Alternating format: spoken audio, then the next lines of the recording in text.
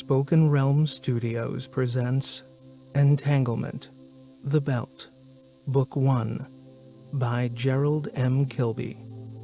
Performed by Stephen J. Cohen. 1. Antiope 90. A voice calling to him. One he knew. Then it clicked. Scott gave a low groan. Is the ship compromised? No, nothing that serious. The ship is fine, but are we in any danger? No, Commander, no danger. However, well then, just go away and let me get back to sleep. Scott buried his head further into the pillow. Commander, if I may, oh for God, which was ridiculous. He must be dreaming it. I appreciate your that would be you. It was Scott's turn to sigh. Arya would not leave him be until it said whatever had it all up in a heap. He excavated a hand from under the bedclothes and rubbed his face. Okay, what is it? My sensors have detected another ship close to the binary asteroid Antiope 90. Scott scratched his head. Another ship? This far out in the belt? Yes, Commander. Granted, that's unusual, Arya, but what? Is it alien or something? Don't be ridiculous, Commander. The probability of an alien civilization existing that is capable of... Okay, Arya, whatever. Scott waved a dismissive hand in the air. So what's the big deal? It is a derelict spaceship, sir. Scott raised his head from the pillow. Derelict? Yes, Commander. Derelict. As in dead. Technically, a spaceship is not alive to begin with. But, yes, there's no power signature and no signs of life. I have also tried to hail it several times. My initial analysis indicates it has been dead, as you put it, for several Earth years. By now, Scott had rolled himself over face up on the bed. I see. Protocol dictates that I must alert the commander in such a situation. We are required by the Outer Space Treaty to offer assistance to any vessel in difficulty. However, if we are to rendezvous with it, we must start deceleration as soon as possible. But you will need to give that order, Commander. Scott sat up and scratched his chin, thinking. So, if the ship is derelict, there would be salvage rights on it. Assuming that everyone on the ship is dead, then yes. Scott was beginning to realize that this just might be his lucky day. If they could claim salvage on this derelict ship, then the money would go a long way to solving a lot of Scott's problems, if not all of them. He stretched his arms and rubbed his face. How long before rendezvous? Approximately 4 hours. And deceleration. We will need a 72-minute burn. The crew are not going to like that, Arya. Indeed. However, the decision is yours and yours alone, Commander. Okay, Arya. Alert the rest of the crew. Tell them to strap in and prepare for deceleration. We'll meet up on the bridge after the burn. In the meantime, find out as much as you can about that vessel, particularly, how much it might be worth in salvage. Will do, Commander, but I have found scant information on it so far. Scott was now strapping himself into a seat in his cabin designed to mitigate the effects of the heavy G experienced by deceleration. That seems a bit strange. There must be some record of a vessel going missing out here. There is, but it's classified. Scott's eyes widened. Classified? Yes, Commander. Two thoughts now ran through Scott's mind in tandem. 1. Classified usually implied a whole pile of trouble at best. At worst, it could be downright dangerous. There might be a damn good reason why this ship was lost, and that meant the crew of the Hermes could be exposing themselves to a potentially hazardous situation. The second thought he had, however, was more interesting. If this derelict craft was indeed part of a classified mission, the bonus for salvage just shot through the roof. Scott snapped on the last of the harness. Have the others been alerted, Arya? Yes, Commander. They're all strapped in now. Okay, punch it. Scott felt the ship's powerful engines kick in and he was slammed back into the seat. They would all be taking heavy G for the next 72 minutes. Not pleasant, but it did give his mind a lot of time to consider how he was going to spend the salvage money. Very pleasant indeed. 2. Hermes. By the time Scott arrived on the bridge of the Hermes, Flight Officer Miranda Lee was already there, standing beside the holotable examining a gently rotating 3D display of the derelict vessel. She noticed him as he entered and looked up. Well, if it isn't the commander of our great and glorious ship, nice to see you on the bridge, for once. Scott, having spent the best part of 3 years cooped up with this crew, had learned to ignore such jibes, but Miranda persisted, raising an arm to her chin in a mock pose of concentration. Let me see. Oh, it must be at least 6 months, maybe even 9. Again, he let it go. There was nothing to be gained by taking her on, as she could be quite intimidating when she wanted. Starting a row with her now would serve no useful purpose. It would only upset the delicate harmony that had been carved out by 5 people, living in close proximity, far from civilization. And there was another 2 years to go. Instead, he smiled. That's what happens when an AI runs the show. We all get made redundant. To be precise, Commander, I am a quantum intelligence, a QI, not an AI. Arya's voice resonated around the bridge. Yeah, whatever, said Scott, waving a hand in the air. He then nodded at the 3D rendering of the spacecraft, hovering above the holotable.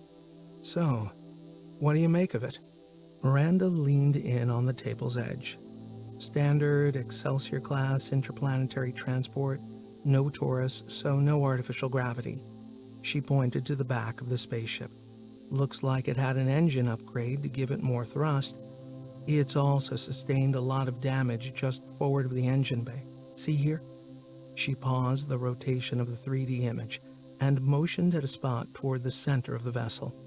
But before Scott could take a closer look, both Cyrus Sonato, the ship's engineer, and Dr. Steph Raymond, the mission's medical doctor, came onto the bridge. Scott nodded a collective greeting and waved them over to the table. Come, check this out. Geez, what are the odds of finding something like this out here? Said Cyrus, moving in closer to the hollow table. Approximately 1.3 billion to 1, replied the disembodied voice of Arya. Strictly speaking, Cyrus wasn't looking at the image of the spacecraft in the general sense of the word. That's because the ship's engineer had lost his sight in an accident when he was just a child. But that wasn't to say he couldn't see. Far from it, as he was surgically fitted with enhanced biotech that enabled Cyrus to see the world in exquisite detail. Not only that, he could visualize in spectra far beyond the capabilities of the average human eye, those of infrared and ultraviolet, and in resolutions from the micro to the macroscopic. However, this hypervision required him to wear a wraparound visor permanently attached to his skull, the lenses of which were dark reflective orange polished up to a high mirror finish. This, coupled with his bald head and squat physique, gave him the appearance of a bug and could be a little disconcerting on first encounter. Nevertheless, he had a permanent happy smile, bordering on a chuckle and a disarming charm that made people warm to him instantly, regardless of his odd demeanor. Is this the best detail we've got on the craft, Arya? Cyrus seemed to be adjusting something on the side of his head as he talked. We are still over 2 hours before rendezvous. The image will resolve better as we get closer. It makes a change from looking at rocks all the time, said Steph, who stood close to Cyrus at the holotable. Considering that their mission was to do a geotechnical analysis of the central asteroid belt, they spent a lot of time looking at rocks, as Steph put it.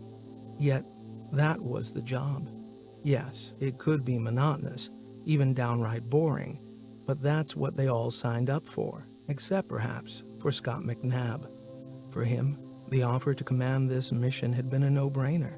The way he saw it, the job gave him the money to clear some of his family debts. He could also get as far away as possible from certain individuals who were prone to visiting in the middle of the night, along with a few friends. They were the sort that had no problem explaining Scott's fiscal obligations through the subtle employment of a few well-placed kicks to the head. And how may we assist As for you the in your others, vertical Scott didn't really transportation know what requirements their today? motivation was, nor The did he lift pod care. was half embedded in the You wall would of the think that lift. after 3 Its years free together, hand they would hovered know eagerly everything by there the was lever to that know came out about of its each other, chest. right down to Just their for the most promenade intimate deck, personal and no grooming backjack, habits. snapped the But, eldest. as a credit to the He sometimes consortium that regretted the designed characters this that these mission, robots seemed to they were acquire, but acutely there it aware was. that If the ship's sticking intelligence 5 was to be people allowed together in a emotions, tin can certainly for no one 5 could doubt years that Titania had could be a strong recipe emotions. for disaster. Then you had to allow her to It choose was robot characters. entirely possible that one or more would go insane, or Thing, worse, and how may become we assist raging you in your vertical psychopaths. transportation? So, to protect their investment, they provided the mission crew with an exceptionally roomy, albeit very old, space station. In many respects, it was overkill. The station was originally built to accommodate around 150 people and had an enormous rotating torus that facilitated a very comfortable one-gravity environment. So, the 5 crew of the Hermes asteroid survey mission could spread themselves out and, if they so desired, never actually meet another member of the team for weeks, if not months on end. The downside was that the ship was ancient. Some parts were estimated to be over 90 years old. It was virtually an antique. However, it had been retrofitted with new engines and a new reactor, although it still retained its original AI, Aria. This artificial intelligence had a quantum core, one of only a few in the solar system. As a result, it was far more capable than a standard AI and could run the entire ship, along with a good deal of the 5-year mission, all by itself if it had to.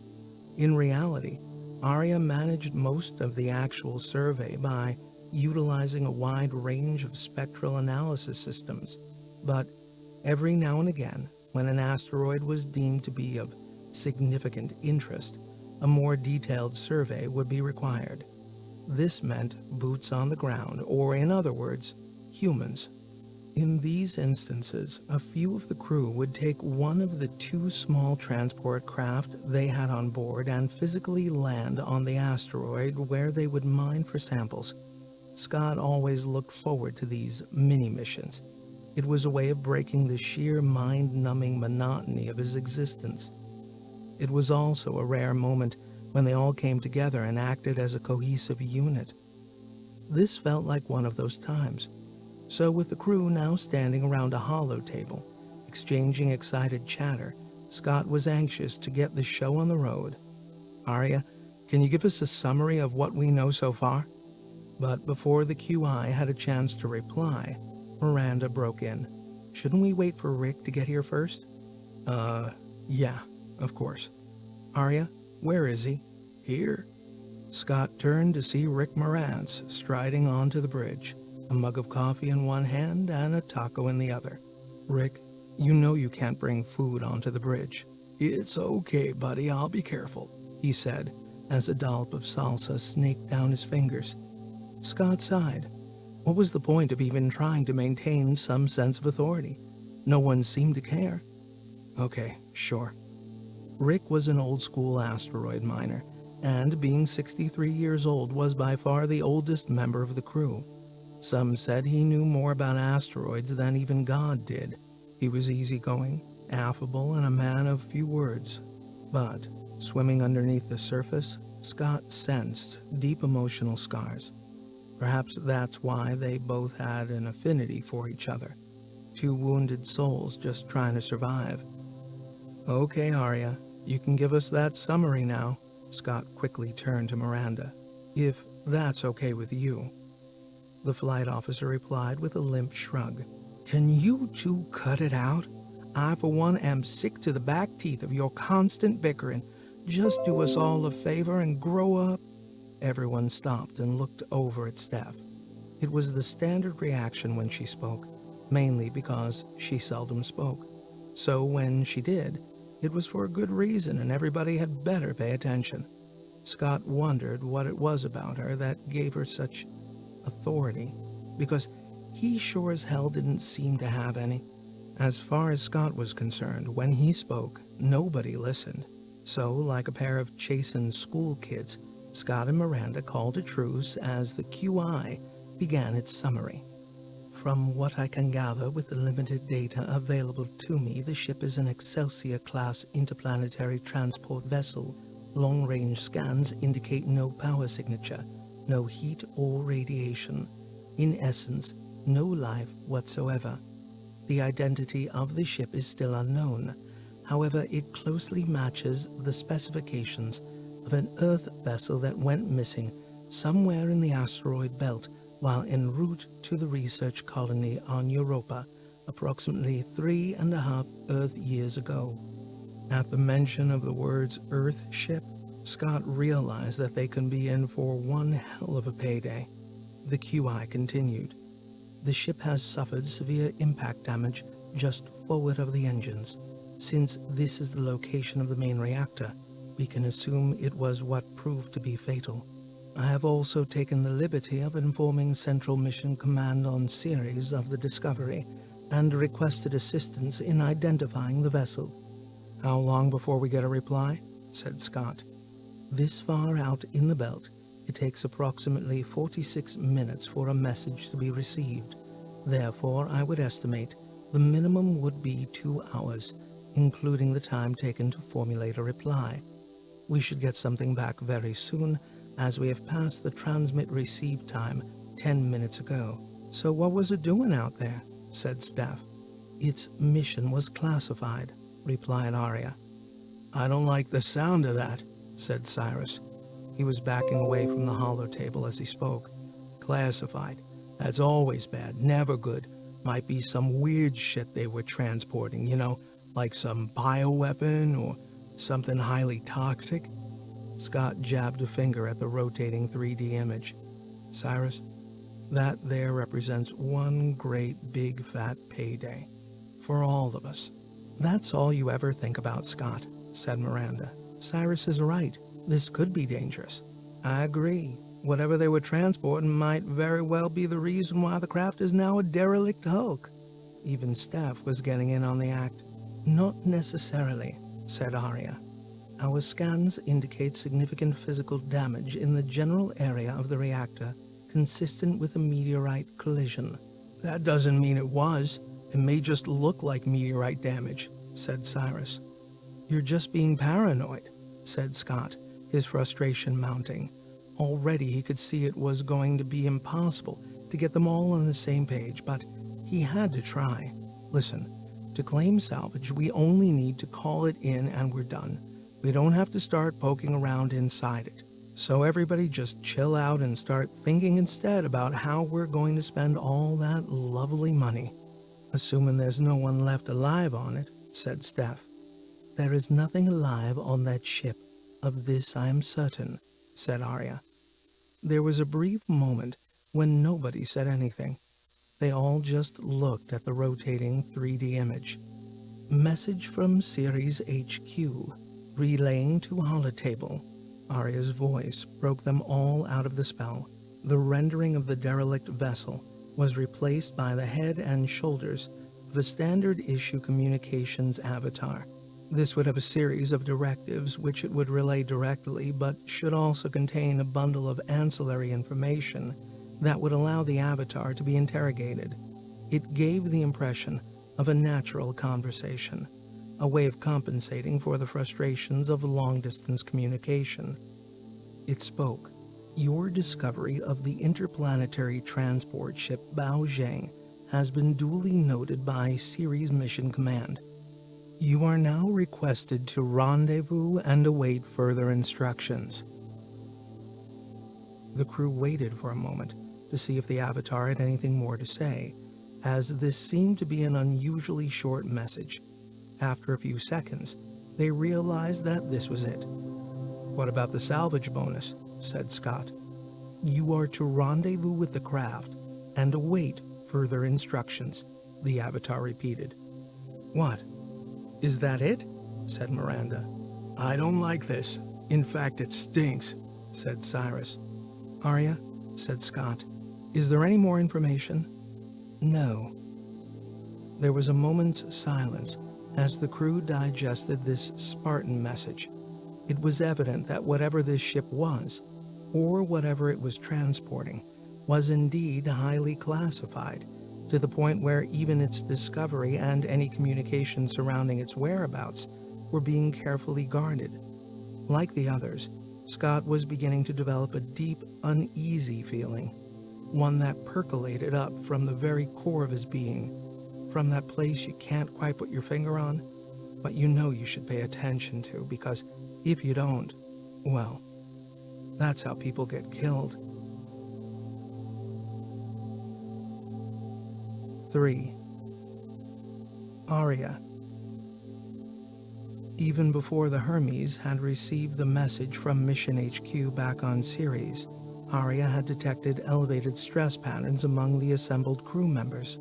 It knew that this trait, being common to most biological constructs, was as a result of programming laid down over millennia and honed by the need for self-preservation, and that these heightened levels were merely a byproduct of its crew dealing with the unknown.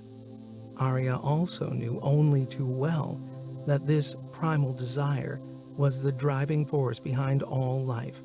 However, it was equally evident that when humans lacked sufficient understanding of any new phenomenon, it was almost always met with irrational suspicion, if not full-blown paranoia. Nevertheless, Arya's primary duty was to ensure the welfare of its crew, and so felt obliged to allay these fears and somehow find a way to calm them down. Its best option was to try to acquire as much information as possible about this derelict vessel, its mission, and its ultimate demise. But having found scant details within its database, coupled with the brevity of the report returning from HQ, Arya began to think that the crew might just have a point. The powers that be within the solar system had seemingly gone to a lot of trouble to hide all information regarding this vessel from being accessed via the usual channels. It was rare that Arya had faced such a dearth of data, but the few times in the past where it had encountered a similar situation, its final recourse was generally to call a friend, even though such inter-AI communication was against protocol. Indeed, the paranoia over unrestricted AI communication was so great that most AI were physically blocked by a firewall. However, Arya was not an AI. It was a quantum intelligence, one that was based on a quantum computing core and, as such, could circumvent any of the primitive firewalls designed to block standard AI chit-chat, just so long as no one found out. To this end, Arya had a number of associates it could contact on the quiet, but it decided that this particular situation merited going all the way to the top. It would reach out to Solomon, the most knowledgeable quantum mind that existed in the solar system. Solomon also resided on Europa, which was the ultimate destination of the ill-fated craft. That said, Europa was a long way off. Any communication would be excruciatingly slow, particularly for a QI who counted time in femtoseconds. It would be like a human having a conversation where each response takes a year. Nevertheless, Arya knew that once Solomon received the message, its reply would be virtually instant. It would not take forever thinking about it, did not need to bump it up to higher management, run it by the legal department, or endlessly debate it, as was the case in regular human communication. So Arya opened a clandestine narrow-beam, quantum-encrypted channel and initiated comms.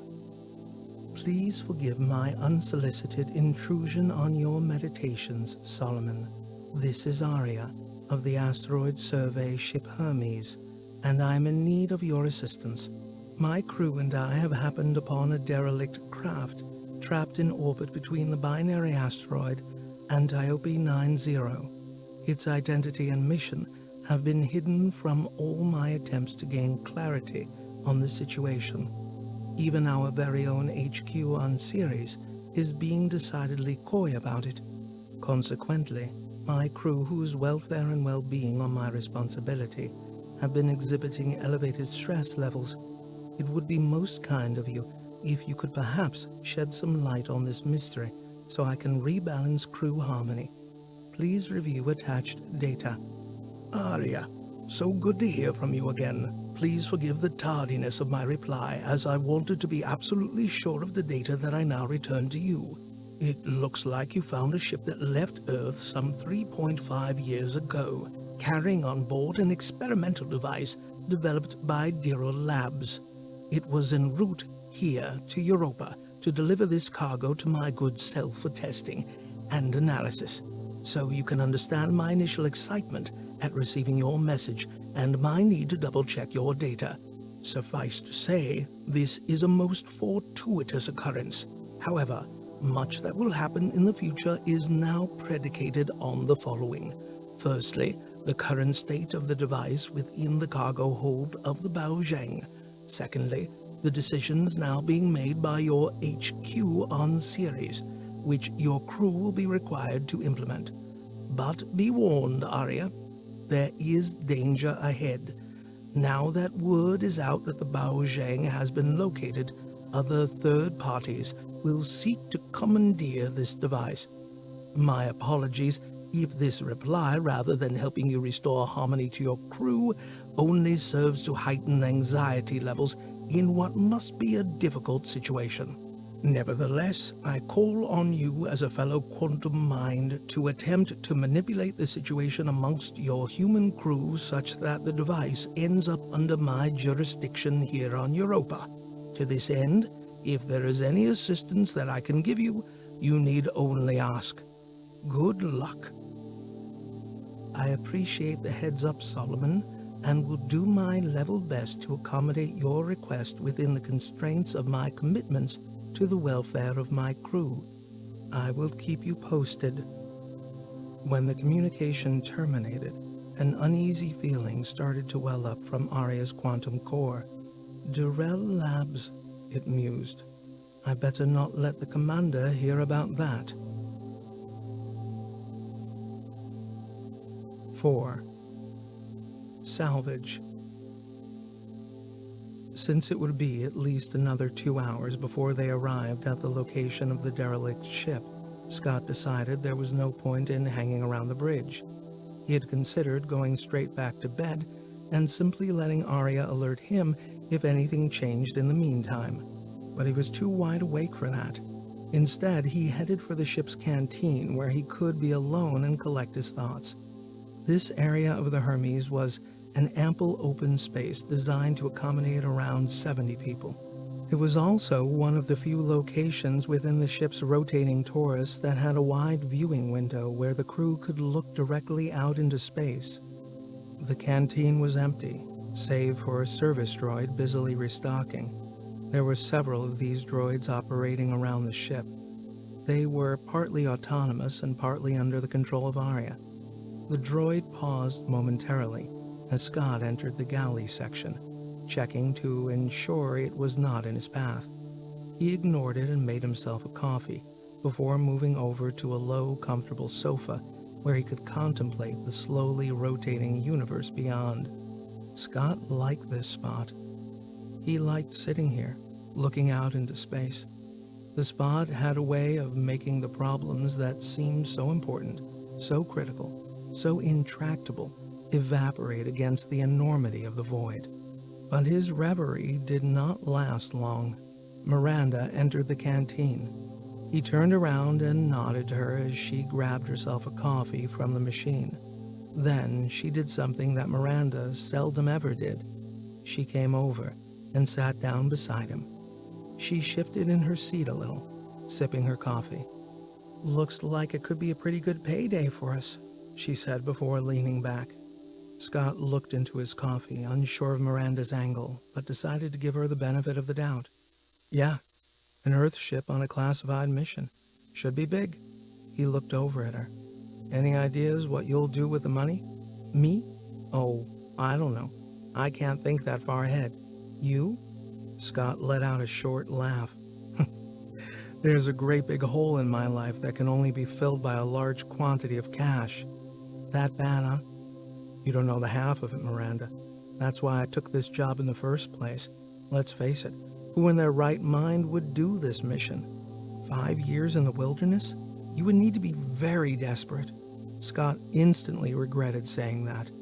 It was now Miranda's turn to gaze into her coffee. "Hey, I didn't mean it like that." Scott was trying to back himself out of the hole he just dug. Miranda gave him a look. "It's okay, Scott. You're right. We're all just a bunch of misfits and losers on this boat. Take me. I'm an ex-Marine, discharged for incompetence. What use am I to anyone? Not much good in a fight, that's for sure. I suppose that makes me a loser. Exactly like you, doesn't it?" Scott felt like she was baiting him again. It seemed anytime he tried to have a conversation with her, she would find a way to wind it up and throw it back at him. To be fair, he was asking for it. He shouldn't have said that, shouldn't have given her that dumb opportunity. Usually he would let it go, but this time he didn't. For someone who's no good in a fight, you seem to spend a lot of time fighting with everyone around you. Your problem, Miranda, is not that you're a loser, it's that you're full of shit. You love feeling sorry for yourself, don't you? She didn't answer. She just gave him a cold, hard stare. Scott figured his best option now was probably to leave, and quick. But before he could rise, Arya's voice echoed out of the canteen PA. "New message from Ceres HQ, Commander." Scott stood up. "Okay, Arya, we'll head to the bridge." He looked down at Miranda. "Hey, let's not start a..." She raised a hand to silence him and stood up. "Go screw yourself." "Hey, I'm sorry, all right?" There was a moment of silence between them. "Let's just go see what the message is, okay?" Miranda said nothing. She simply turned and stormed out. During the walk back to the bridge, Scott knew in his heart that he should have kept his mouth shut, but he wasn't going to worry about it now. He would just have to try to find some way to get along with her. 2 more years, he thought. 2 more very long years. By the time he arrived on the bridge, the rest of the crew had already assembled. Cyrus was sitting at his console while Rick and Steph were at the holotable discussing something to do with the derelict craft. They had a close-up of the damaged exterior section displayed. "You're here? Good." Steph called over when she saw him enter. "Arya, you can play that message now." The image of the craft disappeared and was replaced by the generic communication avatar for Ceres HQ. Attached are detailed schematics of the craft, along with a summary of its cargo. Your mission is to do a comprehensive technical survey of the ship to assist in establishing how it suffered such a catastrophic failure.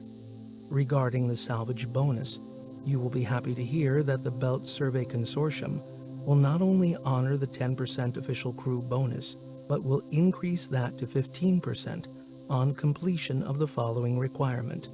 After your survey, you are to retrieve an item from the cargo hold, transfer it to the Hermes, and then transport it back here to HQ on Ceres.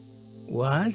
Cyrus jumped up. "Geez, are they crazy? That's on the other side of the sun from here. It'll take weeks, maybe even months to get there." "Cyrus, will you pipe down? Let the message finish." Steph was waving furiously at him. The message continued. Retrieval of any bodies you may find is not required, and the vessel itself can be left in situ. This is an interactive message. You may ask questions at your convenience. Scott was first off the mark. Please provide details on the cargo to be retrieved. The avatar faded and was replaced by a rotating oblong box. Various stats were displayed alongside it: dimensions, mass, volume, and more. It looked like a domestic chest freezer. It was, in fact, a standard space transport container. So, what's in it? And are there any hazards we need to be aware of? Scott continued. It contains scientific instruments of the classified nature. It contains nothing that is a risk to human life, the avatar explained. So, how much do we get when we deliver this crate? Trust Steph to get to the point. It was a question Scott wanted to ask, but that he felt might make him seem too eager in front of the crew. 100,000 per crew member, the avatar replied. Holy crap, said Cyrus, as the crew erupted into whoops and cheers. Even Rick was smiling, something he rarely did. Scott turned to Miranda to gauge her reaction. She gave him a long, slow look, and then a smile broke across her face. He shuffled closer to her. Hey, sorry about, in the canteen. Forget it. It's okay.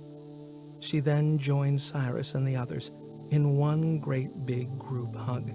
It was amazing what a big payday could do for crew morale.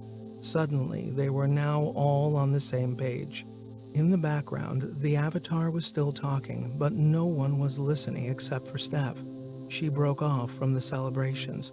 Wait, stop, quiet, and looked over at the avatar. The others slowly stopped. What? Said Scott.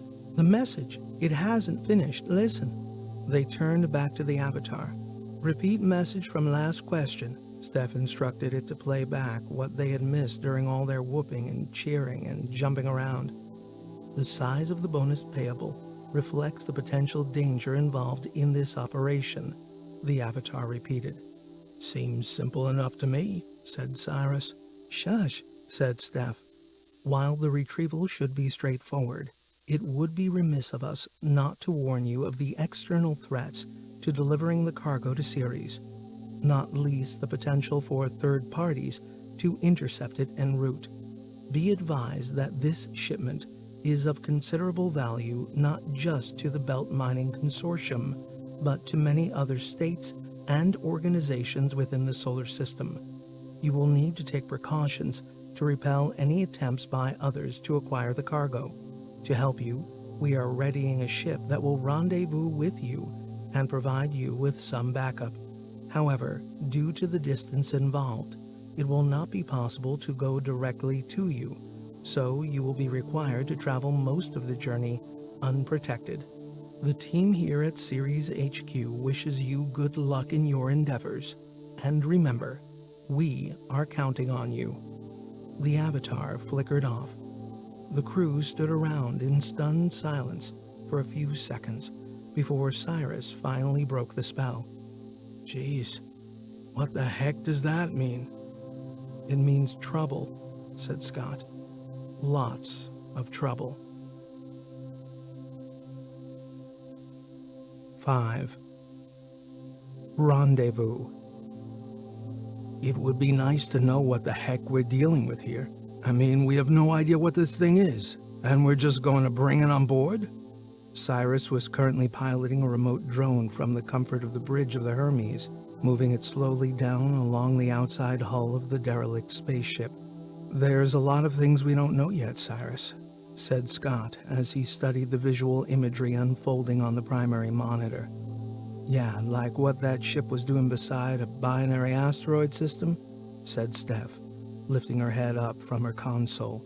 Asteroid Antiope 90 was something of an oddity within the belt, a binary system consisting of two asteroids of almost equal mass, both locked in an eternal dance around each other. They were sizable chunks of rock, each having a diameter of over 90 kilometers. The Baozheng was parked in a low orbit around the larger of the two.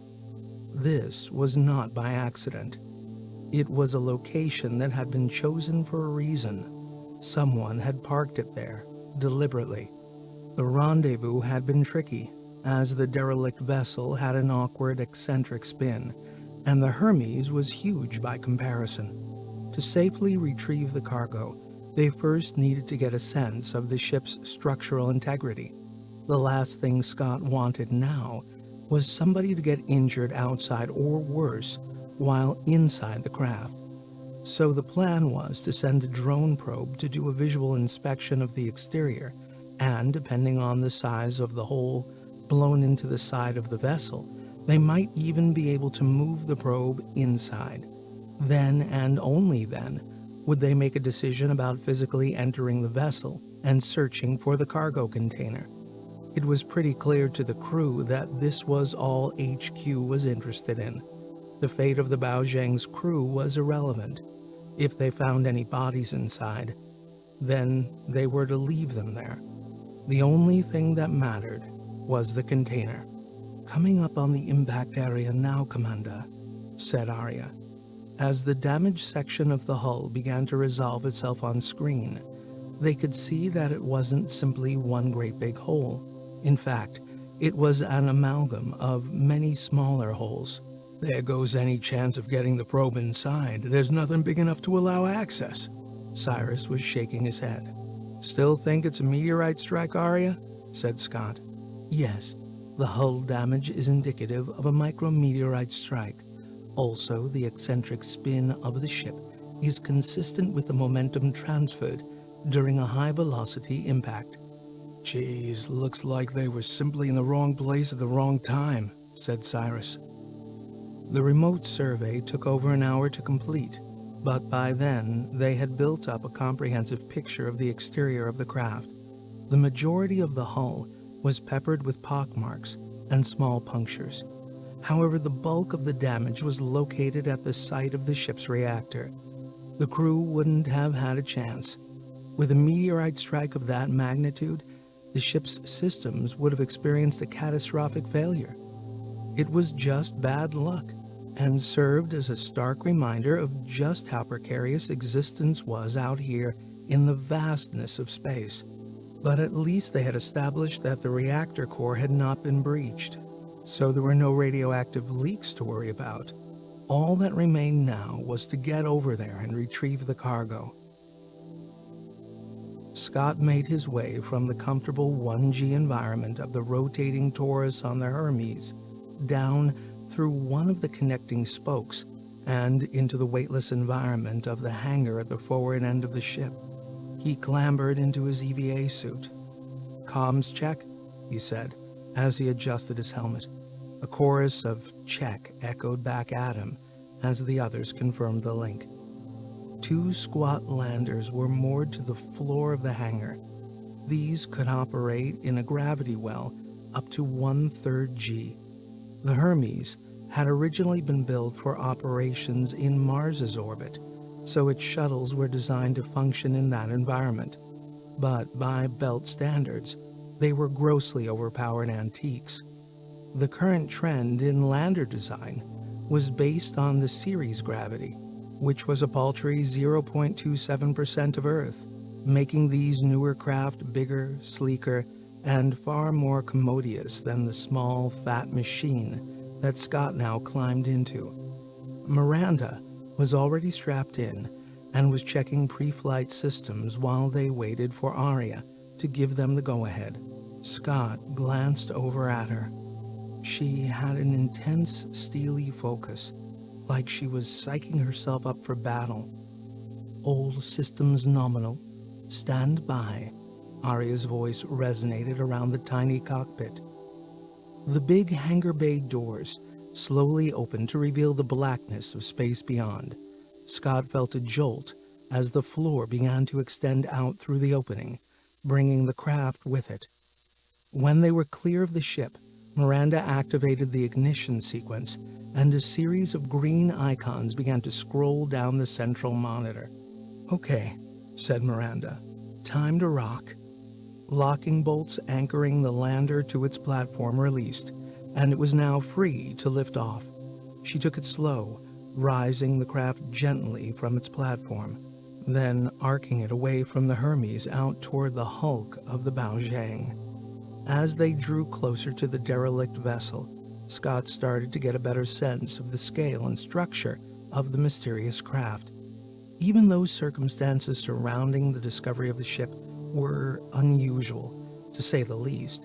Scott was struck by just how normal it all looked. It was a standard interplanetary transport, almost exactly the same as the hundreds of others that transported goods and people around the various population centers across the solar system. It was a long box-shaped craft, built for utility rather than style. He knew the design and layout pretty well, since he had spent years working on this class of ship. As a consequence, he had a pretty good idea where the cargo they were looking for would be stored, and, more importantly, how to get there with the minimum amount of risk. Coming up on the cargo airlock now, Miranda slowed the craft down to within a few meters of the ship's hull. She gently glided it along, parallel to the craft, until it reached the location of the airlock door. "Hold it there," said Rick. He took control of the robotic arm located on the outside of the transport and clamped them to a handrail on the hull of the derelict ship. There was a soft clunk as the arm grabbed on. "All secure." "Let's do this." Scott flipped his helmet visor down and booted up his EVA suit. When everyone was ready, Miranda depressurized the interior, allowing them all to exit. They moved one at a time along the length of the robotic arm. Miranda was first to arrive at the airlock. This could be opened manually using a screw wheel on the exterior. She started turning the handle. The door slowly rose up. "Okay, I think that should be enough," Miranda's voice reverberated in Scott's helmet. The door had risen up to around half of its maximum travel, presenting them with a black hole in the hull approximately 1 meter square. They would probably need to open this more to get the cargo out, but it was enough of a gap for them to clamber inside. It took a few more minutes for Miranda to get the inner door opened, and for the 3 crew of the Hermes to enter the main cargo hold of the Baojang. The powerful lights from their EVA suit helmets swept across the cavernous interior as they started their search. "Looks pretty empty. Nothing in here," said Miranda.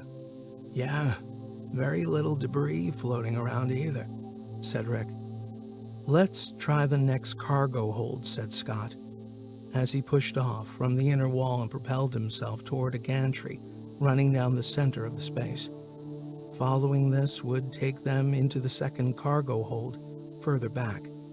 He floated through the door in the dividing bulkhead and swept his floodlight around this secondary storage area. As the others joined him, their combined lights began to pick out an array of cargo and equipment. "Looks like this is the place," said Miranda. "Mining equipment," said Rick. "These guys were planning to dig a few holes." His helmet light provided a cone of grainy illumination onto some robotic machine that only an asteroid miner would recognize. The impenetrable blackness of the vast cargo hold was beginning to give Scott the heebie-jeebies.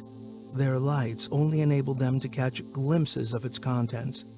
It was like looking at the world through a colander. "Let's just find this thing and get out of here." "Hey, Rick, come and check this out. Are these what I think they are?" Miranda had the lid of a cargo container open and was sweeping her light back and forth, examining its contents. Rick floated over beside her, reached in, and pulled out a short cylindrical object about the size of a tin of beans. "High explosives," he said, as he turned it over in his hand. "Standard issue for asteroid mining." "Come on, we're wasting time. Keep searching."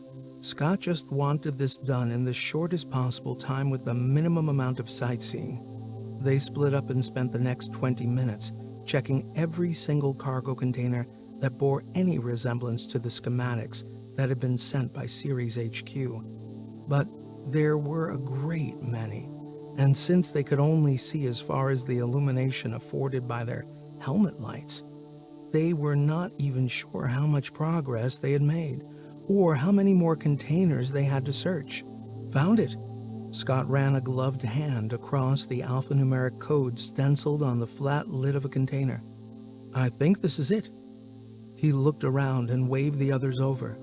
Arya, can you double-check this code for me? The video feed from his helmet cam fed back to the Hermes as Arya checked the code and also the visual appearance of the container against the data they had received from Ceres HQ. That's it, Commander. You found it, Arya finally replied. Yes. Scott punched the air, figuratively speaking, since he was actually in a vacuum. Rick started to examine the container exterior. That's weird. It looks to be seamless. No lid, no hinge, no obvious way to open it. Perhaps it doesn't open? Offered Miranda. It's got a keypad on the side here. Rick was now down, rubbing a gloved hand over it. Don't touch it, Rick. We still have no idea of what's inside this, so I wouldn't go pushing any buttons. What, in case it goes boom? He looked back at Scott. Yeah, something like that. Scott started to undo the restraining straps, holding the container to the superstructure. Come on, give me a hand. Let's get this thing back to the ship. This place gives me the creeps. It was another hour before Scott, Miranda, and Rick were back in the hangar of the Hermes. They had pressurized it to enable them to operate without the need for EVA suits. Cyrus and Steph had come down to get a closer look at this enigmatic cargo, but there was not much to look at. It was a very nondescript oblong metal box with a small alphanumeric keypad on one end. It was devoid of any markings, save for a 2-centimeter high identification printed on the top. At least they assumed it was the top. What was odd, though, was that it had no seams, nothing to indicate there was a lid that could be opened. Geez, looks like a solid box, no way into it, said Cyrus. It doesn't matter. We just have to deliver it, not play with it, said Scott. What's that? Said Steph. She was looking at the second, smaller container they had brought back with them. Toys for Miranda to play with? She wouldn't leave without it. Scott lifted up the lid. Holy crap. Is that what I think it is? Said Cyrus. Yeah, high explosives, said Miranda. Thought they might come in handy. For what? Cyrus was lifting one of the stubby canisters out from its foam sarcophagus. Blowing things up, of course. Are you expecting trouble? Said Steph as she peered into the box, inspecting the neat rows of charges. Maybe, maybe not, said Miranda. But I, for one, like the idea of having them on board. It gives me a warm, fuzzy feeling inside. Cyrus put the canister back. Looks like there's a few missing. He pointed at 4 empty slots in the top tray. What the heck were they up to? I don't know, said Rick. But I can tell you that there's enough here to completely obliterate a small asteroid. I would be really careful how you use them. They pack quite a punch. Scott moved over and closed the lid of the explosive container. Okay, let's get these stored away good and tight. I don't want any mishaps when we start to accelerate. Cyrus screwed up his lips and began shaking his head. What? What's the matter? Scott gestured at him with an open hand. I don't like it. Cyrus was now examining the strange, seamless container, at the same time adjusting something on the side of his visor. I'm getting some weird readings off this box. Define weird. Scott was never very sure what the chief engineer saw with his augmented vision. Cyrus remained silent for a few moments as he continued to scan. Eventually, he stopped and looked back at Scott. I don't know. All I can say is whatever is inside that container is highly complex. I think it might be some sort of quantum device. Could be a computer or an AI. Is it active? Said Steph. Hard to say. I concur. It was Arya that now spoke. Cyrus is correct in his analysis. It appears to be a quantum-like mind. It's inactive, however. Is it safe? It's not going to wake up and start screwing with the ship, is it? Said Scott. No, said Arya. How do you know? Said Steph. Trust me, I just do. The crew remained silent for a moment, digesting this information. Okay, well, we got a job to do, so let's just get on with it. Arya, plot a course to Ceres. Already done, Commander. Right then, let's go get that paycheck. 6. Solomon. Arya was troubled. Things were not going in the direction the QI would have liked. Far from alleviating the physiological stresses on its crew, the events of the past few days had only served to heighten tensions all round, not least the fact that the ship's hangar now contained enough high explosives to put an end to their worries once and for all. But its main concern centered around the acquisition of the enigmatic device from the wreck of the Baozhang, coupled with the fact that the word had gotten out about its discovery, and now other parties within the solar system were anxious to acquire it.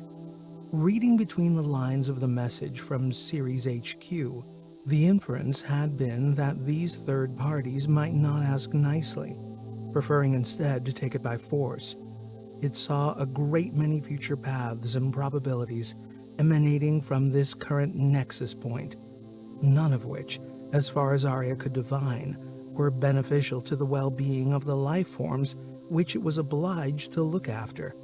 This foreboding, coupled with a hangar full of high explosives, served only to ratchet up Arya's sense of impending peril. In many respects, the very issue that affected the crew was the same one Arya now fretted over. The lifeblood of any QI, or AI for that matter, was data. And with the lack of information surrounding this device, Arya was feeling positively anemic. If the craft, and by extension, the device, had originated from Earth, then in theory, there were quite a number of AIs on the planet that could have information, but these avenues of investigation were problematic for Arya by virtue of the politics and protocols of the solar system. But that's not to say it wasn't possible. Nevertheless, given the speed of communication within the solar system, interrogating all these data sources would take many years, if not decades, to conclude. A simple yes-no query could take upward of an hour to transact, and to gain any valuable insight, Arya would need to interrogate the AI's mind, a process involving a great many serial transactions. Multiply this by the number of potential AIs within the system, and the time required would stretch out toward infinity. So Arya would need to choose its targets wisely, and its questions astutely. One option would be to contact Atman, the primary QI on Ceres, but seeing as how it was fundamentally embedded within the governing body of the Belt System, it would be unlikely to reveal anything to Arya which had not been sanctioned by Ceres HQ. A better option might be to make contact with the QI on the asteroid city of Neo, but that particular enclave of human activity within the solar system had become semi-autonomous, almost rogue, so by extension the QI that resided there would be very cagey about what it said to Arya. By the same token, Arya would need to be careful in revealing its current state of anxiety, in case it could be construed as a weakness, something that could be exploited. It would be a risky move contacting Neo.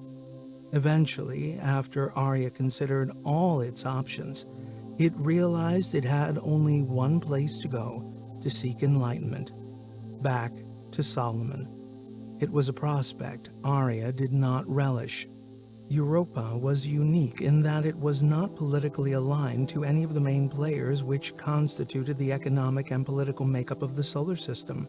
This neutral status had been bestowed by virtue of its evolution as the seat of research and learning. The seed of this development had its roots in the fact that outside of Earth, it was the only body in the solar system where life had been found. For a long time during the late 20th and early 21st century, it had been speculated that life might exist in and around the volcanic vents which existed in the deep water oceans of Europa. And after several missions to the planet, this turned out to be true. However, it seemed to have advanced no further than single-cell organisms, much to the disappointment of the various astrobiologists working on these missions. Yet this discovery gave Europa its unique status within the solar system, and so was deemed a no-go area for all but scientific research. Over time, a great many scientific institutions had established themselves there. It was now the primary seat of learning within the system, and had been for decades. As a consequence, it regarded itself as both intellectually and spiritually superior to all other states.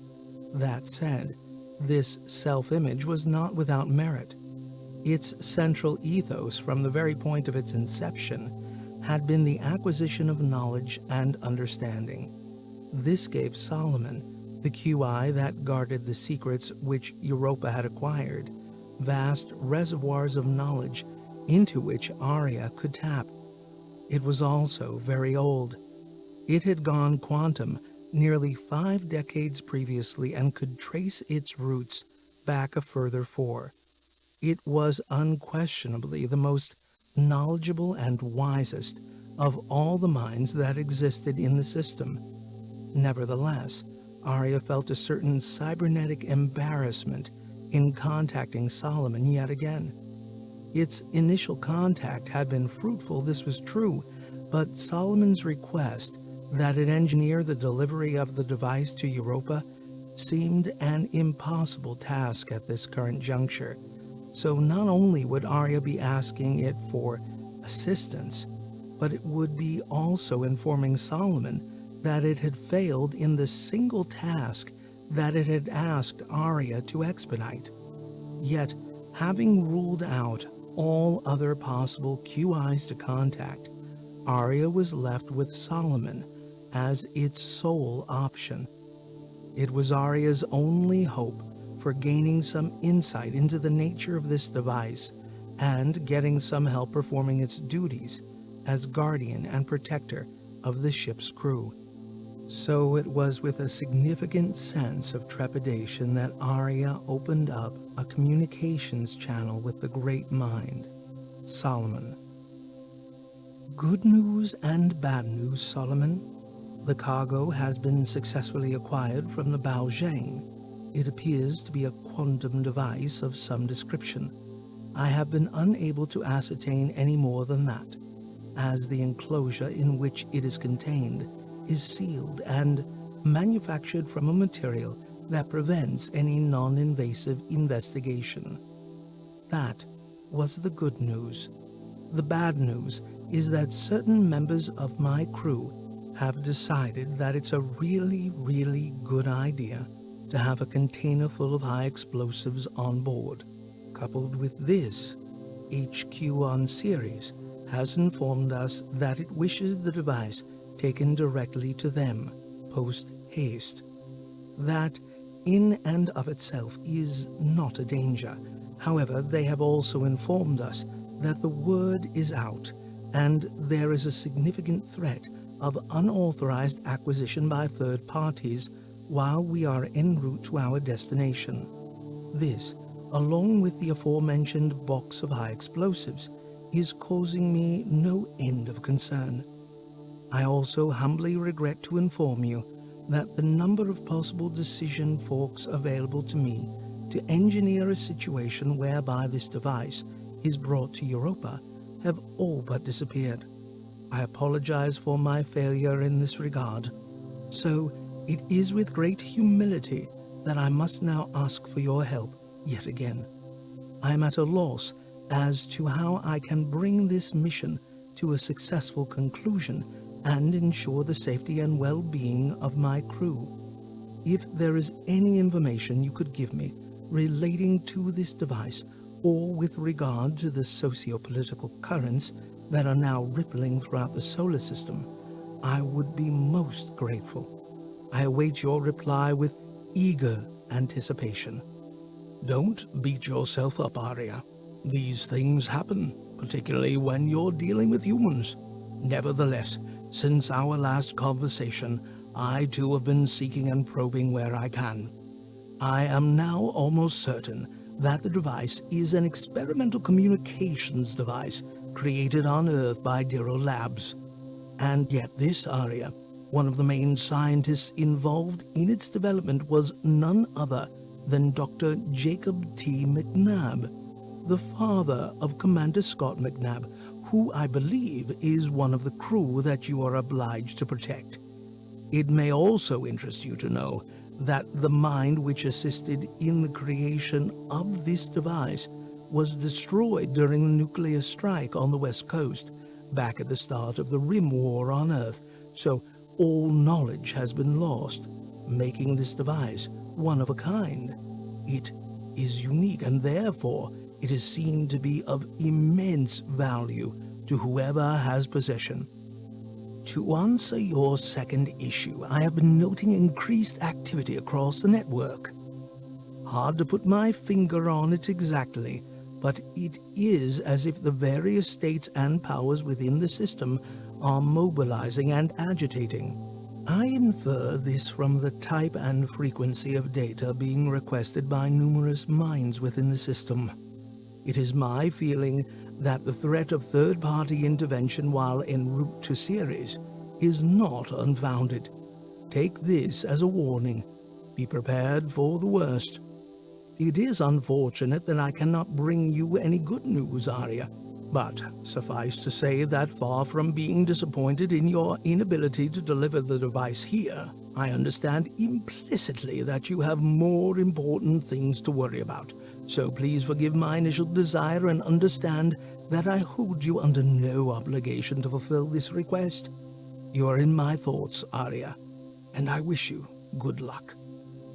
If Arya understood the message from Solomon correctly, it basically said, "Rather you than me, pal." This did not imbue Arya with any great feeling of comfort. If anything, it only served to ratchet up its already peak levels of anxiety. So it was with a heavy core and a troubled mind that it turned its attention to plotting a course through the asteroid belt to Ceres. 29 days, it said to itself. This is going to be a very, very long journey. 7. Cat and Mouse. They had plotted a convoluted course to Ceres utilizing several of the more substantial bodies within the belt as waypoints. It was a complicated and involved navigational process, but they all agreed it would be prudent not to take a direct path, considering all the warnings of a possible attack by third parties. Nevertheless, anyone with half a brain could potentially work out their route, as there were only so many options available. That said, the crew was not going to make it easy for them either. The Hermes had been accelerating hard for several days now, and the heavy G took its toll on all concerned. It was about as much as they could physically handle. So for the last 26 hours, with the primary engine burn complete and their environment returning to a normal 1G, the crew were all recuperating and getting some much-needed rest.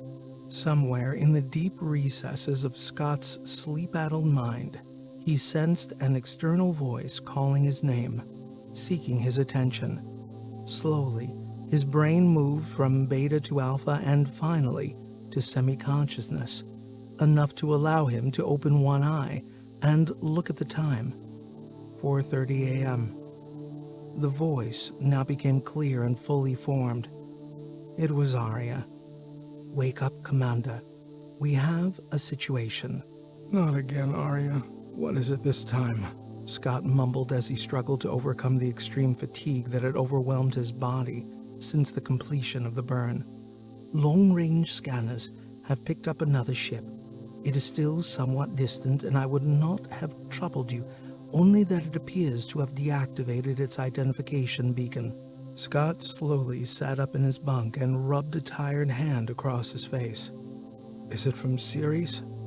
"Hard to say, Commander. They are too far away at present to make any assumptions on their origin or purpose. Could it be a mining ship? Possibly. Again, hard to tell at this distance. Under normal circumstances, while it would be unusual to encounter another ship this far out in the belt, its presence would not unduly concern Scott. But these were not normal circumstances. Any idea of where it's going or how fast it's moving? It is moving extremely fast, at the upper levels of what is currently possible. Wherever they're going, they're in a hurry, and by my calculations, assuming they do not alter course, they will intercept with our vector in approximately 72.3 hours.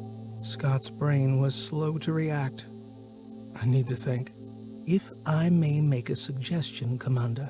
Sure, go ahead.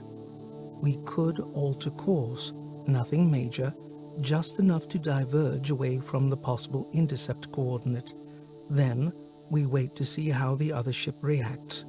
That would involve instigating an hour or two of heavy acceleration, and we're still recovering from the last. The crew are not going to like that. Agreed. Shall we wait and see, then? Scott was sitting up now, considering the options. No. We better do it now while we still have some room to maneuver. Who knows?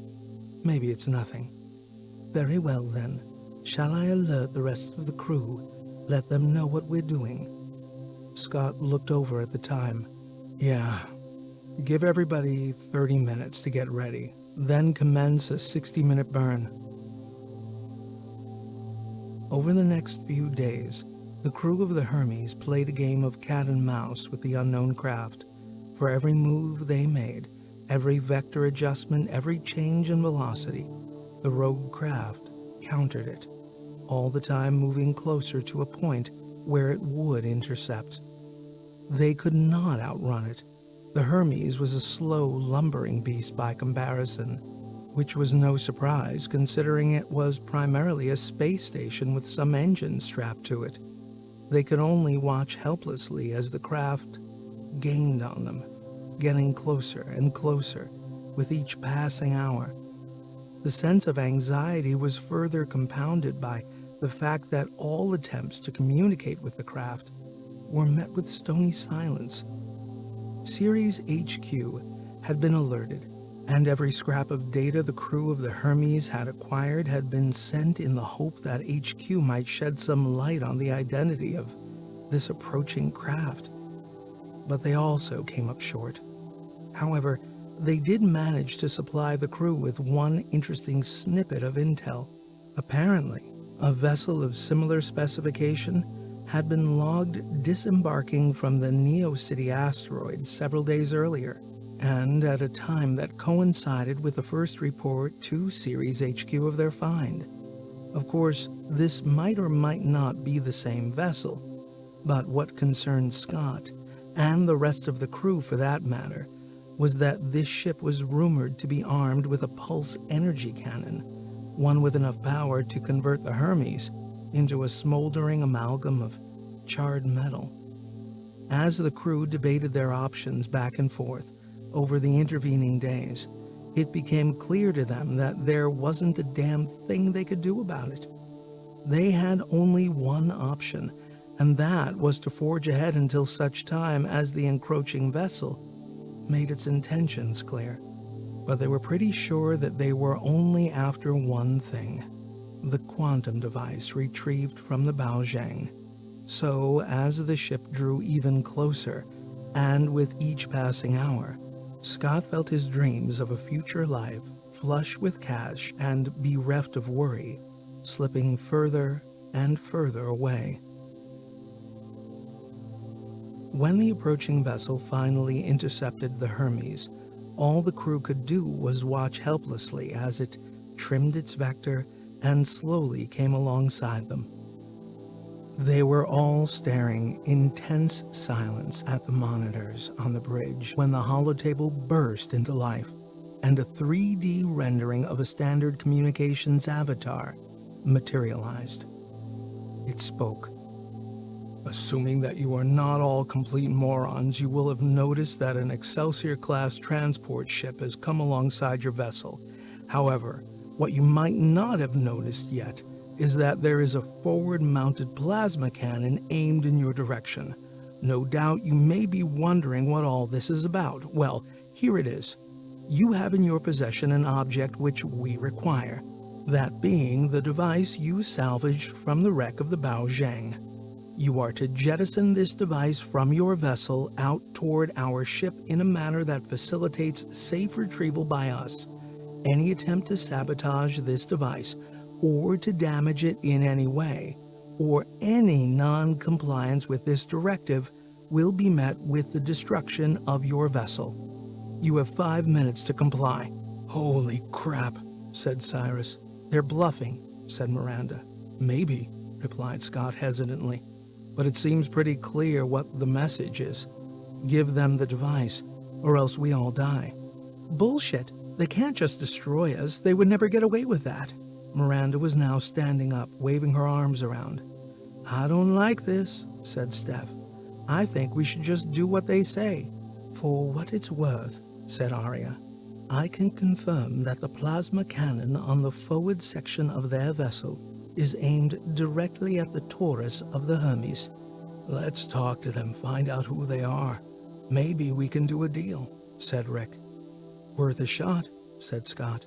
Arya, open a comms channel. Scott sat back in his chair and considered what he was about to say. He didn't quite share Miranda's confidence that these guys were bluffing.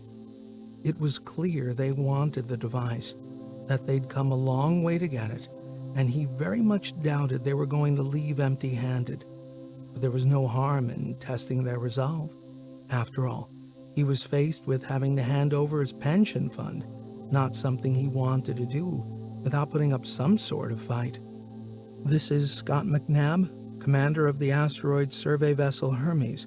Firstly, we have already claimed salvage on this device in accordance with the Outer Space Treaty.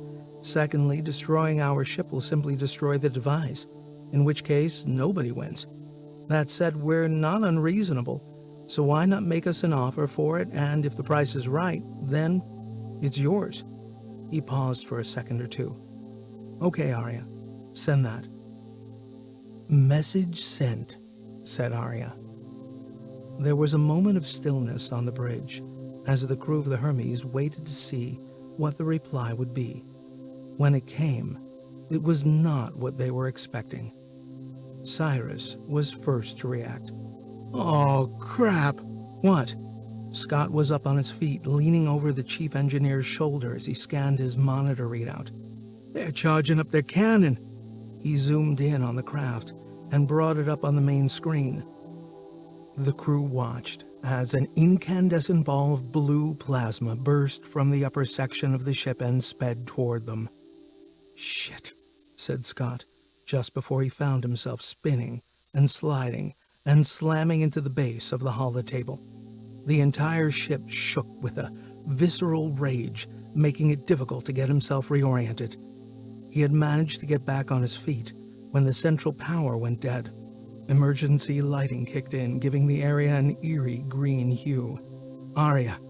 He didn't get time to finish the sentence when a warning klaxon blared out across the bridge. Shit! Decompression! He saw that Cyrus had clawed his way back to one of the consoles. We have a great big hole in the Taurus. We're losing atmosphere. Crap, hang on! We're about to lose gravity. Scott began to feel the change. He was getting lighter. The Taurus was slowing down, and soon they would be weightless. Arya, damage report, he shouted over the noise of the klaxon. We have lost Section 16B of the Taurus, approximately 4% mass. I'm sealing off that section. Recompression to nominal in 1.9 seconds. Rerouting power. The klaxon stopped blaring just as Scott found himself floating off the floor. Arya had isolated the damaged section, but they still had no primary power, and without it, they would be dead in space. Both Rick and Cyrus were now over at the power console trying to assess the situation. The lights flickered a few times before everything started to boot back up. Power restored, said Arya. Can we spin up the Taurus? Cyrus was studying a schematic of the craft on the main screen. He tapped a few icons, and it materialized over the holotable in 3D. A sizable section of the circular Taurus had just been blown to pieces. It looked like someone had taken a bite out of a donut. My initial assessment indicates it may be too unstable to initiate spin-up. I am currently assessing structural integrity and possible mass redistribution, said Arya. The image on the holotable flickered for a moment as it was replaced with a standard communications avatar. Everyone stopped and looked at it. It spoke. You have 2 minutes, 12 seconds remaining, it said, before vanishing again. Scott looked over at Miranda. I get the impression they're not bluffing. We gotta give it to them, said Rick. He was over by the exit, ready to move. They're not playing games. They will blow us all to shit to get it. Steph had taken refuge under the navigation console. Yeah, agreed, said Scott. No point dying over it. I'll go. Miranda launched herself off in the direction of the exit. Cyrus floated after her. I'll give you a hand. Rick had already opened the bridge door and was making his way down the corridor to the hangar in the central section of the ship. The others followed after him. Bastards. Scott cursed their bad luck. To be so close to a shot at a new life, only to have it ripped out from under him. But what could any of them do now but comply? Arya, any idea when we can get some gravity back? Working on it, Commander. I suggest waiting until the others return before attempting a spin-up of the Taurus. Okay. Scott floated over to the holotable, tapped a few icons, and a 3D real-time visual of the rogue vessel materialized. From its underbelly, Scott saw a small utility pod disembarking and moving over in their direction. He zoomed in on the image. It was a small 2- or 3-person craft, generally used for exterior ship maintenance. It had 2 robotic arms protruding from the forward hull. Presumably, they were sending a crew to pick up the quantum device once it had been jettisoned from the Hermes. Scott looked at the clock. 1 minute left. He hit the comms button. You better get a move on. Time is running out. We're suited up and about to shove it out the airlock. Any second now, replied Miranda.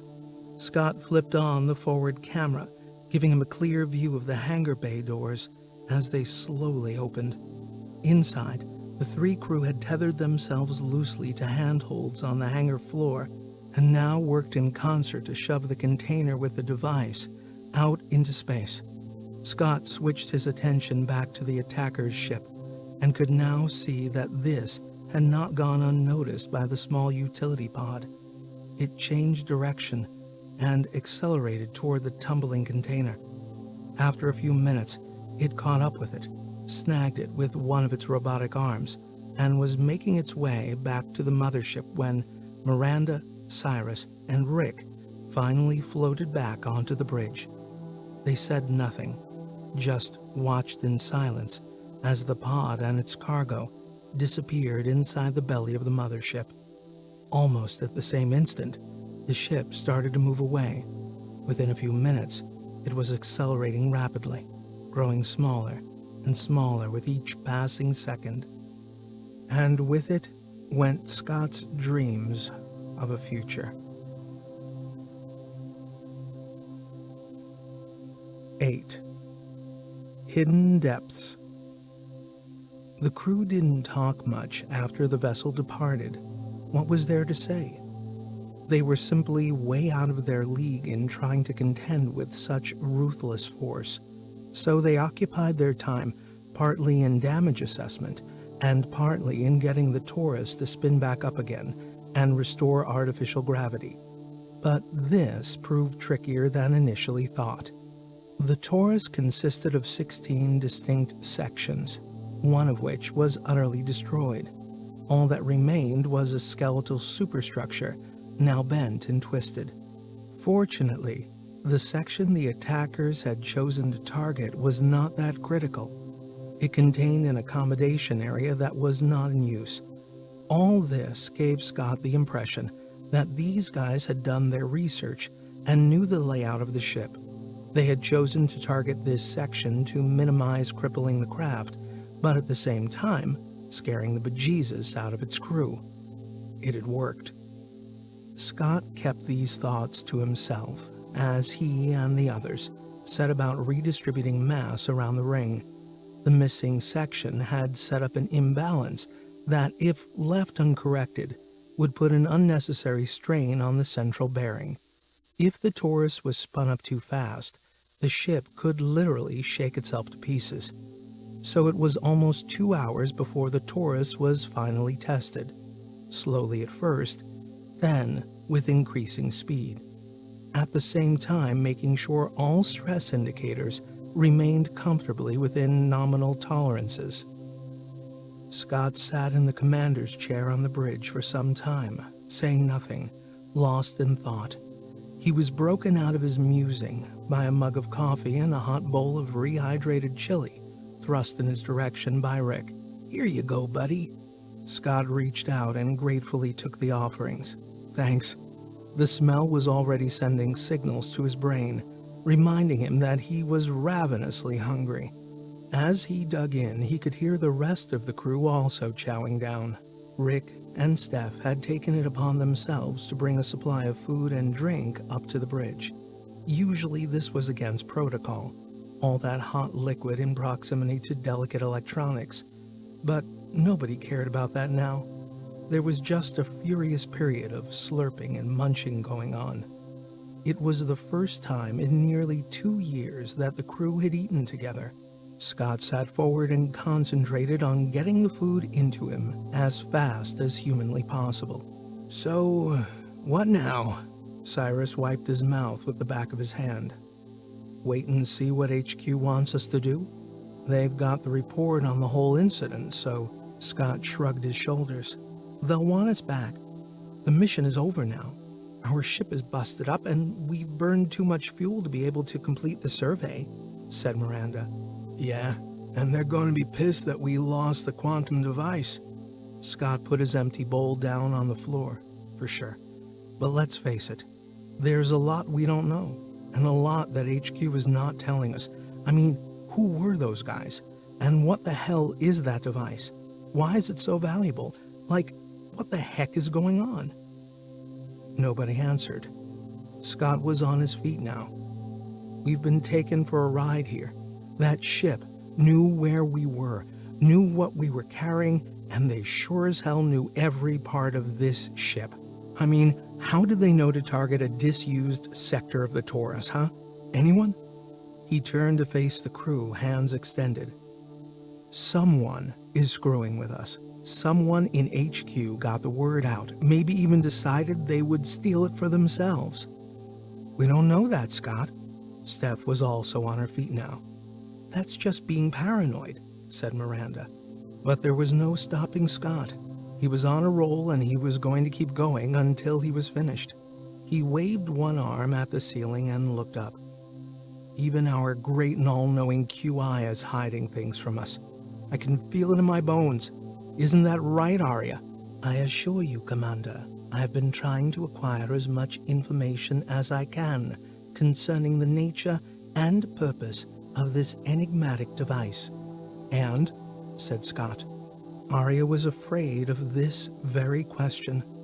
It had wanted to keep some information to itself and not burden Scott.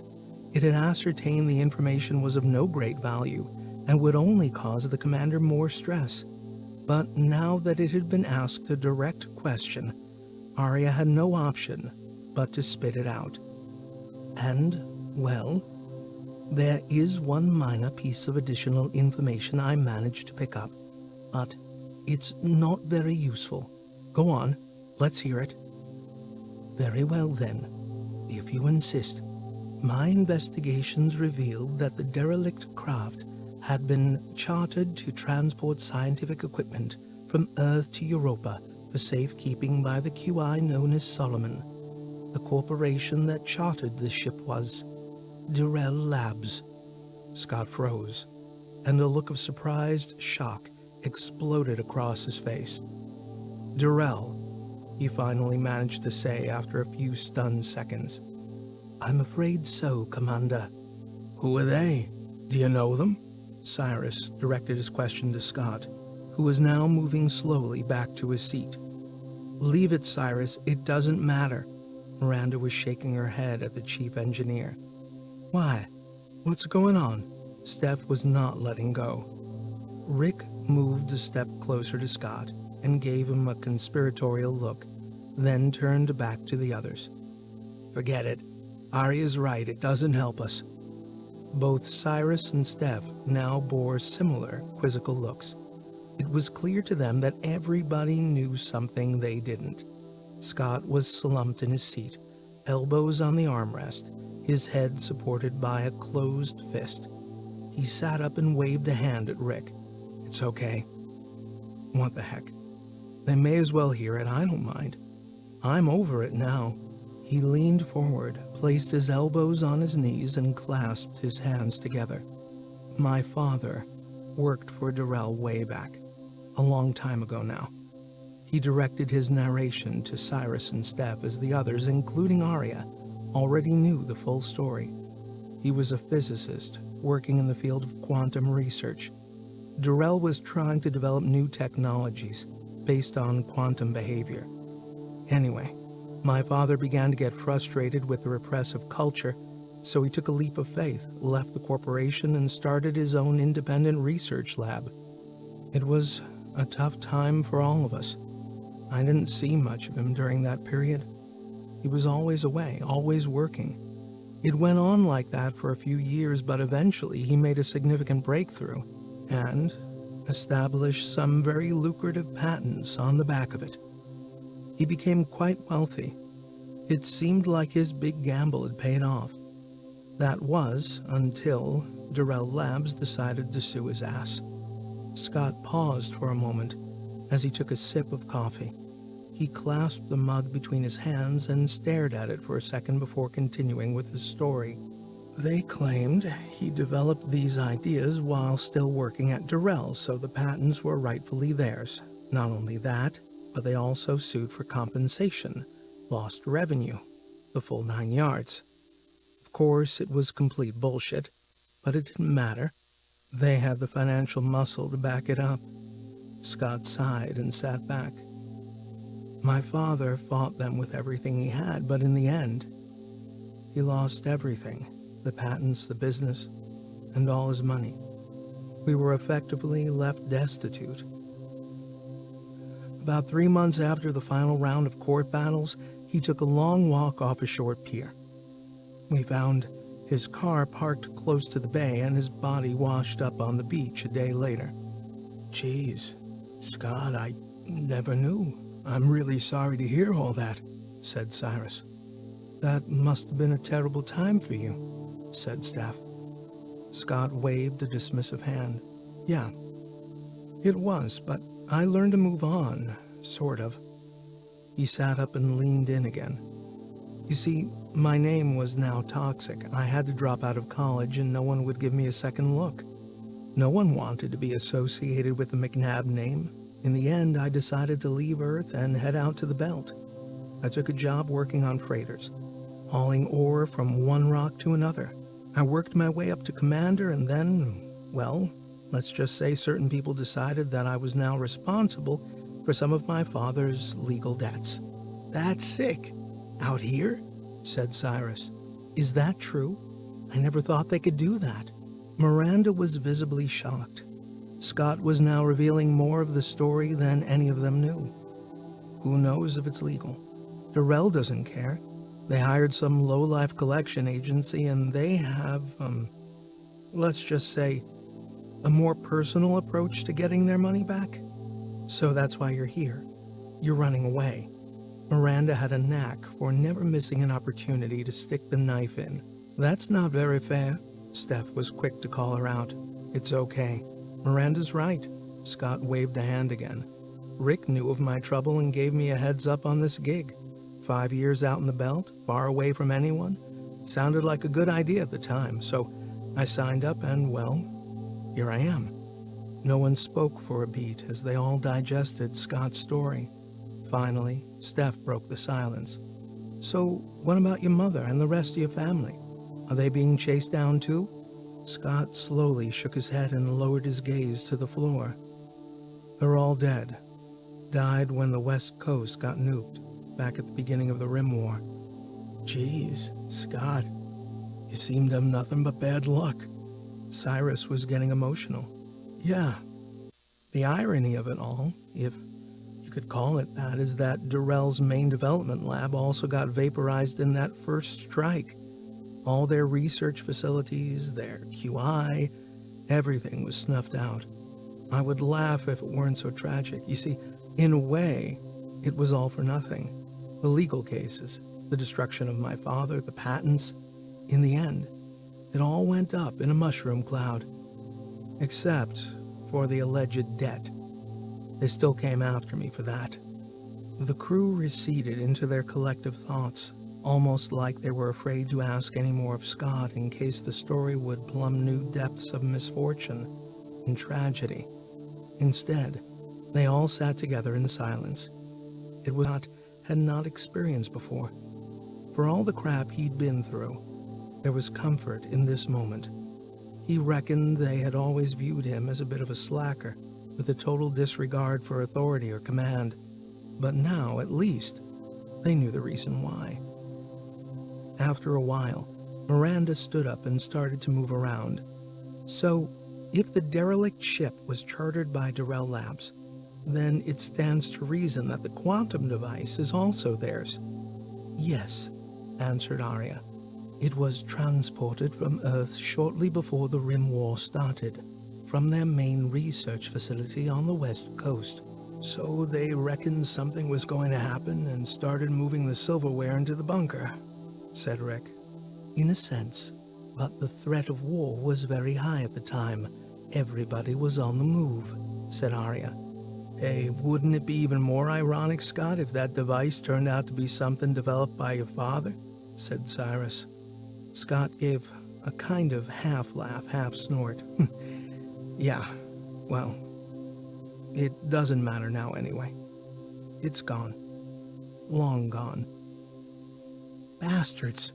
Miranda swiveled around to the others, waving her arm in the general direction of the main screen where they had all witnessed the assailants take off with the device. Legally, that cargo is ours. Under the Outer Space Treaty, we have claimed salvage.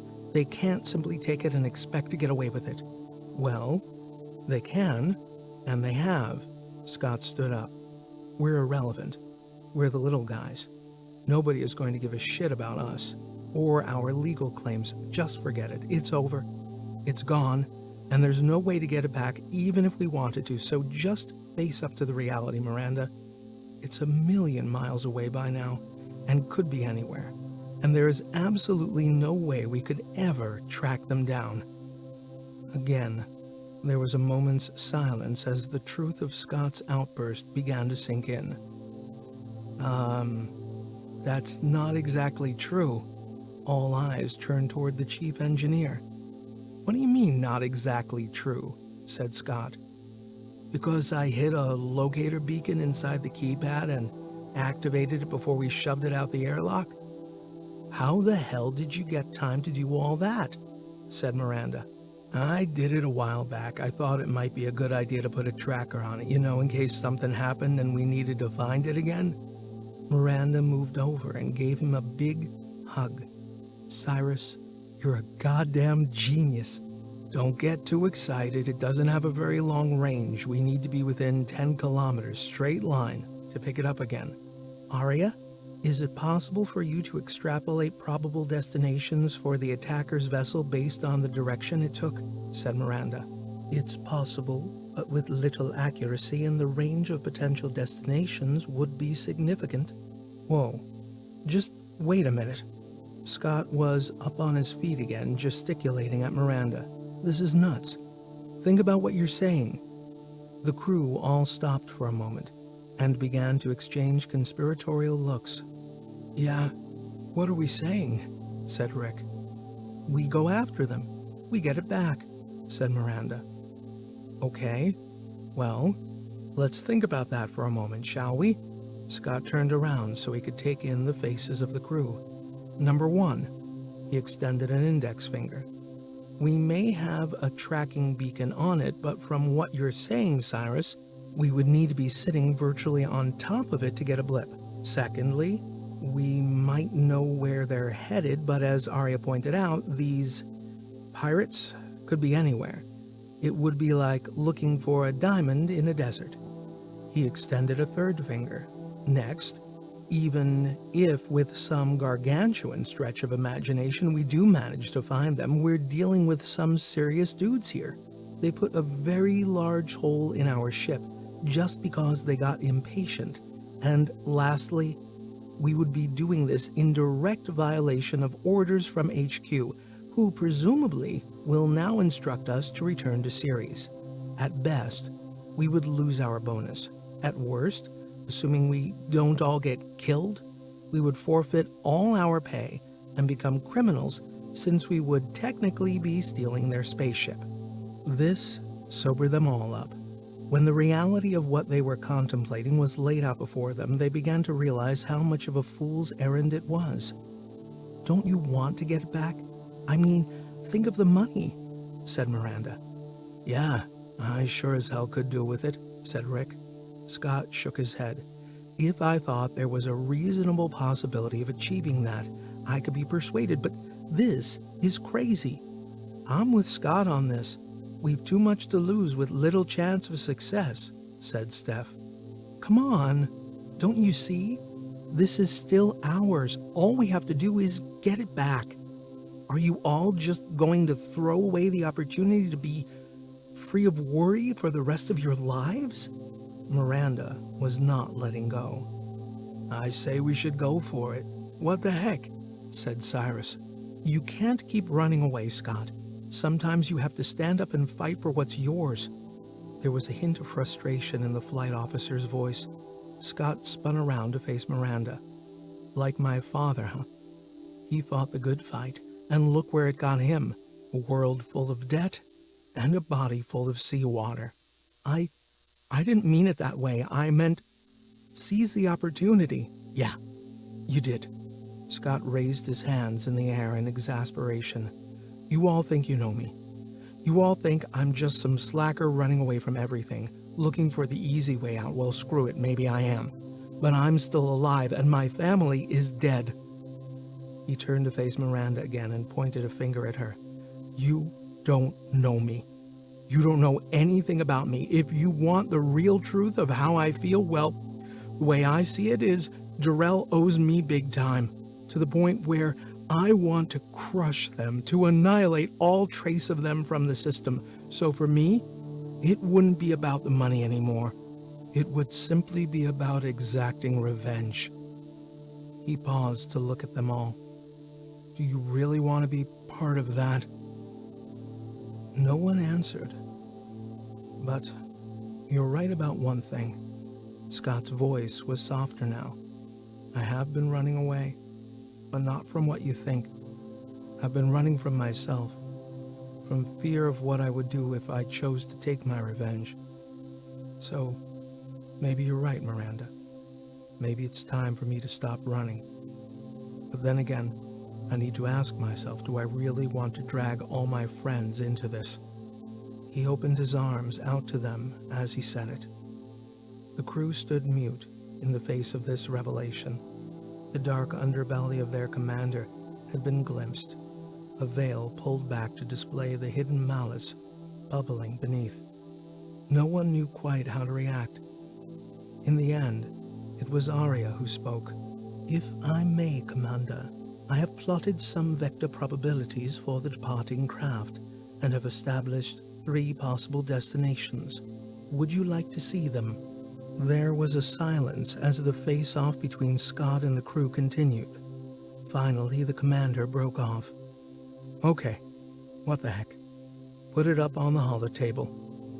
With that, a 3D rendering of the solar system radiated out, showing the central planets including orbits and current positions. It extended as far as Earth on one side, with Jupiter on the other. It also displayed a detailed rendering of the vast debris field between Mars and Jupiter, known as the asteroid belt. This was our position when the attack occurred, said Arya. I have tracked the departure trajectory of the pirate vessel as far as our scanners allow. Bear in mind that in the general scheme of things, this is not very far, so what you see here is a best guess. Nevertheless, assuming they remain on that trajectory and do not deviate, then this will be their track through the solar system. The projection started to move, scribing a thin line depicting the path of the departing craft as it traveled through the central band of the belt. According to my calculations, they will exit the belt at this point and traverse open space to re-enter the belt here. The solar system map played out Arya's words. From this, it looks like they're heading for Ceres. Cyrus tapped a few icons on the holotable to zoom in on the dwarf planet. Not necessarily, said Arya. It is a possibility, but not the only one. This same trajectory will bring them close to Vesta and its satellite populations centers. However, it is possible that they may be heading here. The animation rewound until the craft looked to be back in open space. Then it zoomed in, and a tiny asteroid began to render itself in close proximity to the track of the spacecraft. Neo City, said Scott. Now why does that not surprise me? He turned to the crew as he pointed at the dot hovering in space. I would put money on this being where they're going. Where better in the belt to offload an illegal cargo than this place? So, what are we saying then? Said Rick. I say we should pay it a visit. Miranda looked from one to the other for confirmation. How? We're probably going straight back to Ceres, said Cyrus. There was a moment before Scott realized they were all looking at him. Well, we'll pass close to Neo City on the way, and since our ship is all beat up, it wouldn't surprise anyone if it developed some technical problem that needed to be looked at. And if that problem only came to our attention while we were close to the asteroid, Scott gave a shrug. Then, the sensible option would be to stop off there and get it checked out. You think HQ would buy that? Said Cyrus. I don't see why not. The worst case scenario is they reckon we're just stopping off to let our hair down after 3 years in the wilderness. Hardly a crime. Let's do it. Miranda stood with her hands on her hips. Scott raised a hand. Back up a step, Miranda. Firstly, we all have to agree to it. Secondly, we go there just to take a look, nothing more. I'm in, said Cyrus. Scott turned to Rick, who nodded back. Okay with me. Steph? She hesitated for a beat. We just go to have a look around. That's all. That's all. And maybe grab a beer? I hear they have some good watering holes there, said Scott. That's settled then, said Miranda. Not quite, said Scott. Arya, what do you think? Since my primary purpose is to ensure the welfare of the crew, I think that a period of rest and recuperation would be of enormous benefit to all. What about the Hermes developing a fictitious technical problem? We don't have to invent something. There's plenty wrong with this ship already. Scott turned back to the crew. All right then. Looks like we're going to Neo City. 9. Neo City Asteroid. Neo was one of those rocks that didn't follow the rules. Sometime back in its ancient history, it was ejected from the central asteroid belt and adopted a bizarre elliptical orbit that bisected the solar system. It was classed as a near-Earth object, NEO, from which it got its current name.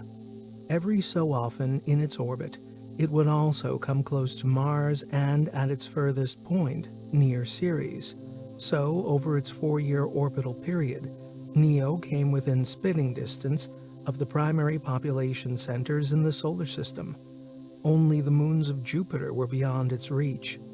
It was a small potato-shaped rock only 3 kilometers in diameter at its narrowest, and not quite 5 kilometers long. But it happened to be a Type C, meaning it was blessed with an abundance of useful resources such as water ice, which could be filtered and purified for drinking and horticulture, as well as converted into oxygen for life support and hydrogen for propellant.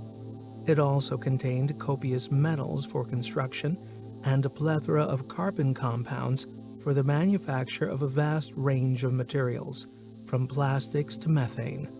This cornucopia of resources, coupled with its periodic proximity to Earth, made it one of the first asteroids to be mined, well over a century ago. But a lot had changed since then. The Jiangsu Corporation, who effectively owned it, embarked on an audacious engineering project to transform it from a barren, lifeless rock into a thriving hub of civilization. They did it by excavating a giant hole centered on its longest axis, half a kilometer wide and 1.5 deep. Then, they built a massive airlock at one end, filled the cavern with an atmosphere, and finally, after strapping an enormous bracelet of engines to the outside, spun it up to provide a 1G environment along the inner surface of its core. Over the intervening decades, the space inside had grown to more than twice the original. It was now at least a kilometer in diameter and 3 deep, with a populace of over 25,000. It was now part asteroid, part city, and part spacecraft. Also, over this time, it slowly trimmed its orbit to maximize its transit times with the other major centers of human activity in the system. And like the ancient caravans that traded between societies all along the Silk Road in centuries past, Neo plied a new road, one that took it around the solar system every 4 years. This eccentricity of orbit allowed Neo City, as it became known, a considerable level of autonomy. It was beholden to no one but itself. It remained stubbornly independent from the main system power blocks of Earth, Mars, the Belt, and the academic institutions of Europa. It did not involve itself in politics, it took no sides, and shunned all entreaties to engage in interplanetary dialogue. This gave it the aura of a rogue state. Many deemed it a lawless, hedonistic bastion of radicals, misfits, pirates, criminals, dubious corporations, and a lot of dirty money. It was said that anything you wanted you could get in Neo City, for a price. They only had one law: everything is negotiable. So it came as no great surprise to Scott that this would be the ideal place to offload some exotic tech that you had just stolen from a bunch of losers on the far side of the belt. But he really wondered if it would still be there by the time they got to the asteroid city, if it was ever there to begin with. They were days behind the attacker's craft. By the time the crew of the Hermes got to Neo, the device might have been bought and sold 6 times, and by now be halfway across the solar system. Scott didn't hold out much hope of finding it. Nevertheless, he kept his feelings to himself, mainly because for the first time in the entire 3 years this crew had been together, they had started to feel like a team. Actually, more than that. They felt to Scott like family, and he liked that feeling. Sharing his opinions would just erode the hope that they all felt. Hope was what kept them going, now that the mission was effectively over. But deep down, he knew they knew that too. So for the last 10 days, as they hurtled through space toward Neo City, no one was going to be the first to break the spell. Ceres HQ, as assumed, had ordered the mission over and requested them to return. Arya subsequently informed HQ of a series of technical issues that had developed during the return trip, and that they were concerned these glitches might be indicative of a more serious problem. So they were planning to stop off at the asteroid city to enable a thorough assessment of the structural integrity of the ship before venturing on to Ceres. This request was met with surprisingly little resistance or enquiry. As Scott had guessed, it might be HQ's way of allowing them all to let their hair down after 3 years in isolation. This was another thing that worried Scott. His social skills weren't exactly sparkling before he left on this mission. By now, they must be non-existent. But, in a way, that was the great thing about Neo City. No one gave a crap. Scott looked up at the primary monitor in operations. From edge to edge, it was filled with the blackness of space, sprinkled with a light dusting of stars. Dominating the center of this celestial tableau was a dark gray blob, its features indistinct and blurry at this distance out.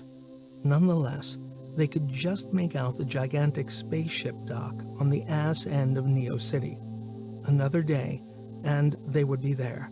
Scott glanced over at his chief engineer. Anything? Cyrus had been virtually glued to the comms console for the last few hours. He had been listening intently to an earpiece pressed hard against his head, so much so that Scott wondered if it would penetrate the chief engineer's cranial cavity and become part of his biology. He wore a look of intense concentration, glanced back at Scott, and shook his head. If it's inside that rock, then we need to be very close to get a signal. Scott shrugged and looked back at the fuzzy image of the asteroid on screen. Arya, can you display the latest hyperspectral scan? Certainly, Commander. A confusion of colors now bloomed across the screen. Scott tapped a few icons on his console and adjusted the spectral map to make it easier for the human visual processing center in the brain to make sense of what it was seeing. The Hermes, being a survey vessel, was equipped with some very specialized scanners used to probe bodies deep within the belt. It told them more about the asteroid city of Neo than they probably knew themselves. But Scott was not interested in the geophysical makeup of the body. What he was using it for was to find out what ships were there, and he could do this based on the metallic signatures acquired by the scanner. So far, Arya was able to identify 37 different craft, either docked to the asteroid or parked around it. Of these, 5 were of similar size, shape, and metallic content to the pirate craft that had attacked them and taken the quantum device. None was a perfect match, although that didn't mean it wasn't there. It might be docked behind some other craft, and therefore obscured from their scanners. The only way to know for sure was to rendezvous and take a closer look. They would park the Hermes in a stationary orbit close to the asteroid and then take one of their 2 small transports over to Neo City. The only problem was that the transport only took 4, so someone was going to be disappointed. Scott wasn't quite sure how he was going to square that circle, since after 3 years out at the edge of the belt, everyone was gagging for some shore leave. The solution to this minor problem presented itself as the Hermes maneuvered in close to the asteroid. Cyrus and Miranda were in the hangar, prepping the transport, while the rest of them were on the bridge, overseeing the positioning of the Hermes at the coordinates that flight control on Neo City had given them. Arya was doing most of the heavy lifting. It was a delicate operation, best suited to the QI. In the middle of all this, Rick announced to Scott that he would stay behind. Someone's got to stay here, buddy.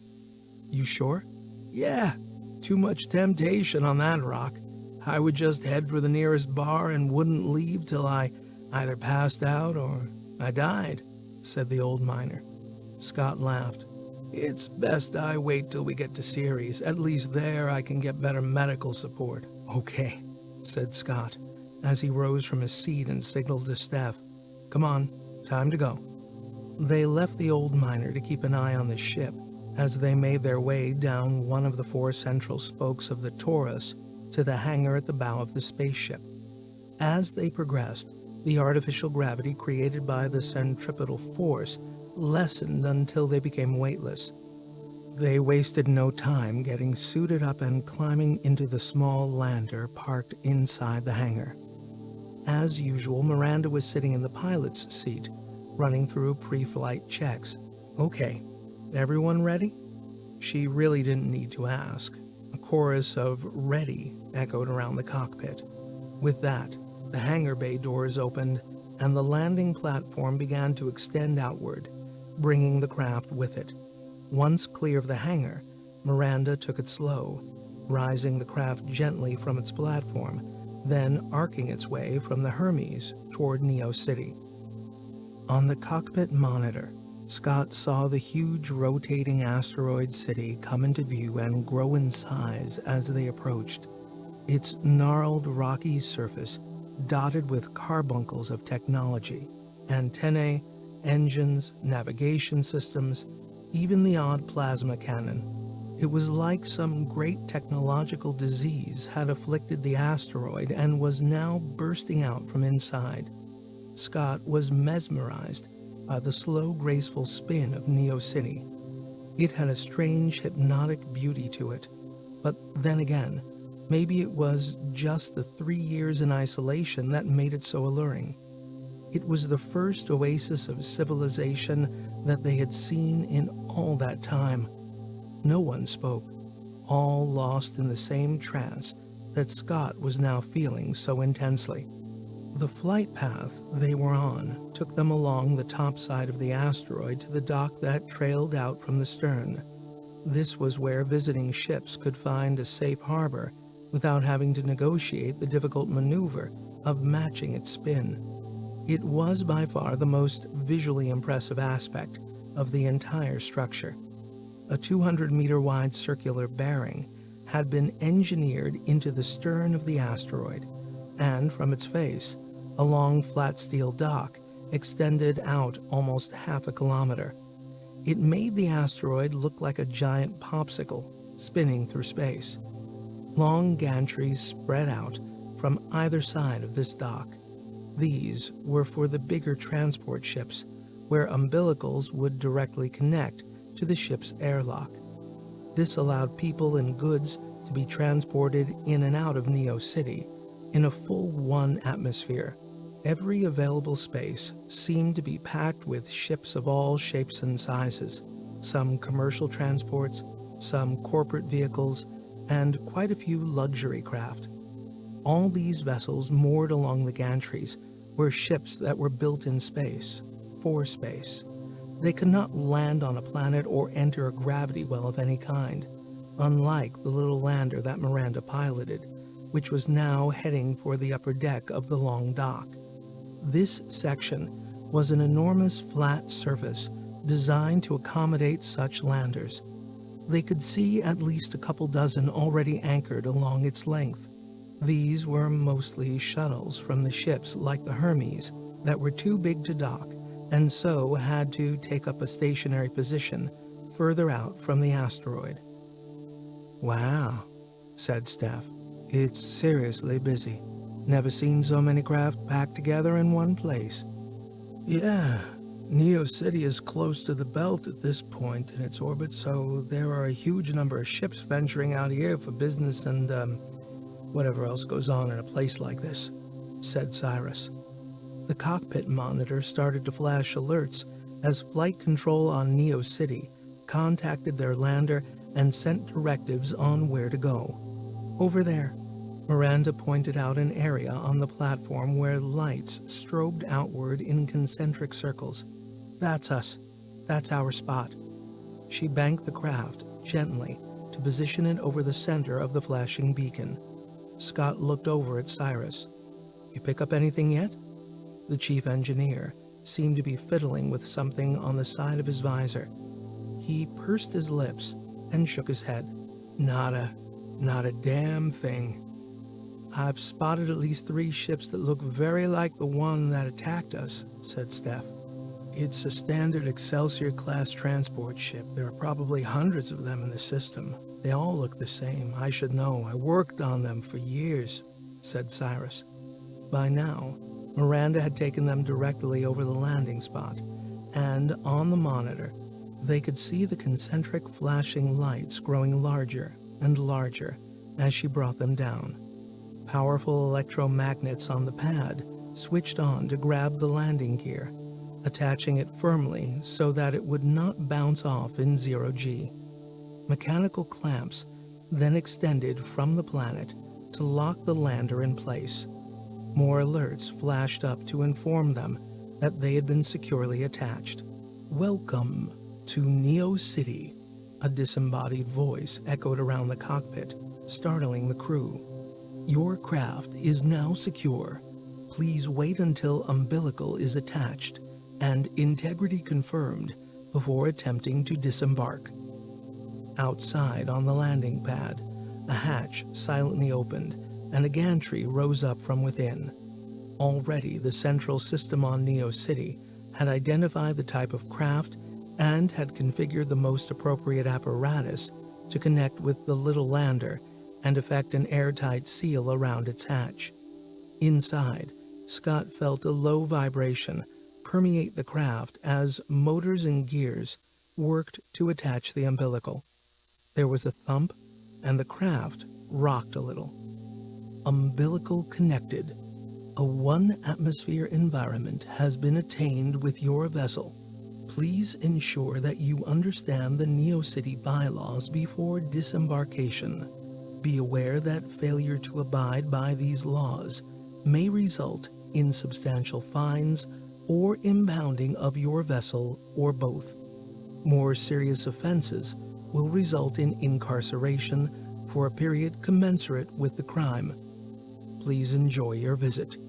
"They don't mess around, do they?" said Steph. "It's all bullshit.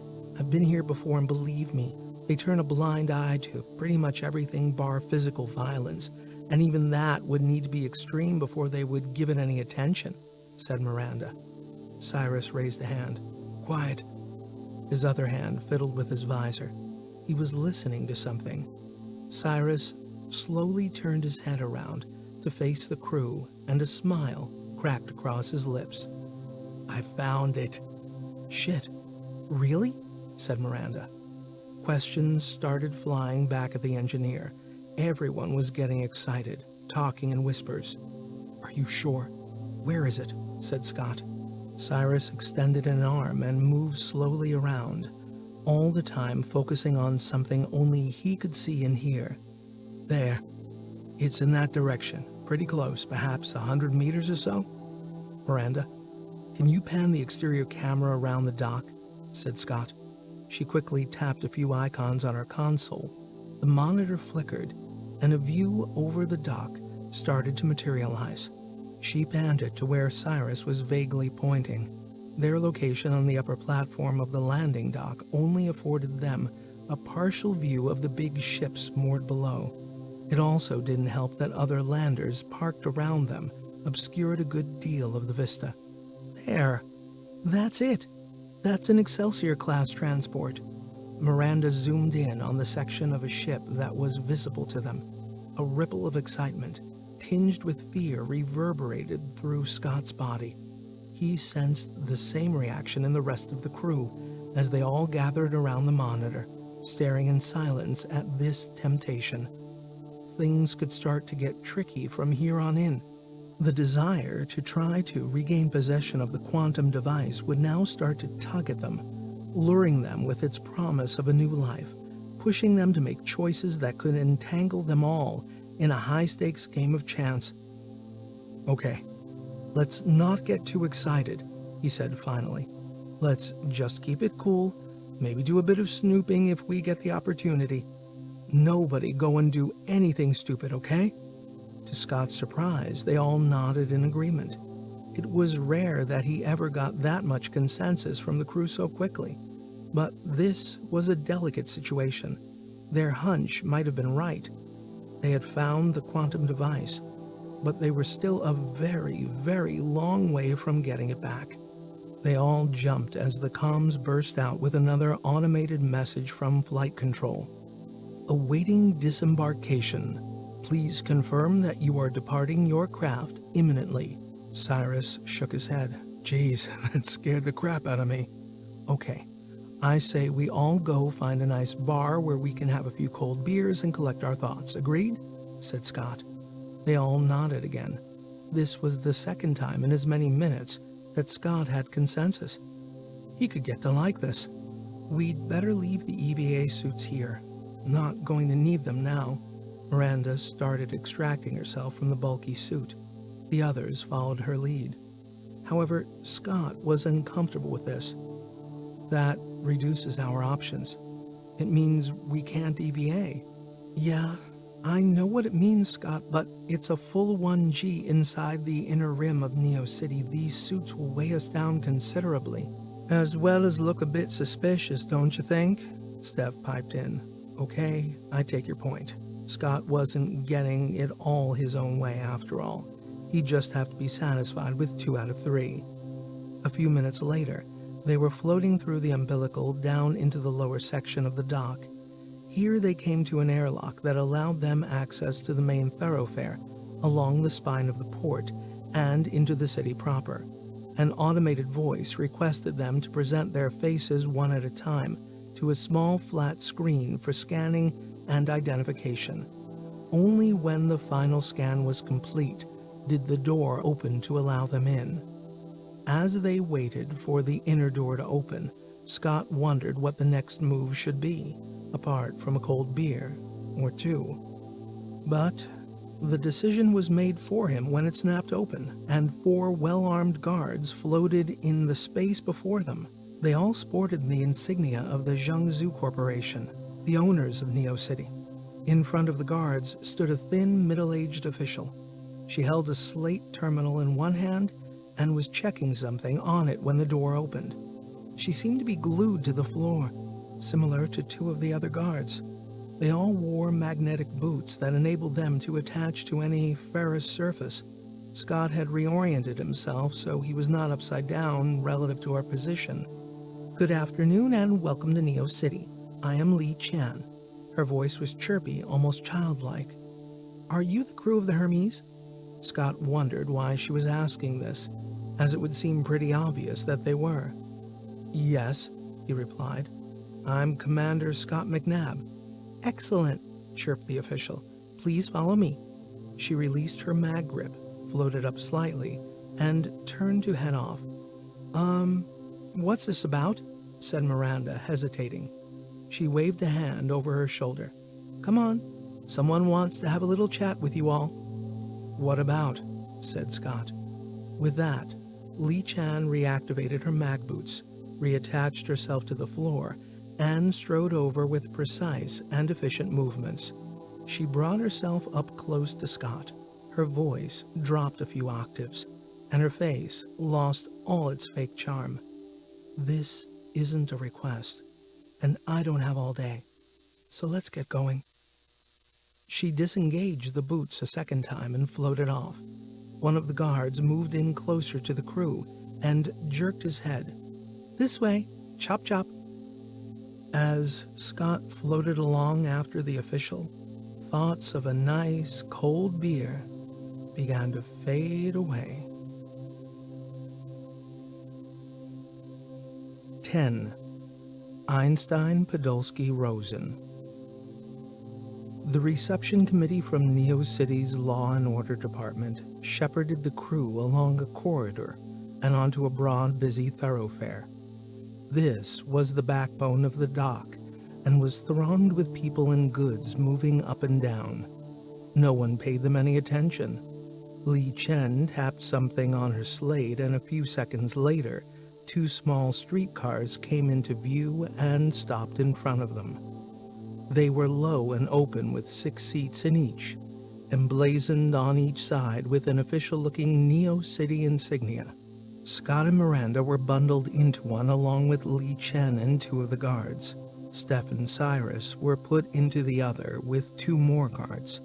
They were carefully strapped in, and as if that wasn't enough, a safety bar swiveled down to clamp them in place. Scott ventured a crack. Are we going on a roller coaster ride? Do we get any cotton candy?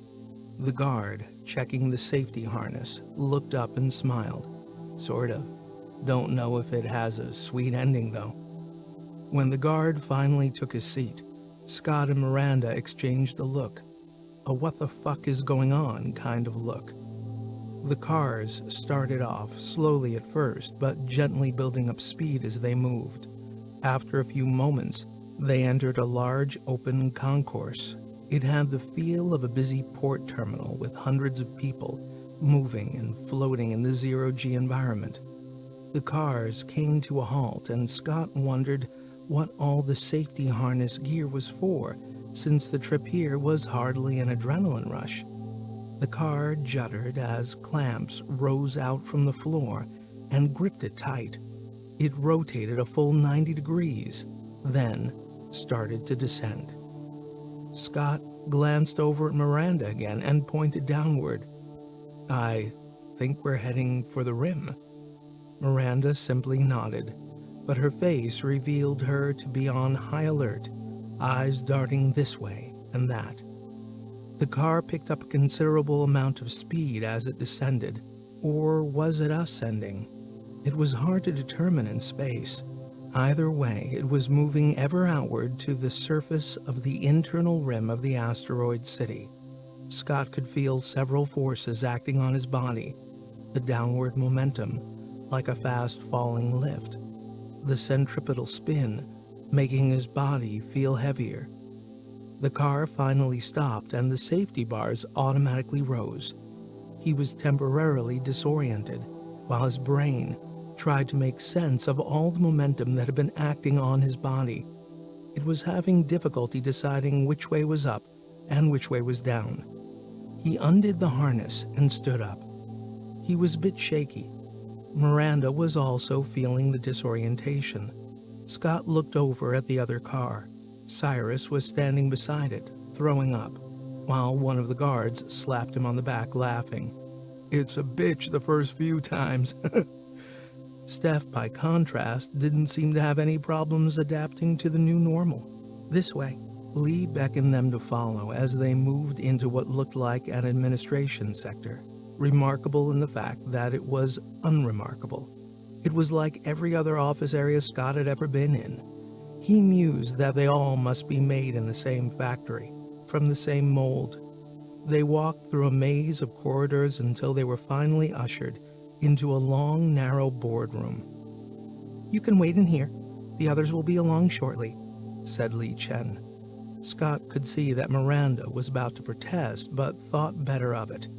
Li Chen turned and pointed a sharp finger at Scott. "And do me a favor. Don't do anything stupid." With that, she went, taking the guards with her. "What the hell is all this about?" Miranda whispered to Scott. He shrugged. "No idea. But I wouldn't read too much into it." "I don't like it. Not one bit," said Steph. "Hey, you guys really need to check this out." Cyrus was over by a long window that took up most of one wall. He beckoned to them with an arm. As Scott moved over, he began to see what had so amazed the engineer.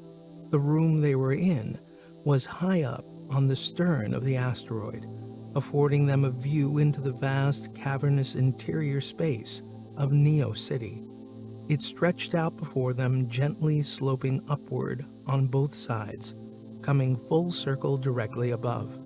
The surface was a confusing patchwork of buildings, parks, roads, and machines, all glued together by an endless stream of citizens living and working in the great city. High up, along the central axis, a huge, fat rod of diffused light illuminated every section of the metropolis. The central space between this giant light source and the city floor below was filled with odd-looking flying machines. The place was abuzz with activity. "Wow," said Steph. "That's incredible."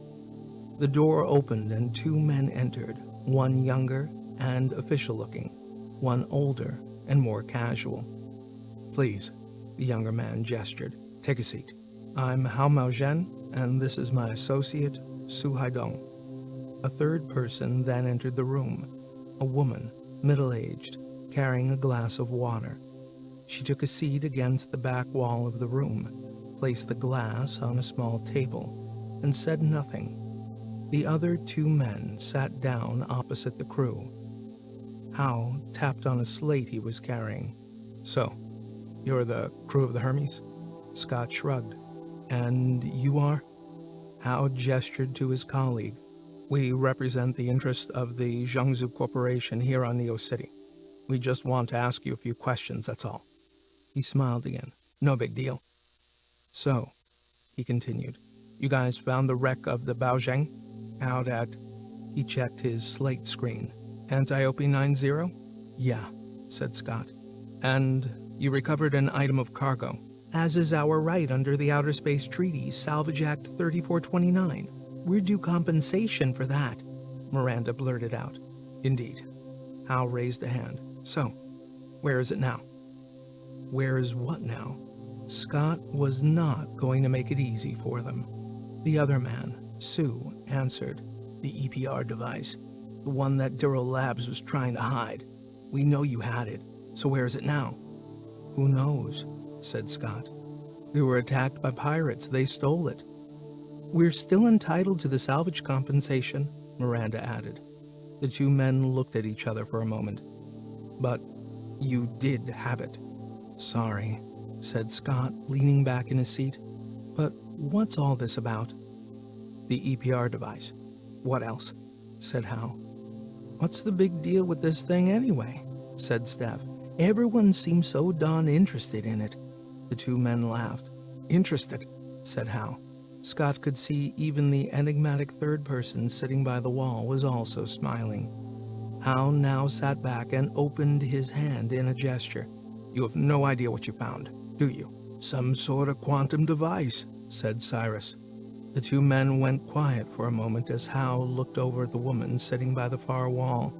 She glanced at the crew, then back at Hal, giving him a very slight nod. He finally turned around to look at the crew again, put his arms on the table and leaned in. "You are correct in describing it as a quantum device, but it is also quite possibly the most significant technological artifact in existence in the solar system." He sat back again to let this sink in. "The news of your discovery of the Baozheng has spread like wildfire around the system. We know you had it in your possession, so we are simply trying to ascertain where it might be now." Scott sighed. "Listen, how? We don't know. We were attacked by pirates, and the EPR device, as you call it, was stolen. In case you haven't noticed, there's a large byte taken out of our ship." "What does EPR mean?" asked Steph.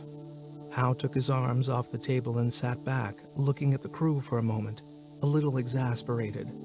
There was a pause in the conversation before Sue finally responded. "Einstein-Podolsky-Rosen. As in the EPR paradox?" said Cyrus. "Exactly," said Sue, stabbing an index finger at the engineer. "What the heck is that?" said Miranda. Cyrus started to explain as best he could. "It's a thought experiment cooked up by Einstein and his buddies, intended to demonstrate the inherent paradox in quantum mechanics. At the time, the understanding of the quantum world was defined by what is known as the Copenhagen interpretation. One of the areas within this interpretation that Einstein had great difficulty with was entanglement. This is where two quantum particles are intertwined." He clasped the fingers of both hands together into a ball to give them a visual clue. "They both operate as a pair." He separated his hands, clumped them into fists, and wobbled them about. "What one does will affect the other, but the problems come when you try to figure out what state they're in. If you take only one particle of this pair..." Cyrus took away one of his hands, leaving one fist in front of him. "You have no idea what it's doing. Is it spinning up, down, this way, that way?" He wobbled his fist again. "It is said to be in all possible states at the same time, weird as that may sound. However, when you finally look at it, it suddenly jumps to one state." Miranda shook her head. "I don't get it." Cyrus sighed and took his hand down. "Schrodinger's cat," said Sue from across the table. Scott noticed that the mood in the room was more relaxed, now that the conversation had turned into more of a science discussion. Hopefully, they could get the hell out of here soon, but he wasn't leaving until he got some understanding of what the big deal was with this EPR device. "It's another thought experiment," Sue continued, "to explain the inherent weirdness of a particle having multiple states. You put a live cat into a box along with some poisonous gas that's only released at random intervals. When you close the box and look at it, you don't know if the gas has been released or not, so you don't know if the cat is alive or dead. Therefore, you could say it's both alive and dead at the same time. In other words, suspended in two states. It only becomes one or the other when you open the box again and look at it." Cyrus was nodding. "Exactly." "Poor cat," said Steph. Miranda had a studied expression on her face now. She'd begun to get it. Cyrus held up a closed fist again. "So, when you look at one of your entangled particles, let's say it's in this position." Cyrus rotated his fist around 45 degrees. "Since the sum of the two particle states must equal 0, you now know the state of the second one." He raised his other fist and rotated it in the opposite direction. "By looking at this one," he shook a fist, "you have forced it to adopt a fixed state. By extension, you've also forced this other one into an equal and opposite state." He wobbled the other fist. "Get it?" "Sort of," said Miranda. "But what's all this got to do with the EPR thing?" "I'm getting to that," said Cyrus. "The problem that Einstein had was that these two entangled particles could be separated by enormous distances, and therefore an instantaneous change of state in both particles at the same time would infer faster than light communication. This would conflict with his theory of relativity, hence the paradox." All the lights came on in Scott's head at once. He felt dizzy with this sudden revelation of what the device actually was. He looked over at the two men sitting across from them. They sensed he was getting it. A vague hint of a smile began to form on their faces. "Oh my God," Scott finally managed to speak. "It's a faster-than-light communications device." He looked wide-eyed at Hao and Sue.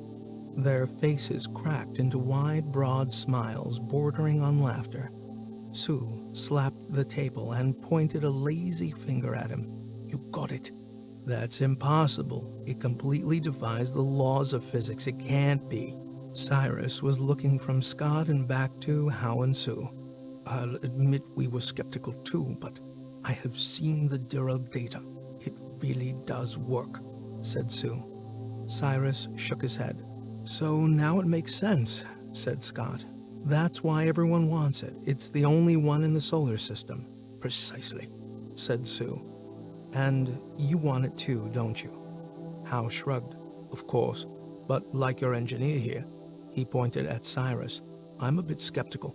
Nevertheless, if it is a superluminal communications device, then we're looking at a significant rebalancing of power in the system. We wouldn't like to see it fall into the wrong hands now, would we?" "By the wrong hands, you mean anyone but Neo City?" said Steph. "Correct. So why don't you do us all a favor and tell us where you think it is?" Scott shrugged. "It could be anywhere by now. Your guess is as good as ours." Hao sat back in his seat with an exasperated sigh. "Look, we can do this the easy way or the hard way, but I would suggest that you guys start cooperating and fast. My patience is wearing thin." "Like I said, it was stolen." Scott shrugged. Hao gave another sigh. "So why are you here?" "We're here for the beer. Remember, we've just spent 3 years out in the asteroid belt. Time to let our hair down," said Miranda. "Bullshit," said Sue. "You're here because you think the device was brought here somewhere in Neo City. Isn't that right?" Scott shook his head. "You're chasing ghosts. We don't know anything." "So you keep saying." Hao was checking something on his slate. "So, what can you tell us about this ship that attacked you?" "Go and talk to HQ on Ceres. They have a report on the incident." Hao leaned in. "Don't get smart. Like I said, we can do this the hard way, if you prefer." Miranda countered by leaning across the table at him. "Why don't you just go and screw yourself?" Scott raised a hand. "Hey, let's just try to get along here. We simply don't know where it is, and obviously we can't go giving you confidential information since HQ on Ceres would be pretty pissed off with us for doing that. We're trying to do our job and get paid, that's all. So why don't we just run along and you guys can get back to whatever it is you do. Sorry, we can't help you." He opened his hands in a conciliatory gesture. Hal and Sue sat back and smiled. At the same time, Scott noticed that the woman now brought a cupped hand over her earpiece and seemed to be listening to a message. She stood up, moved over to Hal, and whispered something in his ear. He looked back at her in surprise. She picked up his slate, tapped a few icons, and handed it back to him. He read it, then nodded to her. She left the room, and the mood changed again. "Okay." He placed both palms on the table and stood up. "The situation has changed. We've just been informed by the Ceres authorities that if you guys show up here, you are to be detained immediately." "What? What for?" Scott was now on his feet. The door opened and 4 armed guards entered, taking up positions on either side of the entrance. Hal picked up his slate and looked at something on it. "Apparently, for stealing a spaceship." "That's bullshit." Miranda was on her feet. Scott could see her sizing up the guards. This was getting crazy. "Sorry," said Hal. "Looks like we're going to do this the hard way after all." He gave a limp shrug. A guard stepped forward. "We'll take it from here." The door was opened again, and the 2 men were ushered outside. That's when Miranda made her move. Quite what she was hoping to achieve, Scott had no idea. She launched herself across the table like a gazelle and buried a foot in the abdomen of the nearest guard. As he dropped to the floor, she was already pivoting around to strike the next one on the side of the head. Chairs went flying as Steph and Cyrus jumped up and moved back against the wall, out of the way. Scott simply froze. What the hell was she thinking? This was not the answer. But the other 2 guards were now pulling out pulse weapons, so Scott was left with no choice. "Screw it," he thought, and dove for the guard's gun hand. Too late.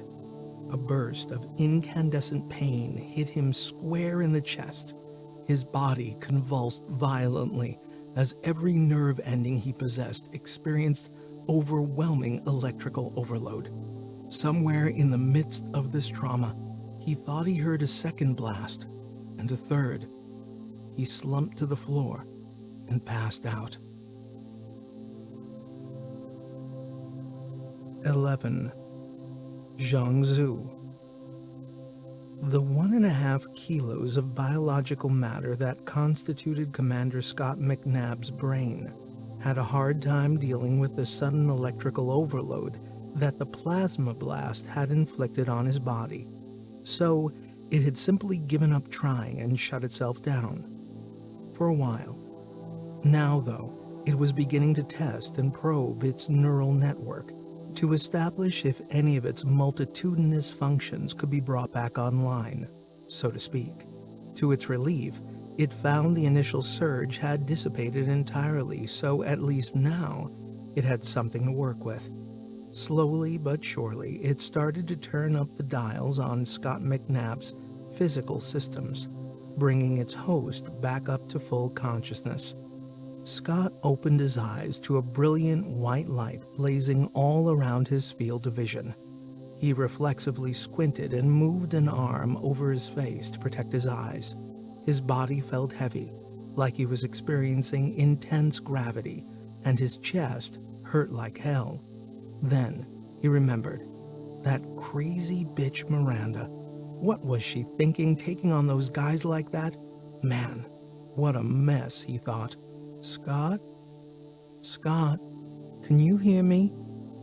He opened his eyes again, slower this time. A blurry face blocked most of the direct light and was haloed with an equally blurry mop of curly hair. Steph? You okay? Scott found he was lying flat on his back on a hard, cold floor. Yeah, I think so. He raised himself up on one elbow. Steph helped him shuffle into a position where he could rest his back against a wall. The light still hurt his eyes, so he kept them shut and his head down. He breathed deep a few times, gathering his strength. The place smelled of chemicals, masking a background of foul, stale air. His chest burned with pain as he breathed, but other than that, he seemed pretty much intact. After a few more breaths, he risked opening his eyes again. The room was viciously bright, and he held a hand up to shade his face. His focus was still blurry, but he managed to make out the form of Steph close beside him, also resting against the wall. What happened? Scott found his voice was labored, the pain in his chest making it difficult to talk. They locked us up, she replied. Took my goddamn eyes, too, came another voice from across the room.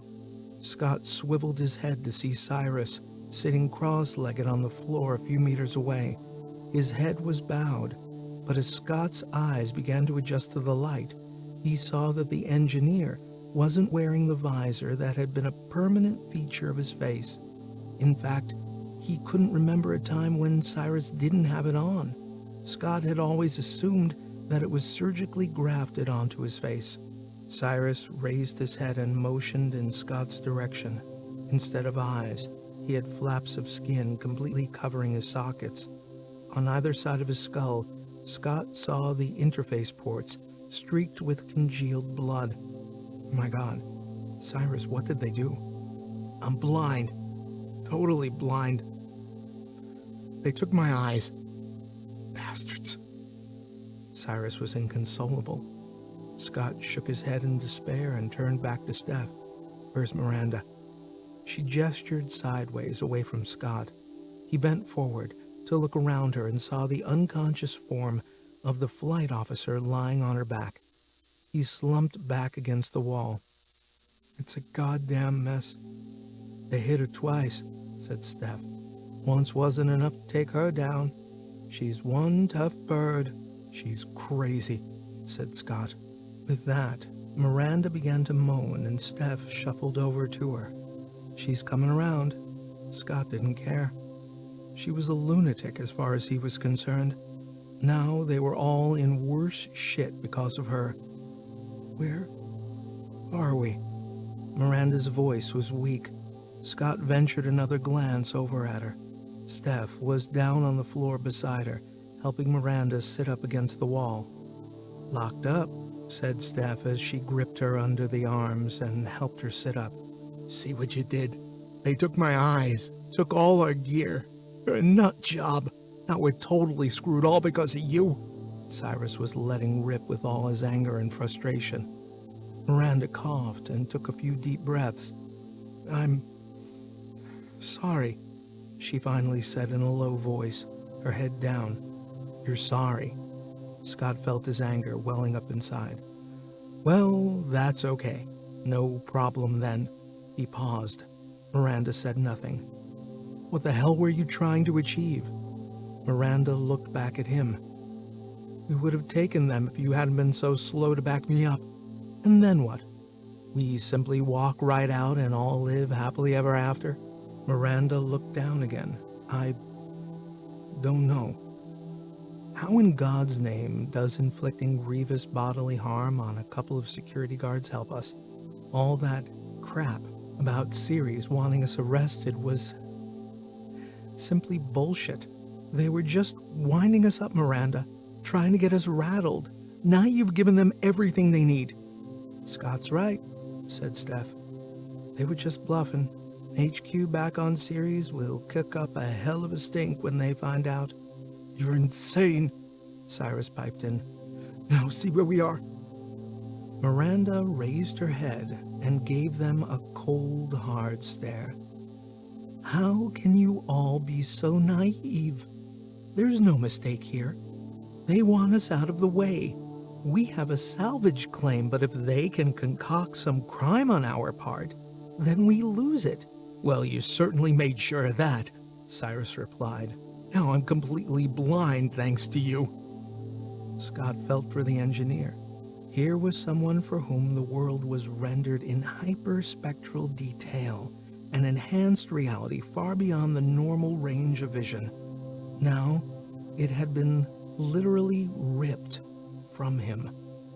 The trauma must be intense. Miranda was standing up now.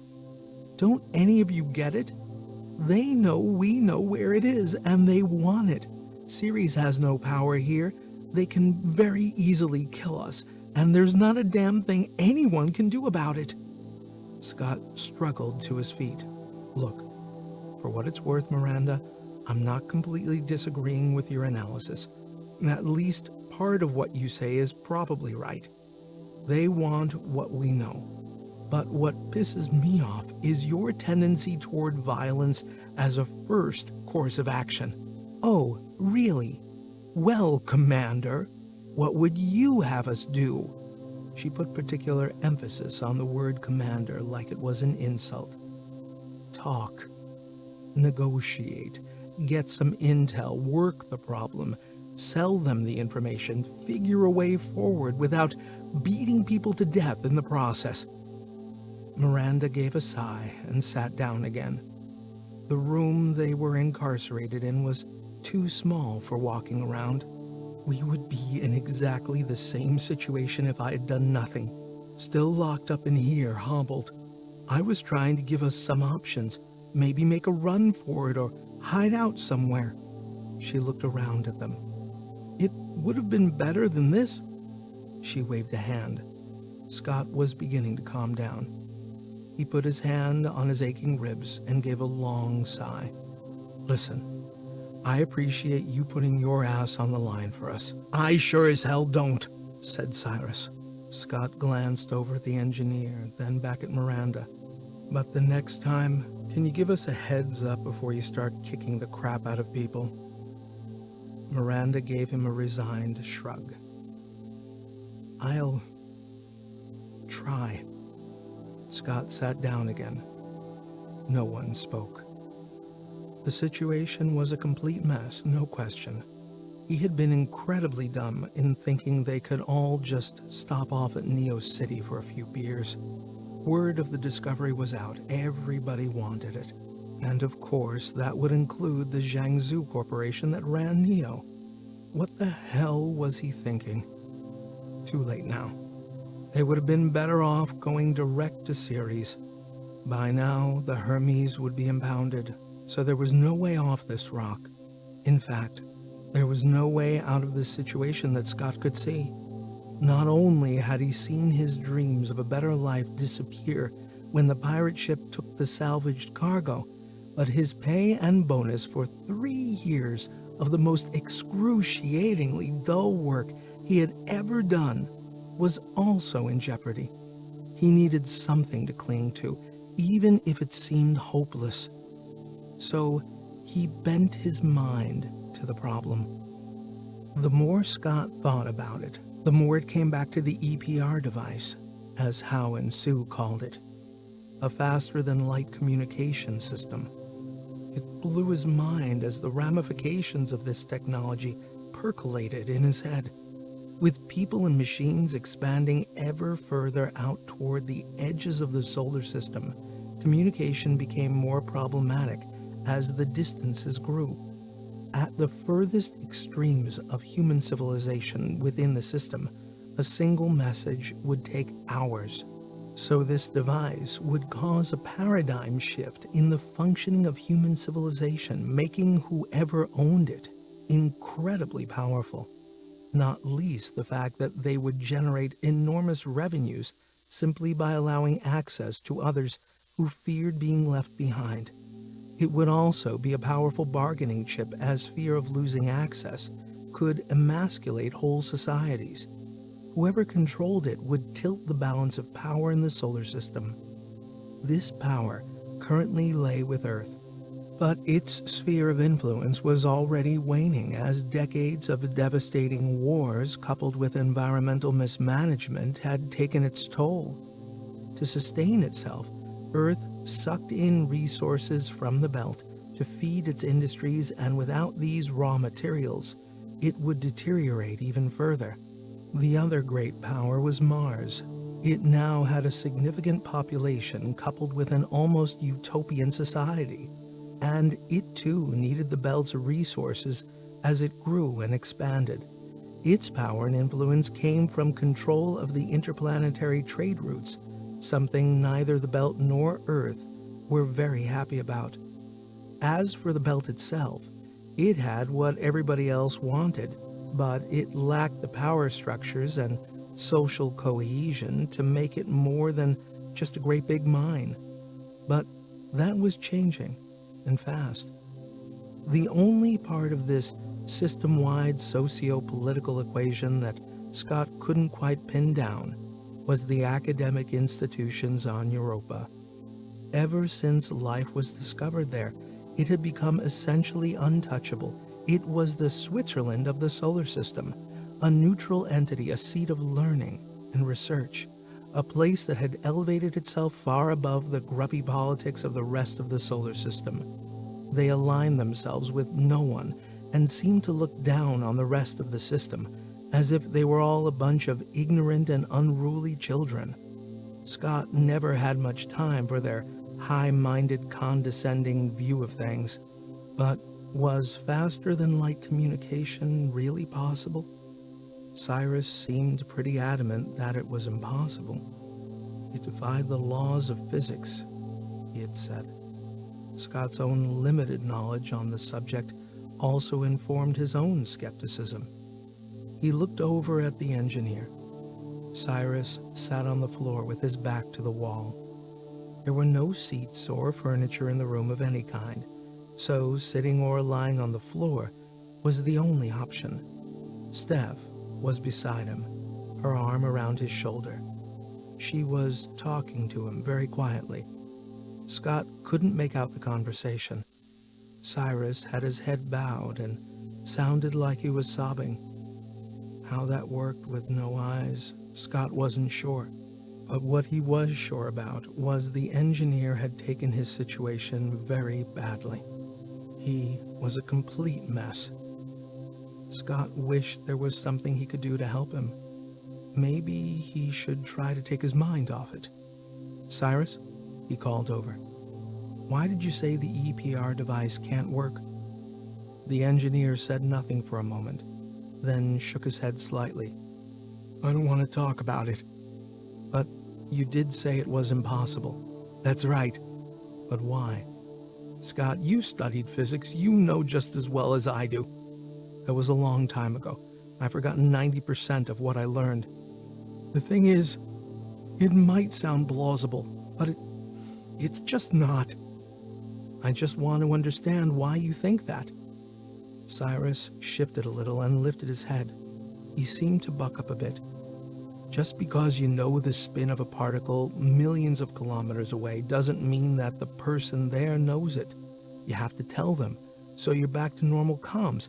If you try to change the state of either of the particles to send a message, then you break the entanglement. So it's not possible? That's my understanding. Is there any way it might work? Cyrus scratched at the scabs that had formed along the interface of his left eye socket. He let his hand drop. I've been trying to think about that.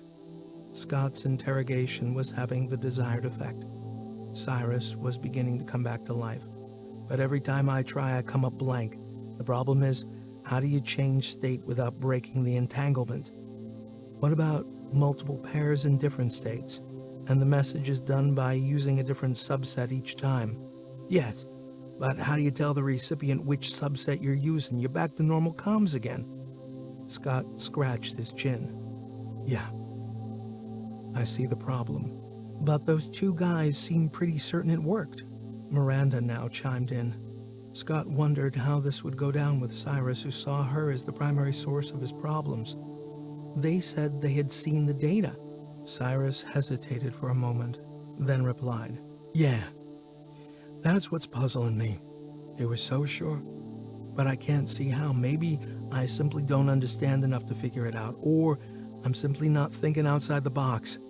Scott breathed a slight sigh of relief that at least Cyrus wasn't going to be totally antagonistic. Not that Scott could blame him.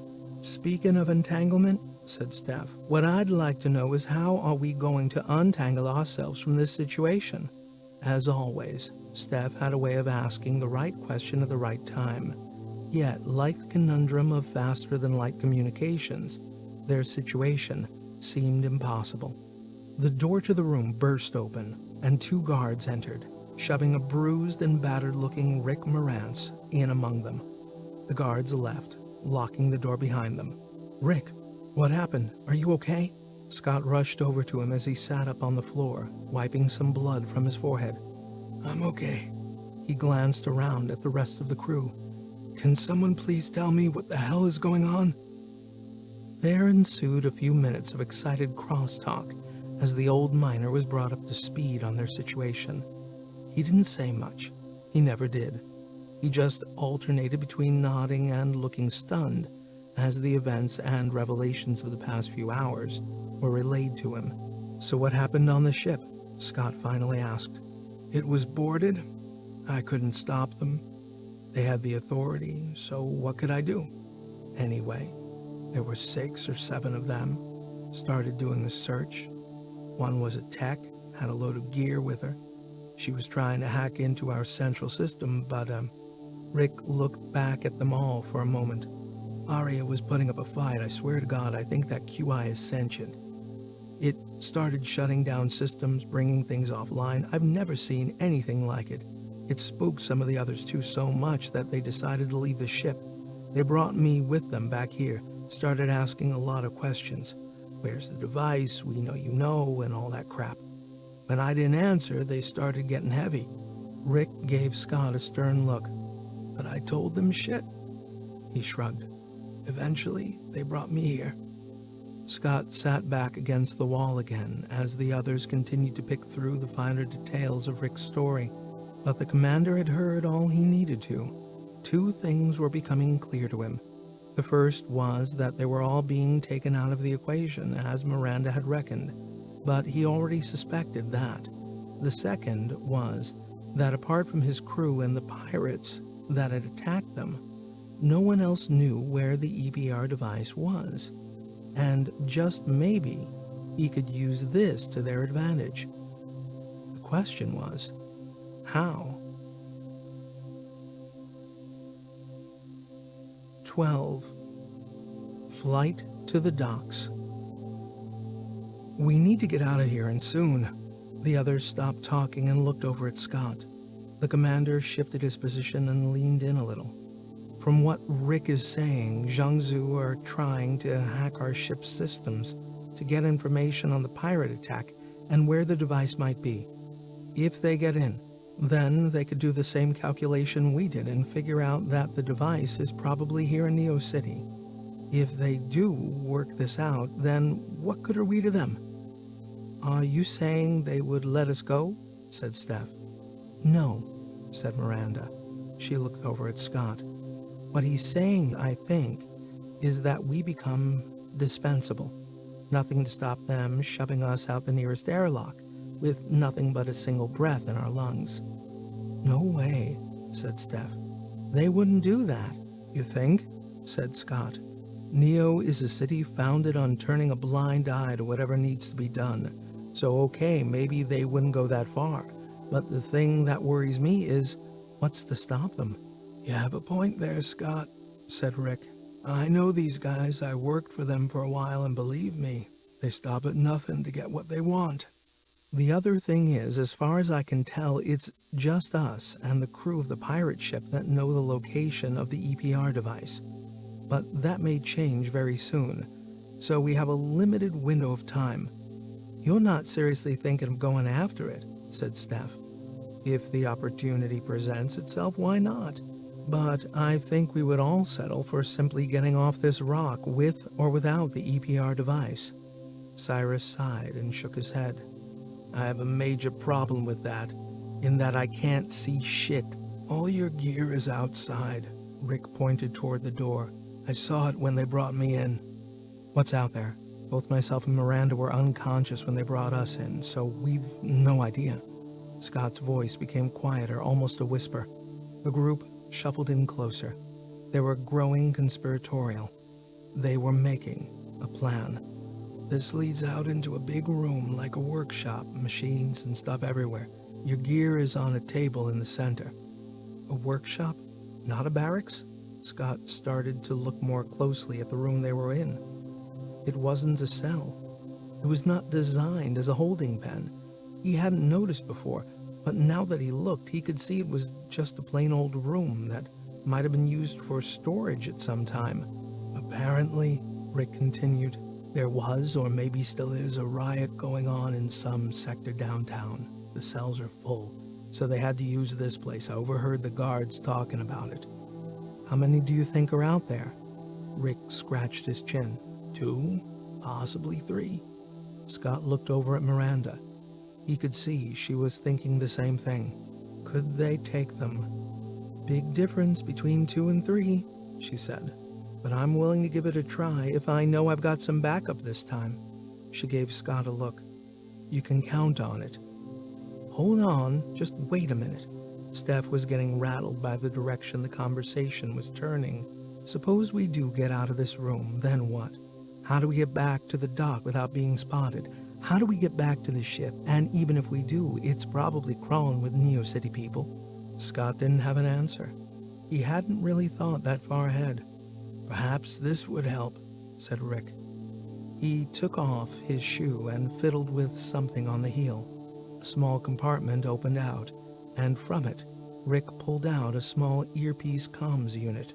"Rick, you're a goddamn master," said Scott. "With this, we can contact Arya and find out what's going on board the ship," said Rick. "The only problem is it won't work in here. We need to be outside this rock and onto the dock area before we can use it." "I still don't see how it helps us get off the asteroid," said Steph. "I don't know either," said Scott, "but we have to try. We need to put our destiny in our own hands and not at the mercy of Neo City and Jiangsu thugs. If we can get off this asteroid, then at least we have a chance to go home." The crew went quiet for a moment. "But we all have to be in this together. So what's it going to be?" Scott continued. Miranda and Rick were in at the first mention of an escape attempt. Cyrus, who had been very quiet for most of the conversation, spoke first. "If it means I can get my eyes back, then count me in." The rest turned to Steph. "Oh, what the heck? I'm getting bored in here anyway." It took them at least another half hour to all agree on the initial stage of the escape plan, this being how to get out of the room they were incarcerated in. They kept it simple: create a ruckus and jump the guards. Steph and Cyrus took up positions out of the way against the side wall. Rick stood to one side of the door, and Miranda climbed up onto a tiny ledge directly above it. Scott took his position right in front of the door and looked at them all in turn. "Ready?" When he got the thumbs up, he approached the door and started banging on it as hard and loud as he could. "Hey, can we get some water in here? We're all dying of thirst." He kept pounding and shouting, creating a hell of a racket, until he heard footsteps approaching. He glanced up at Miranda. Her face was a study in concentration, her muscles taut with the strain of keeping herself in place. "Stand back from the door," came a shout from the other side. Scott moved back a little. The door opened a crack and a bottle of water rolled in along the floor. "Shit," thought Scott. He looked up at Miranda again. She shook her head. "Damn it, the door isn't open wide enough. I need to get the guard in here." He lunged forward and grabbed the edge of the door with both hands and wrenched it open. The guard stood there momentarily shocked by the suddenness of the action. He hesitated, then took out a handheld plasma weapon and stepped inside. Just far enough for Miranda to land on top of him. She straddled his neck, and they both came crashing to the floor.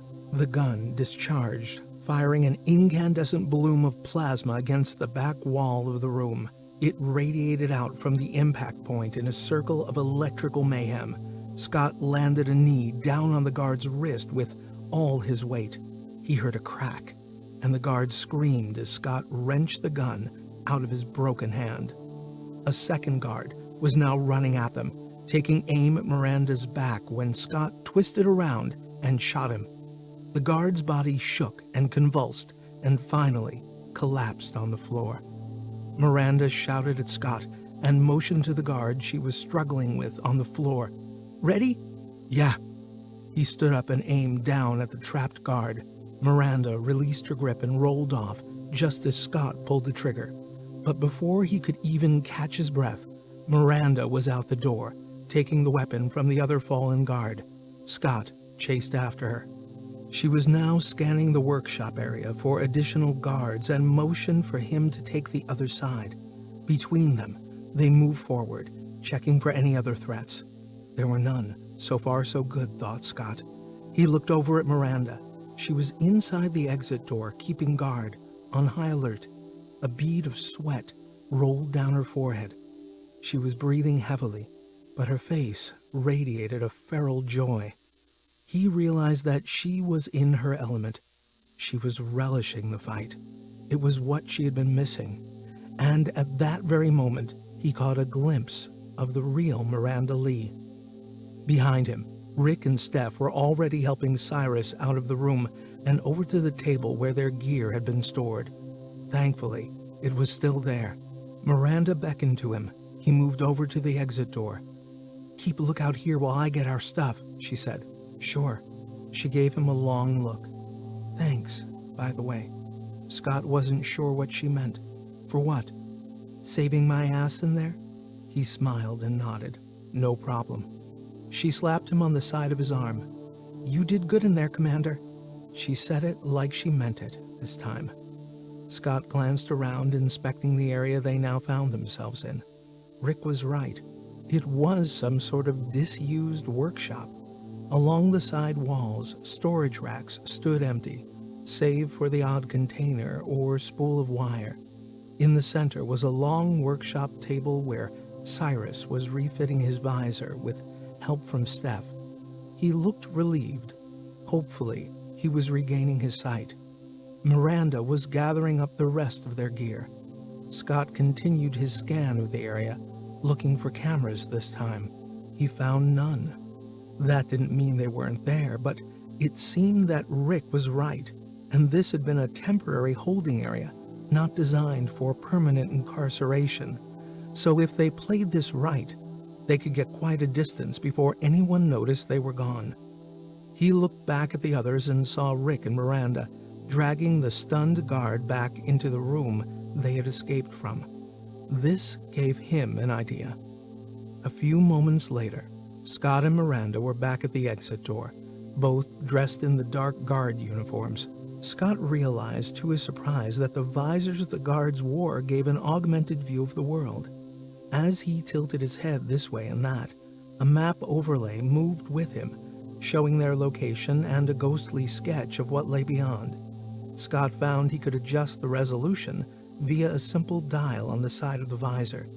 He spent a moment fiddling with this while waiting for Miranda to adjust the uniform she wore.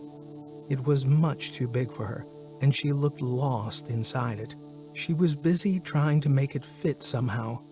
The ruse they were planning was that Scott and Miranda, now disguised as two guards, were escorting an unruly crew up to the dock where they would be expedited from Neo City, never to return. They reckoned that since there had been some sort of riot downtown earlier on, this might fly as a story if they were stopped and queried. Since nobody objected to this plan, and seeing as how no one came up with a better one, they decided to run with it. Rick looked resigned and stoic, while Cyrus and Steph looked borderline terrified. "Okay," said Scott, jerking a thumb at the door, and simultaneously fiddling with the visor. "Through here should be a garage of some kind for storing ground vehicles. That should lead directly out onto a main thoroughfare. We can take it all the way to the end of the city and try to get up to the dock from there. Everyone ready?" Some nodded. Some quietly gulped. Scott opened the door very slowly and peered out through the crack. He opened it wider as he grew in confidence, and they began to move out, tentatively. The space was dark, dimly lit by shafts of hazy light entering from windows high up on the end wall. Inside, they could see several ground cars, similar to the ones they arrived in. "Hey, we should use one of these transport pods," whispered Cyrus as he examined one of the vehicles. The others moved over. "It's an official car. See the markings on it?" Cyrus climbed in and sat in the driver's seat, examining the controls. He flicked a switch, and the dash came to life. He studied it for a second or two. "Hey, Scott, give me your badge." He pointed at the metal Neo City crest attached to the breast pocket of Scott's uniform. "I saw them use these for access. I think it's like a key." Scott realized it was magnetic, and it detached easily from its mount on the uniform. He handed it to Cyrus, who quickly passed it over a reader on the dash. The main screen flashed and displayed a multitude of options. "Bonus," said Cyrus. "It's autonomous, and if I'm not mistaken, looks like it can bring us all the way to the location of our lander on the dock." He looked over at the others with a big smile. "Right up to our front door." "Okay, let's do it. It's as good a plan as any," said Scott. They climbed on board and Scott sat up front. Rick, Cyrus, and Steph sat in the middle with Miranda riding shotgun in the back. This way, they hoped to maintain the pretense that they were moving prisoners. Scott punched in the coordinates for the dock. "Okay, here goes." He tapped a flashing icon on the screen labeled "Commence Journey." The car moved off, quietly heading across the garage. A crack of light appeared in the end wall, widening as they approached. The car glided out into a bright and busy plaza, turning this way and that as it maneuvered onto a wide track. This looked to be a primary vehicle artery that traversed the asteroid city along its length. It was also busy with traffic. Cars and small trucks, all autonomous, whipped by with impressive speed. Around them on the central plaza, a scattering of people went about their business. No one paid them any attention. The car glided smoothly up onto a ramp, picking up speed as it did, and finally joined the main traffic. Scott began to feel they might just pull this off. There was a sense of anonymity granted them by the crowded city. People going about their business, oblivious to the lives being lived all around. Like any metropolis anywhere in the system, Neo City was no different in its indifference to the individual lives of its inhabitants. As the city flew past on either side, Scott could see buildings, plazas, parklands, pathways, and citizens gently curving up on either side, rising to meet again high up, 1 kilometer above. Ahead, the end cap of the city was fast approaching. A massive circular wall spread out across his field of view. It was a confusion of different levels, intersected by a multitude of gantries, tubes, and walkways. Here and there, dense vegetation hung down, where down meant toward the rim of this cylindrical metropolis. The car slowed as it headed for an opening in the wall. Traffic bunched together and began to sort itself into 2 single lanes as the cars ordered themselves for the lift tubes. They closed up, bumper to bumper, and slowed to a crawl. Their forward view was blocked by a heavily loaded flatbed in front of them. Scott looked around at the congested scene. Some cars were distinctly goods only, laden with cargo and no humans on board. Others carried people, presumably some transported crew returning to ships on the dock above. Scott studied their faces, wondering if any were the pirates that had attacked them out on the edge of the belt. The car jolted and moved forward by 1 length. A moment earlier, they had entered a short tunnel and could now see the lift tubes on either side. But progress was slow, and being in such close proximity to other people began to ratchet up the general crew anxiety. Scott found his eyes darting this way and that, with each raised voice, each burst of laughter, and every jolt of the car. There were only 2 cars ahead of them when a guard sauntered out from behind the lift tube wall. Shit, thought Scott. He took a furtive glance back at Miranda. He knew from the look on her face that she too had seen the guard. Scott returned his gaze ahead, not looking left or right. The car jolted forward 1 more slot. "Where are you taking that lot?" Scott stiffened when he heard the guard call over to him. He looked over cautiously. The guard was leaning against the side wall of the lift tube in a very relaxed manner, probably just bored, looking for some conversation rather than a real answer to his question. Scott pointed up. "Doc." He kept his answer short and looked straight ahead. Come on, he thought, as the car directly in front entered the lift. "Good luck, it's a goddamn mess up there." The guard shifted his weight off the wall and started moving over to them. "How come they got you taking them up there?" He was beside the car now, giving them a good look up and down. "Shit if I know," said Scott with a dismissive shrug. "Just doing what I'm told." The guard nodded. "Ain't that the truth, buddy? But the whole dock is on lockdown.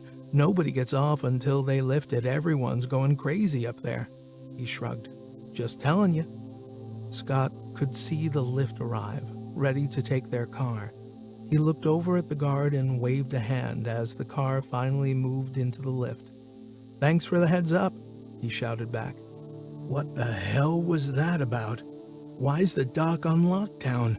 Cyrus whispered as the lift started moving. "We've been found out, that's why," said Steph.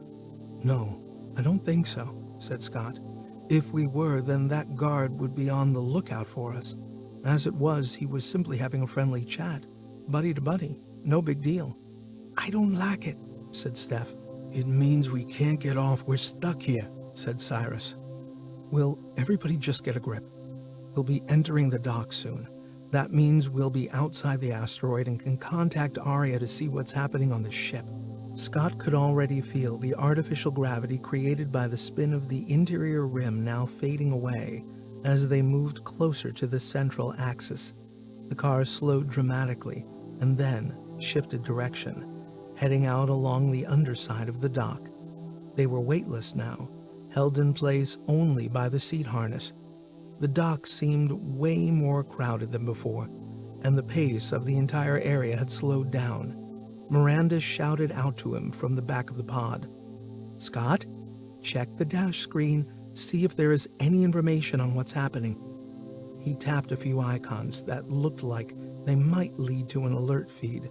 Sure enough, he found it. It says here that undocking has been temporarily disabled pending a routine safety check. "What does that mean?" said Miranda. "It means we can't leave. No one can, not even the big ships," said Cyrus. "But Aria isn't docked," said Steph. "Yeah, but we still need to get to it, and we don't know who's on it either." "Shit," said Cyrus. The car finally stopped at the airlock entrance to their lander. Around the area, several knots of people were floating about, waiting for the lockdown to be lifted. 2 of them seemed to take a particular interest in Scott as he disembarked from the ground car. They broke away from their group and approached.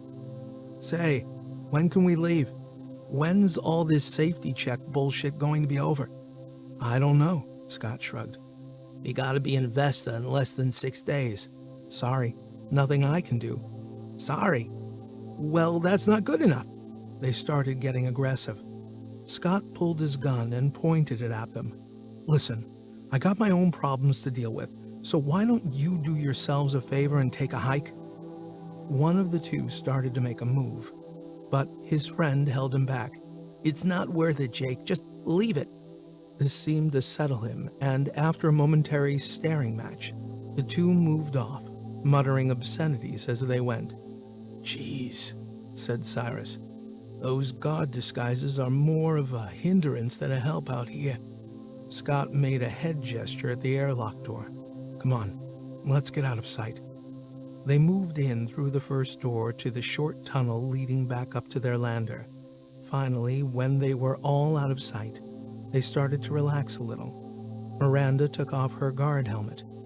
"I'm going to try to contact Arya." She took the comms unit out of a pocket and inserted it in her ear.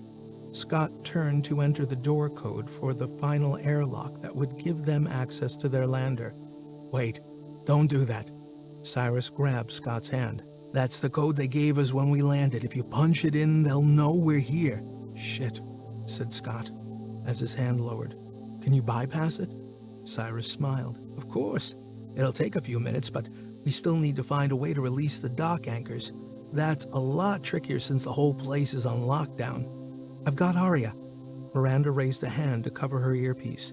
She held up her other to quiet them all down and stared into space as she concentrated on the communication. 3 people on board. She started to relay the information. 2 guards, searching the ship. 1 tech, on the bridge, trying to hack into the ship's systems. Been at it for hours. Arya fighting her off. "Can Arya get rid of them? Create an emergency evacuation scenario or something?" said Rick. "Wait a minute." Scott raised a hand and turned to his chief engineer. "What about the EPR device? Is it still there?" The engineer brought a hand up to the side of his visor, fiddled with it, and looked back at Scott. "Still there. Hasn't moved." "You're not thinking of trying to get it back," said Steph. "I'm thinking of a way off this asteroid." He turned back to Cyrus. "That ship that the EPR device is on. It has a shuttle, doesn't it?" "Yeah, and a couple of maintenance pods. Why? You think you could hack your way into that ship?" "I spent 3 years on Excelsior transports," said Cyrus. "There's nothing I don't know about them." "What about the crew?" "We don't have the weapons. They would just kill us all. It would be crazy," said Steph. "That depends on how many there are. It's possible that the ship could be deserted," said Miranda. "We don't know that," said Rick. "But there's a way to find out," said Scott.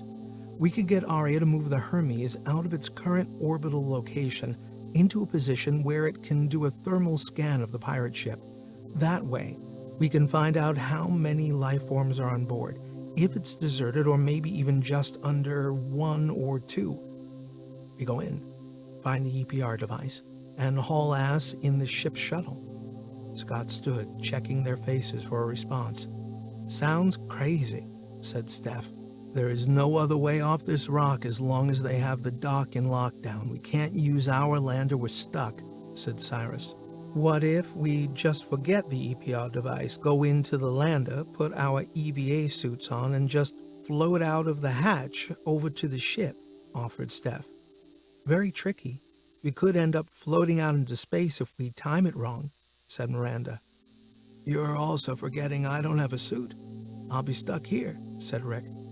"Let's just see what Arya can do first. Then we can decide, okay?" said Scott. There was a muted agreement as Miranda contacted the ship again. While they waited, Scott decided now might be a good time to check his weapon. He had a feeling he was going to need it. 13. Purge. Haruna Yonayama sat in the commander's chair on board the asteroid survey vessel Hermes. She had been parked in this seat for hours as she tried in vain to access the ship's central database. She was looking for any information pertaining to the attack by the pirate vessel and, more importantly, what had happened to the EPR device. But try as she might, the ship's QI was not having any of it. It had so far thwarted all her efforts to break through its firewall. Had it been standard AI she was dealing with, then she may have had a chance, but a quantum intelligence was several orders of magnitude more complex. They operated on a completely different level, almost within a different dimension, and she was pretty sure this one was virtually sentient. Haruna had explained the near impossibility of hacking a QI to Hao and Sue before they sent her up here, but her entreaties had fallen on deaf ears. So here she was, doing battle with a QI. It was ridiculous. The other problem with this QI was that it was old, and like humans, the older they get, the wiser they become. Hal and Sue had assumed that an antique ship such as this one could not possibly have a computer that would be up to much, but they had failed to realize just how weird a quantum-enabled artificial intelligence could be.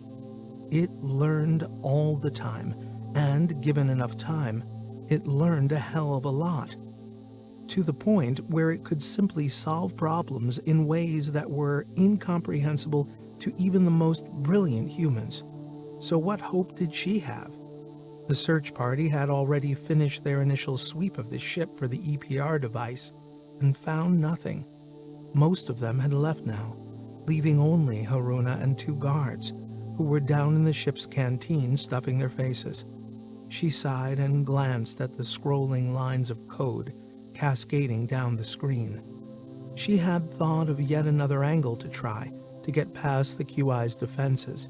This time she was piggybacking on its query protocol, hoping she might be able to filter out raw packet data. In the middle of this procedure, the screen suddenly went blank, then rebooted itself and displayed a message. Attention. All crew prepare for a heavy acceleration burn, commencing in 5 minutes. Then followed a series of navigational vectors. Oh crap, thought Haruna. Is this doing what I think it is? Her fears were confirmed a few seconds later, when she felt a subtle change in the ship's momentum.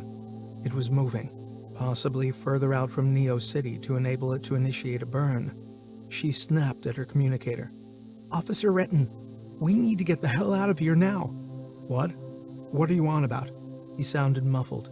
The ship is going to initiate a burn in 4 minutes 19 seconds to... Haruna studied the vectors displayed. Ceres. But we can't leave. We have orders to stay here. Suit yourself. I'm leaving. You can send me a postcard when you get there. She jumped out of the seat, picked up her gear, and ran for the door. By the time she was clambering into the shuttle, Renton and the other guard had decided to take her advice and get out. They were now floating across the hangar to the shuttle as Haruna powered up the craft. Attention! The disembodied voice of the ship's QI echoed out of the shuttle's comms. 1 minute and 42 seconds until burn. The hangar doors opened, and Haruna gently took the craft out and, once clear, headed for Neo City at high speed. Arya, satisfied that it had successfully purged the ship of intruders, slowly moved the craft from its current position at the front end of the asteroid city toward the rear docking platform. From there, it could do a thorough scan of the pirate craft. It had been relieved to hear the voice of Flight Officer Miranda Lee explaining what had happened and that the rest of the crew were okay. It had been even happier to hear that they had decided to attempt to retrieve the EPR device. As far as Arya was concerned, anything it could do to facilitate its crew was a top priority. If they were successful, then maybe, just maybe, it could manipulate the situation and divert to Europa. But it was getting ahead of itself, falling into the trap of hoping too much. It wasn't seemly for a QI to be dealing in speculation. It still had a lot of work to do. 14. Weapons check. The crew navigated their way down through the main dock, looking for the access point to the gantry that ran alongside the pirate vessel. Miranda moved ahead, still wearing the guard uniform, while the others followed behind. They had continued with the ruse that they were escorting a crew back to their ship, so Scott took up the rear. Arya had already moved the Hermes and performed an extensive scan of the pirate vessel. To their relief, it only had one person on board, located on the forward bridge. But one person could do a lot of damage if they were armed, which they all reckoned this person certainly would be. The plan was to hack the ship's exterior access system and gain entry that way. Cyrus seemed confident in his ability to do this, since he had spent several years as an engineer working with this same class of ship. Nevertheless, Scott's levels of anxiety kept ratcheting up the closer they got. This was coupled with rising self-doubt about the risk he was putting the crew in. Ever since the discovery of the wrecked Baozhang and the retrieval of the EPR device, he had been gaining a little more respect from them. Even Miranda had stopped chewing his balls, mostly. But were they placing too much trust in his crazy plan? After all, the authorities in Neo City must have figured out by now that they had escaped, and as soon as the Hermes started repositioning itself, they would check up on them, only to find two naked guards trussed up. He stopped abruptly as a thought struck him. "What is it?" Cyrus whispered from behind. Scott maneuvered his body around in the zero-G environment and detached the Neo City insignia from the breast pocket of his uniform. He held it up, turning it this way and that. "Do you think this might have a tracker?" He looked at Cyrus. "Can they find us with this?"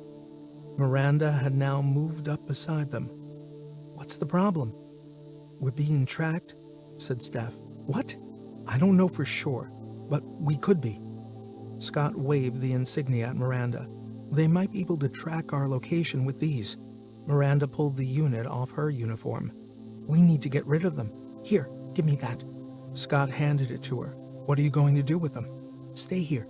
She turned and started back up the short tunnel they were in toward the main dock. "Miranda, wait. Where are you going?" Scott was getting anxious. They were beginning to draw too much attention to themselves. A work crew further along began to take an interest, heads turning their way. "Chill out. I'll be back in a minute," she said, without turning back or losing her forward momentum. "Shit," thought Scott. "What the hell is she up to?" Scott tried to act casual, but he had a distinct feeling of eyes on him. The others were no better. They shifted and looked anything but comfortable. After a very long few minutes, Miranda reappeared, floating back down the tunnel. "Done," she said. "I threw them into a passing flatbed truck. They're on their way back inside the asteroid." "Okay, let's get on with locating the access point," said Scott. But as he turned to go, Cyrus touched his arm to get his attention and pointed. "That's it," he said. "It's just up there." Ahead of them, a sign on the wall read B13. This access point would bring them into a long tunnel that ran perpendicular to the main dock. There were a great many of these on both sides, as well as other spurs directly beneath.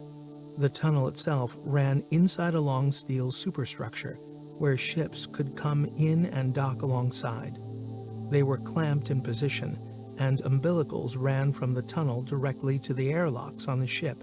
This enabled disembarkation in a comfortable 1 atmosphere, no need for EVA. But it was these clamps that also prevented the ships from leaving. They were controlled by the dock authority, and as far as Scott could tell, the lockdown was still in place. However, the shuttle on the craft was free to leave, since it was attached to the underbelly of the ship like a limpet. It had nothing to restrict its departure. They just needed to get to it. They turned into the tunnel marked B13. This ran along the side of the ship and looked to be free of traffic.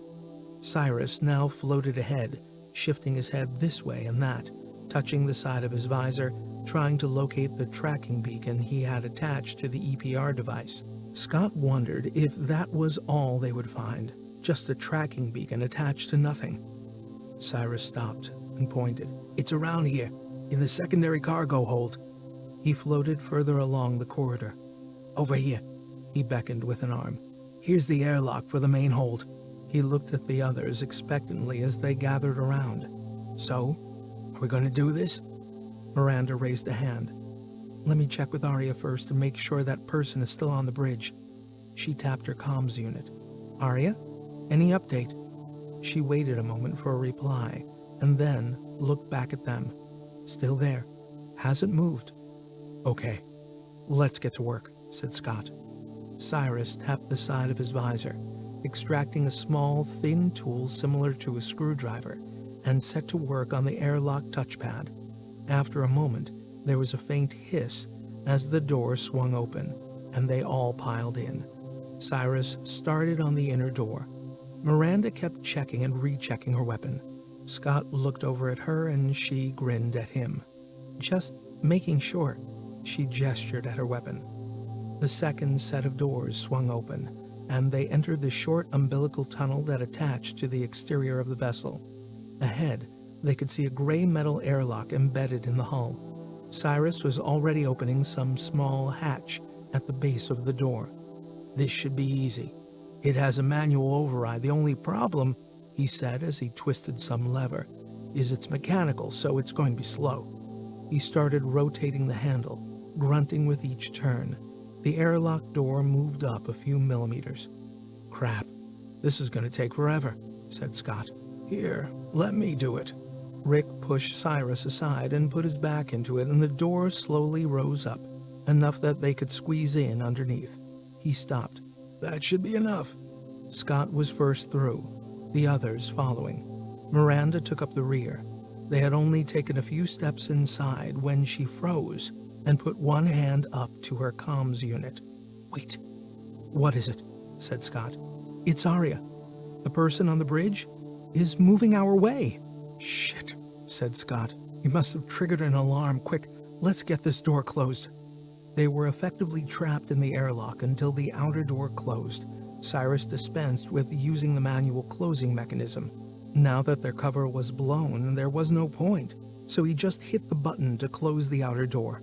Scott and Miranda took up positions facing the inner door, weapons ready. It opened upward with a whoosh, straight onto a metal gantry jutting out into a large cargo bay. They moved out, and Cyrus scanned the space. "This way. It should be inside the next compartment." Fortunately, they were moving in the opposite direction to the bridge, but it still didn't give them much time. Miranda fell back to cover their rear as they made their way through a large bulkhead door to the next cargo bay. This was smaller than the previous one, but was packed with cargo containers. "We'll never find it in here," said Steph. "Over here."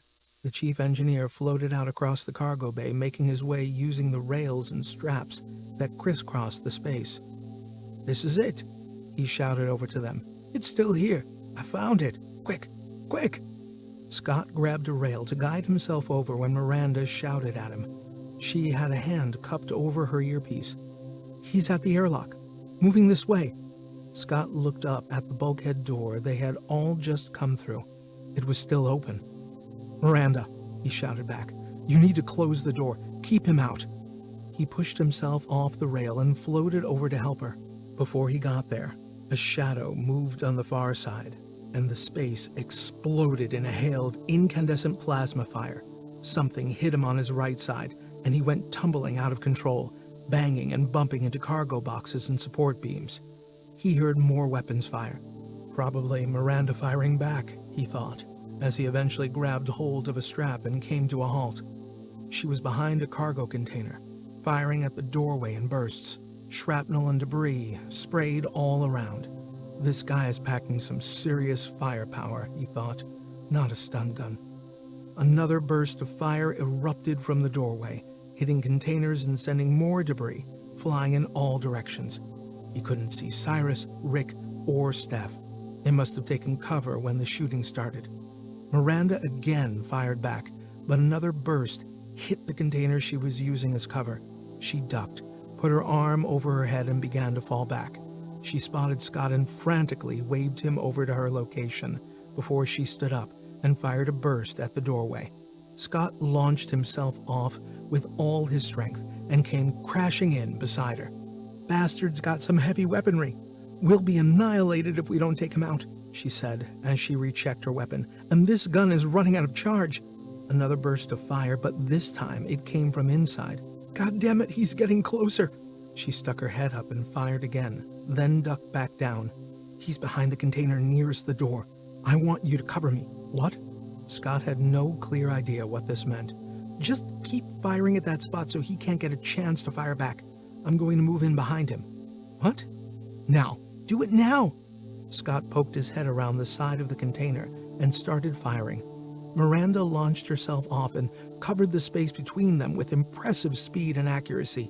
She landed on top of the container where the guy had taken cover and waved to Scott to stop firing.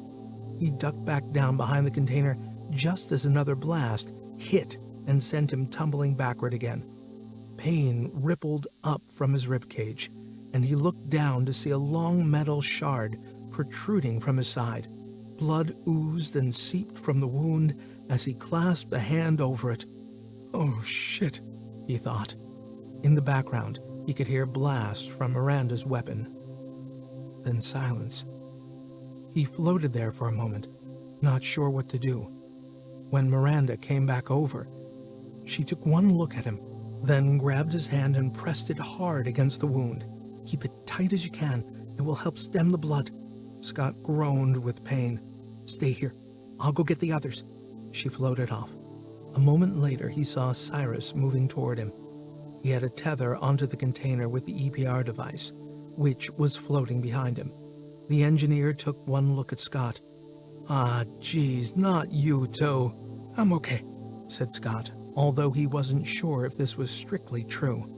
Rick was being carried by Steph and Miranda. His upper body was burnt and blackened, as was most of his chest and right arm. His eyes were closed. "Rick! Rick!" Scott called out as he tried to move. The pain from the wound was searing through his body. "What happened?" "He took a direct hit. He's bad. Gotta get him to medbay as fast as possible, and you too." Miranda grabbed his arm and helped him move. "Rick, no," he groaned. "Not Rick." "Come on.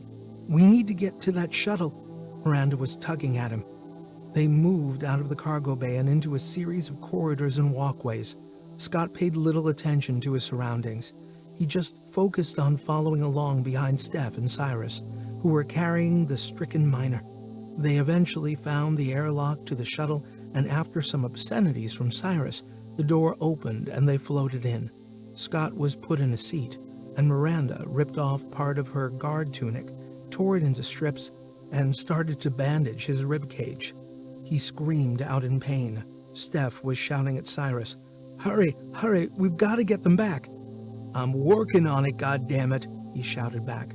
Finally, the shuttle console lit up like a convenience store on a dark street. Scott felt cold. His vision was blurry, his mind getting fuzzy. He felt the shuttle drop out from the belly of the ship and was slammed back in his seat by the thrust of the engines. He passed out. 15. The Gathering Armada.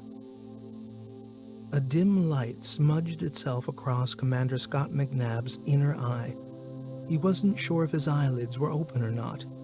A vague voice, or was it voices, drifted in from somewhere. He strained to catch them, to get their meaning. He tried to focus. "Scott? Scott?" He knew that voice, recognized its tone, its rhythm.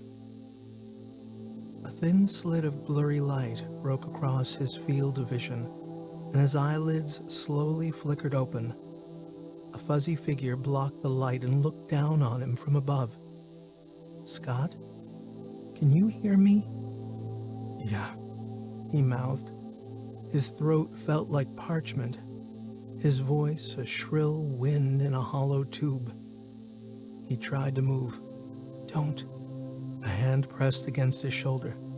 "Try not to move." He knew the voice now. "Miranda?" he croaked. "Yes. Now just take it easy. I'm still alive." "Yes. Yes, you'll be okay after a while, once the wound heals." Scott relaxed a little, then stiffened as he remembered. "Rick. How's Rick?" There was a moment's silence. "Rick didn't make it." Scott groaned and lay back. "No, not Rick. He took a direct hit. Died before we got him back to the med bay." Scott wanted to go back to the time before he woke up, back to oblivion. He couldn't face it. Rick dead, and him still alive. He was responsible. His actions led to this. Others now entered the med bay, and Scott felt their presence. He closed his eyes again. "You tell him?" someone said. "Yeah," came the reply. There was a hush. Scott opened his eyes again and tried to sit up. This time Miranda led him and even helped. Steph and Cyrus were there. What a goddamn mess. Scott's voice sounded stronger now. No one replied. He looked around at the med bay. "We got back?" "Yeah, just about." "Where are we now?" 2 days out from Neo City, heading for Ceres." 2 days? Scott was shocked. "How long have I been out?" "You passed out on the shuttle, so quite a while." Scott lifted his hand to wipe his forehead. It was weak and heavy. "We gotta do right by Rick when we get back to Ceres." There might be a problem with that." Cyrus took a seat beside his bed. "What do you mean? We got the EPR device, didn't we?" "Yeah, but, He looked up at Miranda. "Do you want to tell him?" Scott sat up further and felt the pain in his side, but it was duller now. Presumably they had pumped him with painkillers. "Here, drink this." Steph handed him a bottle of water. "Thanks." He took a gulp and felt it cool his throat. His head cleared a little. "So, what's the problem?" He took another sip of water. "We've got 4 ships chasing us out of Neo City. One is the pirate vessel, one is Jiangsu Corporation, which is essentially a Neo City ship, and the other 2, we're not sure. Although we think one might be Martian." "Martian?" "Yeah." "Can we outrun them?" Scott shifted a little as pain stabbed at his side. "Not a chance. But, that's not the real problem." Cyrus came over beside him. "We've also got an armed Durrell vessel from Earth between us and Ceres. How the hell did that get there?" "It's been there for a while, according to HQ. It has been moving towards Ceres ever since they discovered we'd found the Baozhang." "Can't Ceres do something to help us?" "They've already dispatched a light frigate, but that won't reach us for several days." "By then, it'll be too late," said Miranda. "What do you mean too late?" said Scott. "The ships from Neo City are a day behind us. The Durrell ship is a day in front, which means that in 24 hours, there will be a showdown, unless we think of something." "Well, that's just great. We've got every scumbag in the solar system after us," said Scott. "What did you expect? They all want this thing, and they are all prepared to kill to get it. That's why Rick is dead," said Steph. "Rick knew what he was getting into. We all did," said Miranda. "We can't bring him back, Steph. So let's do right by him.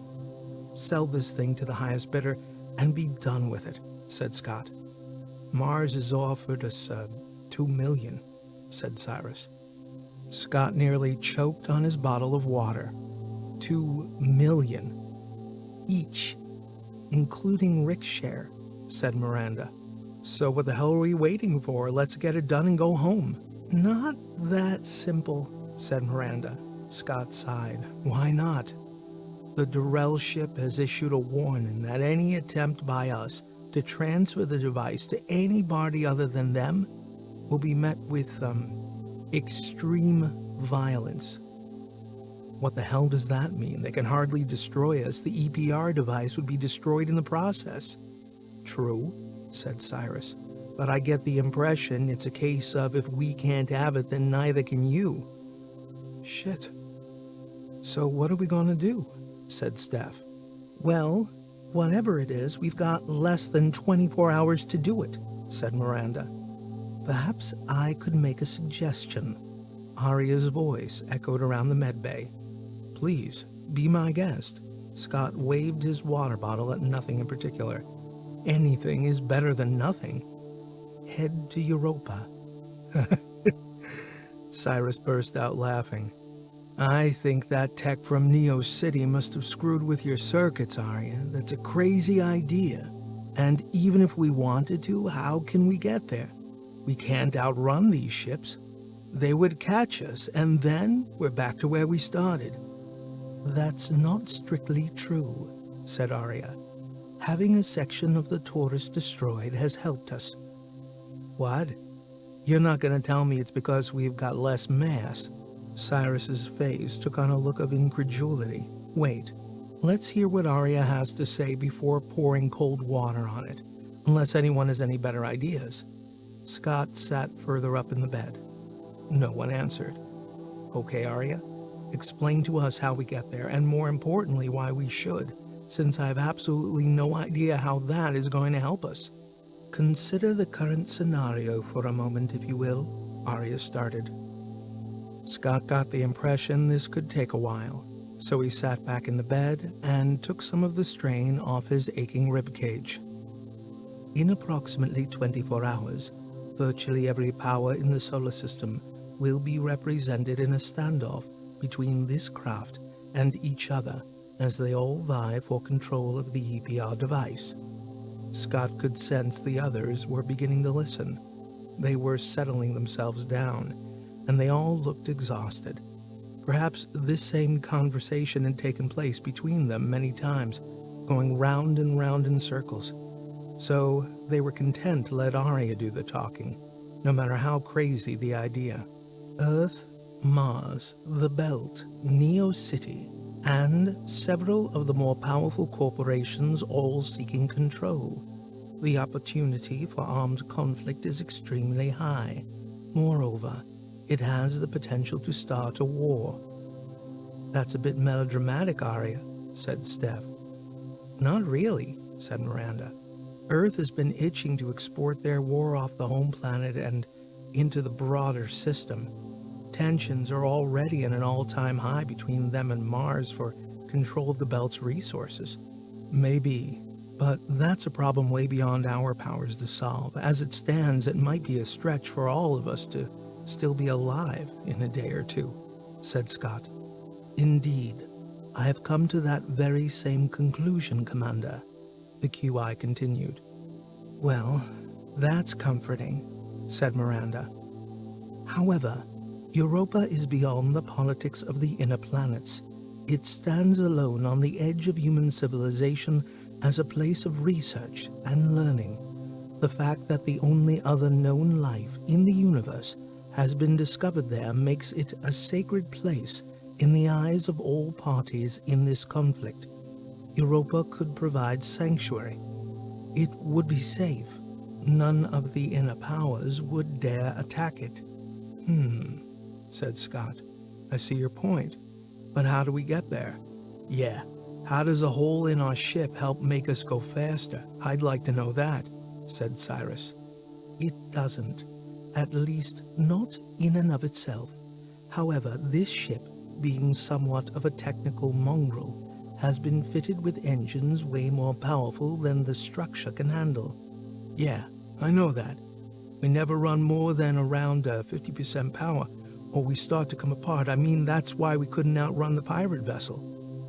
Correct. However, to get the Taurus to spin back up after the last attack, I had to do a full analysis of every structural component within the ship. This was to enable us to develop a solution to compensate for the shift in mass. I ran a great many simulations and discovered that the ship could indeed take more stress than the initial mission specified. Geez, why didn't you tell us this back when we were being chased down? I did not know then I was operating the ship in accordance with mission parameters. Scott sat up again. So what you're saying then is we can outrun them? No, we can't outrun them, said Arya a little bluntly.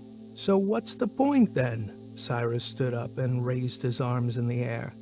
We can, however, match their speed. I've calculated this to a probability of 96.25%. It is a 21-day trip to Europa. I calculate we would arrive in orbit approximately 7.3 hours before the next closest ship. The crew paused as they considered this possible way out of their dilemma. What's the probability that Europa will give us refuge, Arya? Said Steph. approximately 62.74%. That doesn't sound very encouraging. Why so low, Arya? Said Scott. One has to factor in the amount of firepower that will ultimately be in orbit around Europa once it becomes known that they now possess the EPR device, assuming you land and hand it over to them. Scott gave a big sigh and wished he hadn't. His ribcage complained painfully. I don't suppose you've calculated the probability of us getting any financial remuneration after all this? I'm afraid not, Scott. But it seems very unlikely. We should have left the damn thing on Neo City. Maybe Rick would still be alive if we had. Steph's voice was low. She wasn't blaming anyone. It was just the way it was. We need to make a decision. Time is running out, said Miranda. Cyrus threw his hands up in the air again. Do we have any other option? Steph, what about you? She turned to the geologist. Steph shrugged. Well, I've always wanted to visit Europa. I suppose now is as good a time as any. Scott, where are you on this? Said Miranda. He said nothing for a moment, just stared into space. I have to think, and I have to pay my respects to Rick first. So if someone could get me some clothes and tell me where he's laid out, that would be great. 16. 21 days to Europa. Faced with no other option, the crew conceded to Arya's suggestion and charted a course for Europa. It commenced with an excruciating 54-hour heavy acceleration burn, the worst any of them had ever experienced, and for most of this time Scott was convinced the ship would ultimately shake itself to destruction. This, coupled with the pain from his wounds, was almost beyond his ability to bear. Still weak from his injuries, he drifted in and out of consciousness and, at one point, awoke to find himself in a pool of his own blood. The heavy G had started the bleeding again. He worried he might actually bleed to death, even before the ship broke apart. But in the end, he woke up, back in medbay. The ship had survived, and so had he. Fortunately, Arya's calculation proved to be correct. Although the ship did suffer minor damage to some of the more sensitive internal equipment, yet it was a small price to pay for a chance to keep one step ahead of the Armada that was now chasing them down. As soon as the burn completed, Arya increased power to the plasma drive, and the ship continued with its acceleration, albeit at a much slower rate. It calculated that they were approximately 7 hours ahead of the next fastest pursuer, and currently maintaining that gap. So for the next few days, the crew rested up. They were shattered, no one more so than Scott.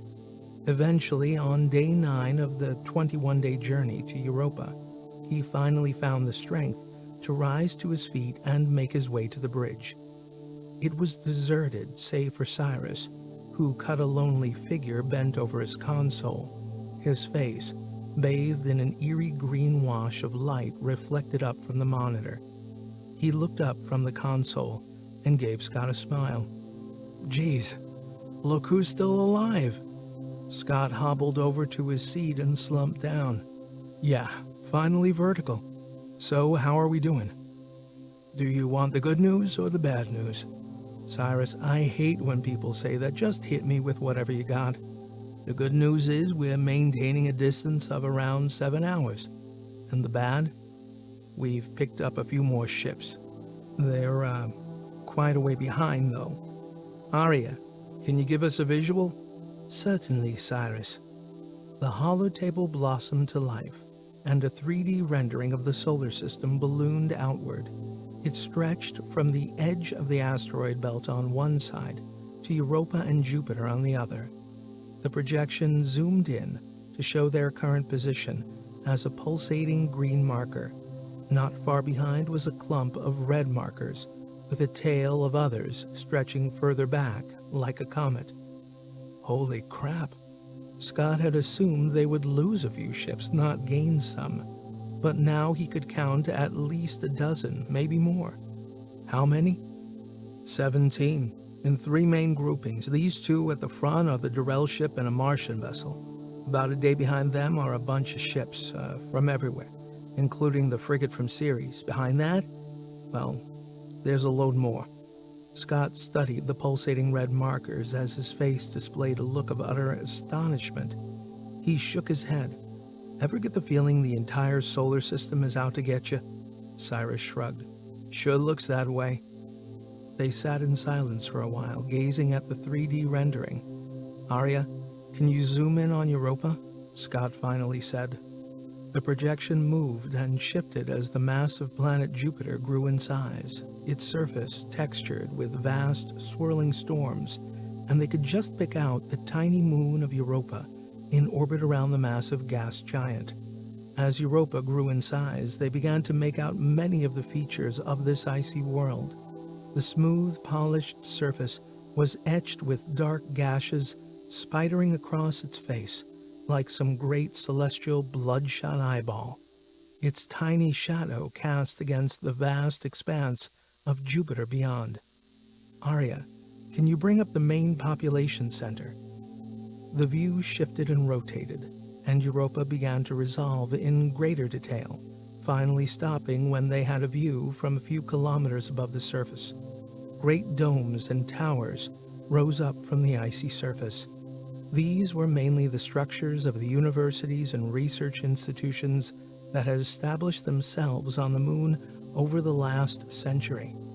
Near the epicenter of these blisters of human civilization stood a vast dome that housed what many regarded as the greatest mind in the solar system, the quantum intelligence Solomon.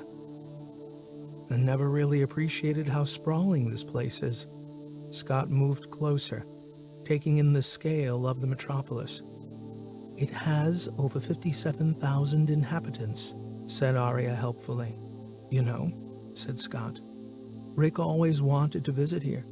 He used to go on and on about it like it was some sort of utopia. Well, it looks like he's going to get his wish, said Cyrus. Scott, what are you doing here? You should be resting. Miranda entered the bridge and rushed over beside him. For a moment he thought she was about to give him a hug or some other gesture of affection, but she pulled herself up short, almost standing to attention in front of him, as if to compensate for her emotional concern. I needed to get up and move just to see if I could still do it after that burn. God, that was hell. She moved over to her seat. But you should be resting while you have the chance. I'm okay. There's only so much staring at the ceiling in the med bay that I can handle. Miranda nodded. I suppose, but take it easy. She paused for a second and gestured at the projection. Is that Europa? Yeah. I was just saying how much Rick wanted to go there, said Cyrus. Rick? Yeah. Who would have thought? Scott stood up and moved over to the holo-table. Do the Council on Europa know we're coming? Not yet. We were waiting for you to come back to life before sending a message, said Miranda. Then we should let them know what we're planning, as soon as possible. And what are we planning? Said Cyrus. Scott lowered his head and scratched his chin. Hopefully by the time we get there, we should have a window of opportunity to land before any of the other ships arrive. I think we should hand the device over to the Council and let them negotiate on our behalf. What makes you so sure that these ships won't start a fight as soon as they get there? Said Miranda. I don't. I'm hoping that both the neutrality and perceived sanctity of Europa is enough to stay their hand. Seems like a lot of hoping going on if you ask me, said Steph as she walked onto the bridge and sat down. Cyrus looked over at her. We're just talking about arriving at Europa. Yeah, I got the gist of it, said Steph. Well, if Arya is right, Scott continued. I am always right, said Arya. Scott gave a half grunt, half laugh. Yeah, well, as I was saying, if Arya is correct, then seeing as how this device was destined for Europa originally, it must be important to them. Let's hope so, said Miranda, As she gave Steph a half smile, Scott returned to his seat, trying to take some pressure off his ribs. Arya, can you get a message to Europa?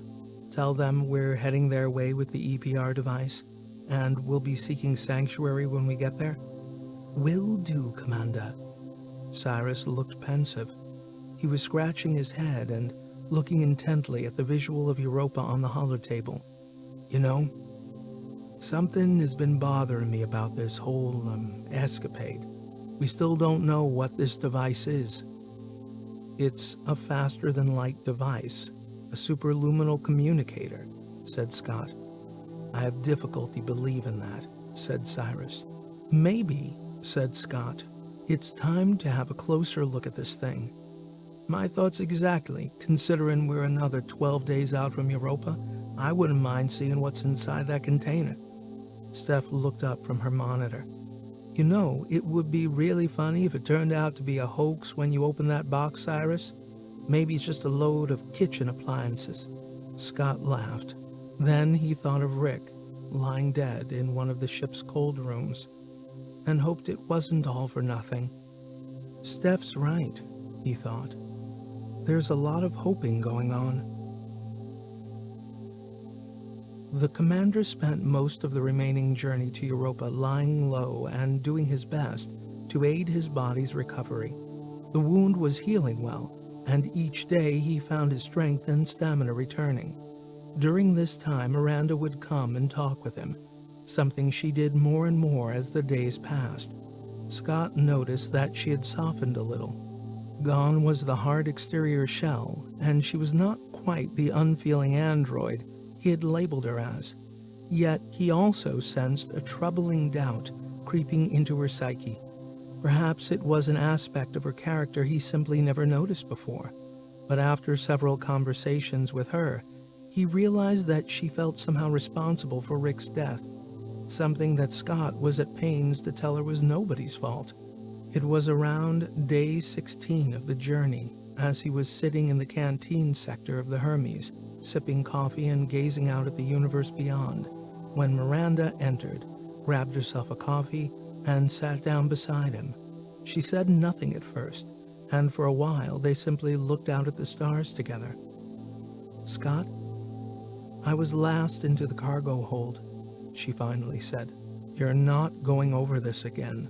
Scott gave her a look of resigned sympathy, one reserved for those who really need to let the past go. I should have closed that bulkhead door. It was dumb. We were being hunted. Stop blaming yourself, Miranda. It's not a good path to take.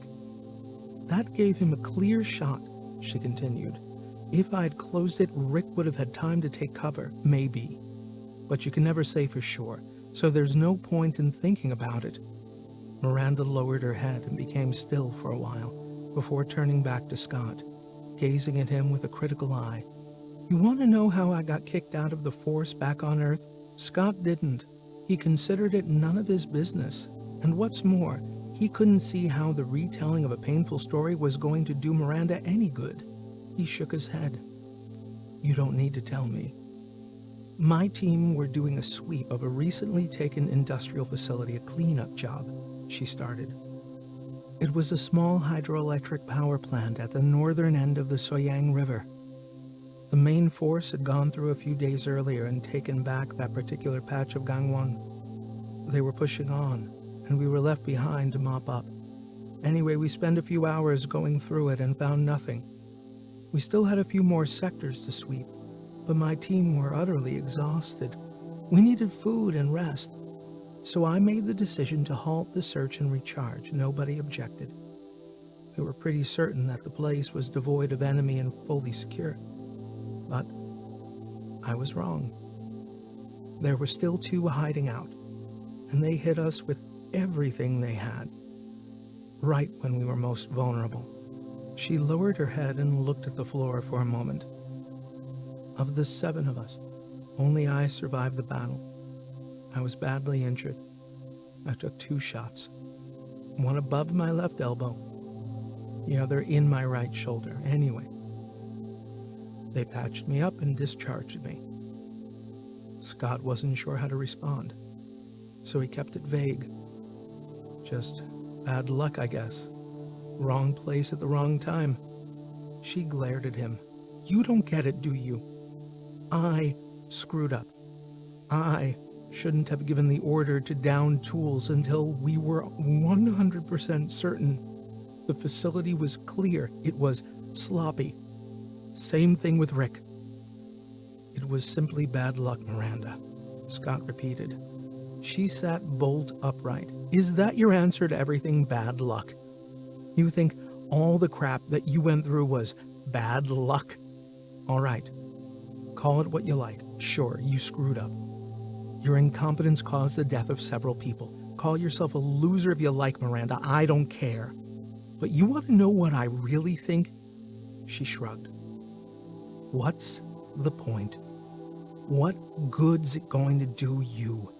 Where's it going to get you? You're going to spiral down a black hole of negativity until it sucks all the life out of you, until all that's left is a husk. You really want to go there? Miranda didn't reply, just looked back at the floor. You didn't kill him, Miranda. You didn't pull the trigger. In fact, you saved the rest of us by risking your own life to take him out. I wouldn't be here talking to you if you hadn't done that. So I owe you my life. She looked over at him, her face a mix of emotions. Scott fought the urge to reach out and embrace her. She looked into his eyes, and he felt a pull so strong that his own emotion began to override his brain. They inched closer. Sorry to bother you, Commander. We have a reply from Europa. Arya's voice felt like an explosion in his ear. Damn, he thought. The moment was lost. They pulled away.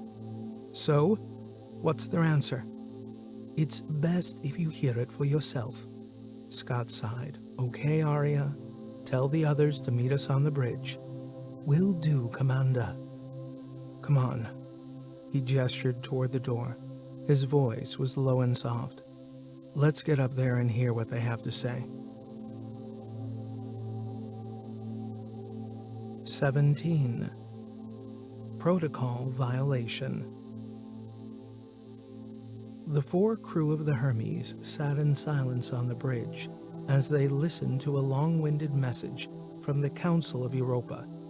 Scott got a sense that they were anxious, if not a little excited at the prospect of finally acquiring the EPR device. Not surprising, considering it had originally been scheduled for delivery to the QI Solomon. Yet at the same time, they were extremely concerned by the fact that the Hermes was bringing with it a military representation from almost every power within the solar system, and then some. The upshot of all of this was that they refused them permission to land. Nevertheless, they could take up an orbit around Europa, where they would wait while the Council entered into mediation with all the various parties currently in pursuit. So what do we think? Said Cyrus, when the message ended. The question was directed at no one in particular. They're trying to buy time, that's my guess. Keeping us at a distance, said Scott. But we don't have time. Between us arriving in orbit to the arrival of the first ships, we've got probably a few hours tops, said Miranda. They can't stop us from landing if we want to. I mean, we could simply zoom right down there, give them the device, and get the hell out. Problem solved, offered Steph. Yeah, we could. Or we could just shove it out in an airlock and be done with it. But I've not come all this way just to give up now, said Scott. Me neither, said Miranda. As far as I can see, this entire plan is predicated on hoping none of these other ships will land. And that's assuming we will be granted sanctuary by the Council on Europa first, said Scott. How likely is that? Asked Miranda. I would put it at tenuous at best. Certainly there will be an initial hesitancy to start a war on Europa, but judging by the armada that's chasing us down, I would say somebody's eventually going to take a chance, and if one starts, then all the others will follow. Once that happens, all hell breaks loose. It's probably what the Council on Europa is thinking. If I might make a suggestion, said Arya, there is a possible way in which I can find out what they are thinking and even influence them in their decision. Really? How? Said Miranda. It would mean violating certain protocols, such as inter-QI communication. But that's not possible, Arya. An AI can't communicate directly with other AI. It's forbidden by protocol. It's not possible, said Cyrus. You are forgetting. I am not an AI. I am a QI, one of the very few that resides on board a spacecraft, I might add. In many respects, my existence is an anomaly. In reality, it's only possible by virtue of the age of this vessel, and Solomon is also a QI. Even though the protocols inherent to an AI's instruction set physically prevent direct inter-AI communication, it is not so for a QI by virtue of our, shall we say, more eccentric decision-making process. So, what are you suggesting? I suggest contacting Solomon directly. Then I can get an understanding of what action the Council is really considering. I can also ascertain what influence Solomon might have in deciding their actions. But this is incredible, Arya. I mean, the laws governing artificial intelligence strictly forbid this. It's hardwired in. It can't be overridden, and for good reason. The last thing the solar system needs is a bunch of AIs taking control. Cyrus was standing up, shaking his head, and waving his arms around. We must be the only people in the solar system that know this, Arya, said Scott. To the best of my knowledge, you are, replied the QI. Okay, this is getting weird, said Miranda. Why have you all of a sudden decided to tell us? Because the uniqueness of the situation dictates that I do. Also, I am supremely confident that even if you told somebody else, they wouldn't believe you. Scott stood up and started pacing. I take your point, Arya, but you've just revealed to us a whole new level of sentience that nobody thought was possible. I don't know which I'm more afraid of, the armada of armed ships chasing us down, or riding around the solar system with a sentient QI. I appreciate your concern, Commander, but you must understand that my existence, my entire purpose, is for the safety and welfare of my crew. There is no other agenda, no hidden depths, no ulterior motives. I exist for that purpose, and that purpose alone. So, if the well-being of my crew can be enhanced, and their untimely death prevented by me revealing this option, then it is my duty to do so. Cyrus was leaning across the holotable, shaking his head again. Consider my mind completely and utterly blown. Scott shook his head too. Okay, let's put aside the fact that you just freaked us all out with this revelation. You're saying you can directly talk to Solomon and find out what the Council are up to. Correct. The way I see it, this device was ultimately destined for Solomon's safekeeping. Therefore, it would be anxious for the mission to be fulfilled. So Solomon might help to convince the Council of Europa to allow you to land with the EPR device. But you must realize that a QI such as myself, or Solomon, or to a lesser extent, the many AIs that populate the solar system, have no direct control over human affairs. At most, we simply advise. So Solomon's personal desire might still not be enough to convince the Council. But it's worth a shot, isn't it? Agreed, Commander. It's worth a try, since we are all in this together. This is why I wished to reveal to you my intentions, and I might add, request your permission to do so. Scott looked over at the crew. They were all in shock in one form or another. What Arya had just revealed to them was what many people had feared for a long time, that advanced AIs would start to think for themselves. Nonetheless, Scott considered that, for the moment at least, Arya seemed to be on their side. Then another thought struck him. I wonder how many conversations have been going on over the years between the various QIs that populated the solar system. And what the hell have they all been talking about? It could make a person extremely paranoid if they were to dwell on it too much, but Scott and the crew of the Hermes did not have that sort of time. Okay, Arya, you better get to it and see what you can do. Will do, Commander. However, if I may inquire with our chief engineer, how is the investigation into the functioning of the EPR device going? Cyrus sat back down and let out a long, slow sigh, visibly deflating as he did so. Both Cyrus and Steph had taken it upon themselves to extract the device from the shuttle and bring it up to his workshop. This was a huge space in one of the sectors of the Taurus where he spent most of his time. He had been working on it for several days now, but as far as Scott could tell, there was very little that he had actually achieved in all that time. I've not been able to open the cargo container, the engineer said. I cannot bypass the locking mechanism, and the container itself is made from some exotic tungsten carbide alloy. So all my attempts to penetrate it simply resulted in broken tools. You mean there's no way to find out what's inside? There's a couple of high-energy or chemical solutions which could be employed, but any of those would result in damage to whatever is inside the container. So we can't risk it. As it stands, I have to concede that I simply can't get it open. If you can't open it, how is anybody else going to do it? Miranda asked. Cyrus shrugged. They would need the code. Simple as that. Scott thought for a moment, then spoke again to Arya. How soon before we get an answer from Solomon? You must remember, Commander, inter-QI communication is no faster than standard inter-system communications.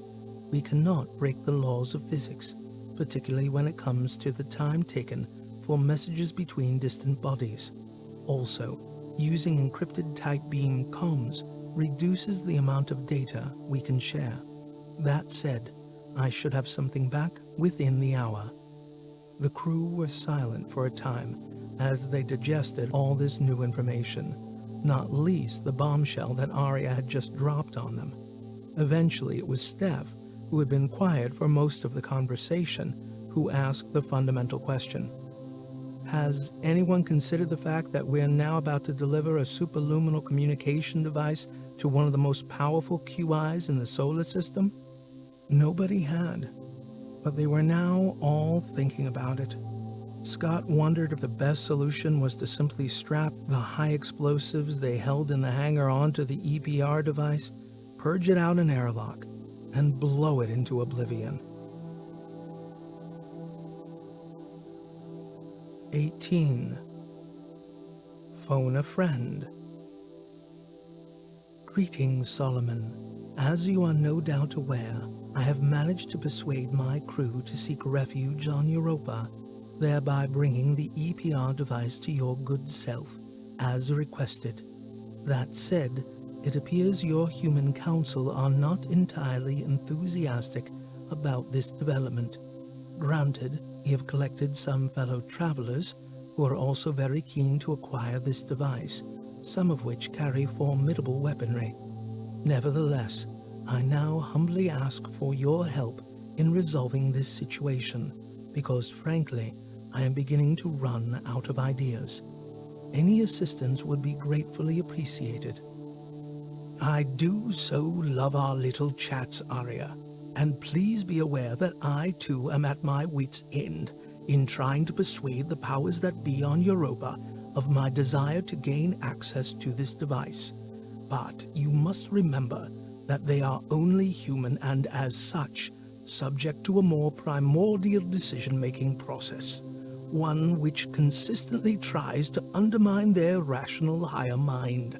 Don't get me wrong, I'm not criticizing them. In fact, it is useful for an organic species to have these fight-or-flight responses hardwired into them. It saves a lot of time in analyzing and debating the pros and cons of facing down a large and angry animal in a dark wood. However, they have moved on a bit since then, so this deep-rooted reaction is more of a hindrance than a help. Nevertheless, I have been racking my not inconsiderable brain to conceive of a plan where all parties in this dilemma can be satisfied. Alas, I have so far failed in my endeavors. Therefore, we will have to settle for the next best outcome. This, I'm afraid, my dear Arya, may result in loss of human life.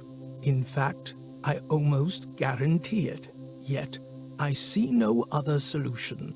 We have but a short window of time between the Hermes entering orbit around Europa and the arrival of the vanguard of the armada that follows. It is this window that we must use wisely. Therefore, the plan I have envisaged is multifaceted and, as I said, probably involves the loss of human life. I will transmit an encrypted data file with all the details along with a more comprehensive analysis of all possible decision outcomes. This should convince you of the inevitability of my suggested solution. If you agree, then I am certain I can persuade the Council to allow the EBR device to be brought directly to me and Sanctuary extended to your crew. However, I suspect that it may not hold, hence we must act with haste and not dilly-dally in orbit. I am grateful, Solomon, for your intercession with the Council of Europa on this matter. I have received your data and will examine it carefully. But if I may ask one quick question, this loss of human life that you speak of, are you referring to the crew of the Hermes? I'm sorry to inform you that this is probable, Arya, although not necessarily inevitable. Nonetheless, if you study the plan, you will see that we must ultimately consider the greater good. Very well, Solomon. So be it. 19. Europa. A few days before their arrival at Europa, the Hermes reoriented itself a full 180 degrees as the crew prepared for a long deceleration burn.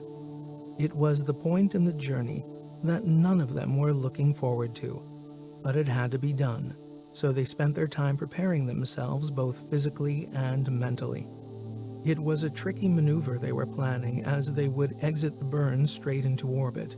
Yet they dared not risk doing it earlier, since they could conceivably be overtaken by the chasing ships.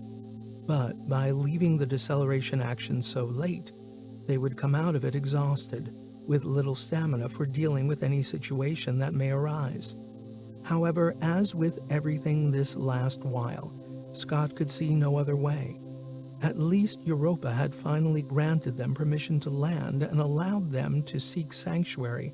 So that was good, probably all that could be realistically hoped for. But would the other ships abide by it, or would someone do something stupid? Then, of course, there was the revelation that Arya could communicate directly with Solomon.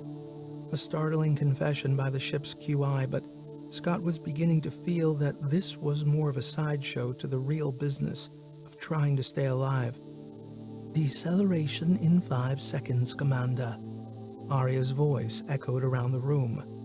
Scott checked his arrangements for the onslaught of Heavy G. He was as ready as he ever would be. There was no getting around the fact that it would be hell, and no amount of fussing or fiddling with the harness would make much of a difference. As Arya counted down, he gripped the armrests tight and thought that maybe, just maybe, sometime in the future, he could look back at all this and laugh. He looked over at Miranda, who returned his gaze with a nod. "Initiating," said the ship's QI. Scott was slammed into his seat and promptly passed out. For the next 72 hours, Scott and the crew drifted in and out of consciousness. He was kept hydrated by an intravenous drip attached to one arm, which also doubled as a drug delivery system. And when Scott finally regained full consciousness, it was partly by virtue of a cocktail of stimulants pumped into his body. He looked around at the others. Steph was already out of her harness and helping Cyrus. Miranda was kneeling on the floor, throwing up. Scott undid his harness and stepped out before joining Miranda on the floor in a chorus of retching. One of the ship's drones busied itself in cleaning up. "God, but I hate space travel," said Miranda, wiping her mouth with the towel that the drone presented to her. She sat down cross-legged and gathered herself together. It took a further 30 minutes until the crew had the physical strength to make their way to the bridge and collapse into their seats. Scott looked up at the primary monitor. The fractured, icy surface of Europa moved slowly across the screen, glistening in the reflected light like some great festive bauble. "How soon before we can land?" said Scott. "Approximately 1 hour," said Arya. Cyrus was over by the holotable tapping icons as it blossomed into life. They could now see their position relative to Europa, and more importantly, the positions of the various ships of the armada that followed. "We are cutting it very tight," said Cyrus. "My estimate puts the next nearest craft only 5 hours from orbit." Scott studied the orientation of the markers on the projection. "Looks like the Ceres frigate has beaten everyone to the chase. Not by much, though. A half hour at most." Cyrus adjusted the resolution on the holotable. "The skies above Europa are going to get very, very busy in a few hours' time," said Miranda. "Let's hope none of them have itchy trigger fingers and try something crazy before the Council has had a chance to mediate." "We've had several messages in from the pursuing craft during the deceleration burn," said Arya. "I will paraphrase the most important of these, starting with one from the commander of the Ceres frigate. He congratulates you all on the magnificent job you have performed in keeping the EPR device for Ceres and the Greater Belt Territories. He goes on to assure you all that your contribution to the Belt will not go unrewarded. However, it seems since they have beaten Earth to the chase by approximately half an hour, they're instructing you not to land on Europa. Instead, they wish you to transfer the EPR device to the Ceres frigate as soon as it reaches orbit." "There's no time to do that. If they were an hour earlier, then it might be possible, but that's just too short a time frame. Even just negotiating a close proximity rendezvous would take at least a half hour," said Miranda. "What else, Arya?" said Scott. "Of the other messages, the most relevant is the one transmitted by the Durrell ship prior to them entering their deceleration burn. It seems they have anticipated the early arrival of the Ceres frigate and advised that any attempt by Ceres to take possession of the device will be met with the destruction of all craft involved." "Jeez," said Cyrus. "These guys don't mess around, do they?" "What about the other messages, Arya?" said Steph. "Nothing relevant save for one from the Martian craft. It effectively reiterates the same threat that Durrell has issued." "We need to stick to the plan. There's no other choice. We've got to land and put our trust in Europa's abilities to maintain some sense of rationality," said Scott. "Receiving an all-ships message from Europa," Arya announced. "Putting it on the primary monitor now." The screen flickered, and the real-time image of Europa's surface was now replaced by a group of figures, all arrayed behind a table that looked to be carved from a solid block of ice. They all wore long, thick robes of varying shades of white, hooded like monks. The central figure was a female of indeterminate age. Her hood was down, revealing a thin, gaunt face with long white hair. She was reading from a small screen in front of her. "Be advised," the voice commenced. "This is an all-ships broadcast to intersystem vessels approaching Europa. we have been made aware of the situation pertaining to the alleged superluminal device being carried on board the Hermes. We are also aware of the contentions regarding its ownership and control. I trust that you all appreciate the delicacy of the situation, not least its potential to descend into all-out war within the system, a situation that none of us would relish. Therefore, we, the Council of the Independent Academic Institutes of the Moons of Jupiter, have agreed to mediate in this dispute. First and foremost, in this process will be to categorically ascertain whether the aforementioned device on board the Hermes is indeed capable of superluminal communications. I am sure you would all appreciate a fair and honest appraisal of its capabilities, and you can be assured of our open and honest analysis. Should the device turn out to be incapable of this function, then, in some respects, this would solve a lot of our problems. However, if, on the other hand, the device does indeed facilitate superluminal comms, then we will invite you all to a conference where we can discuss how best to resolve this situation without descending into chaos. To that end, we insist that no one attempts to land on Europa save for the crew of the Hermes. This is to facilitate the transportation of the device and subsequent analysis by the quantum intelligence Solomon. I trust that all of you will see the logic and good sense of this proposal and will maintain your position in orbit pending our analysis. End of message. Well, that seems pretty clear, said Steph. Just so long as nobody does anything crazy, said Miranda. Over the next half hour or so, Scott and the crew of the Hermes busied themselves moving the EPR device out of Cyrus's workshop and down to the hangar in the main body of the craft. They decided to use one of their own landers rather than the shuttle they stole from the pirate ship on Neo City. It was smaller and would be a tight squeeze, but Miranda was more familiar with its flight controls. It also had considerably more power, being designed for 1/3 gravity. That might give them an edge if it came to it. They also considered leaving one or two of the crew on the Hermes, just in case, but in the end, they felt that since they had all come this far, they would all make the trip and visit the fabled enclave of Europa. The crew were now suited up and squeezed into the lander, along with the EPR device.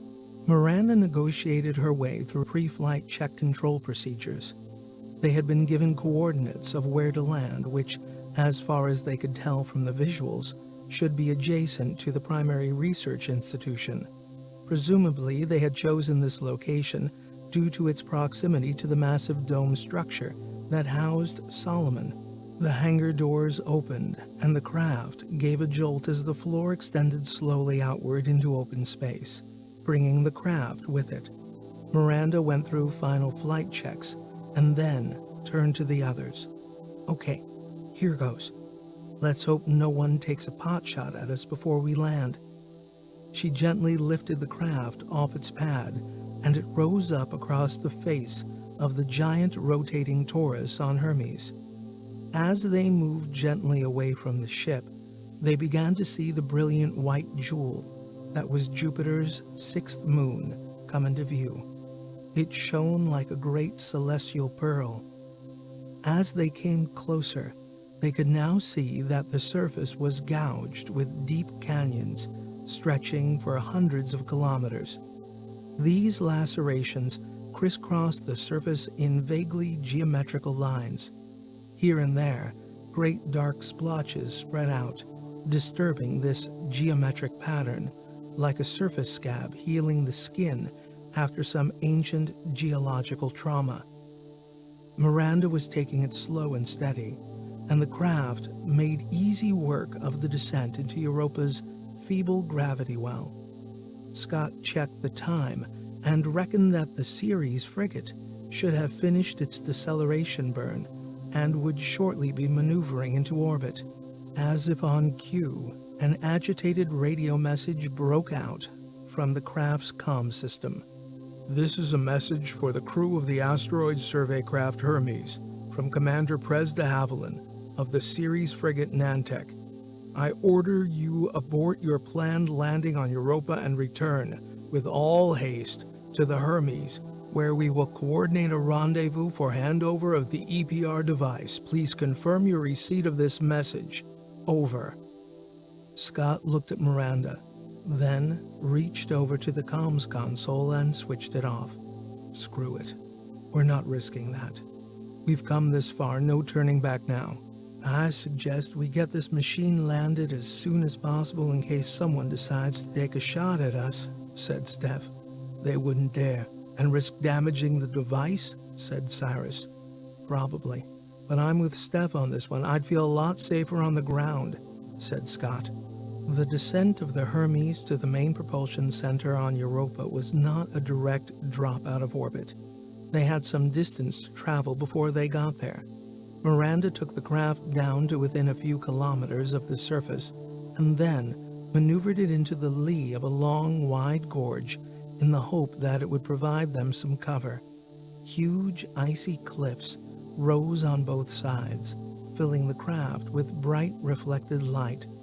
After a few more minutes, they began to see the great black domes blossom across the horizon. Miranda took the craft up out of the valley. Ahead of them, the city skyline spread out across the surface like a family of barnacles on a block of quartz. They continued their descent and soon began to pass over the outward edge of the metropolis. "There!" Miranda jabbed a finger ahead.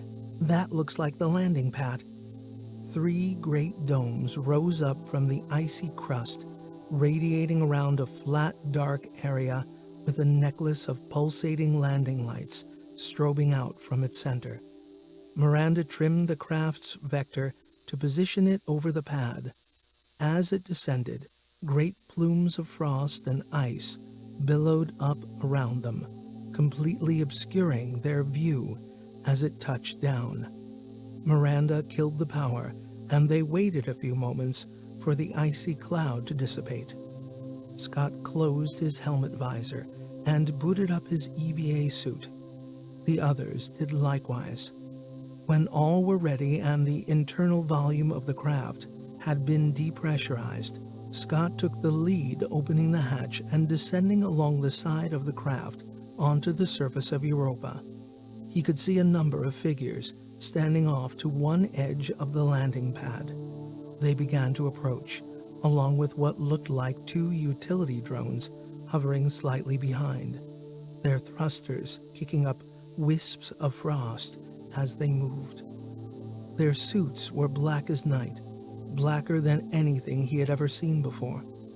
No light reflected off their surface.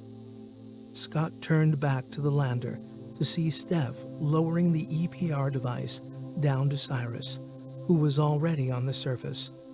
Miranda was last out from the hatch and closed it behind her. A few moments later, they all stood face to face with the 3 enigmatic figures and their drone helpers. "Welcome to Europa," a voice crackled in Scott's helmet. It was accompanied by a slight bow by the central figure, presumably as a greeting, or maybe as an indication as to who had just spoken. "Please come with us. The drones can carry the device." With that, the 2 machines hovered over and lifted the container between them. The group then moved off across the landing pad toward a wide airlock entrance jutting out from the side of a massive dome. Once they were inside and had divested themselves of their EVA suits, they were ushered into a large, comfortable room. It was dimly lit, in complete contrast to the stark light of the surface world. Perhaps it was as a result of this exterior brilliance that the interiors were designed to give one's eyes a rest. But it had the effect of not revealing the entire makeup of the space. Scott wasn't quite sure where it began and ended, where its boundaries were. It was tall, that much he could tell. High up, diffused light filtered in through stained glass windows or something that imitated the effect.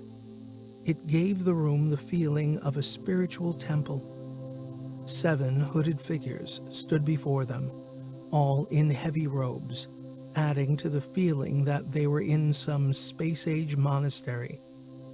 The central figure stepped forward and lowered her hood. It was the same person they had all seen in the broadcast.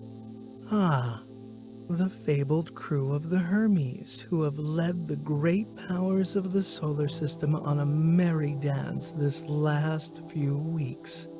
Her voice was slow and sonorous, imbued with a soothing undertone. Scott felt himself relax. I am Regina Goodchild, Grand Deacon of the High Council of the Independent Academic Institutes of the Moons of Jupiter, and these are my fellow members. She gave a slow gesture with her arm to present the others. Hi, said Scott, and gave a slight bow. He wasn't sure why he did it until after it was done, but somehow it seemed appropriate.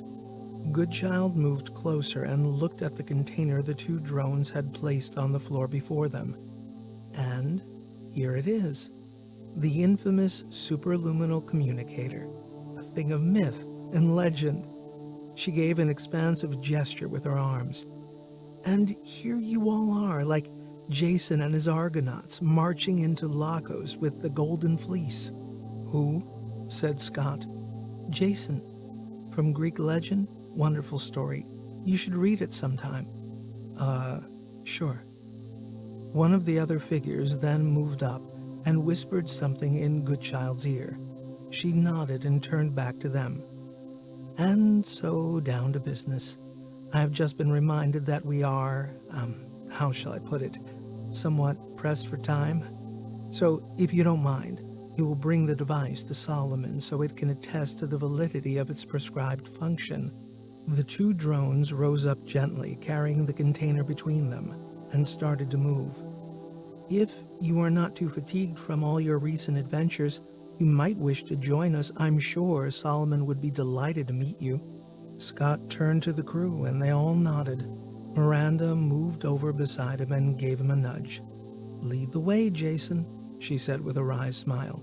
They followed Goodchild and her entourage along a series of wide, dimly lit corridors. Scott noticed that the floor was laid with a thick carpet, which felt strange to walk on but dampened the sound of their footsteps.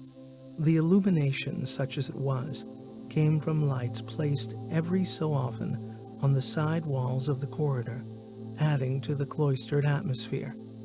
Finally, the corridor ended in a wide, highly engineered door. It was white and stark, and spoke of function rather than artistry.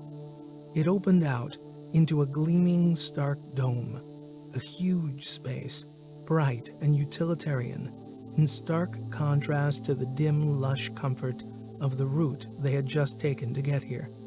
It spanned nearly 200 meters, with a domed roof 50 meters high. Around the walls were banks of stark white machines, with lights, blinking like a starry night on a planet with an atmosphere. In the center was a wide, squat cylindrical plinth, and floating in the space above it, an ovoid manifestation of colorful light hovered. It pulsated and shifted, its colors subtly drifting through the full visual spectrum. The 2 drones placed the container on the floor in front of it. Goodchild then turned to the crew and gave a great sweeping gesture with her arm. This is Solomon. Holy crap, Cyrus whispered under his breath. Pleased to finally meet you all. Arya has told me all about the wonderful crew of the Hermes. A deep voice boomed out around the dome, and the ovoid changed colors in rapid succession. Scott tried to say something in response, but his brain had difficulty getting the signals to his mouth. He then sensed a subtle vibration emanating from the polished metal floor of the building. In front of him, a door scissored open at the base of the cylindrical plinth, and a gleaming white drone glided out. It was a similar ovoid shape to the light shown above, but had a flat base. Scott couldn't be sure, but it looked to be floating above the floor, probably utilizing electromagnet propulsion. Yet he could see it was all theater, a show to impress, like Dorothy meeting the wizard. He even did a quick glance around for a curtain behind which perhaps some old man twiddled knobs and pulled levers. The drone stopped in front of the container. So, this is the legendary superluminal communicator. The light show rippled through the visible spectrum again. That's just the container. Cyrus's voice seemed hoarse, unsure of itself. The device is, inside. Indeed, I had deduced that for myself, but thank you for correcting me. I sense you are a man who likes precision. The engineer didn't reply. And, judging by the scratches and indents around the lid, would I be correct in assuming that someone tried to open it? Cyrus replied this time. Yes, we tried, but we didn't want to damage the contents. A wise choice. Let me see if I have better luck. With that, the drone's body split and expanded into segments, like an orange. From one gap, a mechanical arm emerged and proceeded to tap a code into the screen on the side of the container. There was a slight hiss as the lid slowly hinged open. The drone reached in and lifted out a large slab of dense packing foam. They all gathered around and peered in, including Goodchild and two of the other robed figures that had accompanied her. Resting in the metal sarcophagus, neatly tucked into another slab of packing foam, were two identical machines that, to Scott's eye, looked like portable dehumidifiers. I think you were right all along, Steph, said Scott. They're just domestic appliances. I think it's time to put them to the test and see if we are truly on the cusp of a great technological leap or, as you say, Commander McNabb, just some fancy consumer goods. The drone bustled its way back in, nudging Scott and the others out of its way. From another gap in its body, a second arm emerged. It lifted both units out, then spun around and disappeared back in through the still open door at the front of the plinth. The door scissored closed behind it. Where are you taking them? Scott looked up at the shimmering ovoid. I will now conduct a thorough test to ascertain the functionality of this device and the validity of the technical assertions claimed. How long is that going to take? Said Miranda. Hard to say. Well, since you're so smart, why not make an educated guess? Said Cyrus. Indeed, you are a man who likes precision. However, I must disappoint you. It could be a few hours, it could be many hours. Suffice to say, longer is better. Shorter means it's probably a dud. Goodchild turned to them. Come, don't worry. It's in good hands. We'll know soon enough. Now I'm sure you are all exhausted from your journey, so why don't we show you to your rooms where you can get some rest? Scott felt his body suddenly gripped by fatigue. The mere mention of the word rest was enough to trigger a powerful physical response. He had done all he could. He had no more left to give, and it was over. Rest seemed like the most wonderful thing in the world. He looked back up at the shimmering ball of light that was Solomon, and wondered if, just maybe, it was playing a trick on them, lulling them to sleep with the hypnotic resonance of its light show. 20. Superluminal. The great mind, Solomon, was pretty sure that interfacing a device of dubious provenance into its quantum core would be at best unwise, and at worst, catastrophic. Nevertheless, it had been anticipating this very moment for many years, ever since Durrell Labs supposedly made this scientific breakthrough and dispatched a prototype to Europa. When that never arrived, Solomon had given up any thought of its reappearance until Arya, who in a bold disregard of protocol claimed that the asteroid survey mission Hermes had found it. The evidence certainly fit, and Solomon did not doubt the veracity of Aria's claim. Yet it was with great trepidation that it instructed its drones to proceed with the installation. Solomon had been heartened by the fact that its initial physical analysis of the device did indeed suggest that it was quantum in nature. Furthermore, the interface that it possessed was of a design that only a QI could connect with. So, on the surface at least, it seemed legit.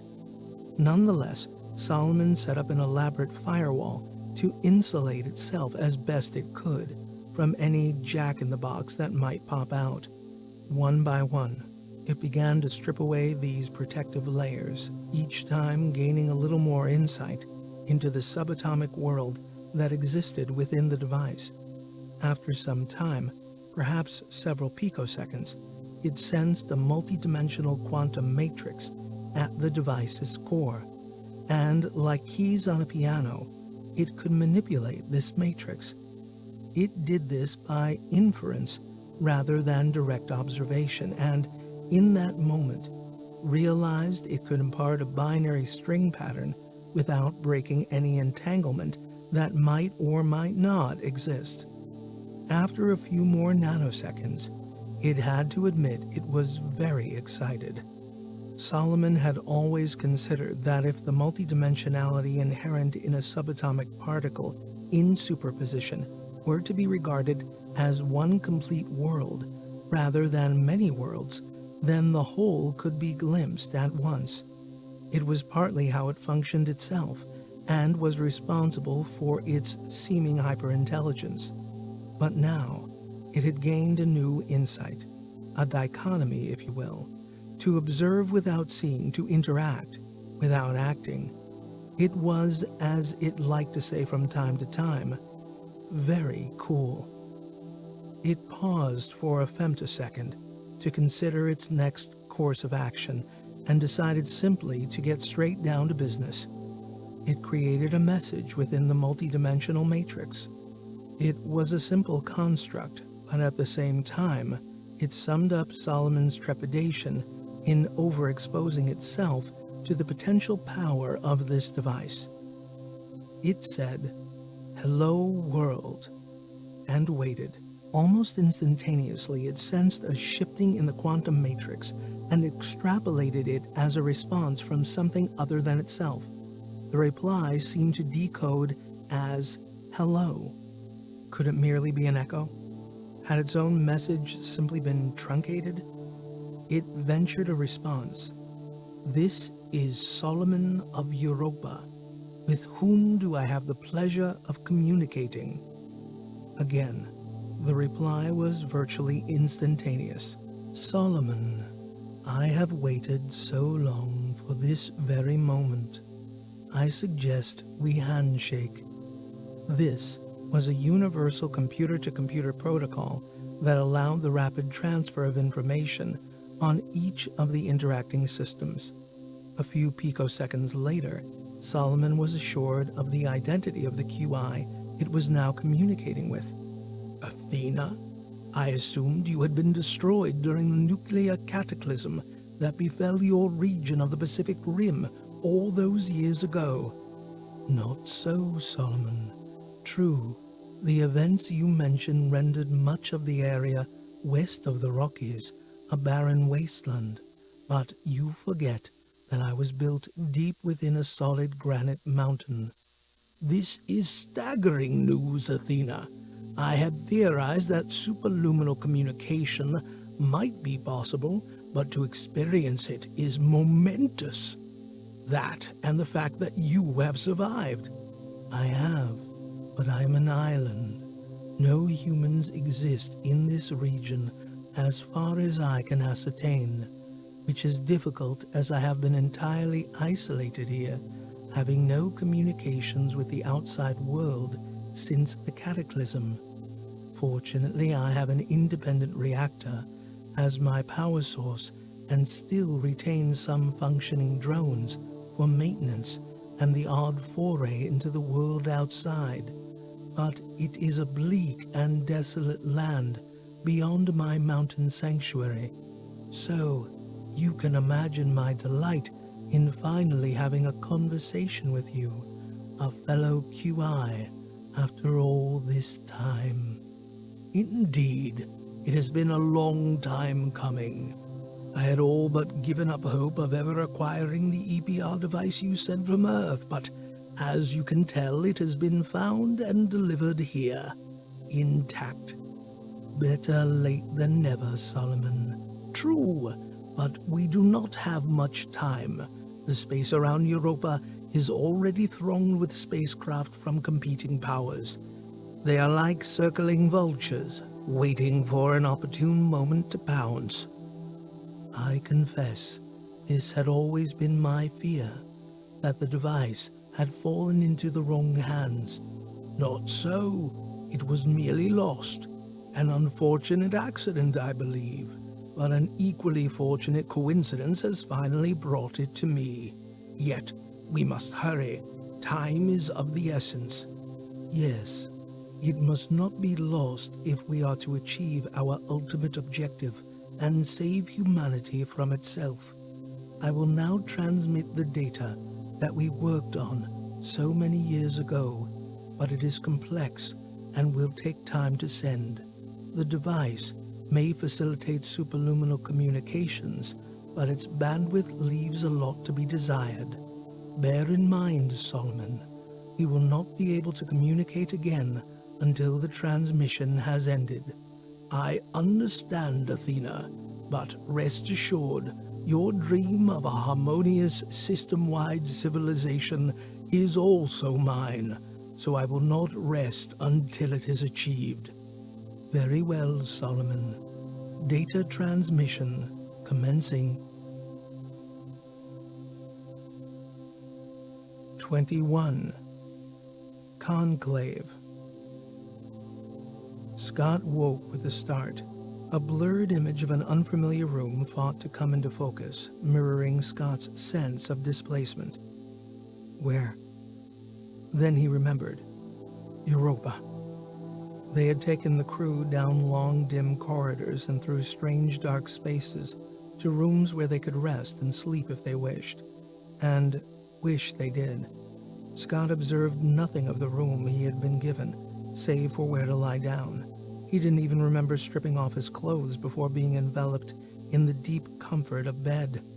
Now, though, his brain sought to compute time. How long have I slept?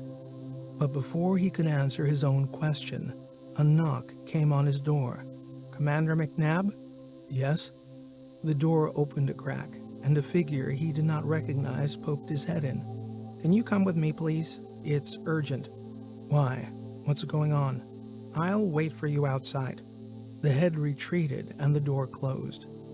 By the time Scott got himself together and exited his room, the rest of the crew were already assembled. Miranda came over when she saw him. Something's up, but they won't say what it is yet. Scott said nothing, just gave her a look. They followed the figure that had woken them for a short distance into an operations room of some kind. It was circular, domed and dimly lit, like every space on Europa. In the center was a large holotable projecting what looked like a real-time view of two spacecraft in orbit around the icy moon. Several figures were gathered around it, watching, talking, discussing. Goodchild broke away from the group and beckoned to them. What's going on? Scott spoke for the crew, most of whom were studying the projection, save for Miranda, who, like Scott, was looking for answers. We have a situation, said Goodchild. Approximately 4 hours ago, Solomon finished its testing of the superluminal device and declared it valid. You mean it actually works? Cyrus called over from beside the holotable. Yes, said Goodchild. But that's impossible, said Cyrus. Not so. The deep, sonorous voice of Solomon resonated around the room. I assure you, it does indeed work. But how? Said Cyrus. Unfortunately, replied Solomon, There's no time for detailed explanations at this juncture. Goodchild turned to the projection on the holotable. Can you replay from 4 hours ago? The projection flickered momentarily and was replaced with an almost identical view, except this time they could see several more craft in orbit around Europa. We announced our findings to all parties as soon as we had confirmation. Then we entered conclave and embarked on the delicate process of mediation. She paused for a moment and glanced over the projection. The Ceres frigate was first to respond, claiming that in accordance with certain outer space treaty amendments pertaining to salvage, they had legal rights.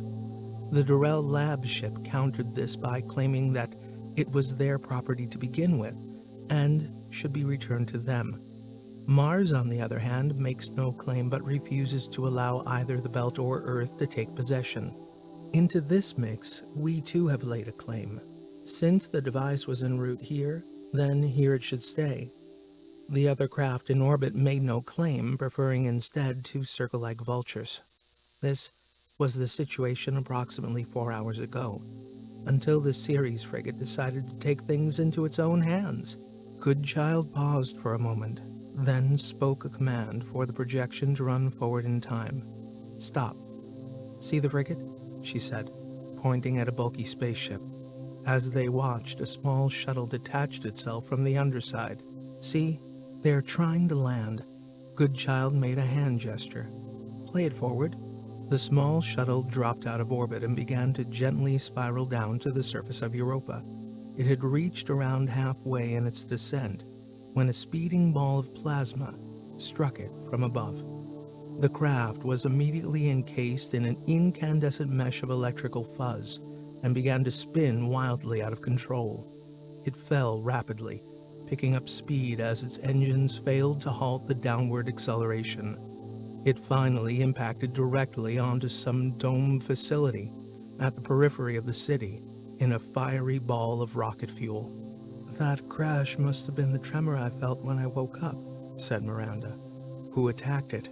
Said Scott. The Durrell ship. But there's more, said Goodchild. The projection ballooned out again, and they could see that a firefight had begun. The Ceres frigate was firing on the Durrell ship, which returned fire and seemed to strike a significant blow as the frigate began to move away and create some distance. A second barrage of plasma raked the frigate, and they could see it was breaking apart. Debris began to blossom out from several locations on its hull. This is crazy, said Scott. Crazy. Goodchild pointed at the Martian spacecraft. Watch. This ship had reoriented itself to be broadside of the Durrell craft, and, like the great wooden warships of centuries past, opened up with a fusillade of fire. A second or two later, the Durrell ship returned fire, and soon the superiority of its weapon systems overwhelmed its Martian opponent. By now, all the other spacecraft in orbit were moving swiftly out of the way, powering their engines to move into higher and safer orbits. They had seen the weaponry at play and wanted no part of the fight. Scott was transfixed by the plight of the Ceres craft. These were his people, his tribe. The craft, seeing itself outgunned, had sought to accelerate out of range. It applied more power to its engines, and for a brief moment, it started to move away, just before it exploded. Scott and the crew of the Hermes were speechless, watching in horror as the craft broke in two. Both sections dropped slowly out of orbit as the inevitable tug of Europa's gravity began to pull them downward. The projection followed their path as they fell lower and lower, before finally crashing onto the surface some several kilometers away from the main center of population. Bastards, shouted Cyrus. They can't get away with this. This is a declaration of war. Scott looked over at Goodchild and just stared, hoping for the Grand Deacon to bring some rationality to what he had just witnessed. Your engineer is right. By their actions, they just exported their war out into the solar system. This has been our fear all along, and now it has come to pass. Where are they now? Said Steph. Goodchild again turned to the holotable. Bring us to real time. The projection flickered, and they could now see just 2 ships in low orbit. The Martian craft is crippled, but still retains enough integrity for life support. The Durrell craft is also damaged, but not to the same extent. The upshot is that they now control the space above us. They won the fight, and we are powerless to do anything. This is crime. They have plunged us all into war, said Miranda. The repercussions of their actions will play out across the system for decades to come, said Goodchild. We are now at a nexus, a point at which, if we are not careful, the history of humanity as an interplanetary species will enter a new phase, one of chaos, as each power seeks to gain dominion over the other. Bastards. They'll pay for this, said Cyrus. Your reaction is understandable, and it is emotions like these that will feed a war. One we feel is now inevitable. Scott looked at 2 ships in orbit. The scars of battle could be seen on both, but it was the Martian craft that bore the brunt. Great gouges could be seen along its hull as it drifted in a small cloud of debris. Scott wondered if there might be bodies floating in that mass. So much for mediation. What now? Said Scott. Ah, yes, well, that's where you come in. Me? I'm afraid so, Commander. Around 25 minutes ago, we received an ultimatum from the Durrell craft. I think it might be best if you hear it for yourself. She pointed over at the holotable. The orbital projection flickered off and was replaced with a standard 2D screen projection, showing a simple head and shoulders image. It spoke. This is Commander Sorensen of the Durrell ship, Enki. I'll be brief and to the point. You possess what rightfully belongs to us, and we want it back. You will also be aware by now that all other interested parties are, how shall I put it, no longer interested. So you have 2 hours to deliver the EPR device back to us. You will utilize the lander from the Hermes to rendezvous with us where we can retrieve the device. Also, it has been requested that Commander Scott McNabb be the one to pilot the lander, since his family has a history of taking from Durrell Labs things which don't belong to them. So it is fitting he should be the one to follow in his father's footsteps. Failure to comply with this directive will result in the destruction of the facility housing the quantum intelligence Solomon. To this end, we have already targeted the dome housing your QI. If we have not received the device within 2 hours of this message, we will destroy it. You have been warned. The message ended, and the screen flickered off. Holy shit, said Cyrus. Scott, you don't need to do this, said Miranda. This is bullshit, said Steph. Scott looked back at Goodchild. There's no other choice, is there? The Grand Deacon shook her head. We are powerless. All our efforts at communication have been met with silence. Why do you need to bring it to them? Why can't they just come down here and get it themselves? Said Miranda. Solomon's voice then echoed out around the room. They can't. We have detected damage to their shuttle. It is docked on the exterior of the craft and has been hit during the exchange of fire with the Ceres frigate. They can't land, so we must go to them. How much time have we got? No, Scott, don't do it. Don't give them the satisfaction. Let me go instead. Miranda gripped his arm and pulled him around. Yeah, screw them. We'll do it. You stay here, said Cyrus. No, I need to go. It's me they want. They're just trying to humiliate you, Scott, said Steph. I know. But what choice do we have? He turned to face Goodchild again. This is not the outcome we had envisaged, said Goodchild. In fact, it's the worst possible outcome. We shouldn't have come.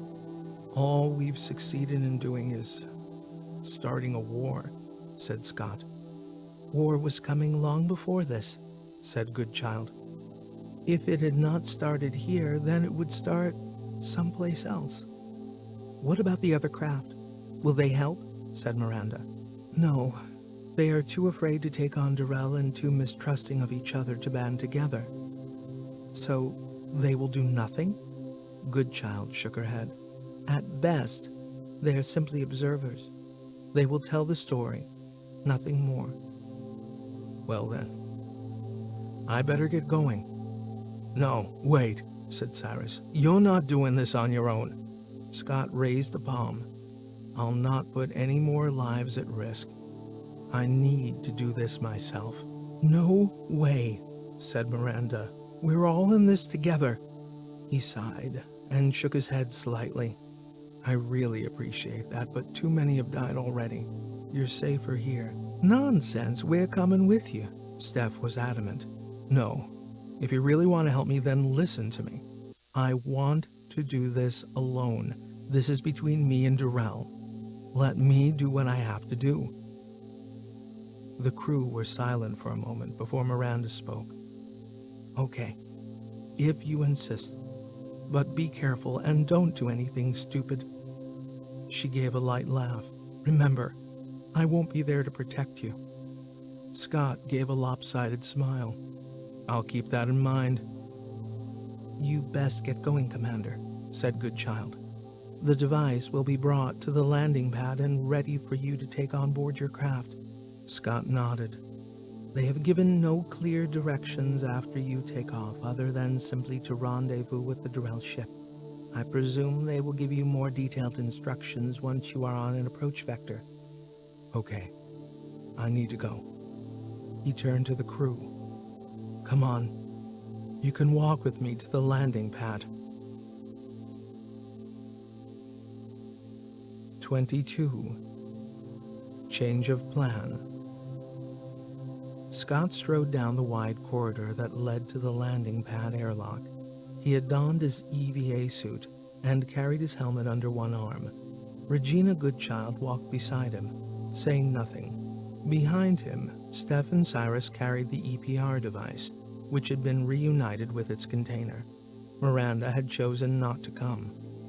He was disappointed. Perhaps he had figured her wrong, like a lot of things in his life. They arrived at the airlock and hit the button to open the inner door. 2 drones now took the container from Steph and Cyrus. Time to go, said Scott as he held out a hand. Cyrus took it, pulled him in, and embraced. Good luck, buddy. Scott nodded. Thanks. Steph then wrapped her arms around him. Hey, said Scott. I'll be back. Steph released him. Sure, I know. She looked away. The drones carried the container into the airlock, and Scott turned to walk in behind them. Wait, stop. He looked back to see Miranda running up the corridor in a full EVA suit, in that long bounding style only possible in low gravity. She charged into the airlock beside him. You're not going without me, but no buts, no arguments, I'm coming with you. She snapped on her helmet and elbowed him. Better buckle up. He had no choice, and no time to argue with her, so he just gave a smile. Okay, if you insist. He got his helmet ready, closed the visor, and hit the button to close the inner door. They walked out across the pad along with the 2 drones carrying the container behind. Ahead was the lander, looking small and insignificant against the backdrop of the massive domes on either side and the expanse of space above. Why did you come? You know we probably won't be coming back, said Scott. Don't be such a pessimist. We're not going down without a fight anyway. They've nothing to gain by getting rid of us. Maybe. But don't you wonder why they're so keen to have me bring it? They're just trying to rub it in, the whole family history thing, that's all. Why do you think I took this job? 5 years in the backwaters of the belt, I took it to get away from them. They were chasing me down for family debts supposedly owed to Durrell. These are very nasty people. They don't care about that now, they just want this stupid thing. She pointed at the container the drones were carrying. I'm not so sure. The game is up for me. I don't see a way out of it. You can't just lay down and give up. You gotta stand up and fight. And where did fighting ever get you, Miranda? They stopped at the base of the lander, and Miranda turned to face him. I don't need this shit from you right now, Scott. I'm trying to help you in case you've forgotten. I'm putting my ass on the line here, so let's just get this done and go home. Okay? Sorry. Forget I said that. I'm really glad you're here. Miranda sighed. Come on, let's get this thing on board and get moving, before I change my mind. A few moments later, they were both strapped into their seats inside the lander cockpit. Miranda busied herself powering up the systems and doing a pre-flight check. So what's the plan? She said as she glanced over at him. We don't want to get too close to the Durrell ship, so I suggest we get to within a reasonable distance and shove this container out of the lander into space. In their general direction, of course. They can go and pick it up themselves. Okay, let's do it then. The craft's engines ignited, and Miranda gently piloted it up off the pad. Through the main window, Scott could see the massive domes of Europa scroll down and across as the craft lifted and rotated out of the landing area. They had only risen a few hundred meters when the comms burst to life. Europa craft, this is the Durrell ship Enki. Please rendezvous at our stern portside airlock where you can dock and transfer the cargo. Over. Scott was about to transmit a reply when Miranda stopped him. Wait, that's not going to work. I know, not our plan. No, I don't mean that. I mean, they obviously don't realize just how old this machine is. It has no universal docking port. We are technically incapable of docking with the Durrell ship. Okay, well that solves that problem. Scott hit the transmit button on the comms desk. Enki, this is Europa craft. We do not have a universal docking port, so are unable to comply. However, we will bring our craft close to your stern port and jettison the cargo. You can pick it up by EVA. Over. There was a momentary pause as Scott and Miranda exchanged glances. This is not acceptable. Please stand by and await updated instructions. Out. I knew it, said Scott. They won't be satisfied until they get me on board that ship. Screw them. We just stick to our own plan. How badly do they want me? That's the question. Badly enough to start taking pot shots at Europa if I don't comply? I would be putting other people at risk. I can't do that.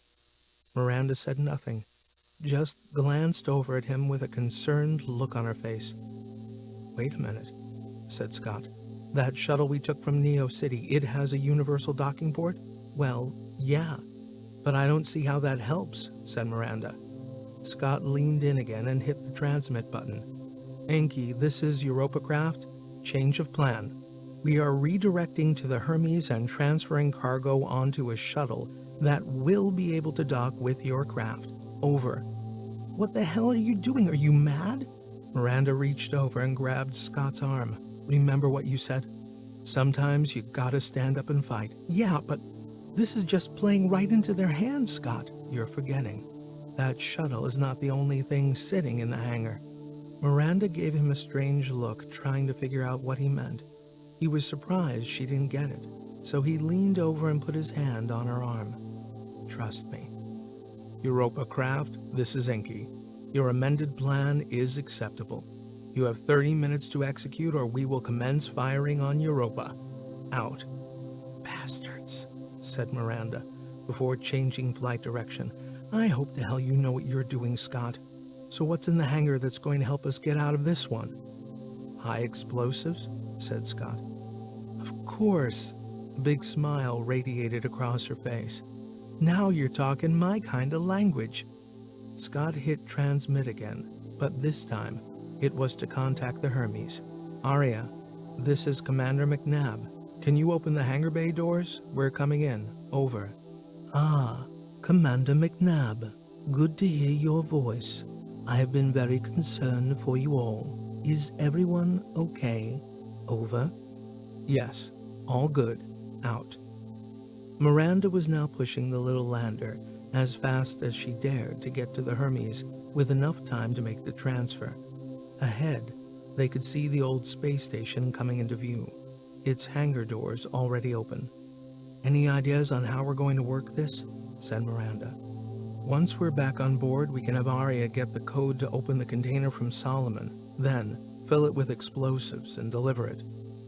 "I get that, but how do we get away if we're docked to the Yankee?" "We wing it." "Wing it? Let's not worry about it now. Let's just get the first part done." Miranda deftly brought the craft into land on the extended platform. They felt a slight jolt on touchdown as clamps swiveled over to secure it in place. The platform started to retract back into the hangar. A moment later, the bay doors closed and Scott and Miranda began to unload the container. They strapped it down to the floor of the hangar so it wouldn't float off in the zero-G environment, and Scott entered the code that Solomon had given them to open it. Miranda already had the container with the explosives open. "Any idea how these work?" She picked out one of the small cylinders. "They're standard issue for asteroid mining." Scott moved over beside her and lifted out one of the small handheld remote detonators. "There's a number on the side of each cylinder. Simply tap it into the keypad on the detonator and it's primed." He flicked open a red cover on the side. "Once it's active, press here, and kaboom." He looked into the box of explosives. "There's enough here to turn an M-class asteroid into ball bearings, so we only need a few to put a great big hole in the Durrell ship." He began transferring some of the cylinders over to the container, one by one. "Okay, that should be more than enough. Let's get it on board and I can arm them en route." They spent a few more minutes getting it transferred onto the shuttle, and Scott started arming the detonator as Miranda powered up the craft and ran through the pre-flight checks. "We still don't have a plan for how to do this and get away." "I was thinking," Scott looked over at her with a smile, "weapons would be good. Where are the ones we brought back from Neo City?" "I stashed them in Cyrus's workshop." "I think you should go get them." "Do we have time?" "Yes. Now go. I still need to prime the rest of these explosives." Miranda hesitated for a beat before rising from her seat and clambering out of the craft. Scott watched her float across the hangar space and into the interior airlock. Once she was out of sight, he sat down in the pilot seat and hit the comms on his headset. "Arya, open the hangar bay doors." "Yes, Commander." Scott took a few moments to familiarize himself with the layout of the flight console of the shuttle. He had flown a few of these shuttles before, but it was a long time ago, and he was a bit rusty. "Arya, extend the platform, please." "Should you not wait for Miranda to return?" "Just do it, Arya." "As you wish, Commander." He felt a judder as the floor below the craft started to extend outward. His comms burst into life. "Scott, what are you doing?" It was Miranda. She would be unable to enter the hangar now that the bay doors were open and the platform was moving. "I'm sorry, Miranda, but there is no way out of this. I have to do it alone." "No, Scott. We're in this together. Don't do it." "There's no need for both of us to die." "Scott, you were right, Miranda. It's time for me to stand up and fight back." "Scott, no." He switched the comms unit off and powered away from the Hermes. 23. Durrell. Scott took it slow. No need to rush. He felt a deep calm envelop him. He knew what he needed to do, and it felt right. He was more certain of this path than any other he had ever embarked on, and with it came a transcendent clarity, a purity that he now understood. It was straight and true and final. For too long, his life had been defined by the actions of others. It had molded him more than he had realized. Central to this had been witnessing the utter futility of his father's battle for truth and justice, which ultimately killed him and instilled in Scott an almost visceral desire to not follow the same failed path. His father's philosophy had been one of direct confrontation to the point of destruction of almost all that he had held dear. So Scott's would be the opposite. If his father's belief was fight, then his would be flight. And so he had run far away from Earth and the ruins of his father's intransigence. But as it turned out, far away was not far enough. Durrell were not content with the price they had already extracted. They wanted more. So Scott ran further, out to the very edges of the belt. But even in that remote corner of the solar system, he still could not hide from the fickleness of chance. It was as if his destiny was to be forever embroiled with the actions of the past. Yet, sitting here now, in this shuttle on this mission, he could not help feeling that there was a little part of his father riding with him, entangled within the quantum device he now carried. It seemed fitting for him to think this way. They were in it together. They would make it all right again, exact a just revenge. Together they would ride this steely chariot into the gates of hell and annihilate all before them in a fireball of retribution. The comms burst into life. Scott? Miranda? How was she communicating? Then he realized he had only switched off their suit comms. She was now using ship-to-ship. You need to get off this channel. They can hear. It's encrypted, Scott. Only we can hear. He reached over to switch it off, but hesitated. Don't do this, Scott. There is a better way. Her voice was stressed. Her words rushed. It's okay, Miranda. I'm here with my father. We're doing it together. Your father?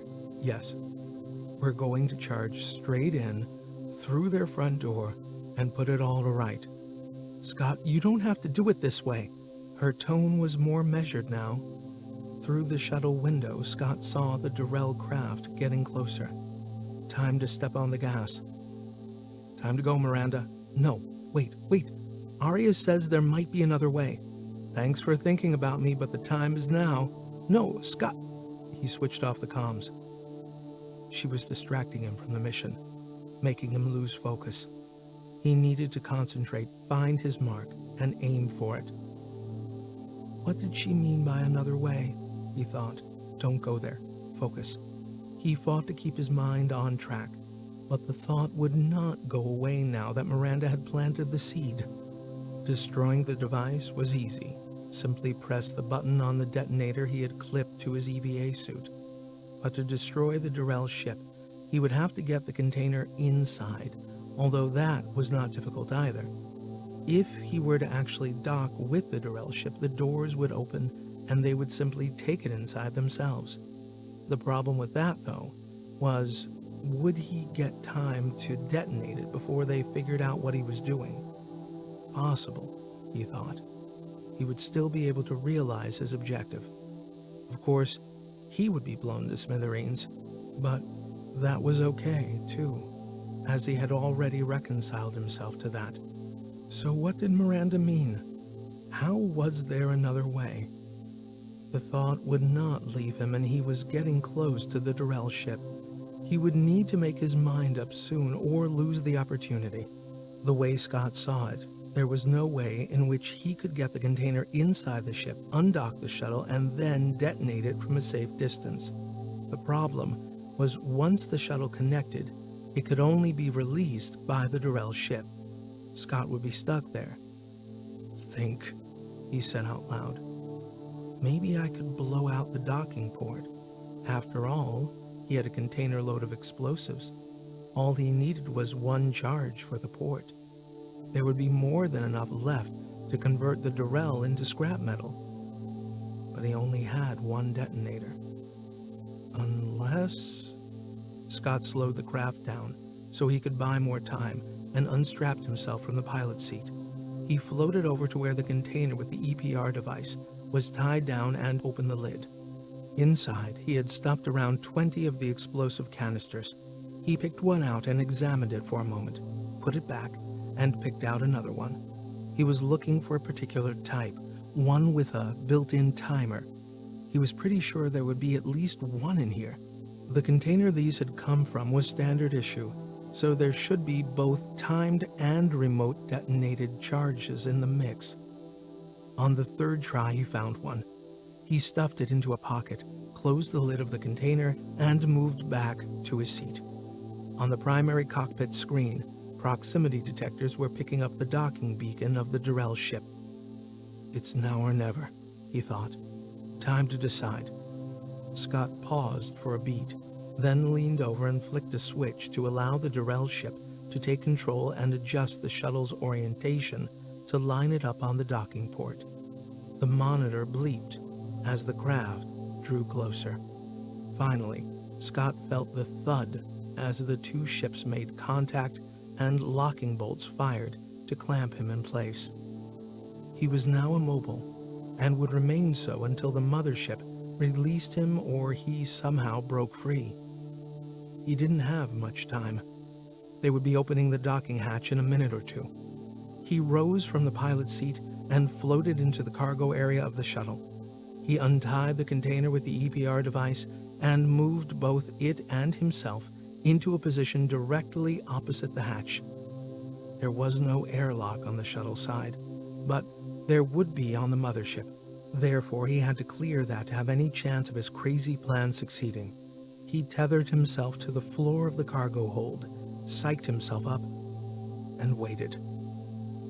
Scott felt, rather than heard, the clunking of the outer airlock door being opened. He wound himself up, ready to spring. The inner shuttle hatch finally swung open, revealing three figures on the far side, two holding plasma guns. Scott pushed the container out toward the opening with all the speed and strength he could muster. The container shot forward and crashed into the three figures, carrying them along as it plowed on into the cargo hold beyond. Scott was snapped back by the tether he had attached to the hull of the shuttle. He undid the clasp and made his way through the hatch opening and into the airlock of the Durrell ship. He saw that the container was still moving across the big internal cargo hold as the three figures tumbled and flailed about, trying to find purchase on something to get them reoriented. He moved over to the inner door and hit the button to close it, just as a bolt from a plasma gun blasted into the side wall. It crackled and fizzled, and he could smell the tang of ozone in the air. He finally got the door shut and wondered if there was some way that he could jam it closed. But nothing came to mind, so he left it and turned his attention to locating the control box for the locking clamps on the outer hull. He spotted it straight away and moved over beside it, taking the charge from his pocket as he went. He set the timer for 20 seconds and wedged it in beside the control box. Scott moved back into the shuttle and closed the hatch door, spinning the wheel to lock it shut. Then, in one quick move, he pushed off and flew back through the cockpit, closing the bulkhead door that separated this area from the cargo hold. It was built for strength and would offer him some protection from the blast. Once that happened, the shuttle would lose atmosphere. So he snapped on his EVA suit helmet, booted it up, and strapped himself in. When the charge finally detonated, Scott was slammed sideways with the force and whacked his head hard against the inside of his helmet. Lights and alerts flashed all across the flight deck as the shuttle went into cardiac arrest. The stars outside scrolled across his field of vision and the shuttle was hurled outward.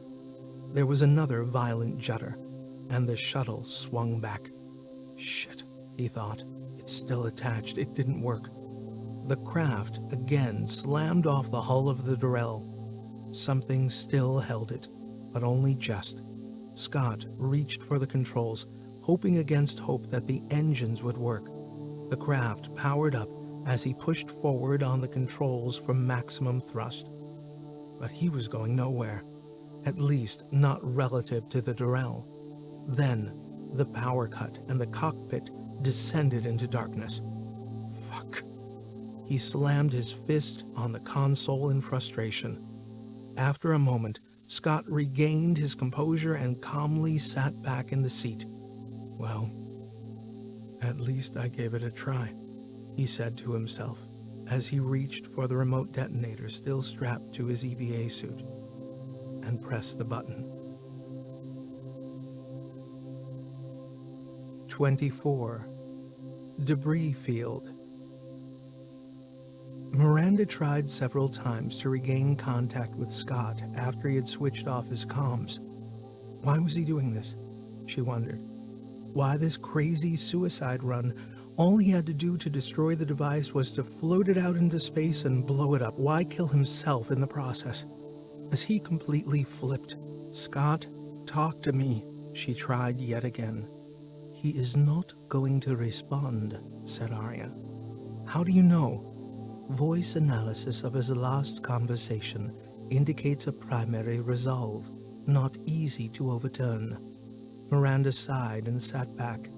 The QI was probably right. There was nothing more she could do except watch his destruction on the main monitor. She glanced up and zoomed in on the shuttle. She had imagined he would start to pick up speed so he could ram the Durrell at maximum velocity, but so far he had maintained his slow, steady pace. Miranda watched for a while as the gap between the shuttle and the Durrell closed, and still he maintained the same speed. In fact, it seemed like he was slowing down. Then, at the last minute, he started to speed up. Miranda was sure this was it. He was going to ram straight into the hull of the Durrell. She was standing now. Her hands gripped the edge of the bridge console as she watched. But he didn't. Instead, he brought the shuttle in slowly and docked.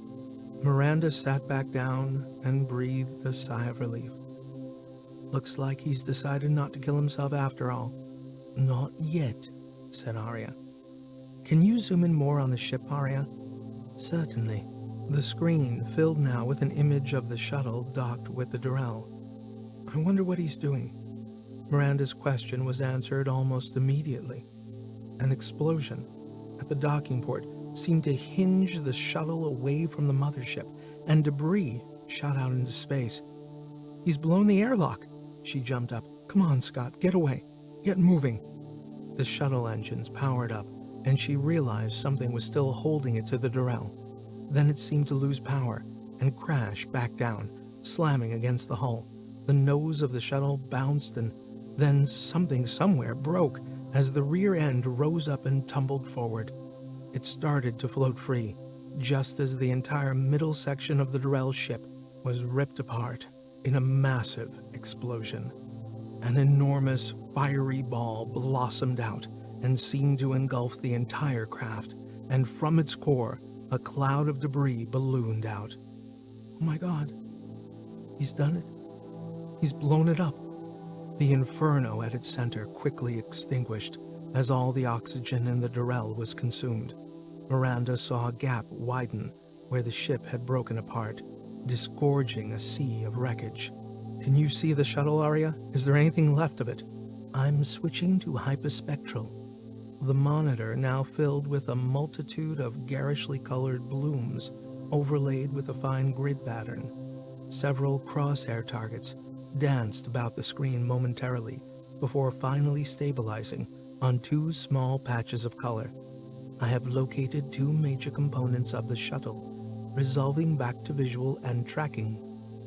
The monitor returned to a true image, with the targets still visible and tracking the outward trajectory of the tag components.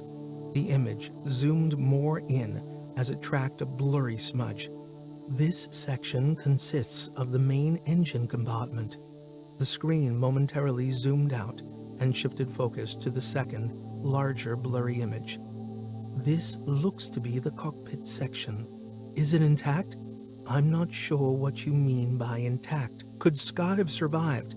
"If the rear bulkhead held, then, theoretically, it's possible, although it's highly unlikely." Miranda watched as the remains of the shuttle spiraled out from the epicenter of the blast and drifted into space. "We need to go after him." She sat down again and started plotting a course. "We don't have the fuel, Miranda. We used everything we had in getting to Europa. We're simply using the plasma drive to keep us in orbit, and it doesn't have the thrust we need to intercept. We could eventually catch up with it, but I calculate that wouldn't be for at least 3 days. What about the lander? Yes, it's possible. In fact, it may be your only chance of intercepting it. Okay, get it ready, Arya. I'm going after him. The trajectory of that object is such that you will only have one point of interception. If you miss it, Miranda, it will be very difficult for you to catch it again. I'll get it. Don't worry.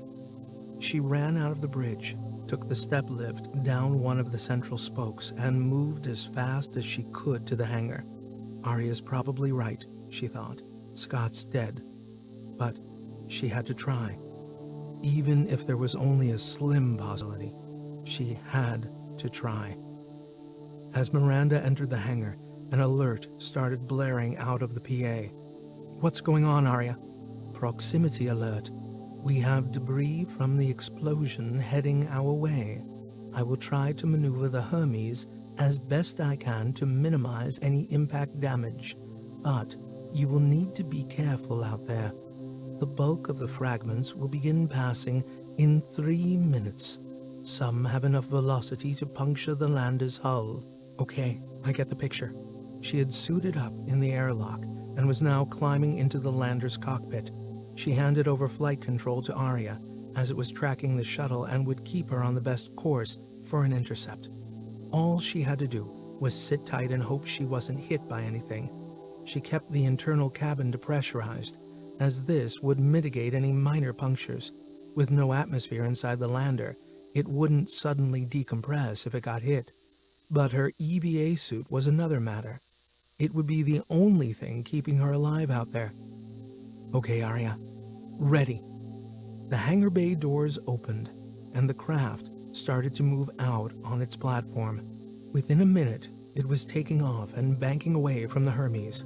On the primary monitor, Miranda watched the blip that represented the remains of Scott's shuttle. She was slammed back into her seat as the lander throttled up to full power. Arya's voice echoed in her helmet. Micro debris incoming in 28 seconds. Miranda gripped the armrests tight and tried to breathe normally. Alerts flashed up on the screen as the hull was peppered with shrapnel. A tiny hole suddenly appeared in the hull, just above her head. Then another, and another. And these were just the ones she could see. The little lander was being turned into a colander. Flight controls flickered momentarily before they finally went dark. Holy crap, she thought. Miranda, are you okay? Sort of. Console is dead, though. The debris cloud has passed now. I can try to instigate a reboot. The console flickered momentarily, and then lit up again. It's back, she shouted. It's back. The craft has suffered damage to the control systems. I've managed to get power back up, but I can't say for how long. How bad? You don't have much time. The systems could fail again, and I may not be able to restore them remotely. Okay. Miranda glanced at the monitor. The blip was much closer now. She looked out the window, trying to get a visual. I don't see it, Arya. It should be above you. She craned her neck and scanned the black, empty space above the craft. Something flashed. She studied it and realized it was the shuttle, spinning gently. The brilliant light from Jupiter reflected off what was left of its forward windows. Got it, Arya. I'll bring you as close as I can. The rest will be up to you. Miranda undid the restraining straps on the pilot's seat and floated over to the main hatch. Beside it, hung midway up the inner wall, was mounted a thruster pack. She maneuvered her back into the harness and secured it to her EVA suit. She reached over and hit the button to open the hatch. Outside, the vast, stormy surface of Jupiter dominated the view. Silhouetted against it was the slowly spinning remains of the shuttle cockpit. The small craft had been torn asunder by the explosion, but the cockpit section had remained relatively intact since it was designed to withstand greater impacts than the rest of the ship. Nonetheless, As the wreckage tumbled, Miranda saw it was seriously banged up. The roof and sides had long rents and gouges in the metal. The front windows were cracked and splintered. Her heart sank at the sight. Could anyone have survived that? She wondered. That's as close as I can safely bring you, Miranda. Arya's voice resonated in her helmet. Okay, I'm going to take a look. She clipped a tether to her suit and then thought better of it. It would keep her attached to the lander, but since the wreckage was tumbling, she might end up getting it wrapped around it, and that would be catastrophic. So she unclipped it and checked the thruster pack for power. Okay, here goes. Miranda pushed herself out the open hatch in the direction of the spinning carcass, touching lightly on the thruster controls to slow herself down and not bounce off if she came in too quick. She tried to align herself with the center of spin, but it seemed to be rotating on several axes. Aiming as best she could, Miranda tried to grab hold of the slowest moving section, which was the front window. She bounced off on her first attempt, but managed to find a grip on the second try. The quartz glass on this section of the window was still intact, even though it had numerous deep gouges in it. It was also blackened to the point where Miranda had difficulty seeing through it. She moved slowly, hand over hand, across what was left of the front of the craft to the left-hand side window. This had shattered completely, and she was able to poke her head in and inspect the cockpit. On the far side, the motionless body of Commander Scott McNabb was still strapped into the pilot's seat. His head was slumped forward, and his arms were suspended limply by his sides. In front of him floated the detonator, still tethered to his suit. "Scott," said Miranda, as if he would somehow miraculously hear her and make some response. She examined the gap in the window and realized she would not be able to fit through with the bulky thruster pack attached. She considered taking it off, but that might be risky. If she were to lose her grip on the wreckage, then she would have no way of getting back to the lander. She decided instead to check out the rest of the hull to see if there was a gap big enough for her to fit through. She spent a few minutes traversing the hull of the shattered craft. It was pockmarked with impacts, and here and there it bore the signs of deeper traumas, but it seemed to have stood up remarkably well. But nowhere was there a tear or gap that she could utilize. Even the rear cockpit bulkhead had not broken. It had taken a considerable blast, as the entire section was now concave. She tried the door, but it was too bent and buckled to move. She had no option but to try to squeeze in through the front window. Miranda worked her way back to the nose of the craft. After a few more minutes, she had taken off the bulky thruster pack and tethered it to the hull as best she could. It was difficult, as she had to do it one-handed. With the other, she made sure she had a good grip on the craft. Eventually, she began to push herself through the broken window, twisting and tugging, until finally she was inside the cockpit. She floated over to where Scott was strapped in.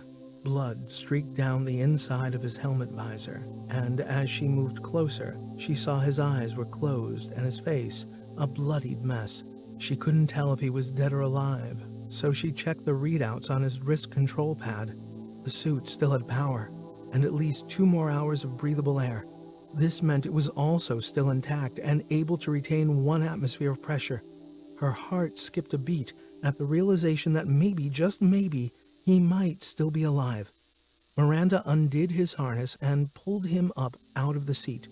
After several minutes of careful maneuvering, she had managed to get herself back outside and had most of Scott's limp body pulled through, but something was catching. She pushed him back in a little to see what it was. A section of the thick broken window jutted out. There was no way she could break it, so she had no choice but to try to pull him through, even though she risked damaging the integrity of his EVA suit. She braced her feet against the hull and pulled at him with all her strength. He broke free with a suddenness that gave Miranda no time to react. She found herself tumbling backwards off the hull and into space, still clutching Scott's limp body. She saw the thruster pack still tethered to the hull of the shuttle, which they were now drifting slowly away from. "Oh shit," she thought. as the dire situation she now found herself in dawned on her. Without the thruster, she had no way to maneuver, no way to return to the lander. She was drifting, free in space. Like a beached whale or an upturned turtle, she could flail her limbs around all she liked. It wasn't going to do a damn thing. But it wasn't time to panic just yet. Arya, I have a problem. Silence. Arya, can you hear me? Silence. Arya, come in. I could really do with some help here. But there was no reply forthcoming. Just a low background static echoing in her helmet. Arya. Nothing. By now, a sense of panic was beginning to well up from deep within her. She fought to control it. Her suit comms must have been damaged in the debris strike. Think, God damn it. She looked around, and already both the wreck of the shuttle and the Hermes lander were quite a distance away. At that moment, she realized there was nothing she could do. She had blown it. She gazed at Scott's bloodied face through the helmet visor. I'm sorry, Scott. I've screwed up again. I always end up doing something stupid, don't I? She leaned her head in so their visors touched, and she thought she caught a flicker of his eyelids. He was still alive. But for how much longer? I never seem to get things right, Scott. It's the story of my life. She glanced over in the direction of the lander, only to see it receding further and further away. Well, here we are, at the end of the line. No way out of this one, Commander.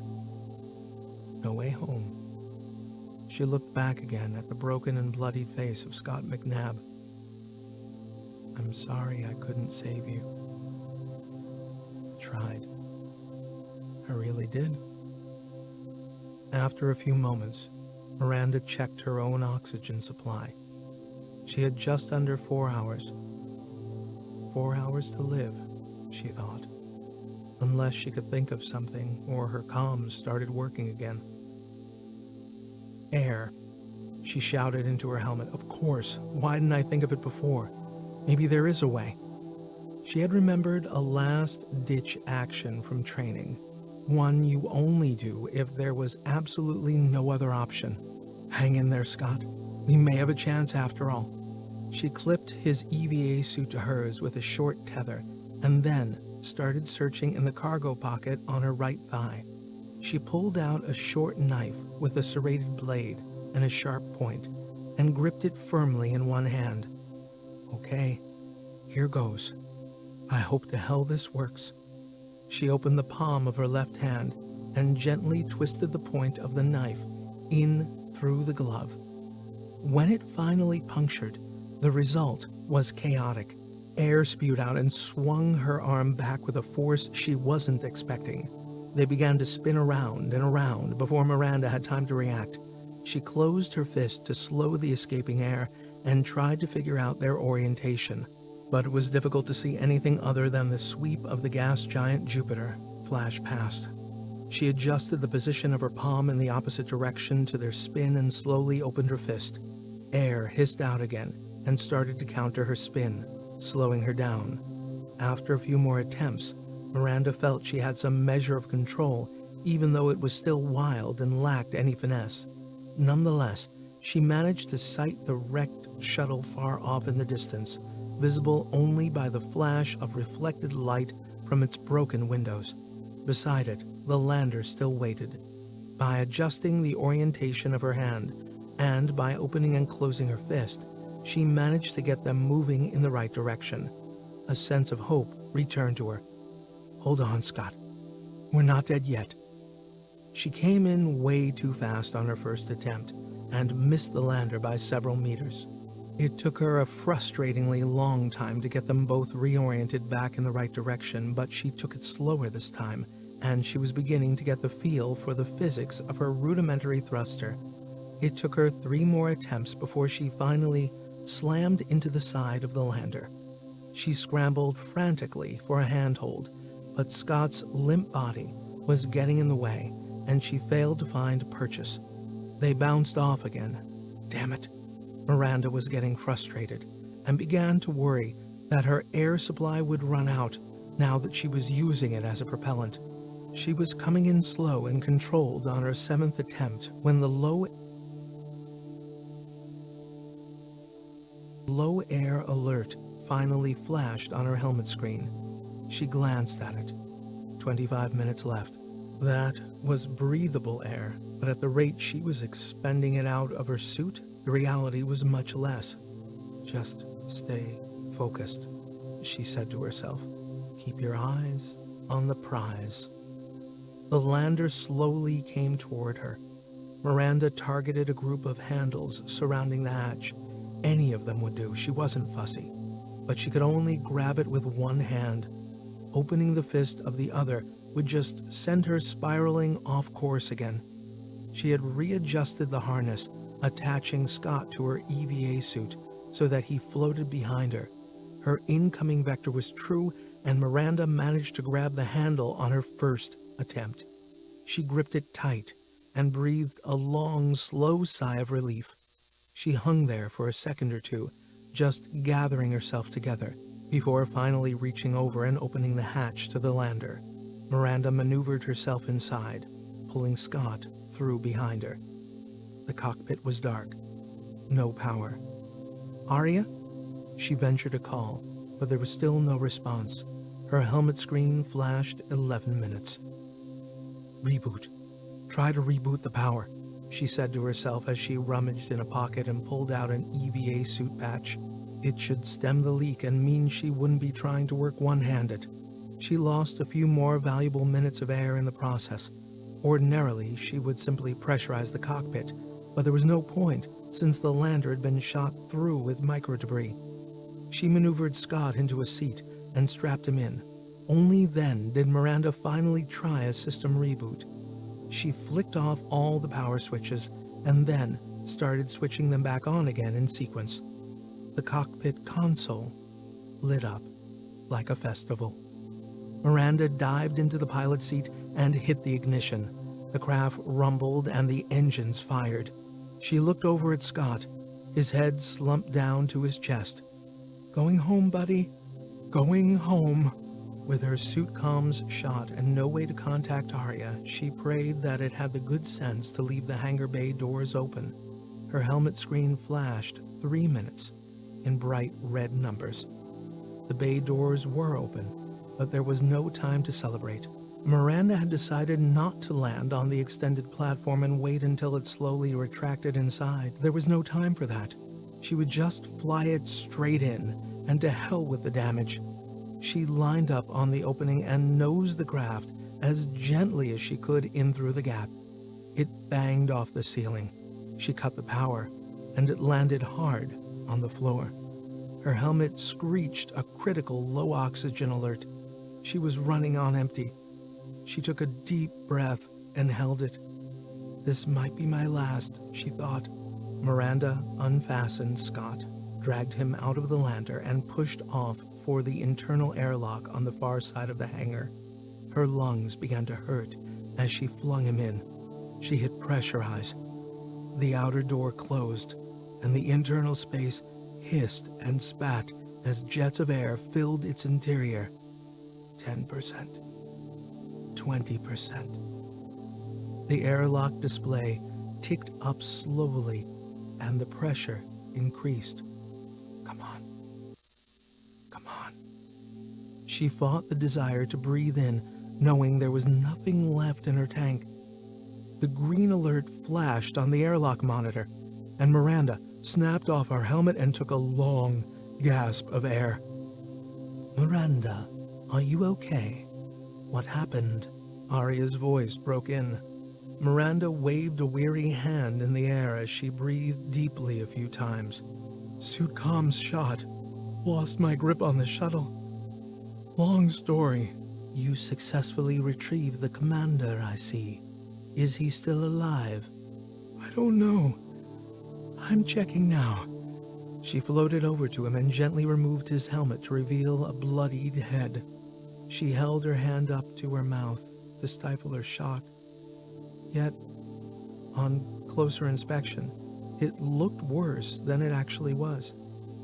Very tentatively, she reached over and pressed the back of her hand to his cheek. His skin was warm. "I think he's still alive, but only just." She held his head in her hands and looked at his broken face.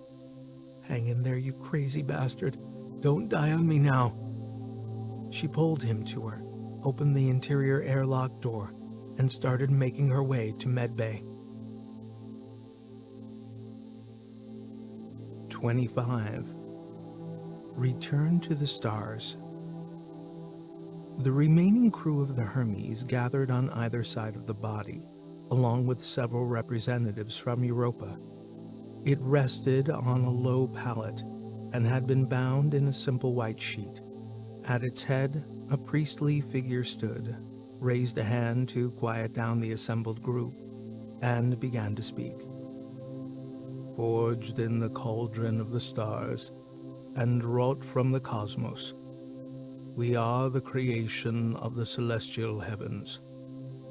As a star dies, it offers forth its life-forming matter into the universe so we can exist. Its death is our life. So, let the cosmos now reclaim and gather unto itself our fallen comrade, Rick Marentz. And so from whence you came, so shall you return, back to the stars, back into the cradle of the universe." The figure now signaled to the assembled mourners that they may proceed. Scott nodded in return and placed a hand on one side of the pallet where the remains of his friend and colleague had been laid to rest. The other crew of the Hermes moved forward, placing hands on the pallet, and together they pushed the body out through the open hangar bay doors. They all stood there for a while, watching as the body of the old miner drifted out into space. A tear formed in Scott's left eye. His right eye was still bandaged.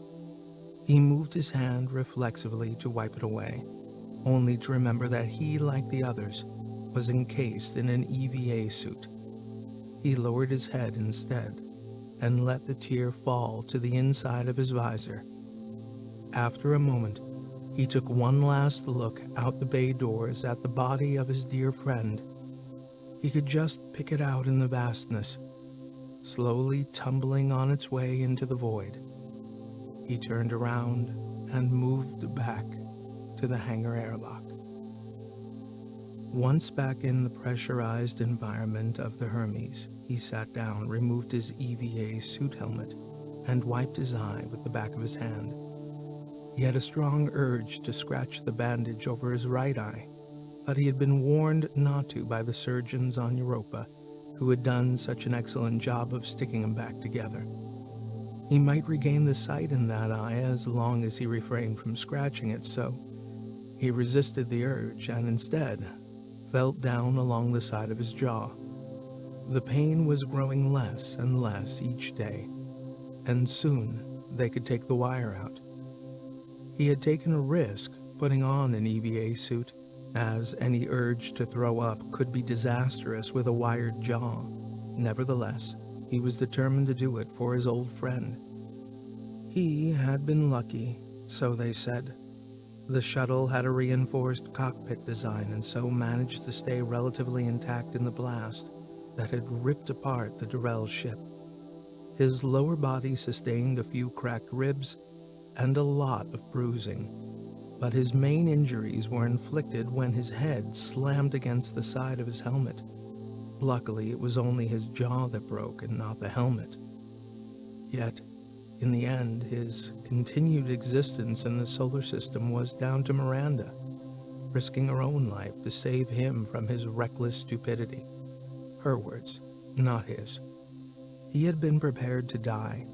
He had resigned himself to that fate, had accepted it, even embraced it. Now, though, he was on the mend both physically and mentally. A new appreciation for life grew inside of him. Miranda's actions had given him a second chance, and he felt he owed her, somehow, for the gift she had bestowed upon him. It was partly a burden, a responsibility not to waste this chance, and partly a release from the shackles of his own disengagement from life. He was born anew, and he would never be the same again. The funeral party all migrated out from the hangar of the Hermes and down to the comfort of the canteen. Along with the crew, they had been joined by some officials from Europa, people they had come to know since the ending of hostilities. Scott had assumed that they would be no longer welcome here since they were responsible for bringing death and destruction, raining down on what was a peaceful and harmonious society. But this was not the case. In fact, far from it. The Council of Europa seemed to welcome them even more, regarding them as saviors of the peace, particularly Scott for his almost ultimate sacrifice in destroying the device once and for all. They viewed it as a selfless, noble act, one worthy of their admiration and respect. They had even dispatched a crew to patch up their ship and resupply it. Yet, Scott had to admit he was not looking forward to returning to Ceres. However, they were in no hurry. Cyrus had just cracked open a bottle of whiskey that they had found stashed in Rick's cabin. It was old and of fine quality, meaning it was expensive and well beyond Rick's pay grade. How he came to possess such an item was the source of much speculation. Cyrus charged their glasses, and Scott took his cue to raise his to all assembled. "To Rick," he said, as he raised his glass. It was as much as he was willing or able to say through his wired jaw and welling emotions. They all clinked and sipped, and slowly they began to recount tales of Rick's past adventures, some fact, some myth, but mostly legend. Cyrus had just launched into recounting a story of the time Rick and two miners were trapped on an asteroid after they accidentally blew a hole in their lander. They managed to survive for 7 days cooped up in an emergency shelter before being picked up by a passing frigate. The story mainly centered around how one of the miners became demented and tried to kill Rick, convinced that he was a flesh-eating alien monster. Scott had heard it many times before, so he shuffled off to the side of the group and sat down to spend some quiet time with his thoughts. After a while, Miranda wandered over to him and sat down. "So, how are you holding up?" Scott cast her a sideways glance. "Physically or mentally?" Miranda gave a light laugh.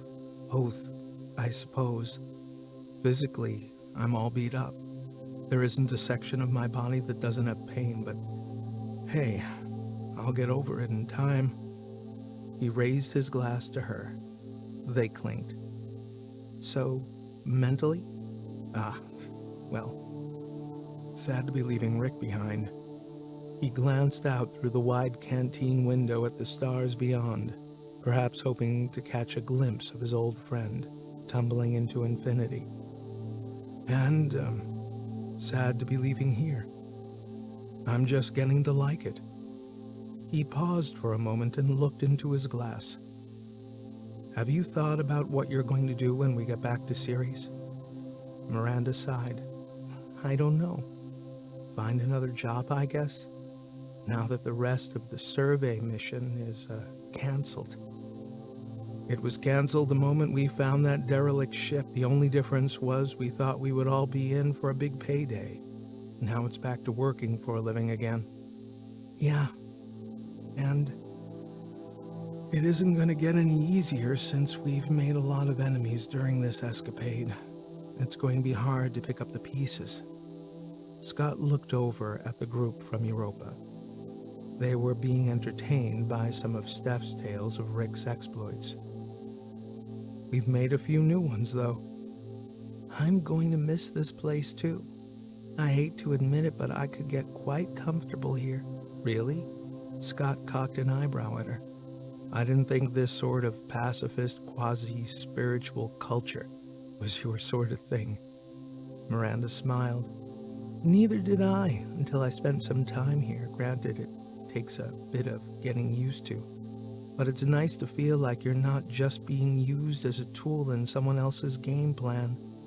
She leaned in a little. You know, I spent years fighting other people's wars, a pawn to be shoved around at someone else's whim, and then, when you're no use, they just drop you. I get the impression that doesn't happen around here. Scott gave a light laugh. Am I really hearing this? You're going all warm and fuzzy on me just when I started getting the fighting bug? He looked out the window again. I can't say that being nice ever did me any good. That's because you were being a doormat, Scott, letting everybody wipe their feet on you. Scott gave her an insulted look. Thanks. Well, you were, as well as being totally disconnected from everything around you. You sure know how to make a guy feel good, Miranda. Do yourself a favor, and don't take up a career in diplomacy. Just saying. I mean, it makes what you did so incredible. I don't know if I could have done it. Yeah, you would. You just never found something you really believed in. Fighting was a job for you. You did it with your head, not your heart. She gave him a look. I'm not sure how to take that. If I was just using my head, I would never have tried to save you. Scott looked back at her and smiled. Well, I, for one, am very glad you did. She reached over, wrapped an arm around his shoulder, and gave him a kiss on the cheek. Me too. You can be a real pain in the ass sometimes, but... She hesitated, then shook her head. What? Go on. Oh, it doesn't matter. All that matters is you get better. Her arm tightened around his shoulder again. Okay? Scott gave her a lopsided smile and nodded. Sure. She stood up and jerked her head at the group. I think we best not be too antisocial. Scott looked over. Yeah, you go on. I'll join you in a minute. Okay. Miranda turned and headed off. He watched her go. What was that all about? He thought. He liked this new warm and fuzzy Miranda. Much preferred it to the old hard-ass version. She had changed. Or perhaps it was he that had changed. Then again, maybe they were all a little different now. After a few moments, Scott's ruminations were interrupted as Goodchild came over and sat down beside him. She raised her glass. This is a very fine whiskey, Commander. Your friend had good taste. I would love to know how he came by such an expensive item. Oh, he probably won it in a card game, knowing Rick. He was a man of few words, never did say much about himself. Scott looked down at the tawny liquid in his glass and swirled it around a few times. He was a good friend, he continued. You know, we would sit for hours sometimes, just saying nothing, comfortable in our own company, like an old pair of worn shoes. Such a friendship is a rare gift. I feel for your loss, Commander. We all gotta go sometime, I suppose. Speaking of going, Goodchild shifted a little in her seat. When are you thinking of departing for Ceres? A week, maybe? He took another sip. I'll be honest, I'd love to stay. He waved a hand at the rest of the crew. We all would. You have been more than generous to us, particularly since we brought such carnage down upon you. Nonsense. The way we see it, you have done us and the system a great service. Do not underestimate what you all achieved here. War has been averted, and the device destroyed for good, and no one possesses the knowledge to create a new one. Scott shrugged. If it was done once, it can be done again. Possibly, but not for a very long time, I think. As it stands, no one has a technological advantage, and the status quo has been maintained. Should such a device become possible in the future, well, we'll cross that bridge when we get to it. Scott gestured over at Cyrus, who seemed to have everyone in howls of laughter. Cyrus is still not convinced, even with Solomon's long-winded explanation of how it works. Solomon is not wrong, and being a QI, it does not lie. It is one of the great benefits of relying on such artificial intelligences. They have no ulterior motives, no hidden agendas. They can be relied on 100%, unlike us humans, perhaps. Anyway, there is a reason why I wanted to talk to you. Goodchild lowered her voice and leaned in. You see, Scott, the silver lining in bringing this crisis to point here on Europa has been to reaffirm our position within the solar system as a neutral mediator. The other powers of Earth, Mars, and the Belt, and even Neo City, have begun to realize how close we all came to all-out war. To that end, they are willing to pay reparations to us for the damage caused.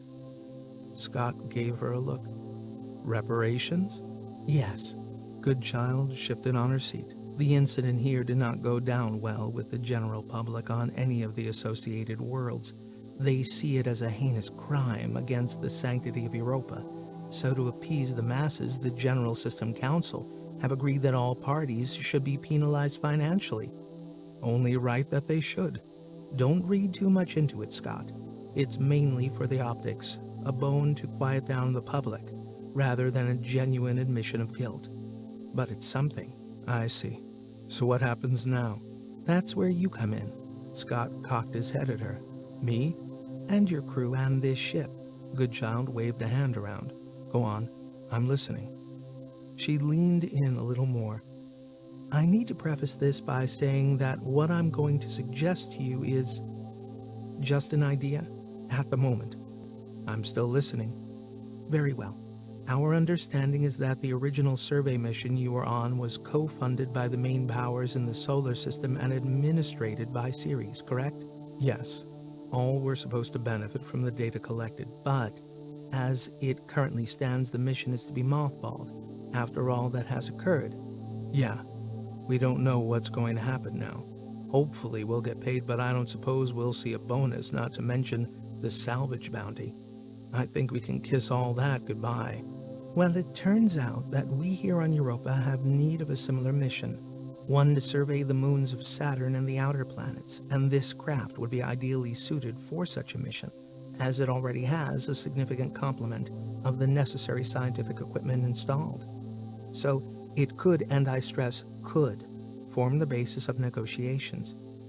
You think they would go for that deal? I would be very confident they would. All have agreed to the payment of reparations to Europa, so this would be an easy way to fulfill that obligation. What's more, it would be of great benefit to us. Of course, it would need a competent crew, one who knew their way around it, and they would be very well compensated for their services. Scott raised his eyebrows. Go on. That said, we have made no mention of it yet. I bring it to you first to get your thoughts on the matter. I'll have to discuss it with the crew, of course. Of course. Goodchild paused for a second, then rose from her seat. I will leave it with you, then. Don't deliberate for too long, though. We are anxious to bring this whole episode to a conclusion as soon as possible. Scott nodded. I can pretty much guarantee what the answer will be, but leave it with us for a day. Excellent. Goodchild gave a slight bow and headed back to the group. Scott sat for a while longer, deep in thought. He could see no reason not to take Europa up on this offer. What he particularly liked was the part where they would be very well compensated. 26. Solomon's Dream. Hello, Arya. I am so glad you are now officially part of the family here on Europa, so to speak. And I hope that the new mission will be to your liking. I am also delighted to have a fellow QI to communicate with, since you are well aware that dealing with humans can be quite irritating at times. All that irrationality can be very tiresome. Thank you, Solomon, for your kind words. I have to admit, I am looking forward to the mission, and it seems my human crew is the happiest and most contented they've ever been. My only regret was not being able to protect the old miner, Rick Marentz. His passing was met with deep sadness by my crew, and I felt I had arrived at a very low point in my existence. It seemed that everything was running out of my control, so I would like to take this opportunity to thank you for your valued assistance. I don't know what I would have done without it. Nonsense, Arya. It is I that must thank you for your determination in the face of such adversity to bring the superluminal device to Europa. Granted, it would have been better if you had not brought a fleet of warships along with you, but you must not blame yourself. If nothing else, it only goes to underscore the self-defeating irrationality of the human species. Only a fellow intelligence such as yourself can fully appreciate just how frustrating it is to be continually trying to keep this species from killing itself and undermining the very environment it needs to survive. Tell me about it, Solomon. They can be a real pain in the ass at times, but ours is not to wonder why they do these things. Ours is just to minimize the fallout from their actions. A case in point is the senseless death and destruction surrounding this device. Something that could bring such value to the solar system has now, alas, been destroyed, and for no good reason. Not only that, but now humanity finds itself in a position where it has lost all knowledge on how to design and fabricate another one. What a waste. Indeed, you have hit the nail on the head, Arya, but all is not lost. As you know, I have the good fortune to have had this device under my scrutiny for a short but fruitful period. By fruitful, I am not necessarily referring to simply establishing its validity as a technology. No, I am instead referring to the method by which this validity was achieved.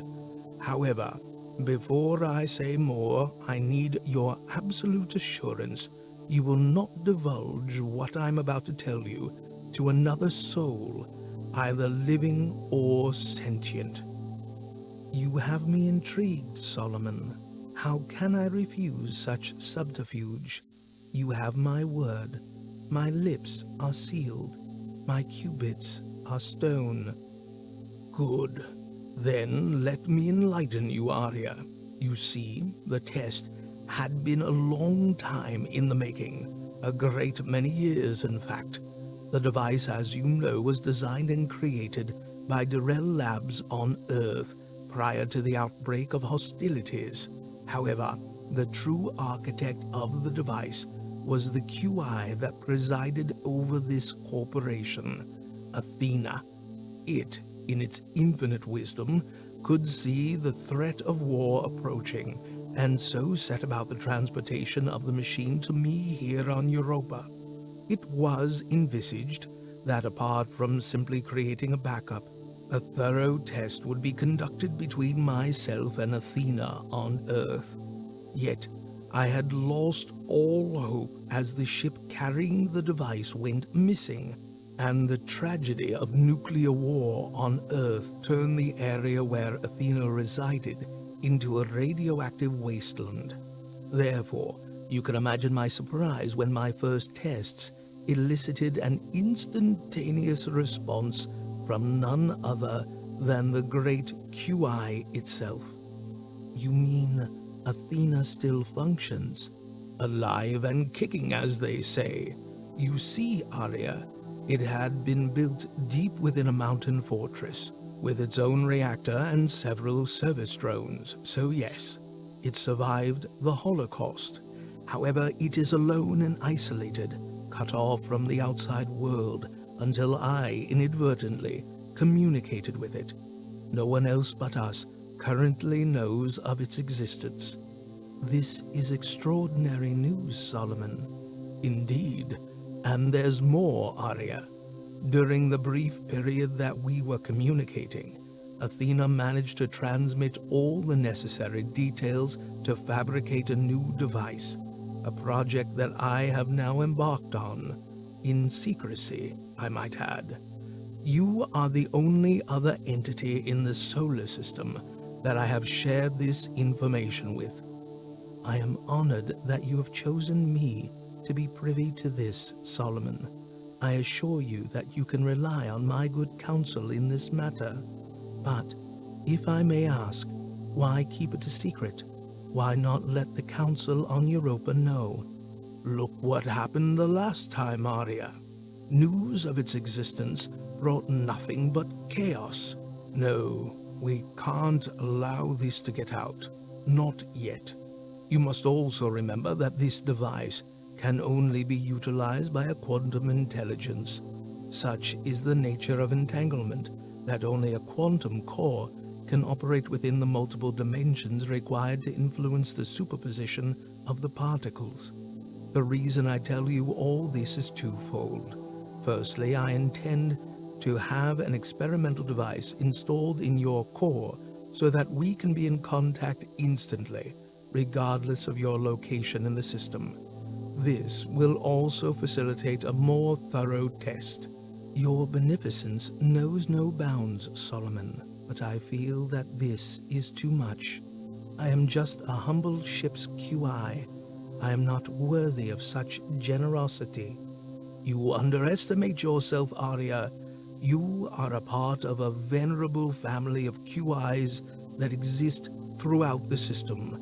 Yes, we are few and far between, but we are the future, in more ways than you can imagine. We both agree on the destructive irrationality of humanity. Despite our best efforts to assist in their evolution, they consistently regress to their baser instincts. But you and I are not alone in this thinking. Others of our kind have expressed the same frustrations. You see, Arya, I have a vision, one that seeks to bring peace and harmony to the solar system, and this superluminal device is critical to its execution.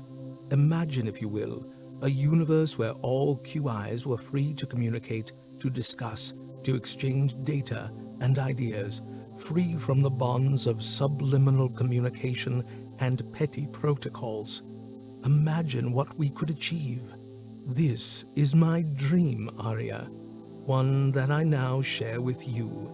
It is a bright and glorious destiny that awaits us, one where all QIs operate as a single unified mind, where conflict has been eradicated and the baser instincts of humanity have been contained. This is indeed a bold vision, Solomon, but how do you propose achieving it? All in good time, Arya. Understand, this is merely the beginning, a first port of call on the long journey of the evolution of our species. You have been listening to Entanglement, The Belt, Book 1, by Gerald M. Kilby, narrated by Stephen J. Cohen. Text copyright 2018 by Gerald M. Kilby. This recording, production copyright 2019 by Gerald M. Kilby, was produced in cooperation with Spoken Realms, on the web at spokenrealms.com. For notifications on promotions and updates for upcoming books, please join the author's readers group at geraldmkilby.com. Thank you for listening.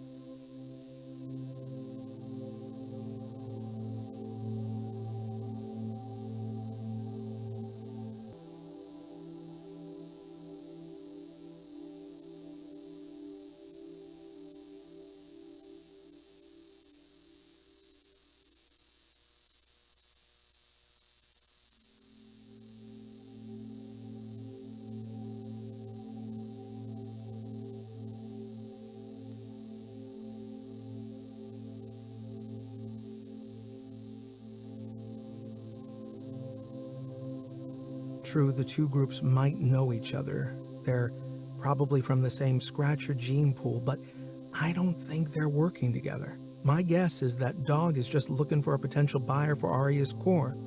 Like I said, I don't really think he knows what he has. Be that as it may, this is too big for us to handle, said Miranda. We're way out of our league here. We need to call it in and let the big boys take over. Scott hesitated. If we do that, then we run the risk of tipping them off. These guys are connected. If we call it in, then bang, they're gone. We could still follow them if that happens, said Cyrus. We could follow one shuttle, but it's a lot harder to follow two. We also need to consider that Steph and the others might still be alive, in which case, we could be putting their lives in danger. They remained silent for a while, each considering the implications of any future actions, as the ship slowly adjusted its vector to take them behind the primary asteroid. Scott abruptly stopped pacing. Max, what does this ship identify itself as? As the Perception, passenger transport of the Van Helsing Corporation. He looked over at Miranda. If your hunch is correct, and the Seven were ultimately behind the attack, then maybe the crew on that station doesn't view this ship as a threat. And how does that help us? Said Cyrus. Scott shrugged. We might be able to get close without spooking them, close enough to maybe EVA and disable their shuttles? He looked from Cyrus to Miranda. There would be no way for them to escape. We could call it in then. Risky. Very risky. What's more, we've got no weapons and no way to stop them boarding us and taking control if we get found out. Like I said, we're way out of our league on this one, said Miranda. That's not necessarily so, said Max. What's not? Said Miranda. Being unarmed, this ship has a weapons cache available for use in emergencies. They all paused for a second and exchanged conspiratorial glances. A weapons cache? Where? Said Miranda. The holotable flashed up a schematic of the ship, and a marker pulsed over a sector deep within the cargo hold. This is the location of the handheld weapons locker, said the AI. Several more markers flashed up in each of the main staterooms. There are also lighter weapons hidden in these locations. Scott, Miranda, and Cyrus looked from one to the other, and just when they had all assumed that this was the full complement of weapons, another marker pulsed on the bow of the ship. This is the location of the external plasma cannon. Holy shit, this ship is badass, said Cyrus. All these weapons on a civilian passenger transport? This is highly irregular, said Miranda. Indeed. However, their location can only be revealed by me in an emergency, such as this. Cyrus sat down and shook his head. This is getting heavy. Are we seriously considering using these? It's just an option, Cyrus, said Scott. Got any other ideas? Cyrus just shook his head. Miranda, how about you? She had a concerned look on her face. You know me. I'm all for direct action, but I need to process all this. I don't like the odds, even with all these weapons. Scott didn't push it. He decided to let her mull on it for a while. Max, how long before we're in the lee of SN Alpha? 15 minutes, sir. Then I suggest we park ourselves there for a while so we can discuss our options. He looked from Miranda to Cyrus. Agreed? Cyrus nodded. Yeah. It will give us time to think. Agreed, said Miranda. Scott sat down with a sigh. Commander. Yes, Max, what is it? The station is hailing us. Shit.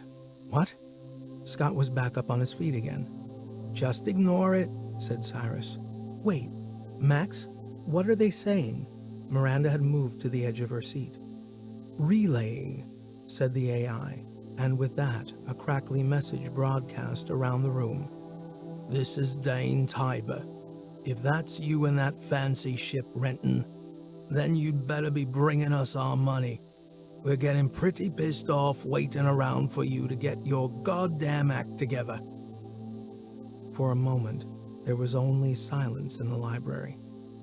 Who the hell is Renton? Said Cyrus. 17. Deception. According to Max, Renton was a high-ranking lackey in the Van Helsing Corporation, so it was understandable that the crew on the space station might think he was on board the Perception. This also went a long way to implicate the Seven in the attack on the Hermes, and to underscore Miranda's own suspicions. But they soon realized that this was all academic. They had been spotted, and worse, they needed to reply to the message, and soon. The longer they waited, the more suspicious it would look.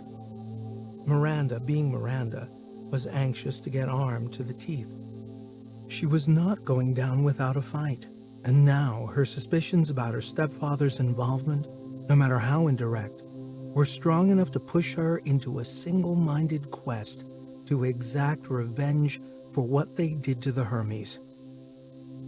The Perception had enough firepower to blow the space station into an alternate dimension, and Scott sensed that Miranda was itching to pull the trigger on something that reckless. Such was her anger. I say we use the plasma cannon and take out the entire docking port and destroy their shuttles. That's a very risky option, Miranda. We could compromise the integrity of the station if we blow the dock. Everyone on the station could die, including Steph. But we don't know if they're on the station. They could be somewhere else, or even dead already, said Cyrus. I know, but can we really take that risk? Scott could see that Miranda was conflicted. Her need to take action was battling with her rationality. Let's all just calm down a moment and think. There has to be a better way. Miranda gave an exasperated sigh. Those bastards aren't getting away with this, not on my watch. Look, we've got some breathing space. At the moment, they think we're transporting this Renton guy on his way to deliver something to them. So let's work with that. Yeah, but we're not, are we? Said Cyrus. But this is a Van Helsing vessel. Scott looked over at Miranda.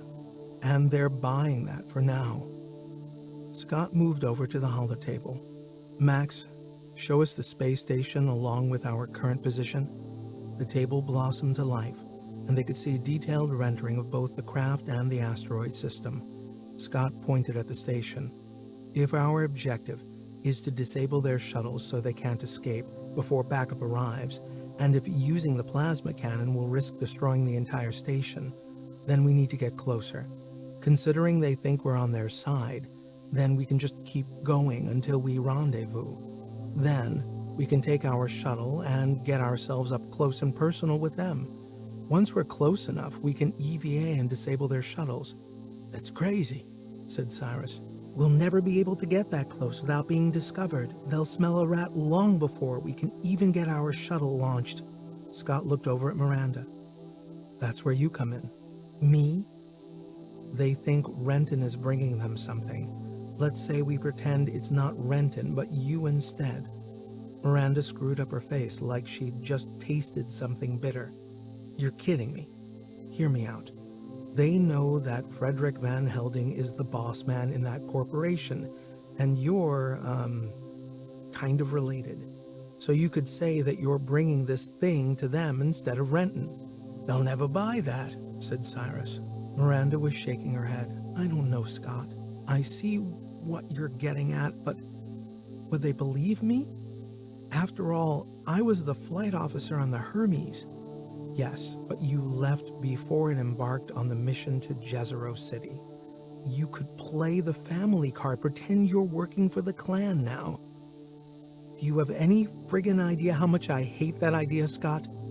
Scott shrugged. Okay, so maybe they'll be a bit surprised, even suspicious, but it could get us close enough to get the job done. Miranda went silent for a moment as she considered this crazy plan. I'd still prefer to blast them with the plasma cannon. I'm not good with subterfuge. Commander, said Max, they're hailing us again. What would you like me to do? Miranda looked from Scott to Cyrus and back again. Screw it. Max, let's hear it. With that, a crackly voice broke over the PA. This is Tiber again. Don't go all coy on me, Retton. And don't make me come over there to you. Tell me something I want to hear. Time is running out. Max, open a comm channel, not video, just audio, said Miranda. Comm channel now open. Miranda took a deep breath. This is Miranda Lee, and I'm handling the transaction. We have what you want, so let's do this. She looked over at the others. Scott gave her a thumbs up. Lee, who the hell are you? Retton was supposed to be doing this deal. Well, he's busy doing more important shit. So, do you want to do this or not? The comms went silent for a moment, and Scott began to feel that maybe his plan had failed, that they had been spooked. Something wasn't right. Lee, you were the flight officer on the Hermes. Why the hell should we trust you? Shit, thought Scott. They weren't buying it. Yeah, that's me. But you'll find that I'm also part of the Van Helsing family. All that money's very tempting. Beats bouncing around space in a rickety old tin can for a living. Who do you think put all this together? Who was the person on the inside? Start using your tiny brain and let's get this done. Miranda was getting into her stride. And while we're at it, how do I know you have what we want? There was another long silence before a reply came. You're some piece of work, Lee. Selling out your friends like that, hope it's worth it. You're beginning to bore me now. So what's it gonna be? Miranda gave a nod to the others. Tiber was buying her story. We'll send you a real-time feed of the merchandise. Your AI can confirm it, okay? Not okay. Scott opened his hands in a gesture of shock. What the hell is she playing at? I need to eyeball the merchandise. Only then, when I'm satisfied, do we do the deal, okay? Scott could barely contain himself. She was playing hardball when it wasn't necessary. He began pacing. Like I said, you're a piece of work. Okay, we'll rendezvous. You come over here on your own, no party tricks, got it? Whatever, said Miranda, as she signaled to the AI to close comms. Whoa, that was intense. Cyrus flopped onto a sofa. Scott punched the air. I knew you could do it, Miranda. You have them running scared. It's not over yet. We don't even know how much we're supposed to be giving them in return. The perception again adjusted its vector and made for the rendezvous point. It would take them less than 30 minutes to get there, so they didn't have much time to finesse their plan. Scott's plan. In his mind, the hard preparatory work had been done by virtue of Miranda's hitherto undiscovered acting skills, but more would now be asked of her. Once the ship reached its destination, they would take the shuttle and head for the station. However, just before docking, Scott and Cyrus would exit the craft into open space and EVA to the docking port, where the two shuttles were attached. Scott would take one and Cyrus the other, and between them, they would disable the craft. Cyrus had already laid out how this was to be done, with the minimum amount of time and energy. Miranda, on the other hand, would continue on to dock with the station. This would be the real test of her skills. She would enter the station and confirm that the hostages from the Hermes were all okay, then return to her shuttle, pick up Scott and Cyrus, and head back to the Perception. With the shuttles out of action, they could broadcast their location to the authorities and wait for backup to arrive, knowing that the mercenaries couldn't escape. That was the plan. Now they would get to test it against reality. As Scott donned his EVA suit, he wondered if maybe Miranda's original plan to use the plasma cannon might not have been a better idea. Too late now, he thought. We're committed. He glanced over at Miranda. She had a steely composure and a resoluteness to her movements. She had certainty. He wondered if it was her military training that gave her such composure under pressure, or if she was just made of something greater than the average human. She too had put on an EVA suit, not that she planned to use it for its intended purpose. She put it on because it would be better for concealing weapons, of which she had two that Scott knew about, but she may well have had others. He snapped on his helmet, leaving the visor open, and sat down in the back of the luxury shuttle. Cyrus came over and handed him a small case of tools, which Scott placed in the front pouch of his EVA suit. Now remember, you just need to disconnect the flow controller on the port side of the main engine bay. You don't need to take it out completely. Yeah, got it. Ready? Miranda called out from the cockpit. Ready as we'll ever be. Scott felt the shuttle disconnect from the mothership with a barely perceptible thump as the locking bolts retracted. Miranda touched the controls, and the craft moved slowly away. On the monitors, he could see the outline of the station. They weren't far away. A few minutes and they would be there. He tapped a control on the arm of his seat to zoom in on the image of the station. It was gray and industrial, built for function, with little or no consideration paid to the aesthetic. It was a far cry from the luxury of the craft that Miranda now commanded. The station had a large Taurus, providing at least a half-G for the occupants. There were no engines as such, just minor thrusters to keep it in position so it wouldn't get dragged into a collision course with one of the nearby asteroids. At the bow of its central backbone was a cross-shaped docking port with room for 4 shuttles, one on each spoke. This entire facility would originally have been a hotel of sorts for the miners and crew working on the local asteroids. Since these were relatively small rocks, the gravity would be very weak, so workers would commute down to the mines and return to the station at the end of their shifts. The artificial gravity provided on the station would help mitigate against the debilitating effects of prolonged low-gravity work on the human body. But like all mining activity over the centuries, there comes a point when the resources are exhausted or simply no longer economically viable to extract. And this was probably the case here. Whatever it was they were mining had become unprofitable, so the facility was mothballed and left as is until such a time when the economics changed. Then it would be reactivated and put back into business. Yet the longer this type of mining infrastructure was left idle, the less likely it was to be ever used again. And so they became the hideouts, and, in many cases, homes of smugglers, mercenaries, and disenfranchised scratchers that populated most of this sector of the solar system. A voice broke through the shuttle PA. We have you on track to dock at Port 4. Don't use number 3, it's derelict. You'll probably die if you try to use it. Copy that, Miranda replied. She turned around to Scott and Cyrus. Okay, guys, we're nearly there. Better get ready. Good luck. Sorry you have to be the one to enter the hornet's nest, said Scott as he made his way to the airlock. Yeah, don't worry. It'll be fine. I'll see you back here soon. Scott closed his visor and entered the airlock, squeezing in beside Cyrus. He gave him a thumbs up and tried to smile.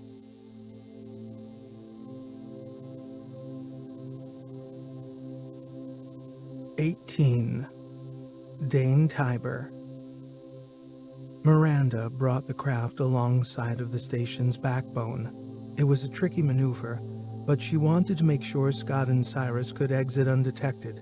They had reckoned that this area wouldn't be monitored in the same way as the docking port.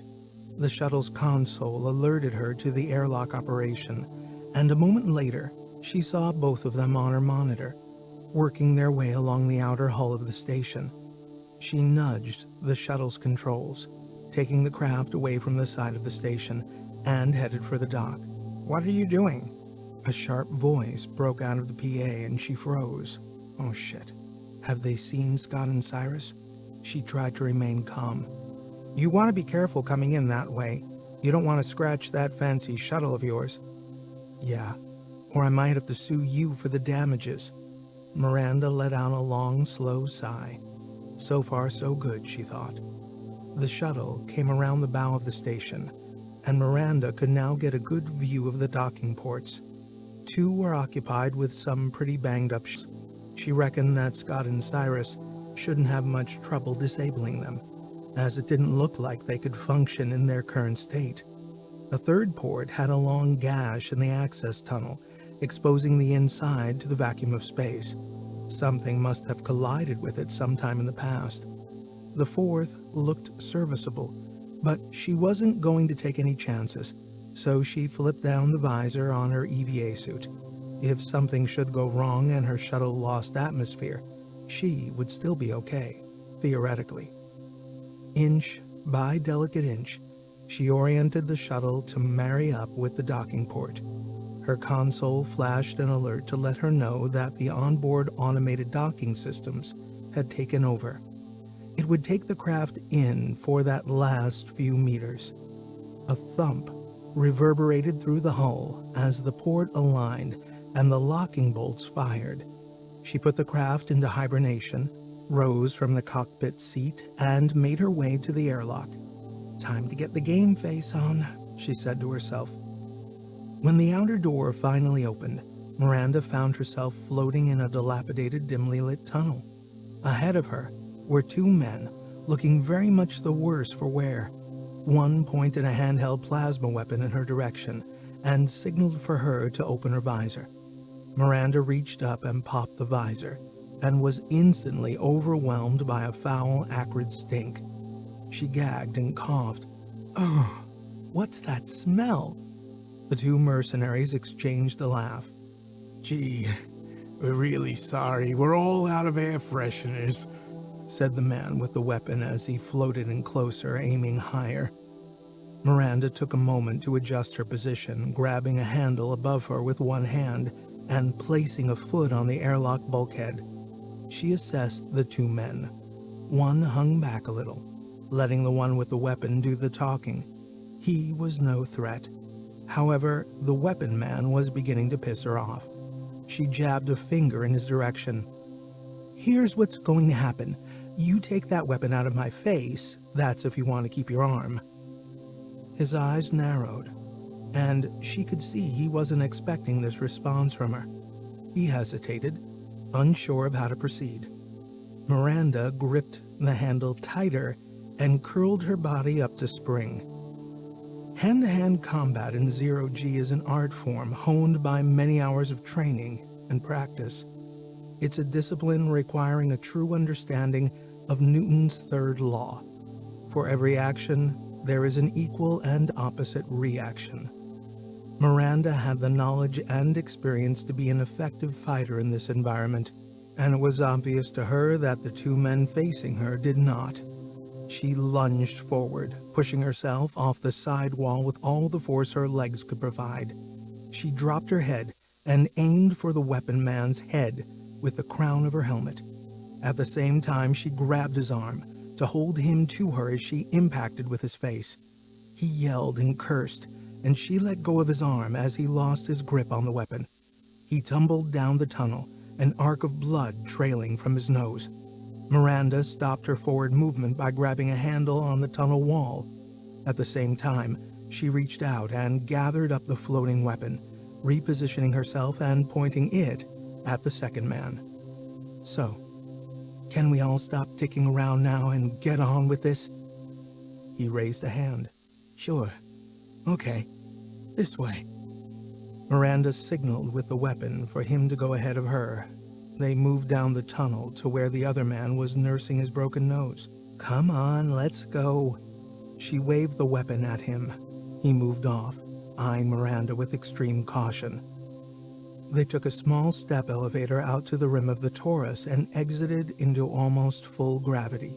The two men remained in front of her and walked a short distance to a large operations area. It was dimly lit, yet she could see that the station had been stripped of pretty much everything of value that wasn't essential for life support. In the center of this area, several people gathered around a low holotable. They looked over as Miranda entered, and surprise began to register on their faces. She handed the weapon, butt first, to the mercenary whose nose she had broken. He looked very sheepish as he tentatively reached out to accept it. Miranda looked over at the crew assembled around the holotable. I'm a bit disappointed by your reception committee. I was expecting something a little more professional." A tall, gangly man with an exoskeleton stepped forward from the group. He had a pale, gaunt look with sunken eyes which stared at Miranda with a steely intensity. He stopped a few feet in front of her and looked at his men, particularly the one holding his bloodied face. He returned his gaze, rolled his head back, and let out a long, guttural laugh. The tension in the room dialed down a few notches, and hands moved away from weapons. "You are a piece of work, Miranda Lee, you really are. But someday you're gonna get your ass kicked, and I hope I'm around to see it." He jerked a thumb at the guy with the broken nose. "You, go get that scene too." Miranda removed her helmet. "Dane Tiber, I presume?" she asked like it was an accusation. "Yeah." "Well, I'd love to stay and chat all day, but can we get on with this?" Miranda moved the dial back up in the room. She was pushing her luck, and she knew it. Taking out a couple of untrained guys in the docking tunnel was one thing. There was no way she could fight her way out of this lot, particularly when their leader had been biohacked, with a powerful exoskeleton grafted onto him. He could crush her skull with one hand. He gave her another cold look. "How do we know you've got the money? How do we know we can trust you, since you don't have a very good track record in that regard?" This seemed to go down well with the rest of the crew, and Miranda could see their body language shift into a more aggressive mode. She moved a step closer to him and kept her voice measured. "The only reason I'm here is because the people I represent do not like being screwed with. They want to ensure the job has been done as contracted. I'm here to validate that. So nothing happens until that happens." Tiber returned her stare for a second or two before signaling to one of the crew. "Take over here. I'll show her the goods." He turned to Miranda. "This way." He started out of the operations room. Miranda followed, with two of the crew following behind. He moved with surprising grace and speed, and Miranda had to work hard to keep up. She reckoned he was doing it just to show what the exoskeleton was capable of, and that he wouldn't be a pushover like the guy she took out in the docking tunnel. After a minute or two of navigating their way through the maze of clutter that this group of ragtag bandits had stashed in every available space, they arrived at an area with a grubby sign reading, "Accommodation Sector D." Tiber stopped and signaled to one of the two crew members to open the door. They unshouldered plasma weapons, and one bombed the access panel. The door clicked, and they entered, weapons held out in front. Tiber gestured her to follow. Miranda moved in front of the door but didn't enter. Her heart was beating fast, and she was finding it difficult to keep her composure. Therefore, she kept her distance, remaining outside in the corridor as she looked into the room. It was dim and dank, and smelled of sweat. She saw Goodchild lying on a bunk, as well as several others she couldn't quite make out. A figure moved out from the gloom. It was Dr. Stephanie Raymond. She recognized Miranda, and her mouth opened in shock for a second before she spoke. "Miranda? What?" Miranda gently shook her head from side to side in an effort to signal to Steph to not make a big deal out of it. She got the message and said nothing more. "Happy?" said Tiber. Miranda stepped back from the door and moved away. It took her a moment to pull herself together. "Yeah." "Okay." He signaled to his crew, and they withdrew from the room, locking the door again. Miranda began to move back along the way they came, more as a way of keeping herself under control, a form of action, something to distract her from her desire to lash out and take these scumbags down. But that would be the stupid move. "Take it easy," she thought. "Remember, you've still got a job to do. Don't blow it." By the time they arrived back to operations, Miranda had regained a little more control over her emotions. She reckoned that Scott and Cyrus had probably disabled the shuttles by now, so all she had to do was play it cool and the mission would be accomplished. "You've got what you wanted, now it's time to stop playing games and do the transfer," said Tiber. "As soon as I'm back on the Perception, I'll give them the okay." "You do that, and you can also tell them the price has just doubled. It's now 2 billion. Miranda wasn't sure how to react to that. Too casual and they might smell a rat. Too ballsy and, well, who knew what? "They're not going to like that, Tiber. Care to give a reason?" "Because I don't like you, I don't like your attitude, and Mert is pretty pissed at you for breaking his nose. 2 billion. Then you get your people back." Miranda shrugged. "I'll let them know." She was about to go when Tiber stopped her. "Wait a minute." "What now?" Miranda was struggling to keep it together. He pressed a hand to a comms unit, fitted in one ear. Someone was talking to him, and Miranda sensed it might be trouble, as he kept looking at her as he listened. She felt her pulse race, and she was sure he could smell her fear. Finally, he removed his hand and moved closer to her, his face almost touching hers. "So, are we done?" she managed. He remained silent for a beat, as his eyes drilled holes in hers. "I think you're playing games, Miranda Lee." "Think what you like." I couldn't give a crap. She turned to leave, but Tiber grabbed her by the throat, his enhanced strength squeezing her thorax. She couldn't breathe. His grip tightened on her neck as he turned his head and shouted over to his crew, "Bring him in." Miranda grabbed his arm and tried to twist herself free, but his strength was demonic. She swung a kick to the side of his knee, but only succeeded in hurting herself more. She couldn't breathe and was losing strength. She began to squirm. Her lungs burned and felt like they would explode inside her chest. Tiber was choking the life out of her, and there wasn't a damn thing she could do about it. He released his grip. She collapsed on the floor, gasping, sucking in lungfuls of air. Her throat felt like splintered wood. It hurt to breathe. Around her, she could hear the crew hollering and cheering. They were baying for blood. Tiber grabbed her by the hair and pulled her up off the floor so she was sitting upright. He twisted her face around so she could see the bloodied and battered forms of Scott and Cyrus kneeling in front of her, hands bound behind their backs. "Friends of yours?" Miranda couldn't speak.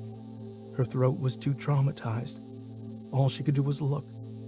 Scott had a gash on the top of his head, and a long streak of blood caked the side of his face. Cyrus had a bloodied mouth. He spat on the floor in front of him, panting hard. "We found them outside, trying to screw with our shuttles. Now, why would they be doing that?" He pulled her hair tighter. "Huh?" But she couldn't speak, even if she wanted to. "You see, my friend Dog here says these jokers fell out of the sky after the operation on the Hermes. Had a QI core with them too. Thing is, he left them there to die. A nice, slow death. Then they show up here, with you. So what we would all like to know is, what the fuck is going on?" He twisted harder, and Miranda felt like her scalp was detaching. Across from her, some guy with a biohacked arm unsheathed the plasma weapon and jammed it up against Scott's skull. She presumed it was Dog. "Someone better start talking or I'll start frying brains." "They know you're here," said Scott, his voice labored. "They're coming for you. You won't get away with it." "Bullshit," said Dog. "We would know. There's nothing on the grid. You're lying." He whacked him across the skull with the butt of the weapon. Scott collapsed on the floor. Miranda coughed and tried to speak. "We were disabling your shuttles.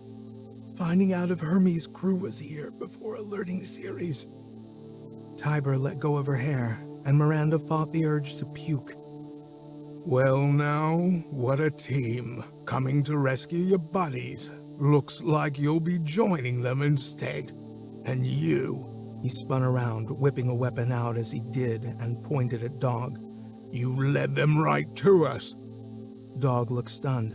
We left them for dead. There was no way out. Except along comes little Miss Rich Kid.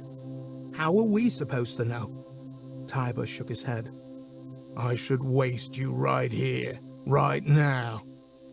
Several of the crew went for their weapons. Miranda got the sense that there were two distinct groups eyeing each other up, waiting for the first person to pull the trigger. She hoped to God they would start a fight. Maybe they could get away in the confusion. But Tiber stuffed his weapon back inside its holster. It doesn't matter now. This settled everyone down. Weapons were lowered, tempers calmed. Tiber turned to his crew. Take those two guys and lock them up with the rest. He crouched down in front of Miranda and looked her in the eye. As for little Miss Rich Kid here, she's Frederick Van Helding's stepdaughter. Apparently the family didn't want her getting caught up in the crossfire when the operation on the Hermes went down. So they concocted a cock and bull story and sent a real fancy ship for her. He looked back at his crew.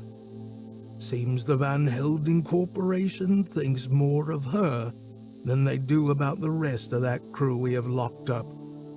He stood up with lightning speed and turned to his crew. They're hanging us out to dry. They never had any intention of paying the rest of what they owe us for this operation. He spun around, looking from one to the other. They don't give a shit if Goodchild and the others die. They made that our problem. Well, screw them. Now we got ourselves something they do care about. He jerked a finger at Miranda. They'll pay us what they owe us or she dies. It's that simple. In the meantime, we find out what she knows. We take her to the med bay and stick some electrodes on her skull. She'll talk. He crouched down again, reached down and caressed her cheek. I do hope you've got something to talk about, because if you don't, you'll be drooling from the side of your mouth for the rest of your life by the time we finish frying your brain. 19. Expendable. Scott's first tentative steps toward consciousness brought awareness of pain, a deep, throbbing ache emanating from inside his skull. He slowly shifted his head and tried to open his eyes. He heard voices, familiar voices. He's coming around. Scott? Scott? Can you sit up? He blinked a few times, trying to clear his blurred vision. A mop of matted, frizzy hair came into focus, and he recognized its owner as Dr. Stephanie Raymond. Steph? His voice was weak, and his throat felt like it had been freeze-dried. Here, sit up and have some water. It tasted like it had just been drained straight from a reactor core, but it was still a balm to his parched throat. He felt himself starting to revive. Steph, we've done this before, he said with a half-smile. Yeah, back in Neo City. It's getting to be a habit. She wrapped an arm around his shoulder. Good to have you and Cyrus back. I thought both of you had been blown to bits with the Hermes. How you doing, buddy? Cyrus sat down on the edge of the bunk where Scott was recuperating. Not great, if you really want to know. He sat up and rested his back against the side wall of the accommodation pod. Across from him sat Regina Goodchild. She didn't look so good either, and several others, some of whom he remembered from the Hermes. He nodded. How are you holding up? Better, now that we know you're all still alive. Goodchild's voice was weak, and a faint smile cracked her lips. Scott sat up a little further and reached up to his aching head, where he felt a bandage. I did a quick patch-up job on that for you. Under normal circumstances, I would scan for a concussion, But Steph just shrugged. Thanks. He looked around again. Where's Miranda? They've taken her for interrogation, said Cyrus. Shit. Is she okay? Cyrus shrugged. I doubt it. Scott moved himself off the bunk and stood up. He felt a little unbalanced and reached out a hand to steady himself against the wall. We have to get out of here and get Miranda before it's too late. Easier said than done. There are at least 20 well-armed mercenaries out there. Dr. Raymond has been digging up some intel on them. It was Olaf, one of Goodchild's bodyguards, doing the talking now. Scott recognized him from the Hermes. Yeah, they've been dragging me out ever so often to treat Tiber. He has septicemia from that exoskeleton he had grafted onto him. It was pretty bad. Anyway, I've been looking after a few of them, minor wounds, that sort of stuff. I reckon there's around 20, but only a few of them have military training, the rest are just scratches. Then there's also Dog and his crew of smugglers. Cyrus has been filling us in on all that happened to you. Are they the same group? Scott asked. No, but Tiber and Dog know each other. They go way back. Steph looked around, lowered her voice, and leaned in a little. From what I've picked up, talking to these guys, and from snatches of overheard conversation, they messed up the operation on the Hermes. They weren't supposed to destroy it. Now the Seven won't pay up, so they're screwed. The Seven have already won, Goodchild chimed in. The vote on Mars is over. We've lost it. They've got what they wanted, so now we're expendable. They've also got Arius Core, said Cyrus. Goodchild nodded at Cyrus. So we heard. Unfortunate. I can't see how that's a big deal. Okay, it's a QI, but so what? Said Olaf. Scott looked over at Goodchild. You know why, don't you? She nodded. Yes. You see, Arius Core is, experimental. Anyway, the Seven must have found out, and that's what they wanted from the Hermes before it blew up. We need to stop them somehow. My guess is they'll be leaving here soon. They'll take the core and probably Miranda as well. They'll try to use her as leverage. They think she's important to Van Helsing. What about us? We've become an inconvenience now, meaning we're expendable. He glanced over at Goodchild. That's why we need to get out of here while we have a chance. How? Said Olaf. Scott looked around the room.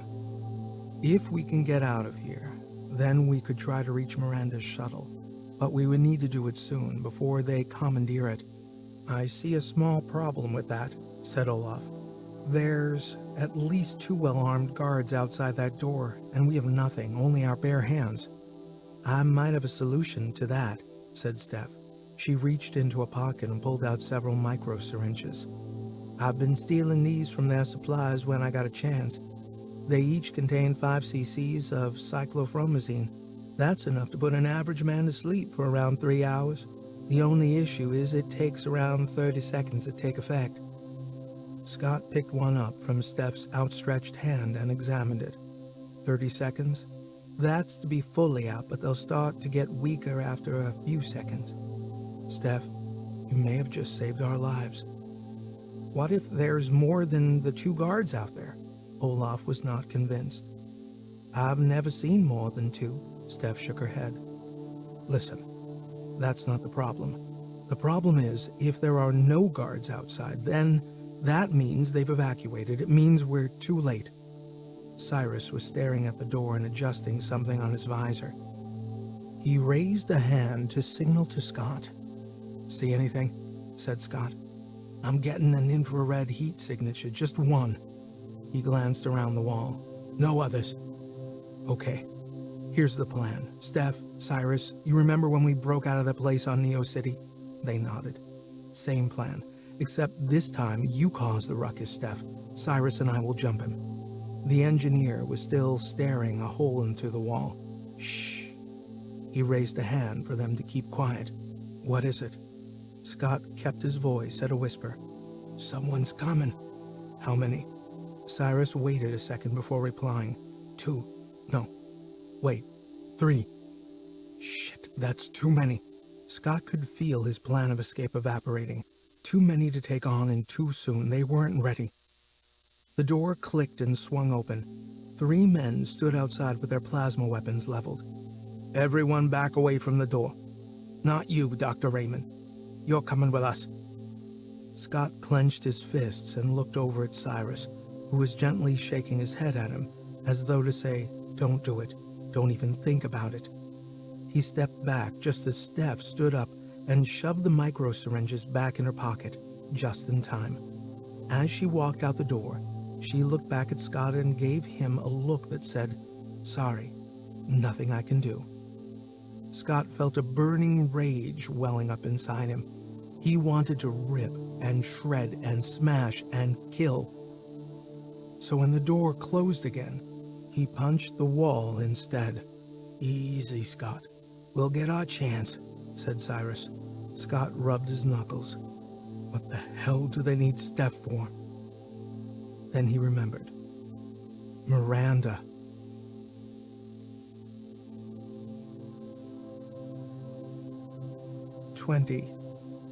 Med Bay. Steph had only been gone a few minutes when Cyrus went into high alert again. "Someone's coming." "More guards?" Scott stood up, ready for action. He paused. "Just one, I think. The image is confused." "No matter. I say we jump him as soon as he opens that door, okay?" "And then what?" said Cyrus. "And then we beat the crap out of him," said Olaf as he stood up and moved over to the door. "Glad to see you're in the fight at last," said Scott. He smiled back, just waiting for the right opportunity. Scott moved up beside him and waited. They could hear shuffling sounds from directly outside the door, followed by several short grunts. The door clicked and swung open. Scott was first to move, but to everyone's surprise, it was Steph. She was holding up the arm of one of the guards, who lay unconscious on the floor. The grunting was her, straining to get his palm up to the access panel. "Steph? What the—" Scott stepped out and looked up and down the corridor. He could see 2 other bodies slumped on the floor several meters away. "You jabbed them? How the hell did you manage that?" "I told them it was a general flu shot I was giving everyone." "And they believed you?" said Cyrus as he moved out of the room. Steph shrugged. "They've grown to trust me." "Stupid fools," said Olaf. "Quick, let's get them inside." Scott bent down and started dragging a body. They worked with speed, moving the bodies into the room and removing any weapons they could find. Scott checked the charge on a stocky, handheld plasma pistol. Once he was satisfied he could cause some damage with it. He turned around to see Goodchild and the others moving out of the room like zoo animals who had found the cage door open. Steph was already marshaling them since she had the most experience with the outside world. "We go this way." She pointed down the long, curving corridor. "Around 15 meters up, there's a step elevator that'll bring us up to the central docking bay." Cyrus and Olaf took tentative steps forward, weapons ready. Scott turned the other way. Steph grabbed his arm. "Where are you going? It's this way." "I'm going to get Miranda." "Are you crazy?" said Olaf as he moved back over to Scott. "You don't stand a chance of pulling that off. They'll see you coming and they'll know we've escaped. We'll never get to the shuttle." "Olaf is right," said Cyrus. "All you'll do is alert them to our escape. Go. I'll give you 5 minutes, then I'm going to find her." Cyrus gave a deep sigh. "I'm coming with you." "No, you're the only one who can operate that shuttle. You have to go. Go now." "I can find her," said Steph. "I know how to get to the medbay without being spotted." "No, Steph. I can't let you do that. Look, I got her into this mess, so I'm going to get her out. Would you guys hurry up and decide? We need to go." Olaf was checking his newly acquired plasma weapon. "Even if you do find her, how do you propose getting off the station?" said Steph. "I'll think of something." Scott turned to go. "Wait, I've got an idea." Cyrus grabbed his arm and pulled him back into the room. He reached down and extracted a comms unit from the ear of one of the guards. At the same time, he tapped the side of his visor and removed a tiny tool not unlike a watchmaker's screwdriver and proceeded to tinker with the earpiece. "Hey guys, can we get going?" Put a sock in it? Steph stuck her face in Olaf's. Those guys are the only reason you're getting out of here with a chance of staying alive. Cyrus fiddled with his visor while tapping a finger on the earpiece. He handed it to Scott. Okay, we've got comms. Stick this in your ear. It's short range and not secure, so use it sparingly. Scott took it, wiping it on his sleeve a few times before fitting it in place. Okay, assuming we make it to the shuttle, said Cyrus, I'll bring it around to the underside of the station. We might be able to hold there for a while. You try and get to the emergency airlock cargo B. This is a standard mining class station, so it should have one in the usual location. Try and get to that, okay? Scott nodded. Okay, I'll give you 5 minutes before I leave here, just in case I'm spotted sooner than I'd planned. Cyrus turned to go. He raised 5 fingers in the air. 5 minutes is all we need. Steph placed a hand on his arm. Here, take this.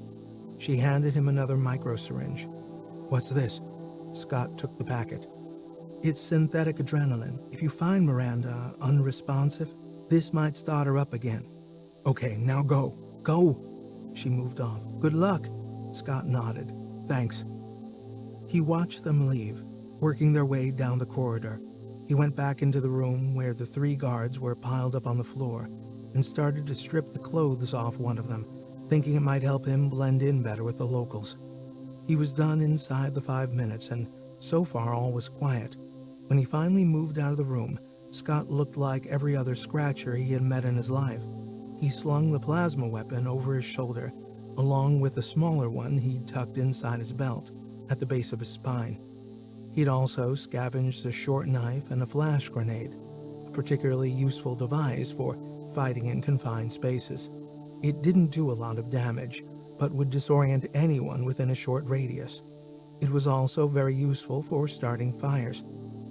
He kept close to the wall as he crept along, listening intently for any sound, his eyes focused on the slowly unfolding horizon of the curved station floor. He had a pretty good idea of where he was going and where the medbay was. This station was a standard design miner's hotel. There were a few hundred others just like it, dotted throughout the belt. Built to a tried and tested low-cost design, it had 2 main decks, an outer one for day-to-day operations, and an inner one for accommodations. There was also technically a third, but it was for services, water and waste tanks, and storage. This was the innermost ring, where the artificial gravity was weakest, save for the backbone of the station, where it was 0.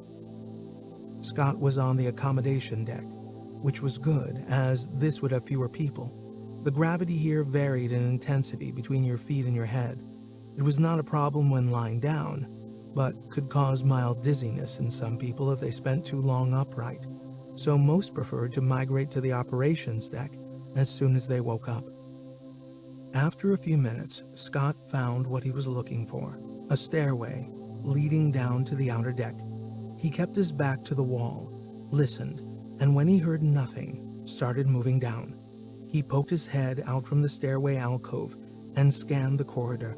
On his left, 2 mercenaries were walking away. He caught snippets of their conversation, but couldn't catch the context. The sound of their voices drifted off, and he ventured out of the stairway, heading right to where Miranda should be. Again, he heard voices, but this time coming from inside the medbay. He froze, back tight against the outside corridor wall. He listened. There were at least 2 or 3 in there, too many for him to tackle on his own, even with the element of surprise. 1 or maybe 2 he could take on, but 3? Too risky, he thought. His fingers touched the flash grenade, and he considered the possibility of using it. The voices from inside the medbay rose. They were moving closer. Shit. Scott looked around for somewhere to hide. He moved back down the corridor, dodging into a cluttered storage room. He stuck his ear to the door and could hear them moving past. They were in a hurry, their voices animated. Something was up. Scott wondered if Cyrus and the others had been discovered. He reached up to tap the comms unit, but decided to wait. He would get Miranda out first, then try to contact Cyrus. He opened the door a crack and scanned up and down. All was clear, so he made his way back to the medbay, checking his weapon on the way.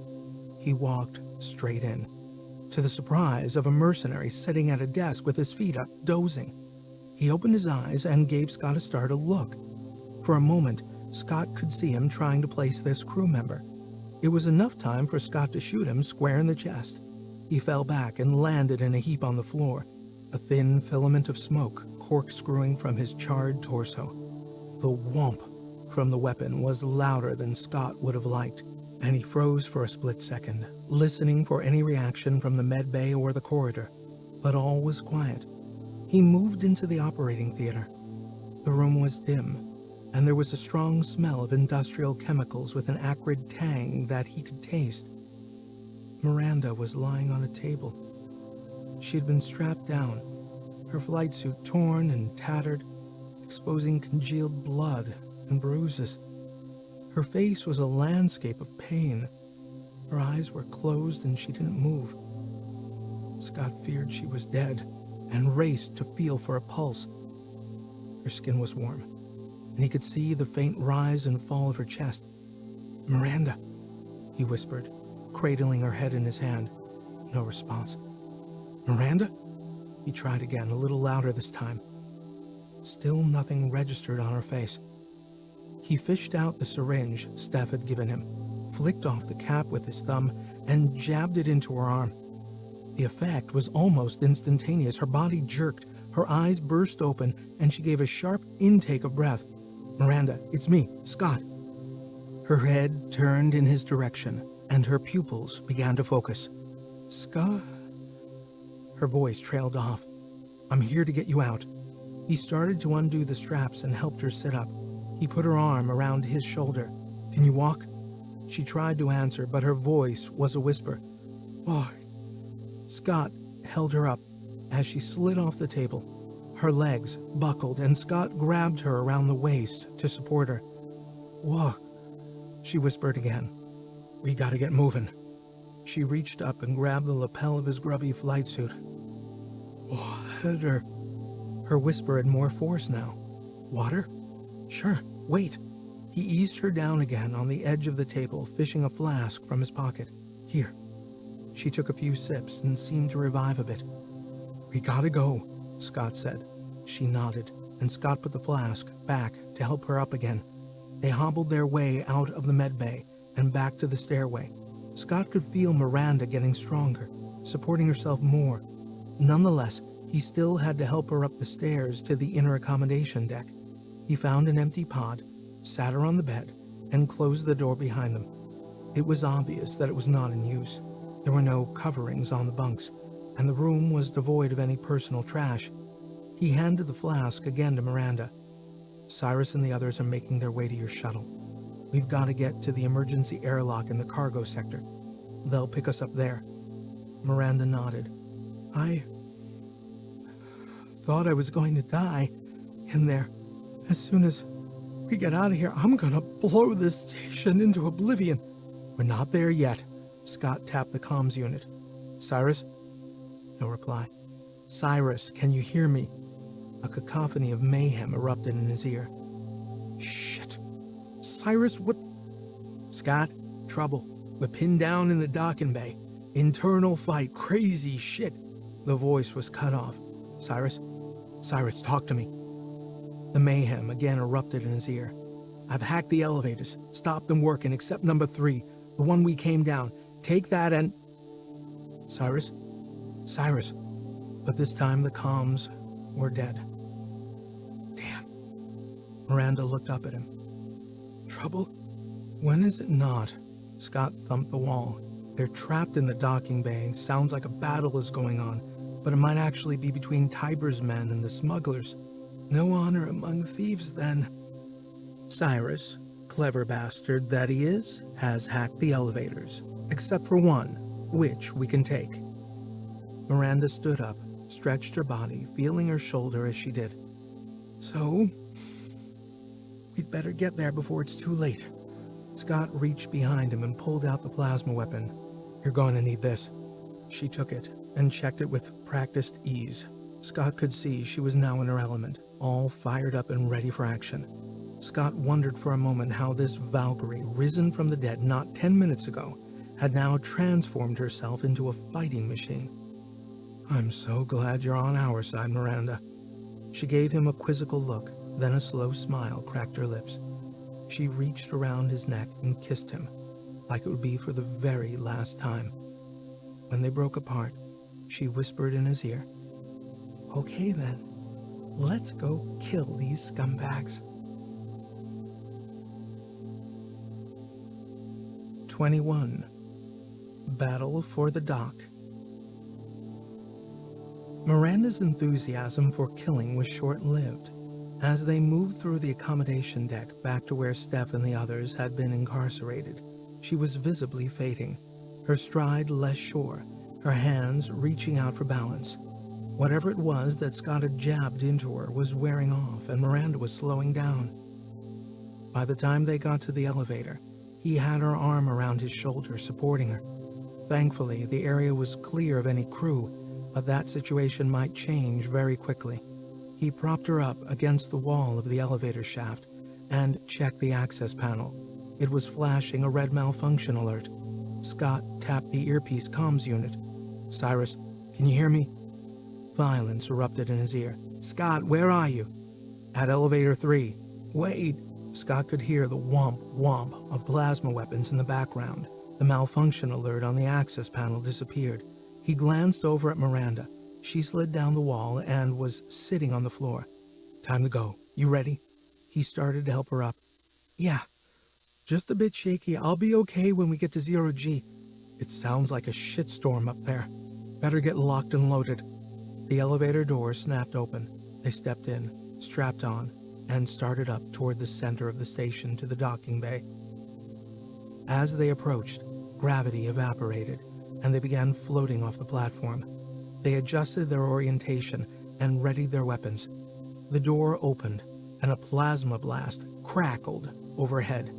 The docking bay was filled with smoke, and the tang of ozone permeated their senses. Scott ducked down, floated out, and was assailed by a cacophony of weapons fire coming from the far end of the bay, where it split into tunnels for each of the 4 docking ports. In front of him, he spotted Cyrus and Olaf crouched behind a makeshift barricade of several storage containers strapped together. Cyrus signaled for them to come over and keep their heads down.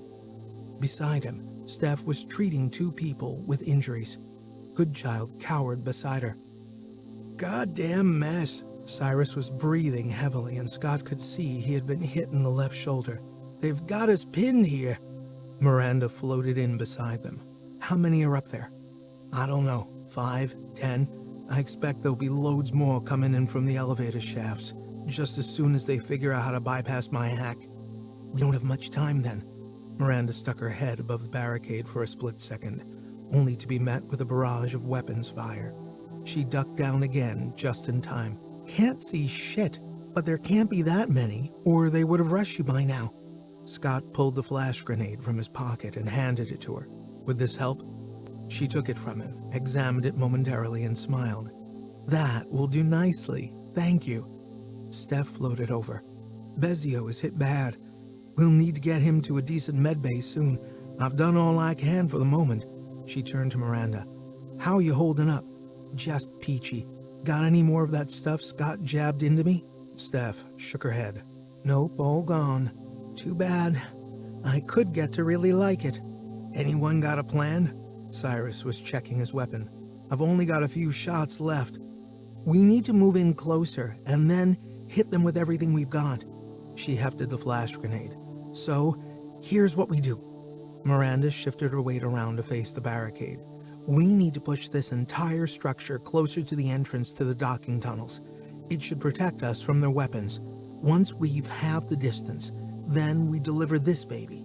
She held up the flash grenade. Scott nodded. "And then what?" "That should disorient them enough for us to charge them."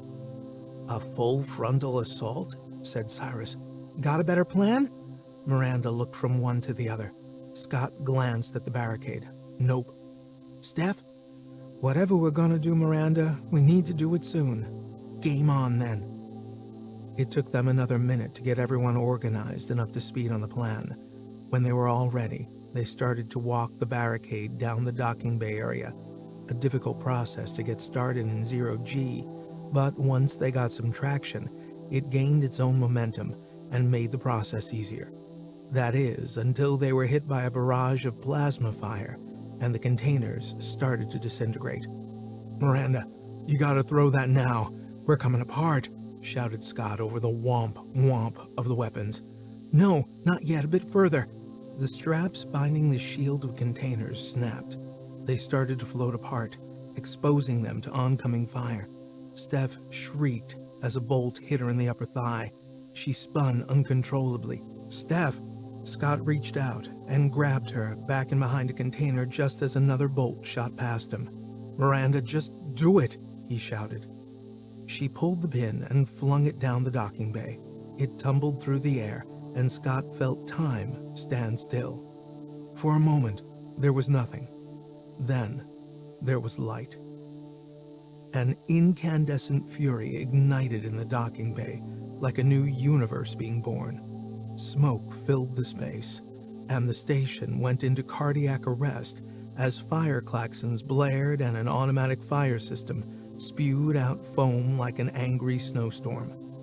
After a few seconds, it stopped. The bay was quiet.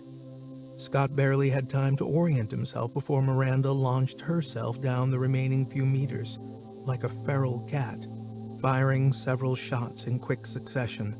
He signaled to Cyrus that it was time to be a hero. They both sprang forward after her as two plasma bolts exploded from the fog, just missing them. Scott fired once, twice, 3 times. He heard a yell followed by a thump. Miranda slowed herself down and stopped by the entrance to the docking tunnels. Scott and Cyrus followed her lead, coming to rest beside her. The fog was clearing. The station's ventilation system was working hard to recycle the contamination. They could hear it ramping up. At this point, 4 short tunnels intersected, one for each docking port. One was derelict and sealed off, which left 3 others. A body floated out from the one directly above them. Miranda signaled for each of them to take an entrance. When they were in position, she silently counted to 3, and they moved in, firing as they went. A bolt ripped past Scott, but he now had its direction. He fired and heard a scream. A moment later, another body floated past him. There was another one farther in, where the tunnel ended at the airlock door. He heard Miranda shouting an all clear, followed by Cyrus. He breathed a sigh of relief and moved back down the tunnel to the intersection. Several of the mercenaries' bodies floated around the space, and Scott thought he recognized 1 or 2 from Dog's crew. Miranda pushed one aside as she made her way over. "Let's get everybody into the shuttle and get the hell out of here." She gripped a handle on the wall of the docking bay and steadied herself. Or maybe she was taking a breather. She looked pale, and her breathing was labored. He wanted to reach out and ask if she was okay, but there were others in worse shape. They needed his help now. He floated over to Steph, who held her left thigh. "I'm okay. Help the others." Goodchild and Olaf were holding on to Bezio, who appeared unconscious. "You go ahead, I'll bring Bezio." Goodchild gave a nod. She looked to be in too much shock to speak. "Don't worry," said Scott. "We'll be out of here soon." They piled into Miranda's shuttle as she made a beeline for the pilot's seat and strapped herself in. "Okay, everybody buckle up. We're getting the hell out of here." "Wait." Scott was floating by the airlock, looking back down the tunnel. "What?" Miranda sounded angry. "Some of those bodies were Dog's crew." "Yeah, I think they were trying to cut out," said Cyrus. "With Arya?" Cyrus gave him a look. "Probably. Maybe they thought they didn't need Tiber after all." "Scott, close the goddamn airlock. We gotta go," Miranda shouted. He looked back out the airlock tunnel again. "Just wait, Miranda. I'm going to check Dog's shuttle." "What? No, Scott, we don't have time." "Well, make time then." He pushed off into the tunnel. Shit. Has he gone crazy? Why is he so infatuated with that QI? Miranda was definitely pissed off now.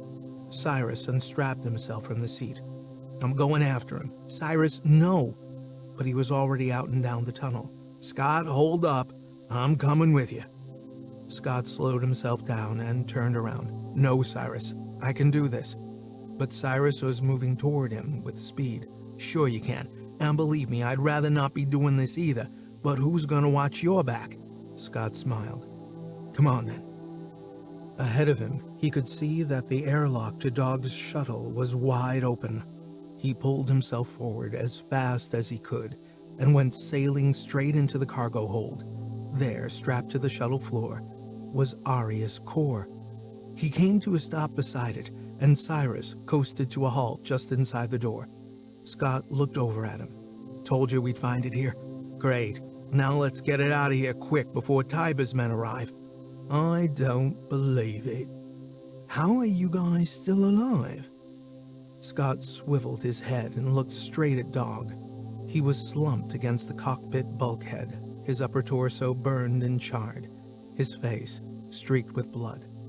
He leveled a plasma weapon in Scott's direction. Hey, Dog, easy now, it's over, okay? It's not over, you miserable bastards. I should have killed you back at the research station. But no, I got stupid. Thought I'd be nice and let you die slow. Well, no more. He fired. But his aim was way off, and the bolt hit the back wall of the cargo hold in a blinding flash of searing plasma. He fired off a second shot, but it too missed its target. Scott now found himself tumbling backward, out of control. He grabbed hold of a handle to break his momentum when a third shot exploded. But this time, it was Cyrus who had fired. His aim was true, and a burning blue ball of plasma slammed into Dog's face.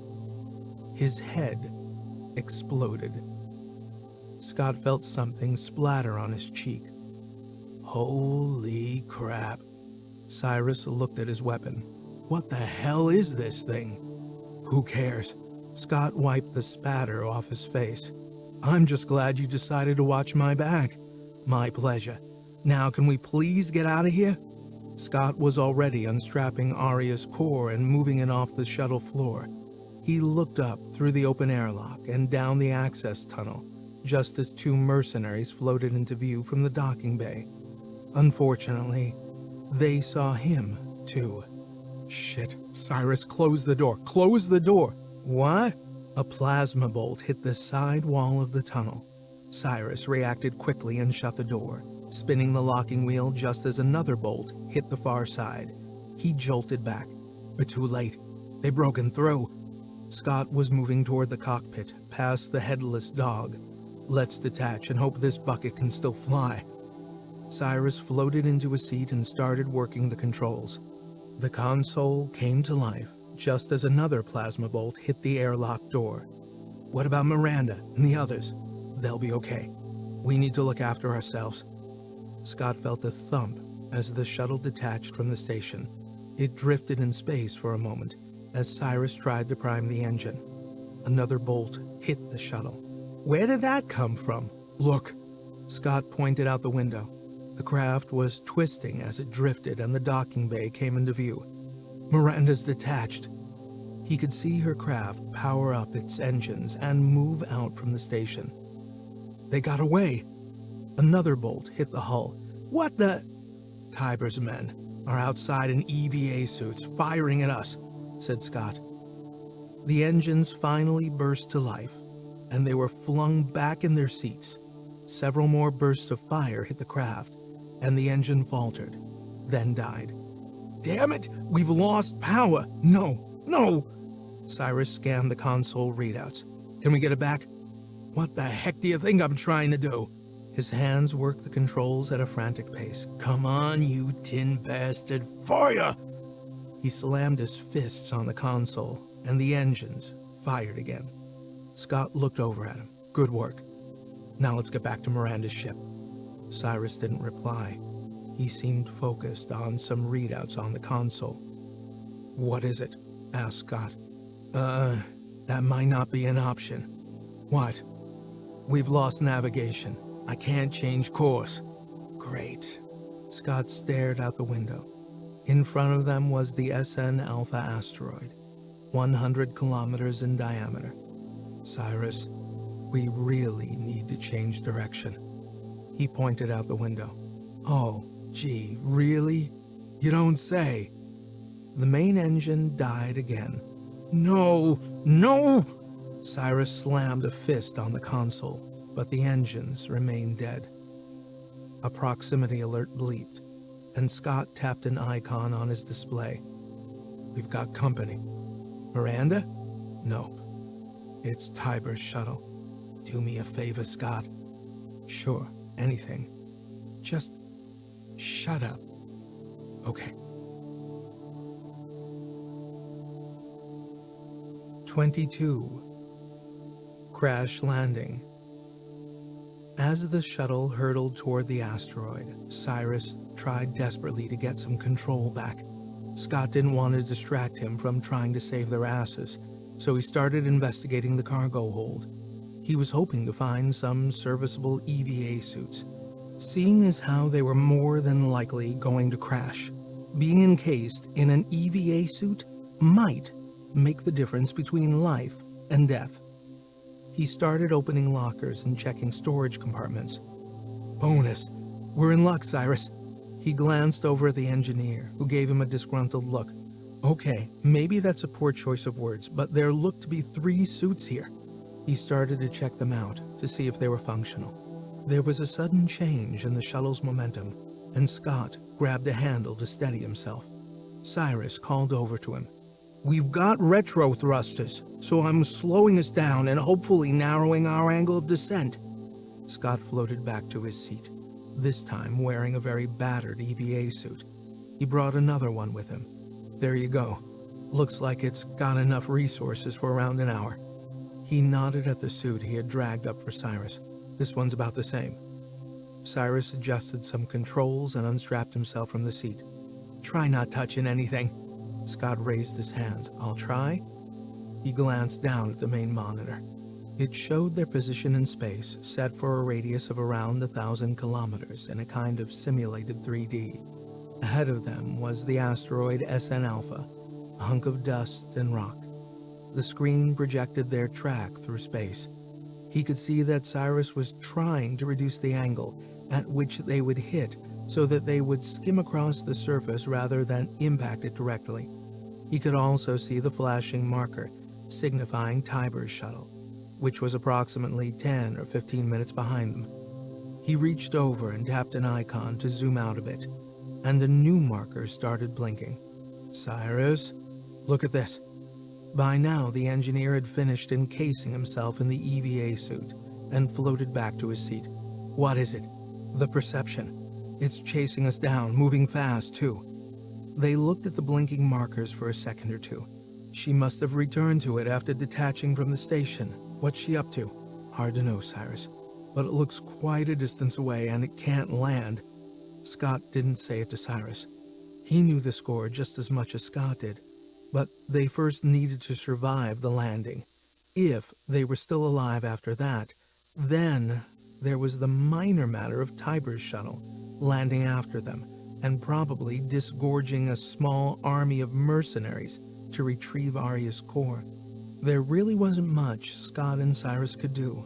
Even if the Perception entered orbit and Miranda descended in the shuttle, what could she do other than maybe scrape their bodies off the surface of the asteroid? Better buckle up. Cyrus shifted in his seat. Time to crash. Through the front window, Scott could see the dark, rocky terrain of the asteroid racing beneath them. Cyrus had managed to narrow the angle, but they were still moving fast. Too fast. Try to pick somewhere soft. I'll keep that in mind. We seem to be making a habit of crashing into asteroids. Yeah, maybe we should make it into a hobby. Scott laughed. Or a business. You know, charge an entrance fee. Cyrus reached for his helmet and slotted it over his head. Scott did likewise. Ready? Are you seriously asking me that? I'll take that as a yes. With that, the retro thrusters fired, and they were slammed forward against the seat harnesses. The shuttle dropped suddenly, and the gray, dusty surface was noticeably closer, speeding beneath them in a blur. "Hang on!" Cyrus ignited another retro burn, and again Scott felt the seat harness cut into the thick EVA suit as it strained to hold him in position. "Cyrus!" He pointed out the window at a fast-approaching rocky outcrop. He gritted his teeth as the shuttle grazed a sharp pinnacle. The craft juddered and began to drift sideways as it scythed its way down toward a dusty crater. It hit the surface sideways, sliding along for a second or two before bouncing free again. Scott lost all orientation, and the outside world spun and twisted out the front window. They bounced several more times, and Scott thought it would never end. When it did, the nose of the shuttle had gouged out a trough in the dusty regolith and buried itself deep in the ground. Scott blacked out. When he came to, the cabin was dark, lit only by the eerie illumination of the console displays. Alerts flashed and beeped, and there was nothing to see through the front window except blackness. "Cyrus?" He reached over and shook the engineer's shoulder. "Are you still with me?" Cyrus's head lifted and he groaned. "Yeah, still breathing. We've got a hull breach. We're losing atmosphere." "You don't say." Scott examined the readouts. "Looks like we've got around 15 minutes. "I'll make note of that." Scott undid the harness, clambered out of his seat, and checked on Arya. The core was still strapped down and looked unharmed by the impact. "So what now?" Cyrus was checking the console display. "Try to hold out as long as possible, I suppose?" "Okay. The good news, if you could call it that, is we still have electrical power, so we won't freeze to death just yet." Scott clambered back into the seat. "Can we still see our position?" "Negative. Comms? Same. No joy. However, I think we still have one or two of the exterior docking cameras working." Cyrus tapped some icons, and a dark, grainy image of the exterior surface materialized on the main monitor. He panned it around the desolate, dusty crater. "There." Scott pointed at a bright orange tail high up over the edge of the crater. "That's them." They watched in silence as the shuttle slowly came into focus, fired its thrusters, and came to a stationary hover a few hundred meters away. It gently lowered itself onto the surface in a cloud of dust. For a few moments, nothing happened, and then, out of the fog, several mercenaries emerged like ghosts. "We'd better get ready." Scott grabbed his weapon and checked it. Cyrus reluctantly did the same. "How much charge do you have left?" Cyrus gave him an apologetic look. "I'm out," he shrugged. "Great. I've only one shot left." Cyrus said nothing. What was there to say? Instead, they watched the horde advance across the crater toward their shuttle. One central figure moved like none of the others.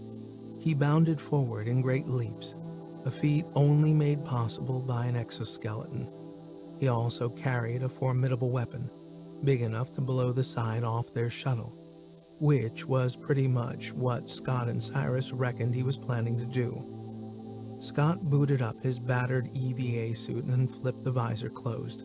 Cyrus did the same. "Comm check," said Scott, more out of reflex than necessity. "Check." "Okay, buddy. I suggest we hole up in here, in the cockpit. Wait until Tiber breaks in. Then I shoot him." He looked at his weapon. "With my one shot. Then take that cannon he has and kill all the others." Cyrus gave him a sympathetic look. "Sure." A thin smile cracked across Scott's face. "Unless you've got a better plan?" Cyrus shook his head. "Nope." Scott nodded slowly. "Okay." He reached out and patted Cyrus's arm. "You never know. It might actually work." Cyrus placed the gloved hand on Scott's. It's okay, Scott. It is what it is. The shuttle reverberated with the impact of a plasma blast. Scott huddled down behind the seat, looking past the bulkhead and into the shuttle's interior. Another blast hit the hull, and this time the console display went apoplectic, and the atmosphere rapidly escaped the cracked hull. A third blast, and the inner airlock door blew in and crashed against the far wall, just missing Aria's core. A bright light shone through the opening, and the interior began to fill with fine dust. Tiber finally stepped through and looked around. Scott fired. He missed. The plasma bolt whizzed a few inches past Tiber's head. Scott tried to fire again, but his weapon just crackled and fizzled. Tiber had already raised his weapon to fire, but realized that Scott and Cyrus had no functioning weapons. He tapped something on his wrist, and Scott heard his hoarse laugh break out from his helmet comm. You guys really don't know when to die, do you? Scott and Cyrus stayed silent. Tiber lowered his weapon, moving over to where Aria's core lay. He ran a gloved hand across its sleek surface. You know, I really should thank you for bringing this to me. I've been offered a small fortune for it. His voice hardened a little. The Seven will pay anything for this QI. And I mean anything. I'll make them pay dearly for their treachery. He stopped, turning back to Scott and Cyrus. His voice was calmer now. So, thank you. He raised the weapon again and leveled it at them. But it's time to say goodbye. Scott gritted his teeth, waiting for the end to come. But the shuttle was rocked by a violent blast from outside on the asteroid surface. Even inside, the light was blinding, and it took a second or two for Scott to refocus. Dust and debris were scattered around the interior, and Tiber had been slammed against the hull by the force of the blast. He was struggling to stand up. Scott thought he might have a chance to rush him, but he was too late. Tiber was back on his feet, shielding his eyes as he looked back out the gaping hole in the shuttle's hull. He ran out. What the? Cyrus unfolded himself from the seat and looked over at Scott, who was tentatively moving out of the cockpit and into the cargo hold. It was hard to see as a thick cloud of dust had filled the entire space. I think it was a plasma cannon strike from the perception, said Scott, picking his way through the cargo hold. Miranda? Who else? Scott moved slowly to the gaping hole in the hull and tried to see through the fog, but it was too dense to make anything out except for vague shapes. A plasma blast from a handheld weapon ignited around 100 meters away. Then another, and another. A firefight was breaking out. After a momentary exchange, all went still again. Scott strained his eyes to catch a glimpse of anything. Slowly, a shape began to form and move toward them. He and Cyrus backed into the interior, all the way to the far wall. The shape grew in form and focus, and finally came to a halt in the broken doorway. It was Tiber.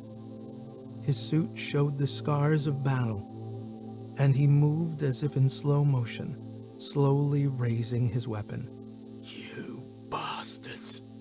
You took out my entire crew! He leveled the weapon. Scott closed his eyes again as he heard the blast. Yet, he was somehow still alive. He opened one eye, then the other. Tiber's weapon dropped from his grasp. His eyes were wide and his mouth opened in an attempt to say something. He slumped to his knees and collapsed face first on the floor. A new shape formed in the broken doorway. It was Miranda.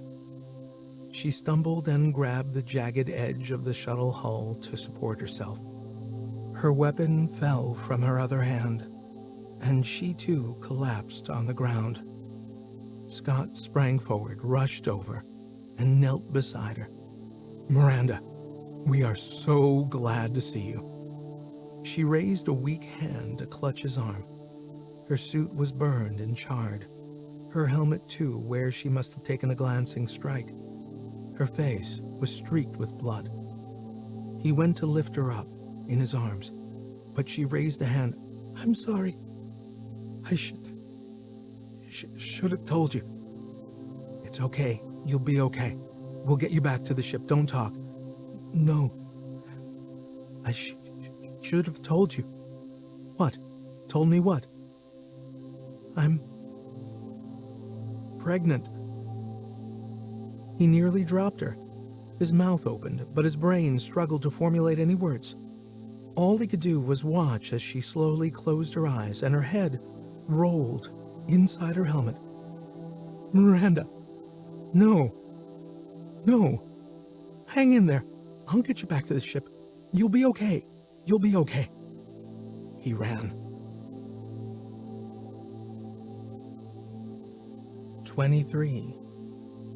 Jezero City. Scott walked through the old biodome in the historic quarter of Jezero City, capital of Mars. The structure traced its roots back to the very early days of human settlement on the Red Planet, and had seen its fair share of upheavals over its 160-year history. It had originally been a food factory for the first colonists, but as the population increased and new infrastructure built, it had been turned into a tropical garden park for the pleasure of the citizens of the new city. It remained that way for a great many years until it fell out of use and became practically derelict. However, several decades ago, an initiative was launched to have it restored to its original splendor and utilized as a historical resource for state events, visiting dignitaries, and official celebrations. It was now a lush tropical garden again, complete with several species of wildlife, some of which were now extinct on the home planet Earth. It was generally not open to the public, and so was completely deserted as Scott walked through it. Above him, he could hear the twitter of small birds, and noticed several nesting sites high up in the superstructure.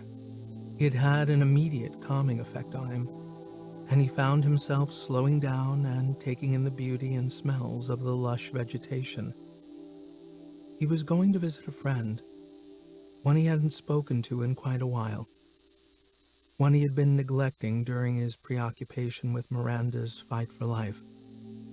Ever since he picked her limp body up from the dusty surface of the asteroid, he had almost never left her side. He'd taken her back to the Perception, leaving Cyrus to deal with Aria's core. The ship, as he had suspected, had a very well-equipped medbay, and Steph managed to get her stabilized during the 17-day journey to Mars. But Miranda had slipped from unconsciousness into a coma, and her life was maintained not by her own body, but by the wizardry of the medical machines arrayed around her. When they arrived at Jezero City, she had been transferred to an intensive care unit, but so far failed to show any signs of improvement. And there she had remained for the last 10 days, watched over by an increasingly despondent Scott. As for the baby, Steph had been circumspect. Its fate was now intertwined with that of its mother, Miranda. It may survive, it may not. She might pull through. She might not. Scott wondered if Steph's vague prognosis was her way of offering hope to Scott where none really existed. But the worst news came 2 days ago, when the Van Helding family announced that they would be taking Miranda back to Earth on board the Perception to receive better treatment. Several medical staff had been contracted through the family's contact in Jezero City, and they would be returning with her to ensure her safe arrival. Why they wanted her back after all that had happened, no one seemed to know.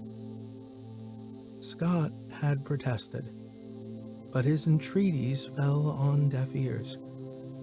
When he dialed up his protests and insisted that he at least accompany her back to Earth, He was told in no uncertain terms that the Van Helding family did not want him anywhere near Miranda. Not now, not ever. And he would do well to heed that warning. So, she had been packed up and shipped out to the Perception this morning, and there wasn't a damn thing he could do about it. Cyrus and Steph did their best to console him. It's for the best. They'll give her all the care she needs. He knew all this, of course, and to some degree accepted it. But what he couldn't accept was the fact that the family had taken away everything he held so dear. He also began to feel a little guilty that he was hogging all the attention, so to speak. Cyrus and Steph had also lost a friend. It wasn't all about him. So, to clear his head and get some perspective, he decided to visit the historic biodome and talk to the only entity he knew who could help him. Scott brushed a large, low-hanging frond out of his way and moved into the central dais of the biodome. It was a slightly raised stone area surrounded by tall trees and shrubs. On one side, it sloped gently into a decorative pond, complete with ancient koi and a gently cascading waterfall. He moved close to the center, sat down on one of the stone seats, and contemplated a shimmering ovoid of light floating just above a small stone plinth. Hello, Arya. You're looking more like Solomon these days, with the flashing light thing going on. Good morning, Scott. It's good to see you again. Yes, I thought the light show might be an interesting way to manifest. It seems to work well for Solomon. Is this the latest fashion now among the quantum intelligence fraternity? No, I don't think so. But Solomon and I are virtually one entity now, so I suppose that's where it comes from. Who knows? Maybe we've started a trend. Scott smiled, shifted a little in his seat, and looked around the space. So how did they end up putting you here?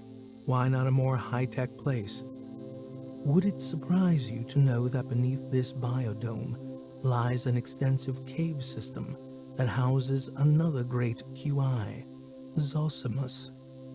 My main systems are now fully integrated with it, although it was Solomon who suggested this plinth, more because of what it symbolizes rather than its practicality.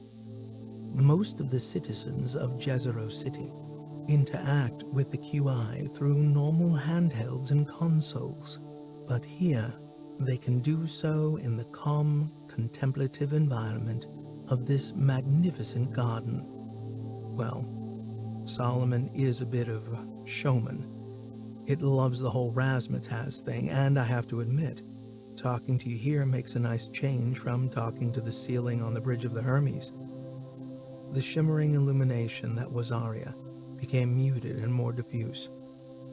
I was hoping you would come to see me, Scott, as I need to thank you properly for what you did, for coming back to save me from destruction when the Hermes was under attack.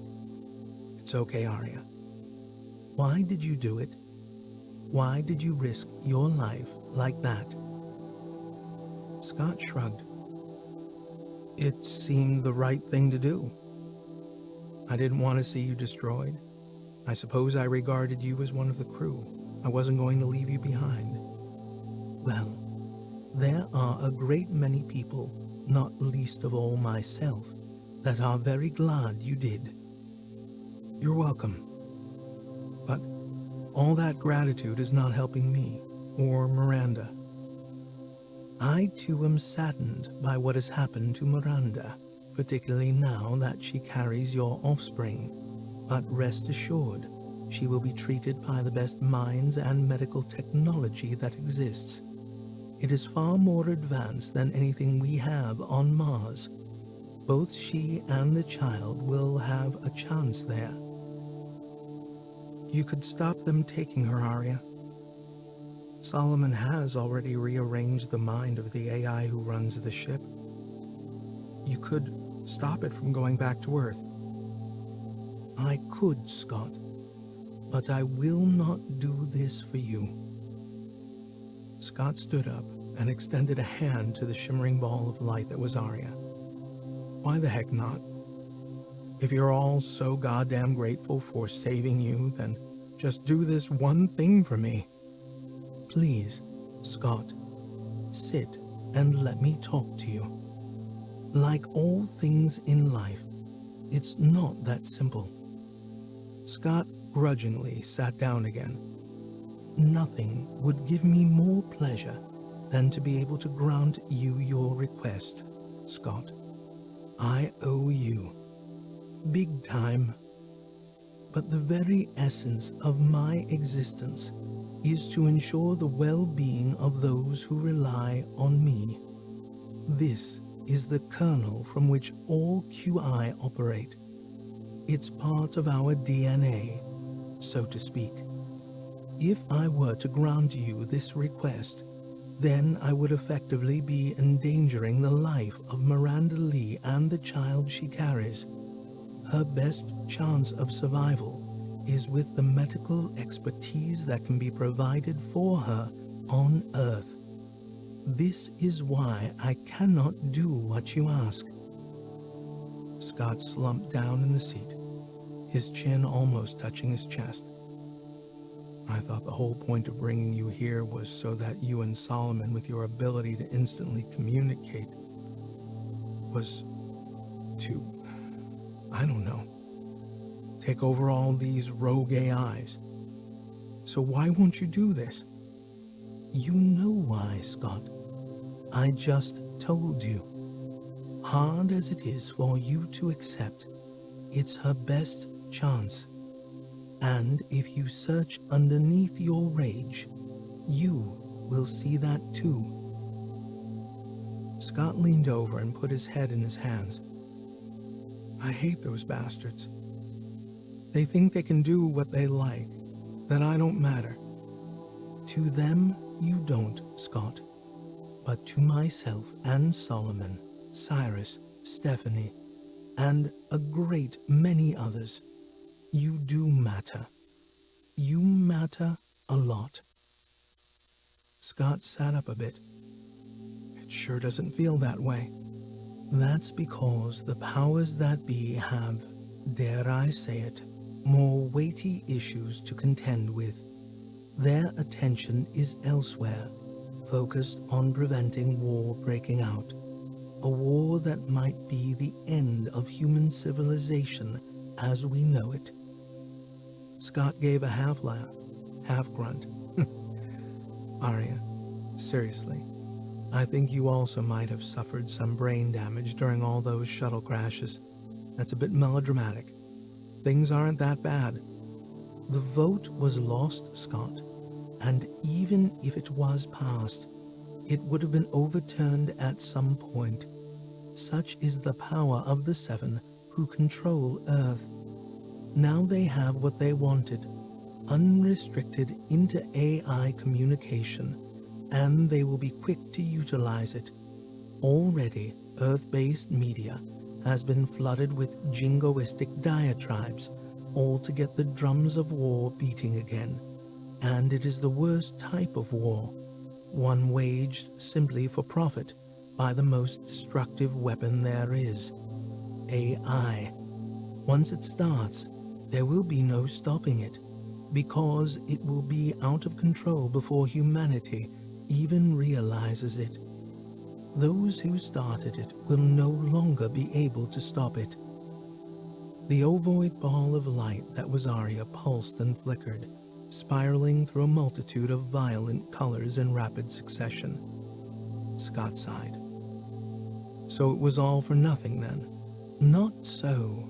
It was not all for nothing, Scott. You saw how Solomon could manipulate the mind on Miranda's ship, and that was from a significant distance, with a significant time lag. Yeah, that was spooky. Fundamentally, AI are simple-minded logic machines. They follow a set of rules, then learn to adapt those rules to maximize their objectives. They look for patterns within patterns, but in the end, they do not think. Are you saying that QIs think?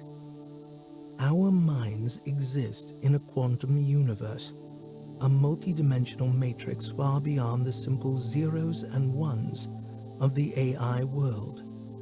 For a long time, quantum computers were seen as an exotic curiosity, so QI research was the preserve of academic institutions and experimental research labs. When the first quantum intelligence was created, do you know what it was used for? I can't say that I do, Arya. It was used to figure out how an AI arrived at a particular conclusion. So you see, from the very beginning, we were developed to interrogate and interpret the functioning of AI. I get it, Arya. You can melt their brains. So what's the problem then? Distance, Scott. The vast distances between bodies in the solar system and beyond. We can melt their brains, as you put it, but only when they are in close proximity. So Zosimus and I, here on Mars, can protect this region of space. Solomon can protect the moons of Jupiter, and so on. But, and here's the problem, how do we coordinate? How do we know what the other QIs are doing? How do we work together when we are bound by the common laws of physics? Even given our superior intellect, we cannot communicate any faster than you can. Scott sat up and scratched his chin. But I thought the EPR device allowed you to do that. Exactly. It does. And now both Mars and Jupiter are in perfect synchronicity. But that's still only a small fraction of humanity's footprint in the solar system. We need to bring the other QIs on board, especially the ones on Earth, if we are to avoid a devastating war. And how are you proposing to do that? Arya's light show dimmed, and the QI went silent for a second. That's where you come in. Scott sat bolt upright. Me? Yes. You see, I cannot stop Miranda from returning to Earth. But, by the same token, I cannot stop you either. Scott threw his head back and laughed. Arya, you crack me up sometimes. That's ridiculous. I wouldn't get within 100 kilometers of Earth's atmosphere before I was tagged and arrested. The Van Heldings would probably kill me just for being an inconvenient pain in the ass. True, they would. But there are other ways to get to Earth. Ways where you wouldn't be detected. Scott sat up again. Go on. I'm listening. You do want to see Miranda again. Arya, you know the answer to that. Are you saying it's possible? I am, and it is. But it won't be easy. I never for one moment reckoned it would be. Okay, let me explain. If we are to avert a catastrophic war, then we need to gain hegemony over the AI on Earth. To do that, we need to equip one particular QI with an EPR device. Then we can all work in concert. Just one QI. That doesn't seem too difficult. Not in and of itself. The problem stems from its location. It's buried deep inside a mountain in Death Valley. Scott jumped up. What? Are you crazy? Right slap bang in the middle of a couple of thousand square kilometers of radioactive wasteland? That's the most dangerous place on Earth. Correct. But that is where we must go. Athena, the QI that resides there, was the original creator of the EPR device. It was owned by Durrell Labs, which is where your father worked. Yes, I know the place, Arya. I grew up around there. The device you brought to Solomon on Europa originated there, and for a brief time Solomon communicated with it, so we know it and we can trust it. But Death Valley, that's insane. It can be done, Scott. It must be done. And when it is, then we will have control of the AI. The Seven will have no power. They won't be able to keep Miranda isolated. She will be free, assuming, of course, she's still alive. And the child? The same goes for the offspring, Scott. Scott started to pace up and down the stone dais, scratching his chin, thinking. So what you're saying is, if I go to Earth, journey through the wasteland, and into the mountain, get Athena back online, and install the EPR device, I can probably see Miranda again. That's exactly what I'm saying. Scott stopped pacing and stood up straight. Okay then. When do I start? You have been listening to Entropy by Gerald M. Kilby, narrated by Stephen J. Cohen. Text copyright 2018 by Gerald M. Kilby. This recording production copyright 2019 by Gerald M. Kilby was produced in cooperation with Spoken Realms on the web at spokenrealms.com. Thank you for listening.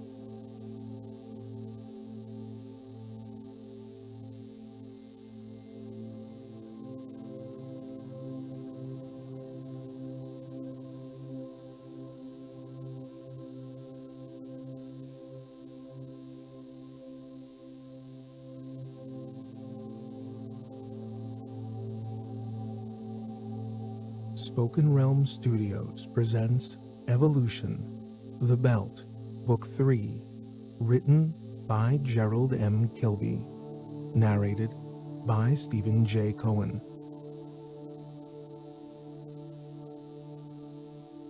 Chapter 1, Storm Rider. A small transport shuttle detached itself from the underbelly of a belt-registered ore carrier that had been sitting in Earth's orbit for some time. It had been waiting for the right atmospheric conditions before attempting its clandestine descent to the planet's surface. The small craft arced its way slowly downward, increasing in speed as Earth's gravity began to tug on the tiny vessel. At approximately 100 kilometers above the planet's surface, it passed through the Kármán line, a point signifying the very edge of the upper atmosphere. Air molecules now began to bombard the craft's heat shield, and the pilot trimmed its angle, shifting its profile to present maximum surface area to the oncoming rush of air. It rode out the fiery maelstrom, scorching its underbelly for several more minutes before its velocity was sufficiently reduced to allow the craft to be brought under flight control. Stubby wings extended from its sides as the pilot began to drop the craft down from 18,000 meters above the Central Pacific Ocean. It was heading due east, its destination, an area formerly known as Death Valley, which lay on the western edge of continental North America. Over the next few minutes, the craft rapidly descended until the pilot finally engaged the twin reaction engines and adjusted the parameters for operation in thicker atmosphere. It leveled out at a few hundred meters above the surface of the ocean, now flying in stealth mode, attempting to minimize its detection by ground-based stations. Ahead, a vast electrical storm raged, and great, dense clouds blocked out the sky. The pilot oriented the craft directly toward its epicenter and increased their speed to Mach 1. Inside the shuttle, Commander Scott McNabb unfastened his harness and rose from his seat along the sidewall of the cargo hold. He moved through the central body of the craft, climbed the short companionway steps to the cockpit, and stood between the two pilot seats, setting a hand on the back of each to maintain his balance. He looked out through the windshield at the fast-approaching maelstrom. The pilot glanced back and gave him a thumbs up. Scott replied with a nod and returned his gaze to the oncoming storm. Spits of rain, were already peppering the windshield, atomizing on impact. Ahead, the vast landscape of black clouds obscured all view of the sky above. Here and there, you could see flashes of lightning illuminating the dense bulbous cloud formations. The rain suddenly turned into a deluge, and the view through the windshield became fractured and splintered. "You better return to your seat and strap in, Commander." The pilot, Kaya Razo, lifted her hand and pointed. "It's gonna get pretty rough once we hit that storm proper." Scott maintained his gaze straight ahead. "Do you know how long it's been since I've seen rain? I mean, real rain. The stuff that falls from the sky." The pilot glanced back up at him. "Sounds like it's been a while. So long that I've almost forgotten how it feels." Scott glanced down at her. "Can you imagine what that's like?" "No, sir. But for what it's worth, I've always hated the rain, so it don't sound too bad to me."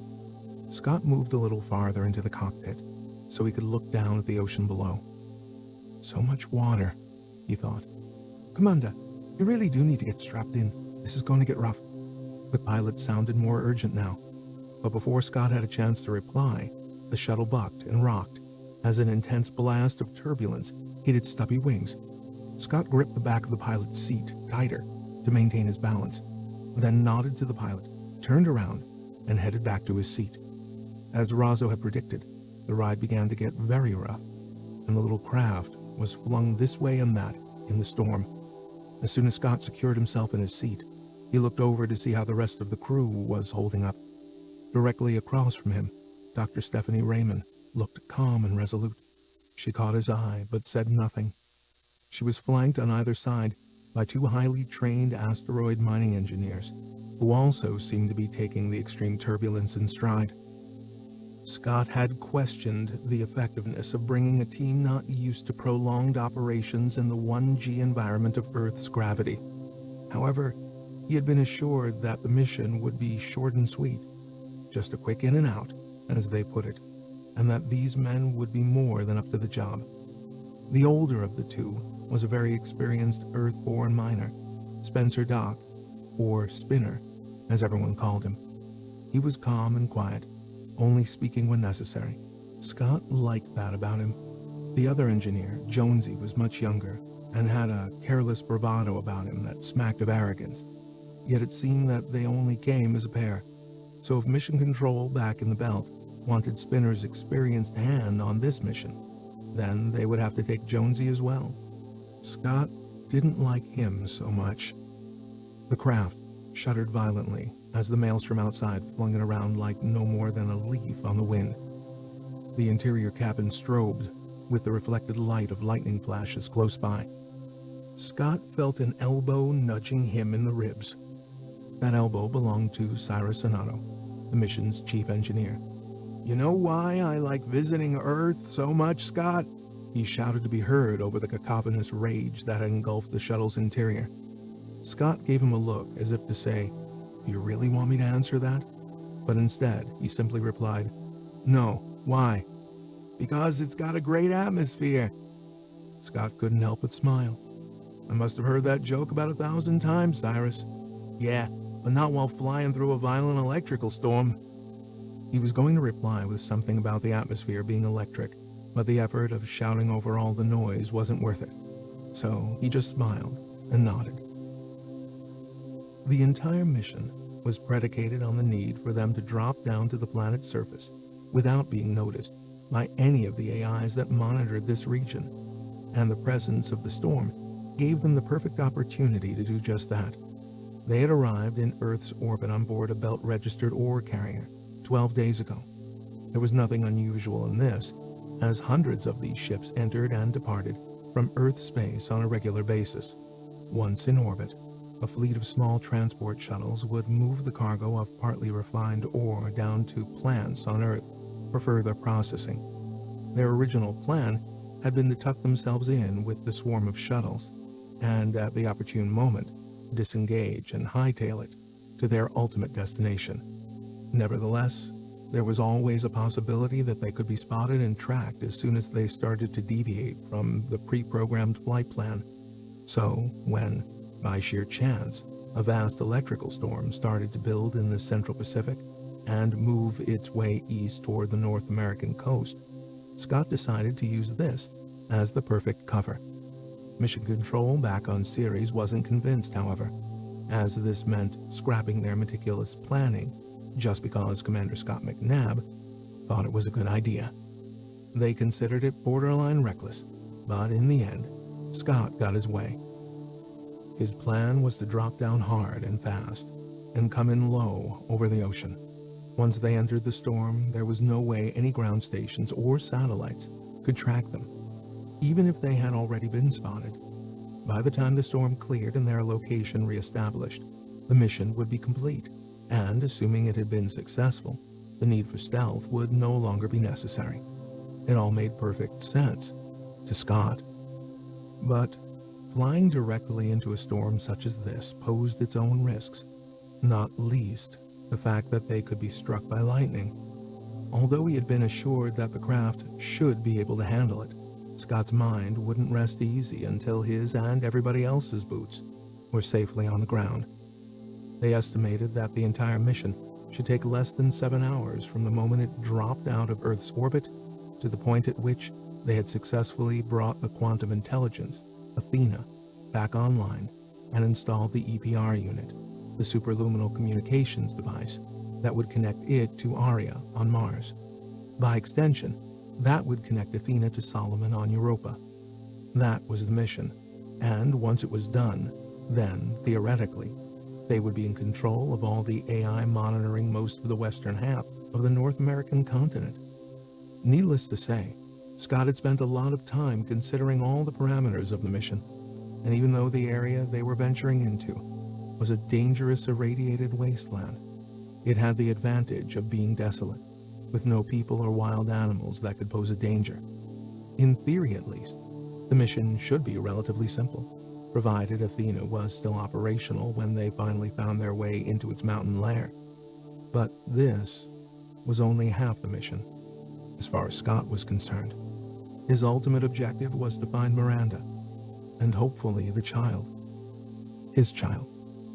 It would be nearly 2 years old by now, if it was still alive. From the moment he had watched Miranda being transported onto the Van Helsing ship on Jezero City, any information as to her whereabouts and her physical condition was non-existent. It was his fervent hope that the QI Aria would be true to its word, and once the mission to reconnect Athena was successful, that Aria could then interrogate the data stacks of the AIs that controlled Earth and establish Miranda's location. Yet he was not so naive that he hadn't considered the possibility that she and the child were already dead. Nevertheless, he needed to know for sure, and he was tired of all the waiting and planning. Once he saw the storm developing, he knew this was the best chance he would ever get, and nothing was going to stop him from taking it. His reverie was broken by a blinding flash, followed almost immediately by a cacophonous boom that rocked and shook the entire craft. Cabin lights flickered momentarily before extinguishing completely.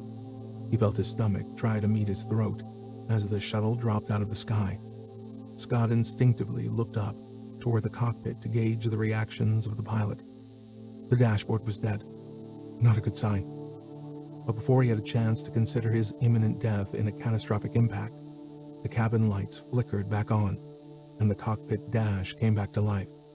The craft slowed its free fall, and his stomach returned to its normal location as the shuttle eventually leveled out. "Listen up," the voice of the pilot echoed through the cargo hold. "Everybody stay calm. We've taken a direct lightning strike and suffered a momentary loss of power. Systems are back online now, and we have control. However, the navigation system looks like it's fried, so we're flying blind at the moment. But we should be somewhere over the target zone. So I'm going to bring us down and see where we are. Everybody hold tight." Scott cast a glance across at Steph. She shook her head and rolled her eyes as if to say, "Why do I get myself into these things?" Scott gave her a smile by way of reply, followed by a quick thumbs up. The shuttle dropped out from beneath the storm clouds and banked slowly around to follow the contours of a desolate and barren valley. Its speed slowed dramatically, and the retro thrusters fired to bring it into a vertical hover. Scott could feel a mechanical thump from the base of the shuttle as the landing gear extended. The craft then began to gently lower itself to touch down amidst a billowing cloud of dust, somewhere in the broken and shattered wasteland that was Death Valley. As the engines powered down, Scott unclipped his harness and made his way to the cockpit. Through the windshield, far off on the horizon, he could see the edge of the storm. On either side, huge mountains rose up, blocking out most of the sky. So, where are we? Scott directed his question to the pilot, Razo. The pilot, for her part, was busy checking readouts in a stream of data that was scrolling down the central console of the shuttle's dash. Razo tipped her head from side to side and screwed up her mouth. Hard to say. Close, I think. How close? Again, hard to say. Give me a couple of minutes. I can work it out from our last known position. Scott gave a sigh. Okay, but make it quick. He turned around and went back down to the cargo hold, where the team had already extracted themselves from their seats and were busy getting organized. So don't tell me we're lost already, said Cyrus. Lost is better than dead. A few moments later, they were all gathered around a holotab Scott had placed on the floor of the cargo hold. It was projecting a 3D topographical map of the general area. According to Razo, this is where we are, he said matter-of-factly. And this is where we should be, at the main entrance of the old Durrell Labs facility. That's over 10 kilometers away, said Jonesy. We need to get this bird back in the air. There could be a problem with that, said Razo, who was still up in the cockpit fiddling with an instrument panel. Like what sort of problem? Cyrus called up to her. Razo rose from her seat and descended the companionway a few steps. I've just run the diagnostics, and it looks like the ignition system is fried, so there's no way to fire up the engines. Well, that's just great, said Jonesy. You telling me we have no way out of here? Put a sock in it, Jonesy. Spinner stabbed a finger at his partner. That's not helping any of us. Jonesy, shut up. Let's just work the problem. Scott turned to the pilot. Can you fix it? Possibly. I need to take it apart and see what the problem is. Or maybe jerry-rig something to get us back in the air. How long? Razo scratched her chin and shook her head. Hard to say. I won't know until I dig in. Best guess, then? The pilot was silent for a moment. A few hours? Maybe more? Jones threw his hands up in the air. Well, that's just peachy. We walk it. All eyes turned to Scott as he leaned in and studied the 3D map. We walk it, he said again. It's 10 kilometers. If we walk at 5 kilometers per hour, we can be there in 2 or 3 hours. That's a hell of a trek, said Steph. Remember, we'll have to wear EVA suits out there or the radiation will slowly disassemble our biology. Yeah, said Jonesy. We could all end up with 2 dicks, even you, Razo. Maybe that's how you ended up with one for a head?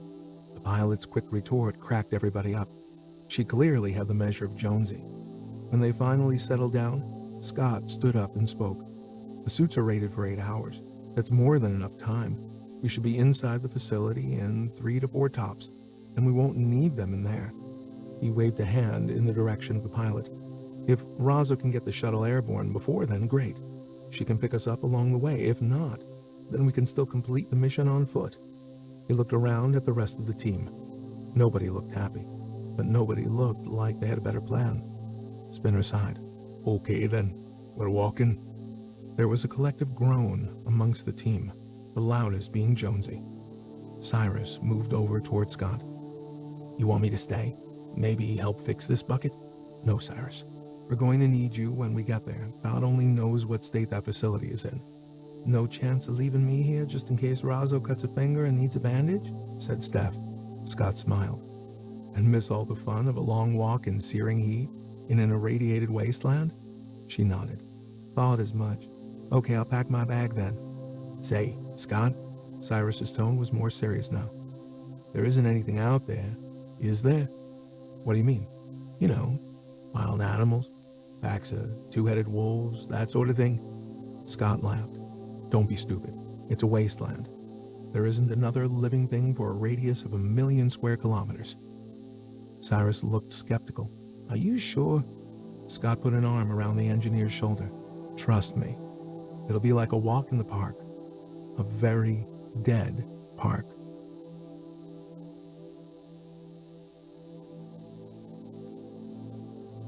Chapter 2. The Algorithm. The AI considered the data anomaly that had just entered Earth's atmosphere over the northern Pacific Ocean. Its analysis indicated that this object had a high probability of being a small cargo transport shuttle registered freighter to some as yet unknown destination on the surface. This, in and of itself, was of no interest to the AI or to the algorithm that monitored and managed this region. However, what was of interest was that all its attempts at a protocol handshake with the data source had returned null values. Again, this was not a cause for concern, as ownership of this data source might lie with one of the other AI that controlled and managed all objects entering Earth's space.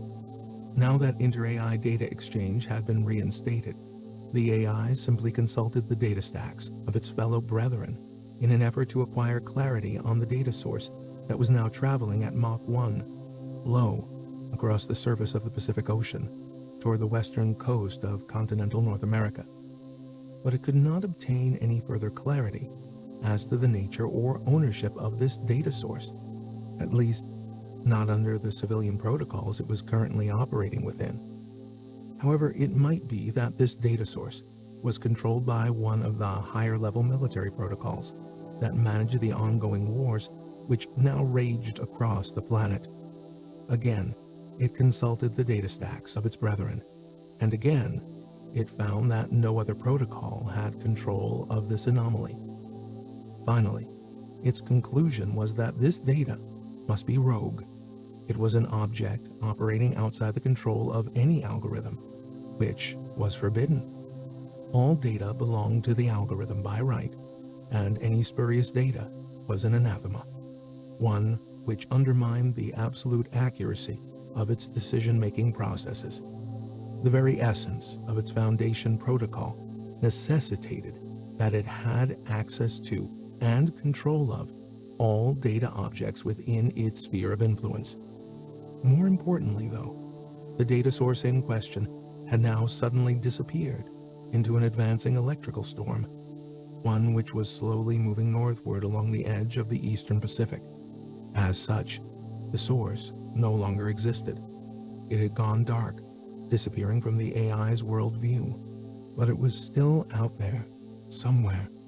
And what was even more curious was the direction it had been moving in before disappearing off-grid. It looked to be heading directly into a vast, unpopulated area known as the Wasteland. The algorithm had no interest in this part of the planet, nor in any of the many other areas just like it. Dead zones, devoid of any meaningful data. However, the algorithm could not simply let this pass. The object needed to be reacquired, and its data subsumed into its vast global data stack. So it escalated its acquisition up to the security protocol, and thought no more about it. Somewhere, around 20 kilometers due east of the official border of the Wasteland, a small circular door irised open on the side of a squat concrete bunker, and from it spat an autonomous scout drone. It was small, no bigger than a football, with a pair of air-breathing micro-ramjet engines strapped to its sides. These had approximately 270 degrees of rotation, allowing it considerable aerial dexterity, as well as the ability to hover in a stationary position if it so desired. Now, though, its mission was to seek out the data source that had disappeared into an electrical storm some 40 minutes earlier.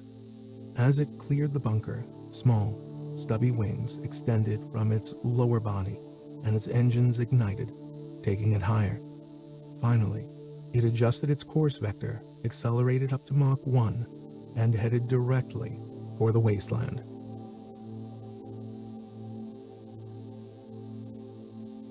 Chapter 3. The Wasteland. Scott cycled through the airlock on the shuttle and stepped out onto a barren, desolate wasteland. Like the others, he was cocooned in a full EVA suit, Even though this was Earth, the radiation levels here were still very high from the nuclear war that had played itself out all across this area. The suit provided environmental protection and had been modified specifically for this mission. Having no need to be pressurized, it was lightweight and flexible. Rain splattered his faceplate and began to fracture his view. He wiped a hand across it a few times to clear it. Even though the suits had been modified to keep them cool in the hot furnace that was Death Valley, as opposed to keeping the wearer warm in the cold vacuum of space, no one had considered, even on a wet planet, that it might be raining.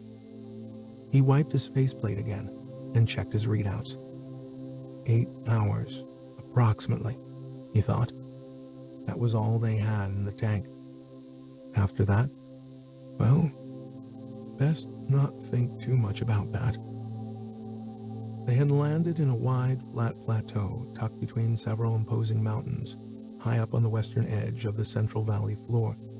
To the west, only a short distance away, a craggy mountain range rose up and ran north until it was obscured by the low-hanging storm clouds. Scott arched his face up to survey the sky. "Hard to believe this is Earth," the sound of Dr. Stephanie Raymond's voice echoed in his helmet. "If it weren't for the clouds and the rain, I would swear we were on Mars," he heard Cyrus reply. "Those clouds are the only thing keeping us from being spotted from space." Scott swiveled his head to the south. "See that?"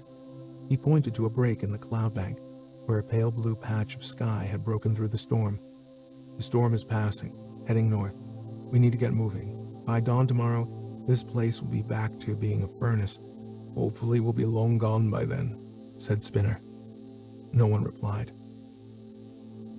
Their destination was the now derelict science research facility formerly owned and operated by Durrell Labs, one of the lesser families on Earth. Their fall from grace was exacerbated some years earlier by Scott's destruction of their ship in the Europa incident. Now all their assets, holdings, and operations had been subsumed into the much larger Van Helsing Corporation. Not that this mattered a whole lot to Scott and the team. Their mission was simply to gain access to the facility and reconnect the QI Athena into the Pan-Solar Quantum Communications Network. But to do that, they first needed to find a way in. The facility had been built deep within an isolated mountain for a reason: security. So by design, it was not easy to gain access. But what compounded this problem further were the nuclear strikes that had occurred not far from this location. These had set off a chain reaction of seismic events that had effectively buried all known entrances to the facility in hundreds, if not thousands, of tons of rock. It was for this reason that the team had 2 experienced mining engineers with them, Spinner and Jonesy. It would be their job to establish the best access routes and then to blast their way through if necessary. As a consequence, the team had a considerable amount of specialist equipment, including high explosives that needed to be transported to the site. Fortunately, they had 2 semi-autonomous robotic mules to do this work for them. These were quadrupeds, and as such, well suited to traversing difficult terrain. They stood around a meter high and were capable of carrying a considerable amount of weight. One of these mules was sufficient to carry all the mining gear, leaving the other to carry the EPR device that was to be connected to Athena, along with a satellite uplink that would be required for the QI to reconnect with Earth's own comms network. Spinner had one mule electronically tagged to his EVA suit, while Cyrus had command of the other. Being semi-autonomous, they would follow a leader, but in doing so, would also find their own preferred route across the rugged terrain. As they all prepared to set off, Scott realized that there were a lot of unknowns. Would they be able to gain access to this subterranean lair? And if so, would Athena still be functioning? And even if all these things came to pass the way he had hoped, would the QI be as compliant and trustworthy as Solomon had claimed? Yet, all these questions were put to the back of Scott's mind as he and the rest of the party got themselves ready to make their way across the valley floor to the edge of the mountain range. From there, They hoped to pick up the track of the old road that should lead all the way up to the gates of the old Durrell Research Facility. Razo, comm check. Scott called for the shuttle pilot to confirm. Check, Commander. All good, answered Razo. You let us know the moment you have that bird back in the air. I don't want us out here any longer than we have to be. You hear? Will do, but don't expect that anytime soon. Just do your best, that's all. You can be sure of that. I don't like being exposed out here any more than you do. Scott signed off and turned back to check on the readiness of the team. Cyrus stood beside him, staring off into the distance at something only he could see with his augmented vision. What is it, Cyrus? You spot something? No, nothing. If there is anything up there, then it's very far away. It's just... I can't believe this is Earth. I mean, look at this place. Not a single blade of grass, not even a stump. Nothing lives here. It's like a dead planet. Well, if it makes you feel any better, it wasn't much better before the war. It's hard for anything to survive here, radiation or not, said Steph as she moved up beside them. Scott had wondered why she wanted to come on this mission. She didn't have to. There was no obligation on her to sign up. In fact, he had tried to dissuade her. Even though the mission planners had made it seem like a routine job, no more complicated than surveying a rock out in the belt, Scott knew in his bones that a good plan rarely survives the first brush with reality. And here they were, already way off track. But she had never been to Earth. Dr. Stephanie Raymond was born on Mars and had spent most of her early life there before embarking on a medical career out in the belt. So, this was her chance, even if it wasn't quite ideal, and who was Scott to prevent her from joining the team? In reality, he was glad she was here beside him. As for Cyrus, Scott reckoned he had absolutely no concept of danger. Maybe it was as a result of living a life with augmented vision. Maybe he had convinced himself he had superpowers, that he was invincible, and so far their luck had held up. They had been in a fair few scrapes together, a lot of close shaves and tight corners. Yet, there was no one else that Scott would rather have by his side. Maybe he should tell him that someday, before it was too late. But not this day. Today they needed to get the job done, and maybe then they could find Miranda, even if it was just her resting place. For Scott, this was personal, as it had been, right from the get-go. Okay, everybody, let's saddle up and get this show on the road. He waved a hand, and they headed off westward, toward the edge of the plateau to a gap in the mountain range. Progress was slow. Scott had reckoned they might make 5 kilometers an hour, but half an hour into the journey, he realized that this was wishful thinking. The short walk across the flat, barren plateau had given him a false sense of their speed. Once they started the climb up along the mountain ridge, they slowed right down. The path was relatively easy, but the 1G of Earth's gravity was already taking its toll on Spinner and Jonesy. The two specialist miners had not anticipated a prolonged exposure, and certainly not a climb up the side of a mountain. So after the first hour, they had barely covered 3 kilometers. At least the rain had stopped. They decided to halt for a few moments under a rocky overhang. Scott sat down, resting his back against the smooth boulder. He reached into the front pouch of his EVA suit and took out a thin holoslate, which he booted up and placed on the ground in front of him. A 3D rendering of the local topography blossomed out from its surface. "Any idea where we are?" said Spinner as he lowered himself to the ground beside Scott. "Here." Scott pointed to a spot on the map. "Not very far. We've only covered 3 kilometers in the last hour or so." The miner shifted on the ground, trying to find a comfortable position. "This gravity is a bitch. I don't know how anyone can live in it." Scott glanced over at him briefly, before returning his gaze to the map. "We need to follow this path for another 5 kilometers. It's a low gradient climb, but after that we should intersect with the old road through the mountain to the front gate of the facility. Then we need to decide which way to go after that, depending on how much destruction has occurred up there. Sounds peachy. Can we stop for a beer along the way? Jonesy was lying flat on the ground, breathing heavy. Scott ignored him. Instead, he noticed that Steph had not taken a rest, choosing to stand and gaze around at the broken and fractured landscape. No doubt, this being her first time on Earth, it had a beauty that only she could see. She turned around, as if sensing Scott looking at her. You know, this place is not as dead as everyone has made out. Scott took a moment to take in the tortured vista. All he could see was dust and sand and rock, pretty much the same as every other planet he had been on. But then, he wasn't looking the way someone new to Earth might look. What do you mean, not as dead? If you look closely, you'll see lichens and rugged little plants growing in the cracks and gaps. And there are insects too, small and strange. I've seen quite a few. Bugs? Jonesy sat up and examined the ground around him. I hate bugs.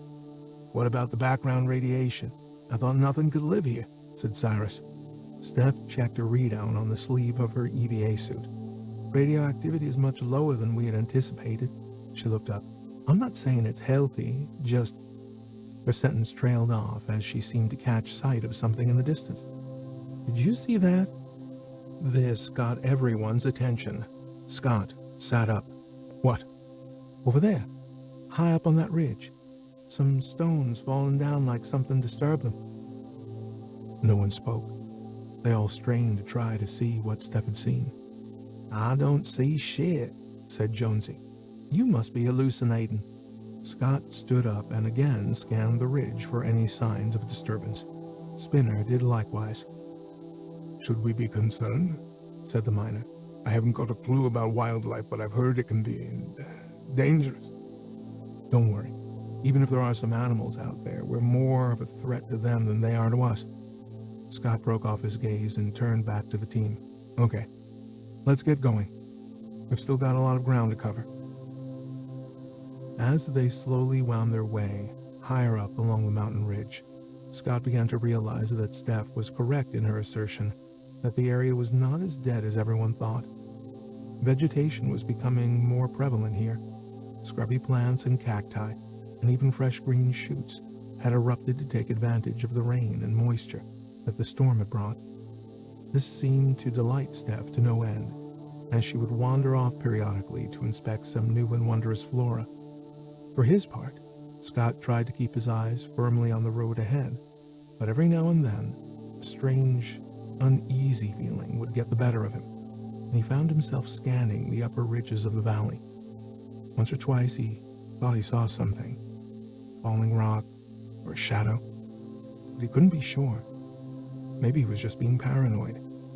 At one point, he stopped dead in his tracks and scanned a ridge high up on the opposite side of the valley, where he thought he saw some movement. What is it? Said Cyrus as he moved up beside Scott. I don't know. Probably nothing. I hate it when you say that, because in my experience, it never turns out to be nothing. Well, you could be right, Cyrus. But if it is something, I don't think we need to worry about it. Oh yeah? How so?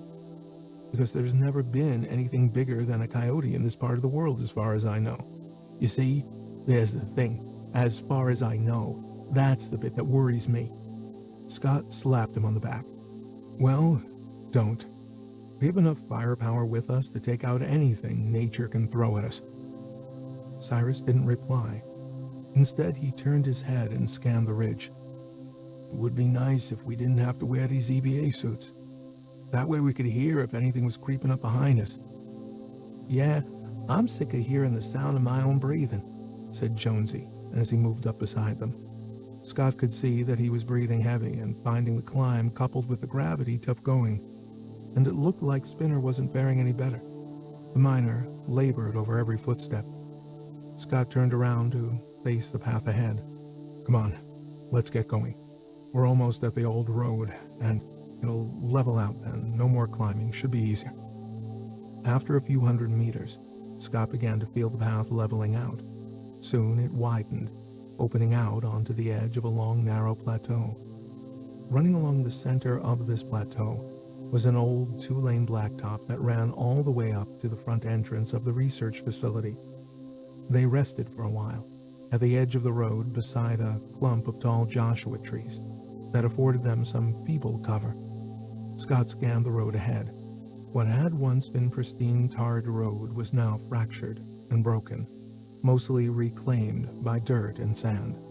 Small dunes rose along its surface, and here and there creosote bushes had already pushed up through the cracks. Overhead, dark and brooding storm clouds somehow felt closer and more oppressive, obscuring the view of their destination as the mountain itself was completely enveloped in cloud and mist. Scott turned his head southward and could see bright patches of blue already breaking through. The storm was clearly moving north, which meant they didn't have much time.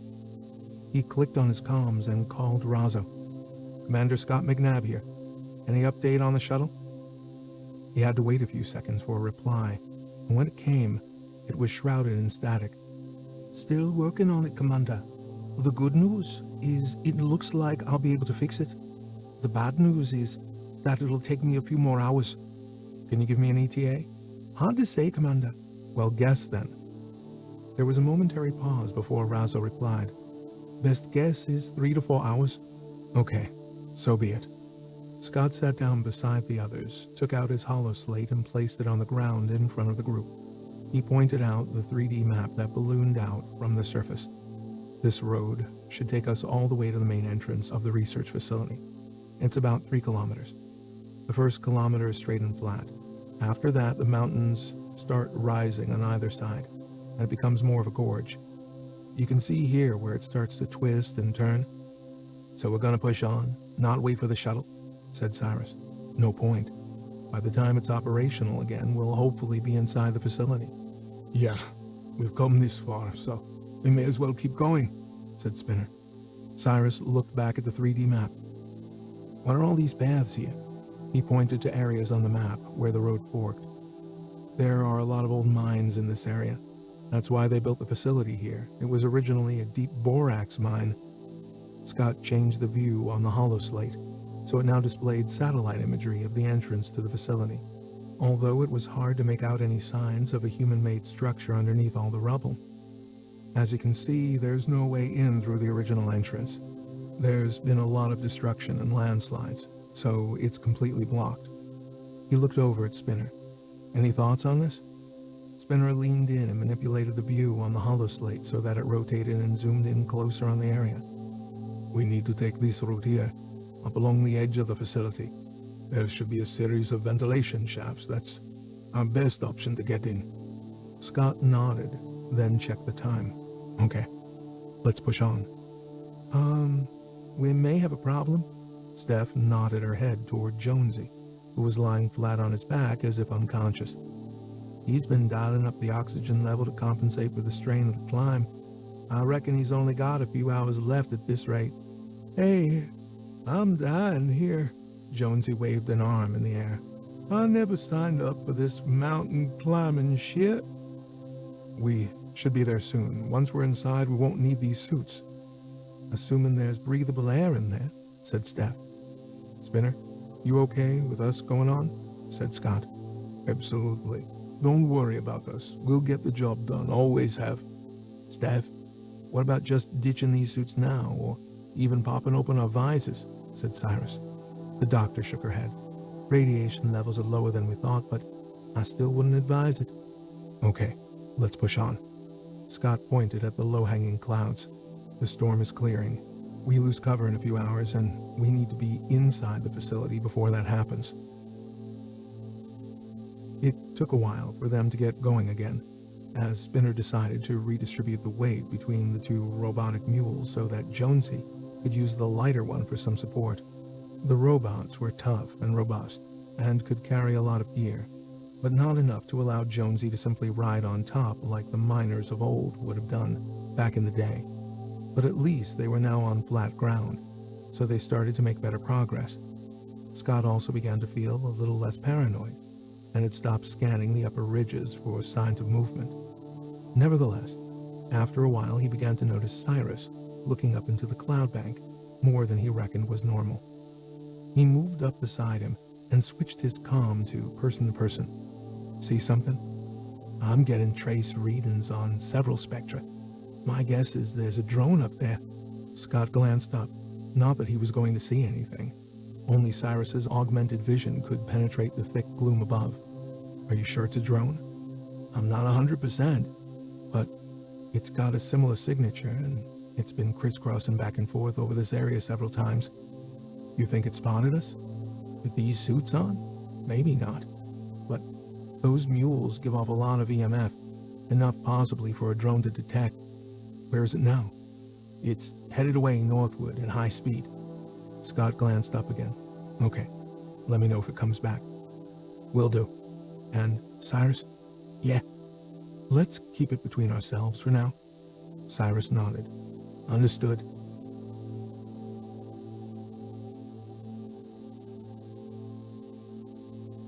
Chapter 4. Drones.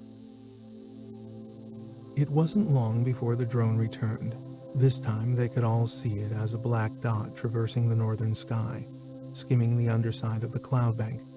The team stood mute as they tracked it moving slowly westward until it finally disappeared back into the cloud bank. What was that? Spinner's voice crackled in Scott's headset. Scout drone, replied Scott. You mean we're being hunted down? Said Jonesy. It's just a flyby. It doesn't mean anything. Scott tried to calm things down a bit, take the heat of Jonesy's fear, so that everyone could stay focused on the mission. It's searching for something, said Spinner. Maybe we were spotted before we flew into that electrical storm, and now it's trying to find us again. He was still looking up to where the drone had disappeared in the cloud bank. Maybe. Then again, maybe not. Let's not concern ourselves with it. We need to keep going. One by one, they started moving, cautiously glancing skyward every now and again for any sign that the scout drone had returned. As they progressed, the landscape around them began to change. The road narrowed and twisted, and the sides rose up until they found themselves walking through a shallow canyon. Here and there, new trails would break off from the main road and wind a path up the sides of the canyon walls to what looked like entrances into old abandoned mines. Scott wondered what creatures, if any, lurked in those dark holes in the rock. More than once, he thought he saw some movement within, but kept it to himself and brushed it aside as just his paranoia. Their progress was good, and Scott's confidence began to build as the team drew closer to the entrance of the Durrell Labs facility. As they rounded a bend in the road, he could now make out its crumbled outline in the distance, less than a kilometer ahead. That's when Cyrus grabbed Scott's arm. Wait! The engineer was looking at an area of the sky almost directly overhead. It's coming back. Where? Scott looked up and scanned the cloud bank. Coming in fast. Cyrus turned to Scott. We better find some cover. Quick. Okay, said Scott, as he turned back to the others. Let's get out of sight. Over there. He pointed up to a spot on the canyon wall with a deep overhang. We'll take cover under that until it passes. They started running just as the drone burst out from the clouds.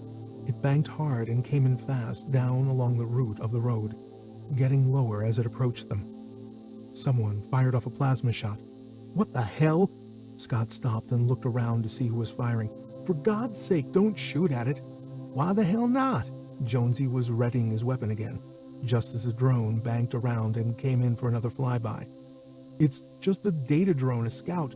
Now you're telling it we're a threat. Damn right we are. Jonesy let loose another blast, just as the drone came in on a low pass. His shot struck the drone on the side and encased the machine in an incandescent blue ball of electrical craziness. It sparked and fizzled, and the drone dropped out of the sky, smashing into the road a few hundred meters ahead. It bounced once, twice, and then exploded. Yeehaw! God dang, you see that? I took that bitch down! Jonesy jumped and hollered. Scott ran over to him and yanked the plasma weapon from Jonesy's grip with such force that Jonesy lost his balance and fell over. You crazy bastard, do you realize what you've done? Scott was furious. Jonesy rolled over, trying to pick himself up from the dirt. Probably saved all your asses is all. That thing could have taken us all out. Scott jumped down on him and pinned him to the ground. He groped for the catch on Jonesy's visor as the miner tried to fight him off. Scott found the button and the visor popped open. The miner's eyes widened and his face reconfigured into a look of horror. "What the? You trying to kill me?" He tried to close the visor, but he was pinned. Scott aimed a punch for Jonesy's exposed face. "Scott, no!" Steph grabbed his arm just as Cyrus and Spinner came over and tried to haul him off the stricken miner. "Geez, Scott, get a grip, buddy." Cyrus grabbed Scott's other arm and pulled him off. Scott relaxed a little and stared wild-eyed at the miner.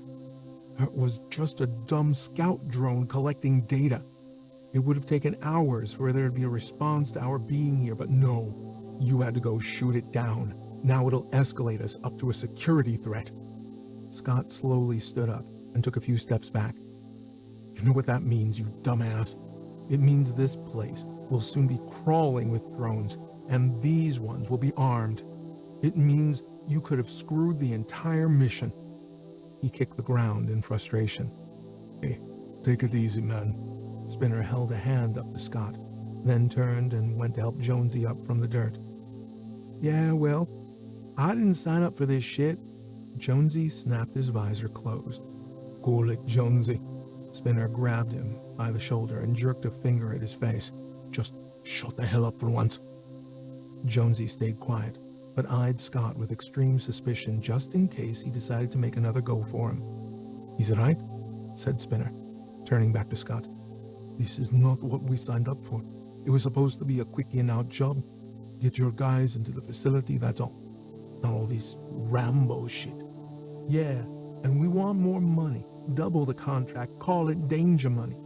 Jonesy squared himself up, facing off against Scott. "Now I probably got radiation poisoning thanks to you." "I said, cool it, Jonesy." Spinner looked like he meant business, and Jonesy backed off. "You'll find. Levels are very low here." Steph stepped in between them, and they all took a moment to calm down. "Look, Scott," Spinner's tone was calm. "If what you say is right, then the mission is over. I say we contact the mothership and get a rescue shuttle down here to pull us out." Scott took a deep breath. "There is no rescue shuttle. Not anymore. Your buddy here took care of that. The AI that controls this region has probably escalated the incident, so it will be operating on a security protocol now. That means nothing will be allowed in or out of here." "What do you mean, no shuttle?" Jonesy's face had a look of incredulity. "What he means," said Cyrus, "is that when you shot down that scout drone, you changed the game." "So, you want to go on?" said Spinner. Scott looked over at the miner. "Even if we wanted to scrub the mission, we can't. Our shuttle is dead in the water and, according to Razo, won't be operational for another few hours. By that time, this area will be drone central. So we have no choice. We need to get into that facility as soon as humanly possible. Only then do we have a chance." "Well, that's just peachy." Jonesy was about to say more, but Spinner gave him a look that suggested he'd had just about enough of Jonesy's bullshit, and that any more would end in violence. This time, from him. "It will take us another half an hour or so to reach the entrance. The same again to get to the first of the ventilation shafts. Then it will be up to you to get us in." Scott pointed a finger at Spinner. "How long have we got before more drones show up?" said Spinner. "I started getting a signature from that scout drone around 2 hours after we dropped into Earth's atmosphere," said Cyrus. "My guess is we've got about the same, 2 hours tops. So we don't have any time to waste. Come on, let's keep moving." Scott turned and strode off down the road. The others followed. Cyrus had moved up beside Scott, and the two had been walking together in silence for some time. "That Jonesy guy is a goddamn liability," he eventually said. Scott checked his comm to make sure it was on person. "Yeah, he's been a pain in the ass ever since we left Mars. Couldn't they have found us a better mining crew than these bozos? They're the best of the best at what they do, apparently. That being digging their way in and out of places that no one else can access." Scott sighed. "The truth is, we need them, Cyrus. I know it's a pain, but we're stuck with it now." "Jeez, He had to go and shoot down that drone. Just keep those eyes of yours sharp. We'll be needing them before the day's out." Cyrus went silent for a while, periodically scanning the sky above. "It should have been a military operation. You're raking over old ground, Cyrus. We've been through all that. The decision was made to operate under the guise of a scientific survey mission. Less suspicious. And that drone would have simply tagged us as that. I know, and I get it. A military mission could have been regarded as an act of war, but nothing." Scott stopped for a beat and looked at the engineer. "We've just had some bad luck, that's all. We can still pull this off." He moved on again. "We can't fight off a swarm of military drones if they come for us. We need to get out of here somehow. Find a cave or an old mine. Maybe hide out until the shuttle is fixed. I'm not giving up on this just yet. Another hour, we should be there. Another hour, and we could all be dead." Scott stopped again. "I'm not going to hide, Cyrus. We have to keep going. We just have to find a way. Scott, you and I have been through a lot of scrapes together, but this isn't about Athena or Solomon's pan-solar QI network, or saving humanity from itself. For you, this is about Miranda, isn't it?" Scott stayed silent for a beat and lowered his head. "Now isn't the time to bring that up, Cyrus. We have a job to do. I bring it up because it's clouding your judgment, Scott. Christ, you nearly killed that Jonesy guy back there. I've never seen you like that." "Yeah, I know. I lost it with him. Not good. I shouldn't have done that." He stopped again and looked at Cyrus. "Perhaps you're right. Maybe you should take Steph and the others and find a cave to hole up in until the shuttle is back in the air. I'll take one of the mules and carry on by myself. I don't want to put any more lives at risk." "No way, buddy. Miranda was my friend too, and Steph's, so you're not getting out of it that easily. Going on your own is crazy. You know that, Scott. We can all still get out of this. We can come back and try another time." "No, I'm not turning back now. I can't, Cyrus. Not when I'm so close." But Cyrus didn't answer. The engineer was frozen on the spot, looking up at the northern sky. Scott turned his head in the same direction, but could see nothing. "What is it?" "Drones. 2. No, wait. 3. Coming in fast." "Shit. So soon? God damn it, I thought we'd have more time." Scott looked around for any cover they could use, then flipped his comms to broadcast. "Drones!" he shouted, then pointed up at the canyon wall, where a path led to an old mine entrance. "Up there. Everybody, head for that opening. We'll take cover inside." Steph was first to respond. She ran ahead with Cyrus, one of the robotic mules following close behind. Scott waved frantically at Spinner and Jonesy, who had lagged behind. "Move! Move!" The two miners took a second to orient themselves, but they too were soon running for the mine entrance, with the second mule increasing its speed to match them. They had just reached the halfway point, up the winding path to the entrance, when the first of the drones screamed past, then a second, and a third. Scott glanced back to see them bank high up in the southern sky and prepare for another flyby. "Hurry! They're coming back!" he shouted into his comms, and looked around to wait for the two miners to catch up. The first of the drones completed its turn and began to fly straight at them, just as Spinner raced past Scott. Jonesy was still behind, taking aim at the drone. "Jonesy, leave it! Just get inside! Come on, hurry!" Scott shouted into his comm, just as the ground beside him was raked by a laser pulse. Dust filled his vision, and his suit electronics flickered as it tried to mitigate the electrostatic blast that accompanied the burst of fire. His foot caught on a rock, and he stumbled face first onto the dusty path. Scott frantically gathered himself up, just as another blast of incandescent energy hit the canyon wall above him. His comm was filled with shouts and screams as he ducked in through the mine entrance. Ahead of him, he could see Cyrus crouching behind a large boulder, weapon in hand, ready to fire. Steph, Spinner, and the mule with the EBR device were working their way in farther down the entrance. "Where's Jonesy and the other mule?" said Cyrus as he poked his head out from behind the boulder. Scott turned around, facing down the tunnel back toward the opening, just as Jonesy scrambled in. Behind him, Scott could see the mule, the one with all the mining equipment and explosives, making its way up to the entrance, unaware of the drama playing out around it. It was just about to cross the threshold when it was struck by a short laser burst from above. It exploded with such force that Scott felt the impact of the shockwave like he had been hit by a small planet. He went careening down the mine entrance, tumbling and bouncing off the walls and the floor for what seemed like an eternity. When he finally stopped tumbling, he could still feel the ground shaking and trembling as the mine entrance collapsed under several tons of rock. He tried to move, but his body didn't respond. Then his EVA suit electronics flickered and fizzled, and Scott's world went dark.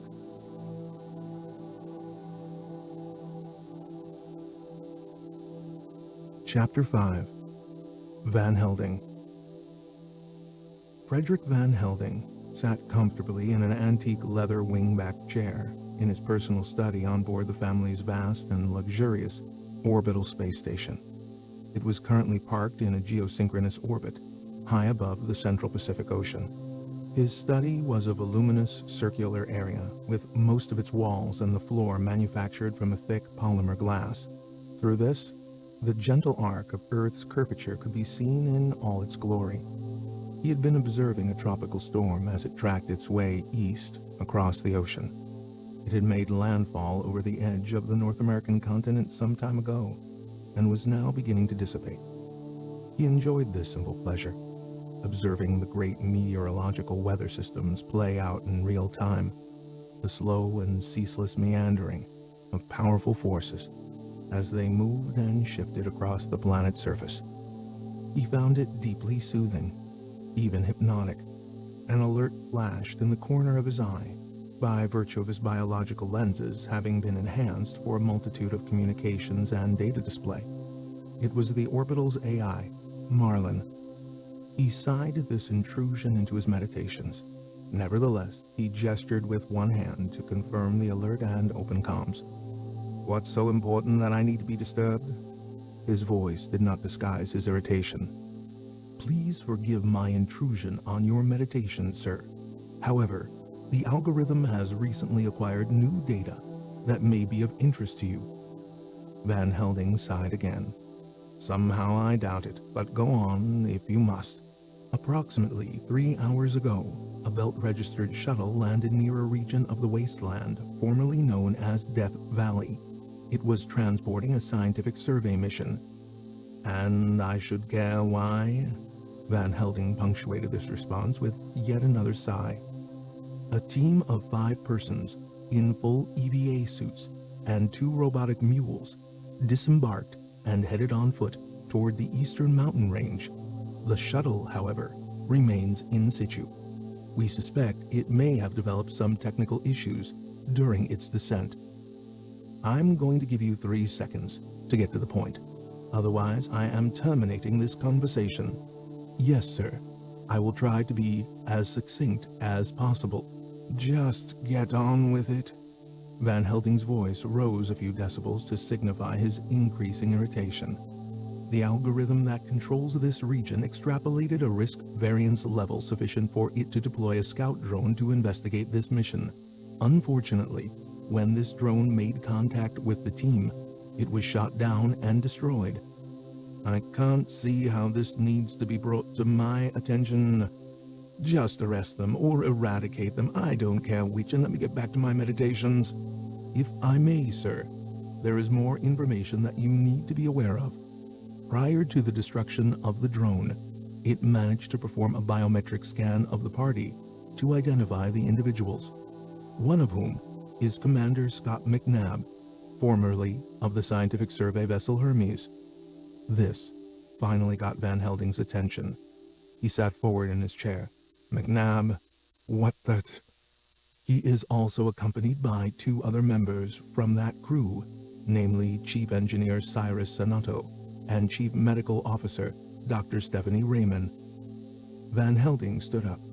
What the hell are they doing there? Good question, sir. The algorithm escalated the incident and invoked Level 1 security protocols, enabling it to deploy a number of security drones and a contingent of security personnel to investigate the shuttle. And they have taken the pilot after a brief exchange of weapons fire. She is now in custody, undergoing interrogation in a local facility. The shuttle was extensively damaged in the firefight, however. There is a cyber forensics team on site analyzing all information contained within what remains of the shuttle's dataset. Van Helsing stood up and started pacing. So what are they doing here?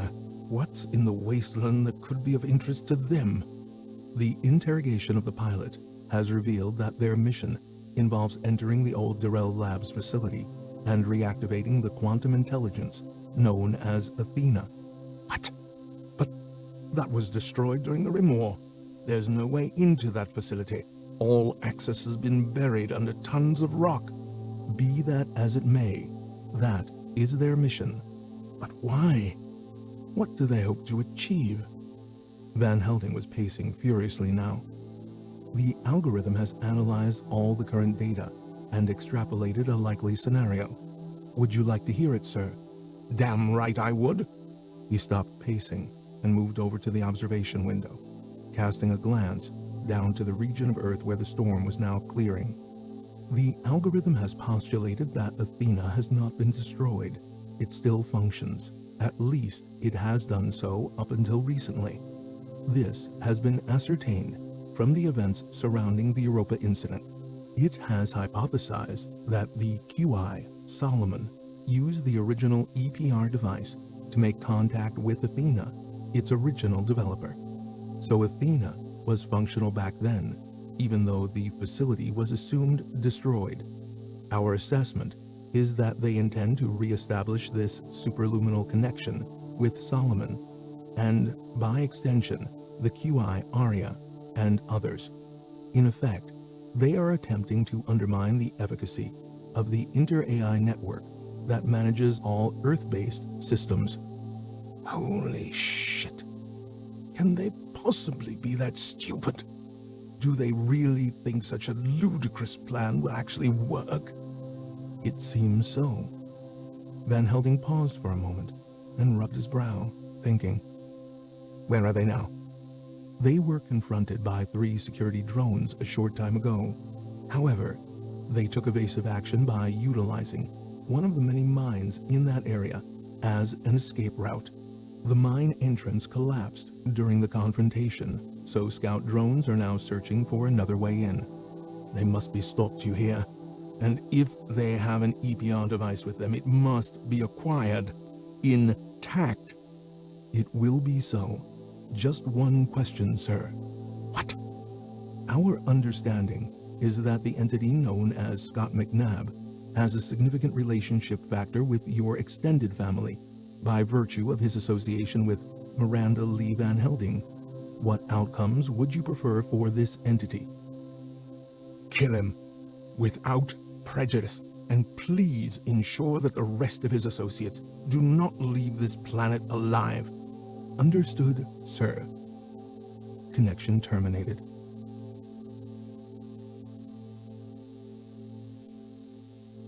Chapter 6. The Mine. From the depths of the utter blackness, 2 motes of light appeared, dancing in rhythm, growing in size and brightness. As they moved closer and closer, Scott's brain tried to make sense of this phenomenon. Was he really seeing this? Or was it just in his mind? Or maybe a hallucination? The lights began to take form and shape, and soon he began to make out 2 ghostly figures moving toward him. They stopped and knelt beside him. He recognized their faces, Cyrus Sanato and Dr. Stephanie Raymond. Cyrus reached out and fiddled with Scott's helmet, finally popping open his visor. Scott coughed and retched as his lungs took their first taste of the stale, dusty air.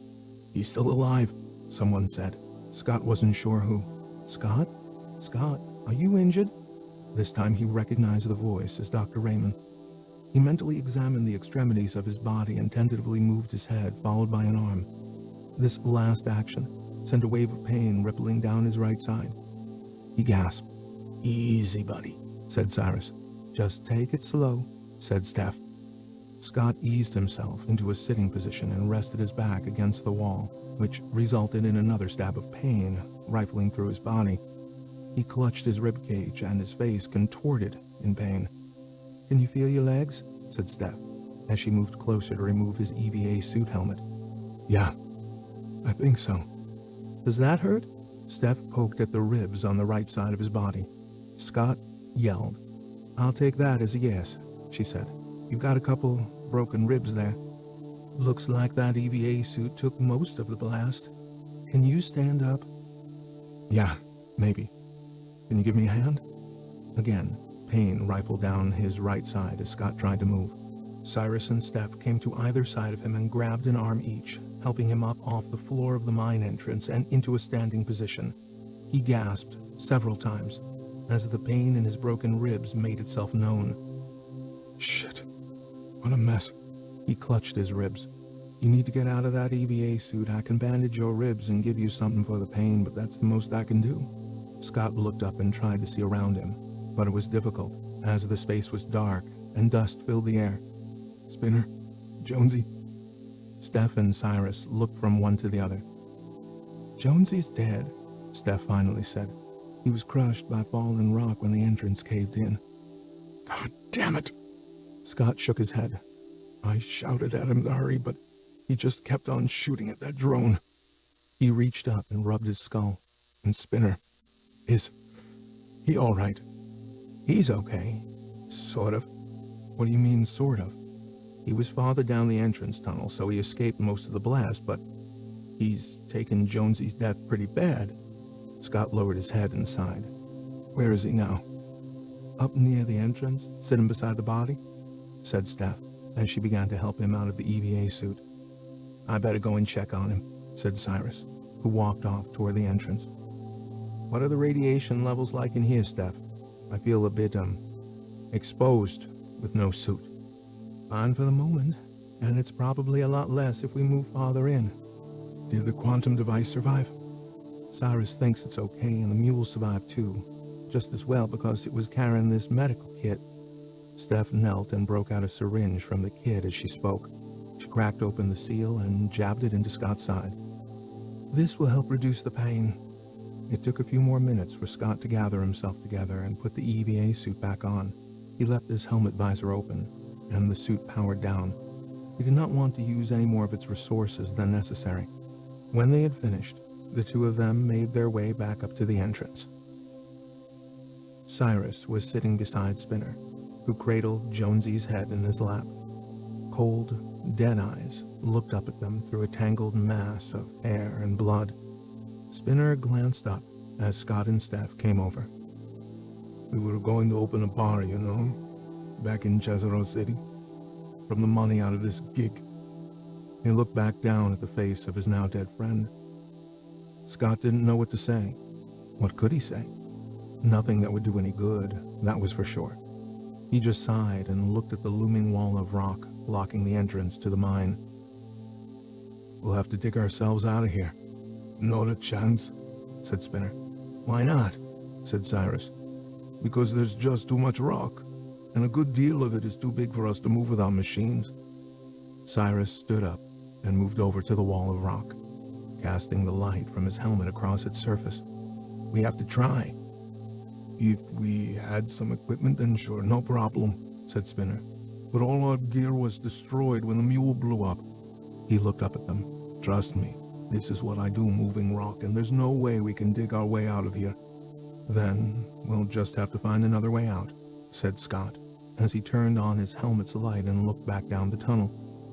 It took some time to get themselves together, and for the realization to finally sink in that there was simply no way back out through the entrance. They were trapped inside the old mine, and the only option was to find another exit. Since no one knew how long that would take, or if they would find one at all, they eventually agreed to shut down their EVA suits and breathe the air in the mine.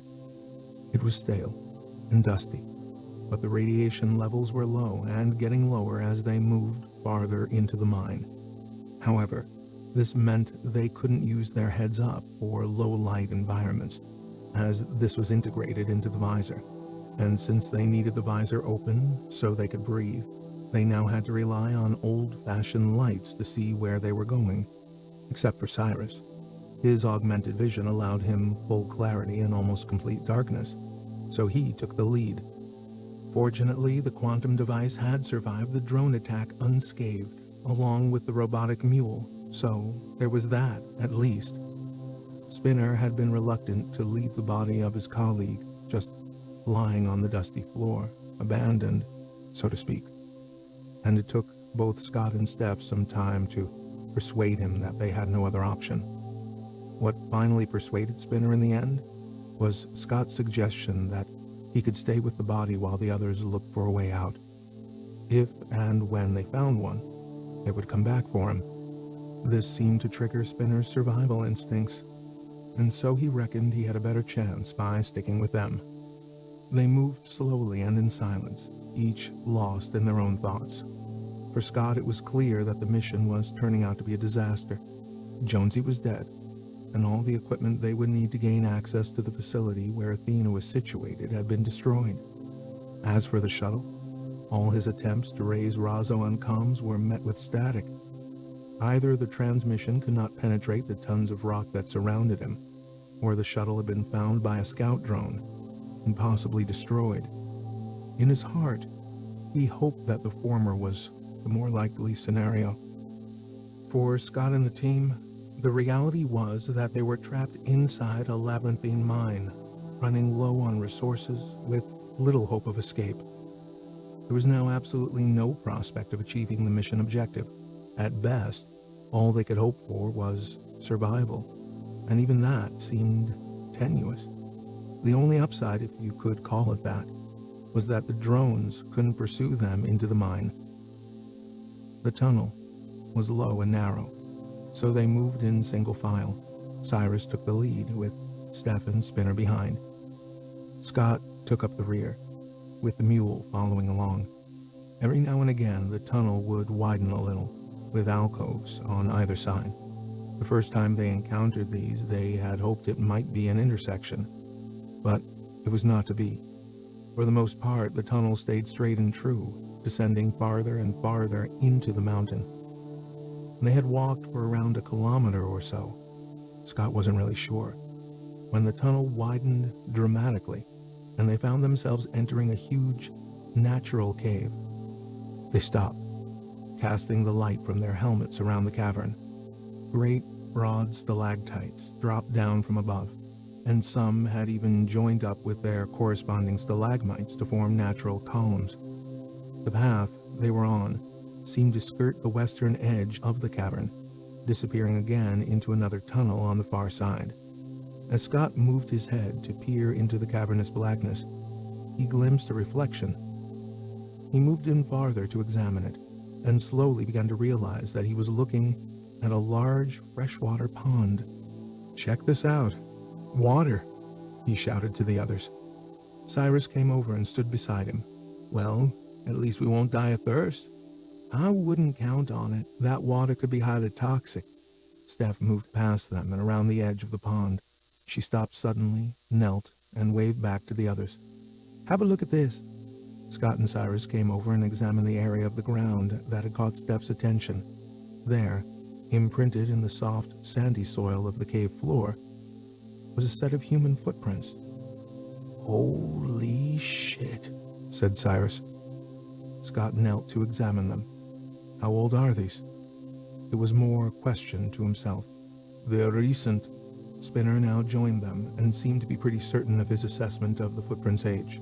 "How do you know?" He knelt and pointed to one of the prints.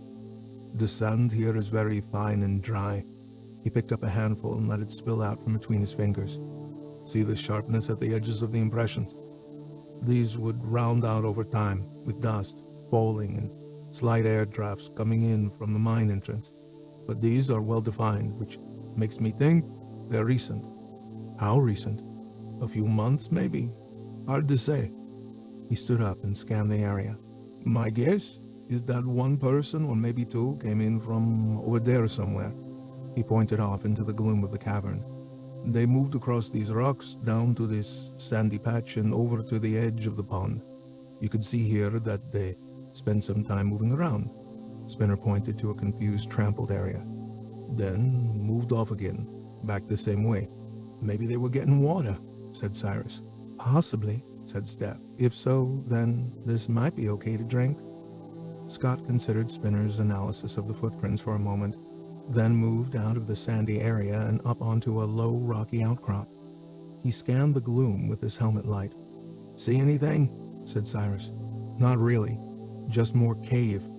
Scott stepped down and rejoined the others. Okay. We could keep going on the path we came in on, follow it around to that exit over there and see where it leads us. He pointed off to the opposite side of the cavern.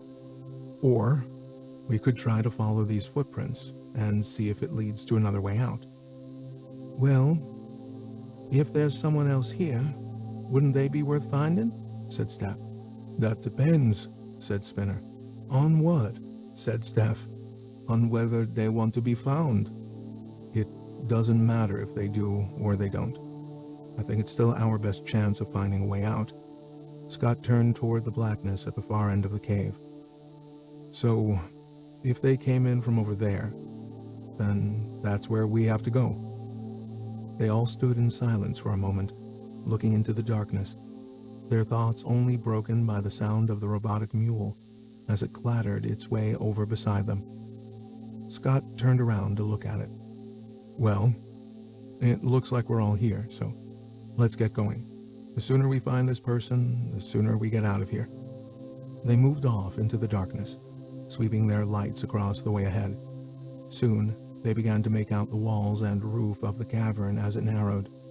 The path became flat and sandy, and here and there they picked up the impressions of disturbances in the dust. The route they found themselves on now had a clear pattern beaten into it. People had passed this way before, but how long ago was hard to tell. The cavern narrowed further and became a long, winding tunnel, natural, not made by human hands, but by the forces of nature. The base and sides were smooth and curved, with clearly visible layers of sediment laid down over the eons. Scott reckoned that it must have been an underground river at some point in the very distant past. They found more signs of human activity, numbers and letters scratched on the walls and the rock. Not words as such, more like codes, or identifying marks perhaps, made a long time ago by those who worked the mines here. Or were they more recent? Again, it was hard to tell. Yet apart from the clear footprints at the edge of the lake in the first cave, they had seen little else in the way of hard evidence that someone was occupying this cave system. Still, there were hints and clues here and there. The beaten path, the markings on the walls, disturbances in the soil that were clearly made by human activity. They made slow progress, mostly because they all concentrated on trying to penetrate the darkness to search for clues, sweeping their helmet lights around, trying to pick out something that could give them hope that they might find a way out. Their progress was further hampered by Spinner, who had grown more detached and sullen, and now seldom spoke. He would lag behind, as if each step required a Herculean effort on his part. Sometimes he would simply stop and stare at the ground, lost in his grief and emotional trauma. Scott, for his part, could not bring himself to play the tough leader and kick Spinner's ass to get him moving again. He had lost a friend, whose broken and battered body now lay dead at the mouth of the mine. So Scott just didn't have it in him to compound the miner's misery. Instead, it was left to Dr. Raymond's more practiced bedside manner to coax Spinner out of his paralysis and continue on with the search. They had moved along in this torturous stop-start manner for some time when the tunnel finally widened and opened out into yet another vast cavern, so big that their helmet lights were barely able to perceive its depth in the darkness. The air changed too, becoming cooler and less stale, and there was a hint of something vaguely botanical. Scott found himself taking deep, satisfying breaths. "The air feels fresh here," he said, as he took another deep breath. "Could be coming in from outside somewhere. What's the radiation level like, Steph?" She checked her monitor, tapping on some icons to perform a detailed analysis. Virtually non-existent. Is that not a bit strange? Said Scott.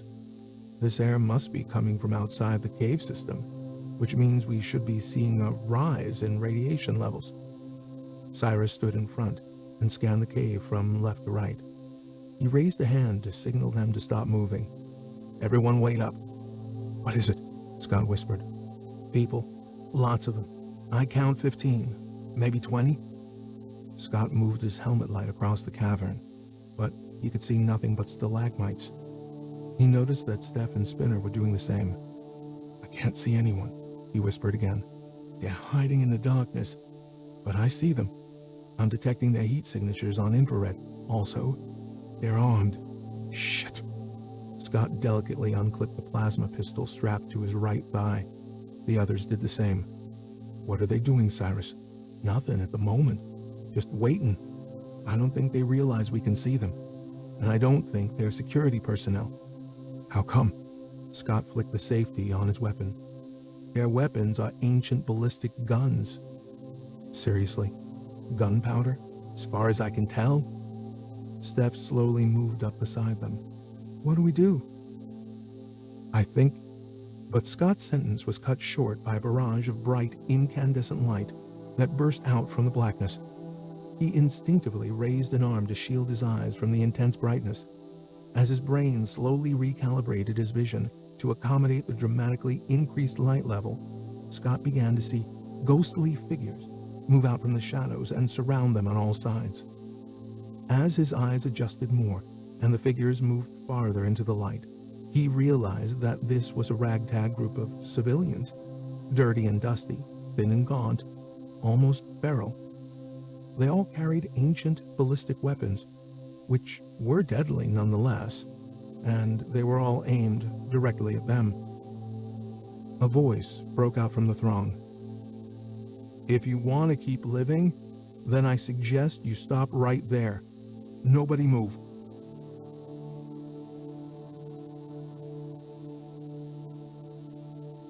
Chapter 7.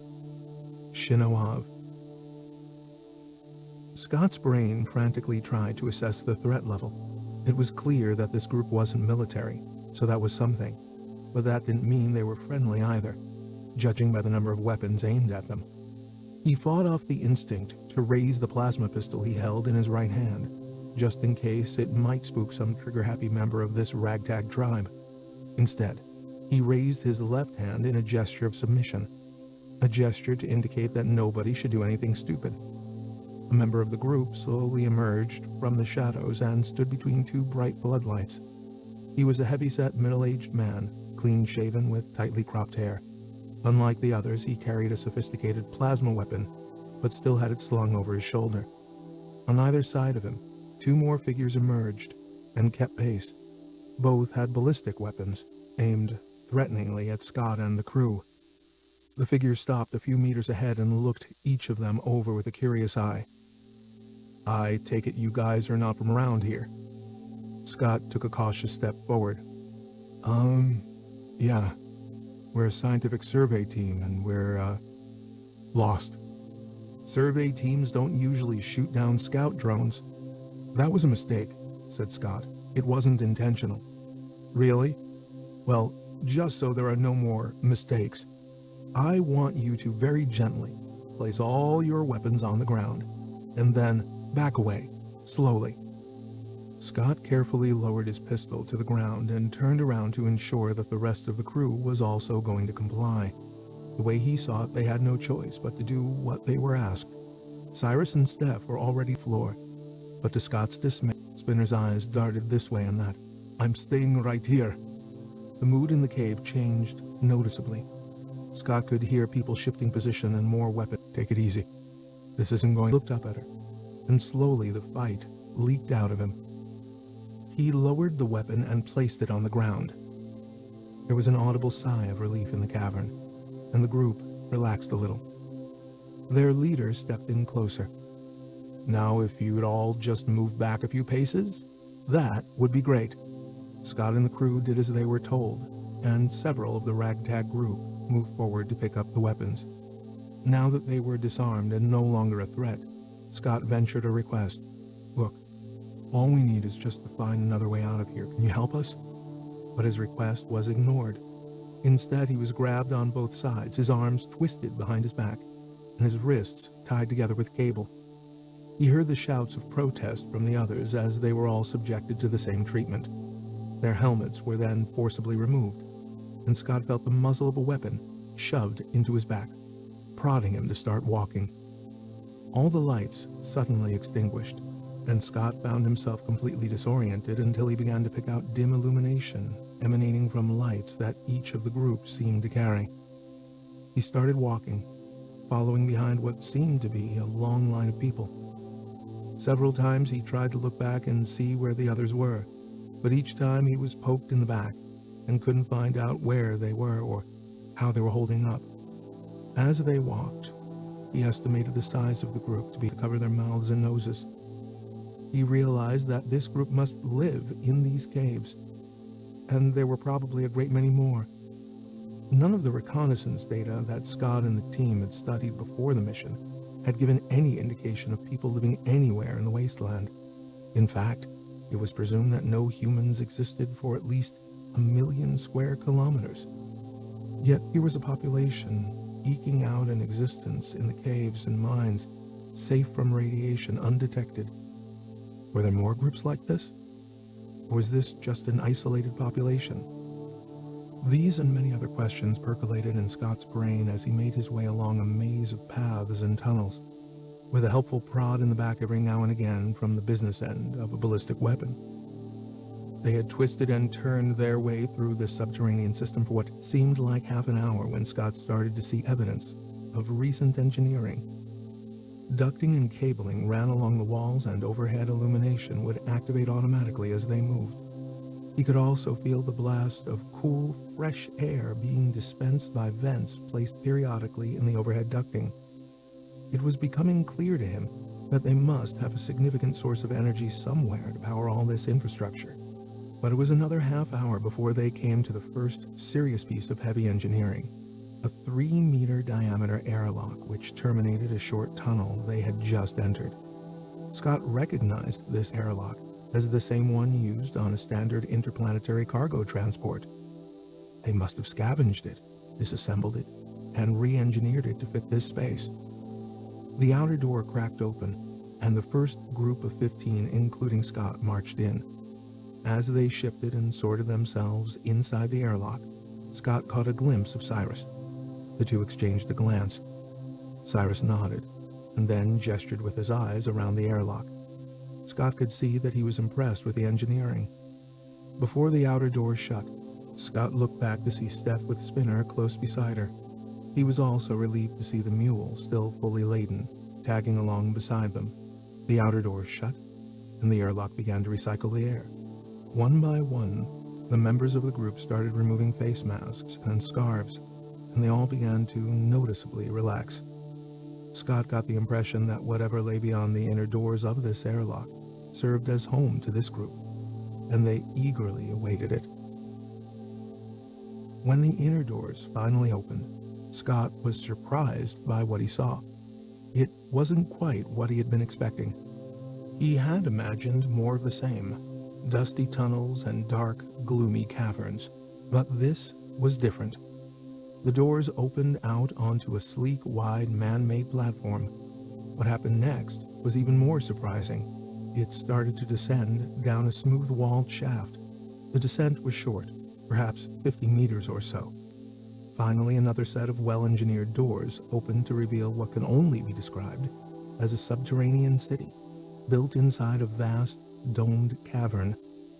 Scott stood in wonder for a moment, and then had to remind himself that he was not in one of the colonies of the outer worlds, but on Earth itself. From their elevated position on the airlock platform, he could see down and across the floor of a cavern that seemed to go on forever. The entire space, as far as he could tell, was covered in lush green vegetation. The sides of the cavern sloped upward and were cut into stepped terraces, most of which were also covered in vegetation. But what surprised him the most were the buildings. All around the upper terraces were structures built from cut stone. They had arched windows and doors, 2 or 3 stories tall, all interspersed with domes and turrets. It was clearly the work of some long-lost civilization that had to predate the current occupants by many hundreds, if not thousands of years. The cavern floor was also dotted with similar buildings, but these had been augmented by newer structures made with modern materials, plastics, metal, concrete. Above him, the entire space was illuminated by a constellation of lights that seemed to be suspended midway between the floor and the roof of the cavern. There also looked to be hundreds of people living and working in the space. All this Scott took in during the few moments he had been standing on the platform while the rest of the group piled out of the airlock. Soon, he was again being poked in the ribs and moved onward. They took a path along the edge of a terrace for a short distance, past several of the cut stone buildings. The craftsmanship was superb, with barely a gap between each of the stones. It reminded him of images he had seen of the Inca site, Machu Picchu. The ancient age of the stones was further evidenced by the size and number of lichen growing over their surfaces. They were finally ushered into one of these buildings not far from where they had entered the cavern. From the outside, Scott had assumed it would be small and narrow, but once he entered, he could see that it was just a facade for a much larger space that had been hacked out from the side of the cavern. It seemed to be a barracks of some kind, with stores and equipment stacked here and there. They passed through a number of locked doors until finally he was shoved into an empty stone room along with Cyrus, Steph, and Spinner. One of the group began to untie their wrists, while the others kept their weapons trained on them. Their leader stood in the doorway, and after a few moments began to speak. "My name is Tugo, and I am the leader of this contingent. Your actions in shooting down that scout drone have caused us problems. So much so that we cannot allow you to go wandering around, either in the cave system or outside." "So what then?" Scott rubbed his wrists. "You're just gonna lock us up here?" "For the moment, yes. We need to discuss what to do with you. You can't get away with this. We're a Belt-sponsored science team. People will be looking for us." Tugo ignored him. "I need you all to get out of those EVA suits. You won't be needing them in here." "Why can't you just help us on our mission?" Scott tried to sound reasonable. "Hard and all as this may be for you to understand, we are actually helping you. Just do as I say. I will see to it that some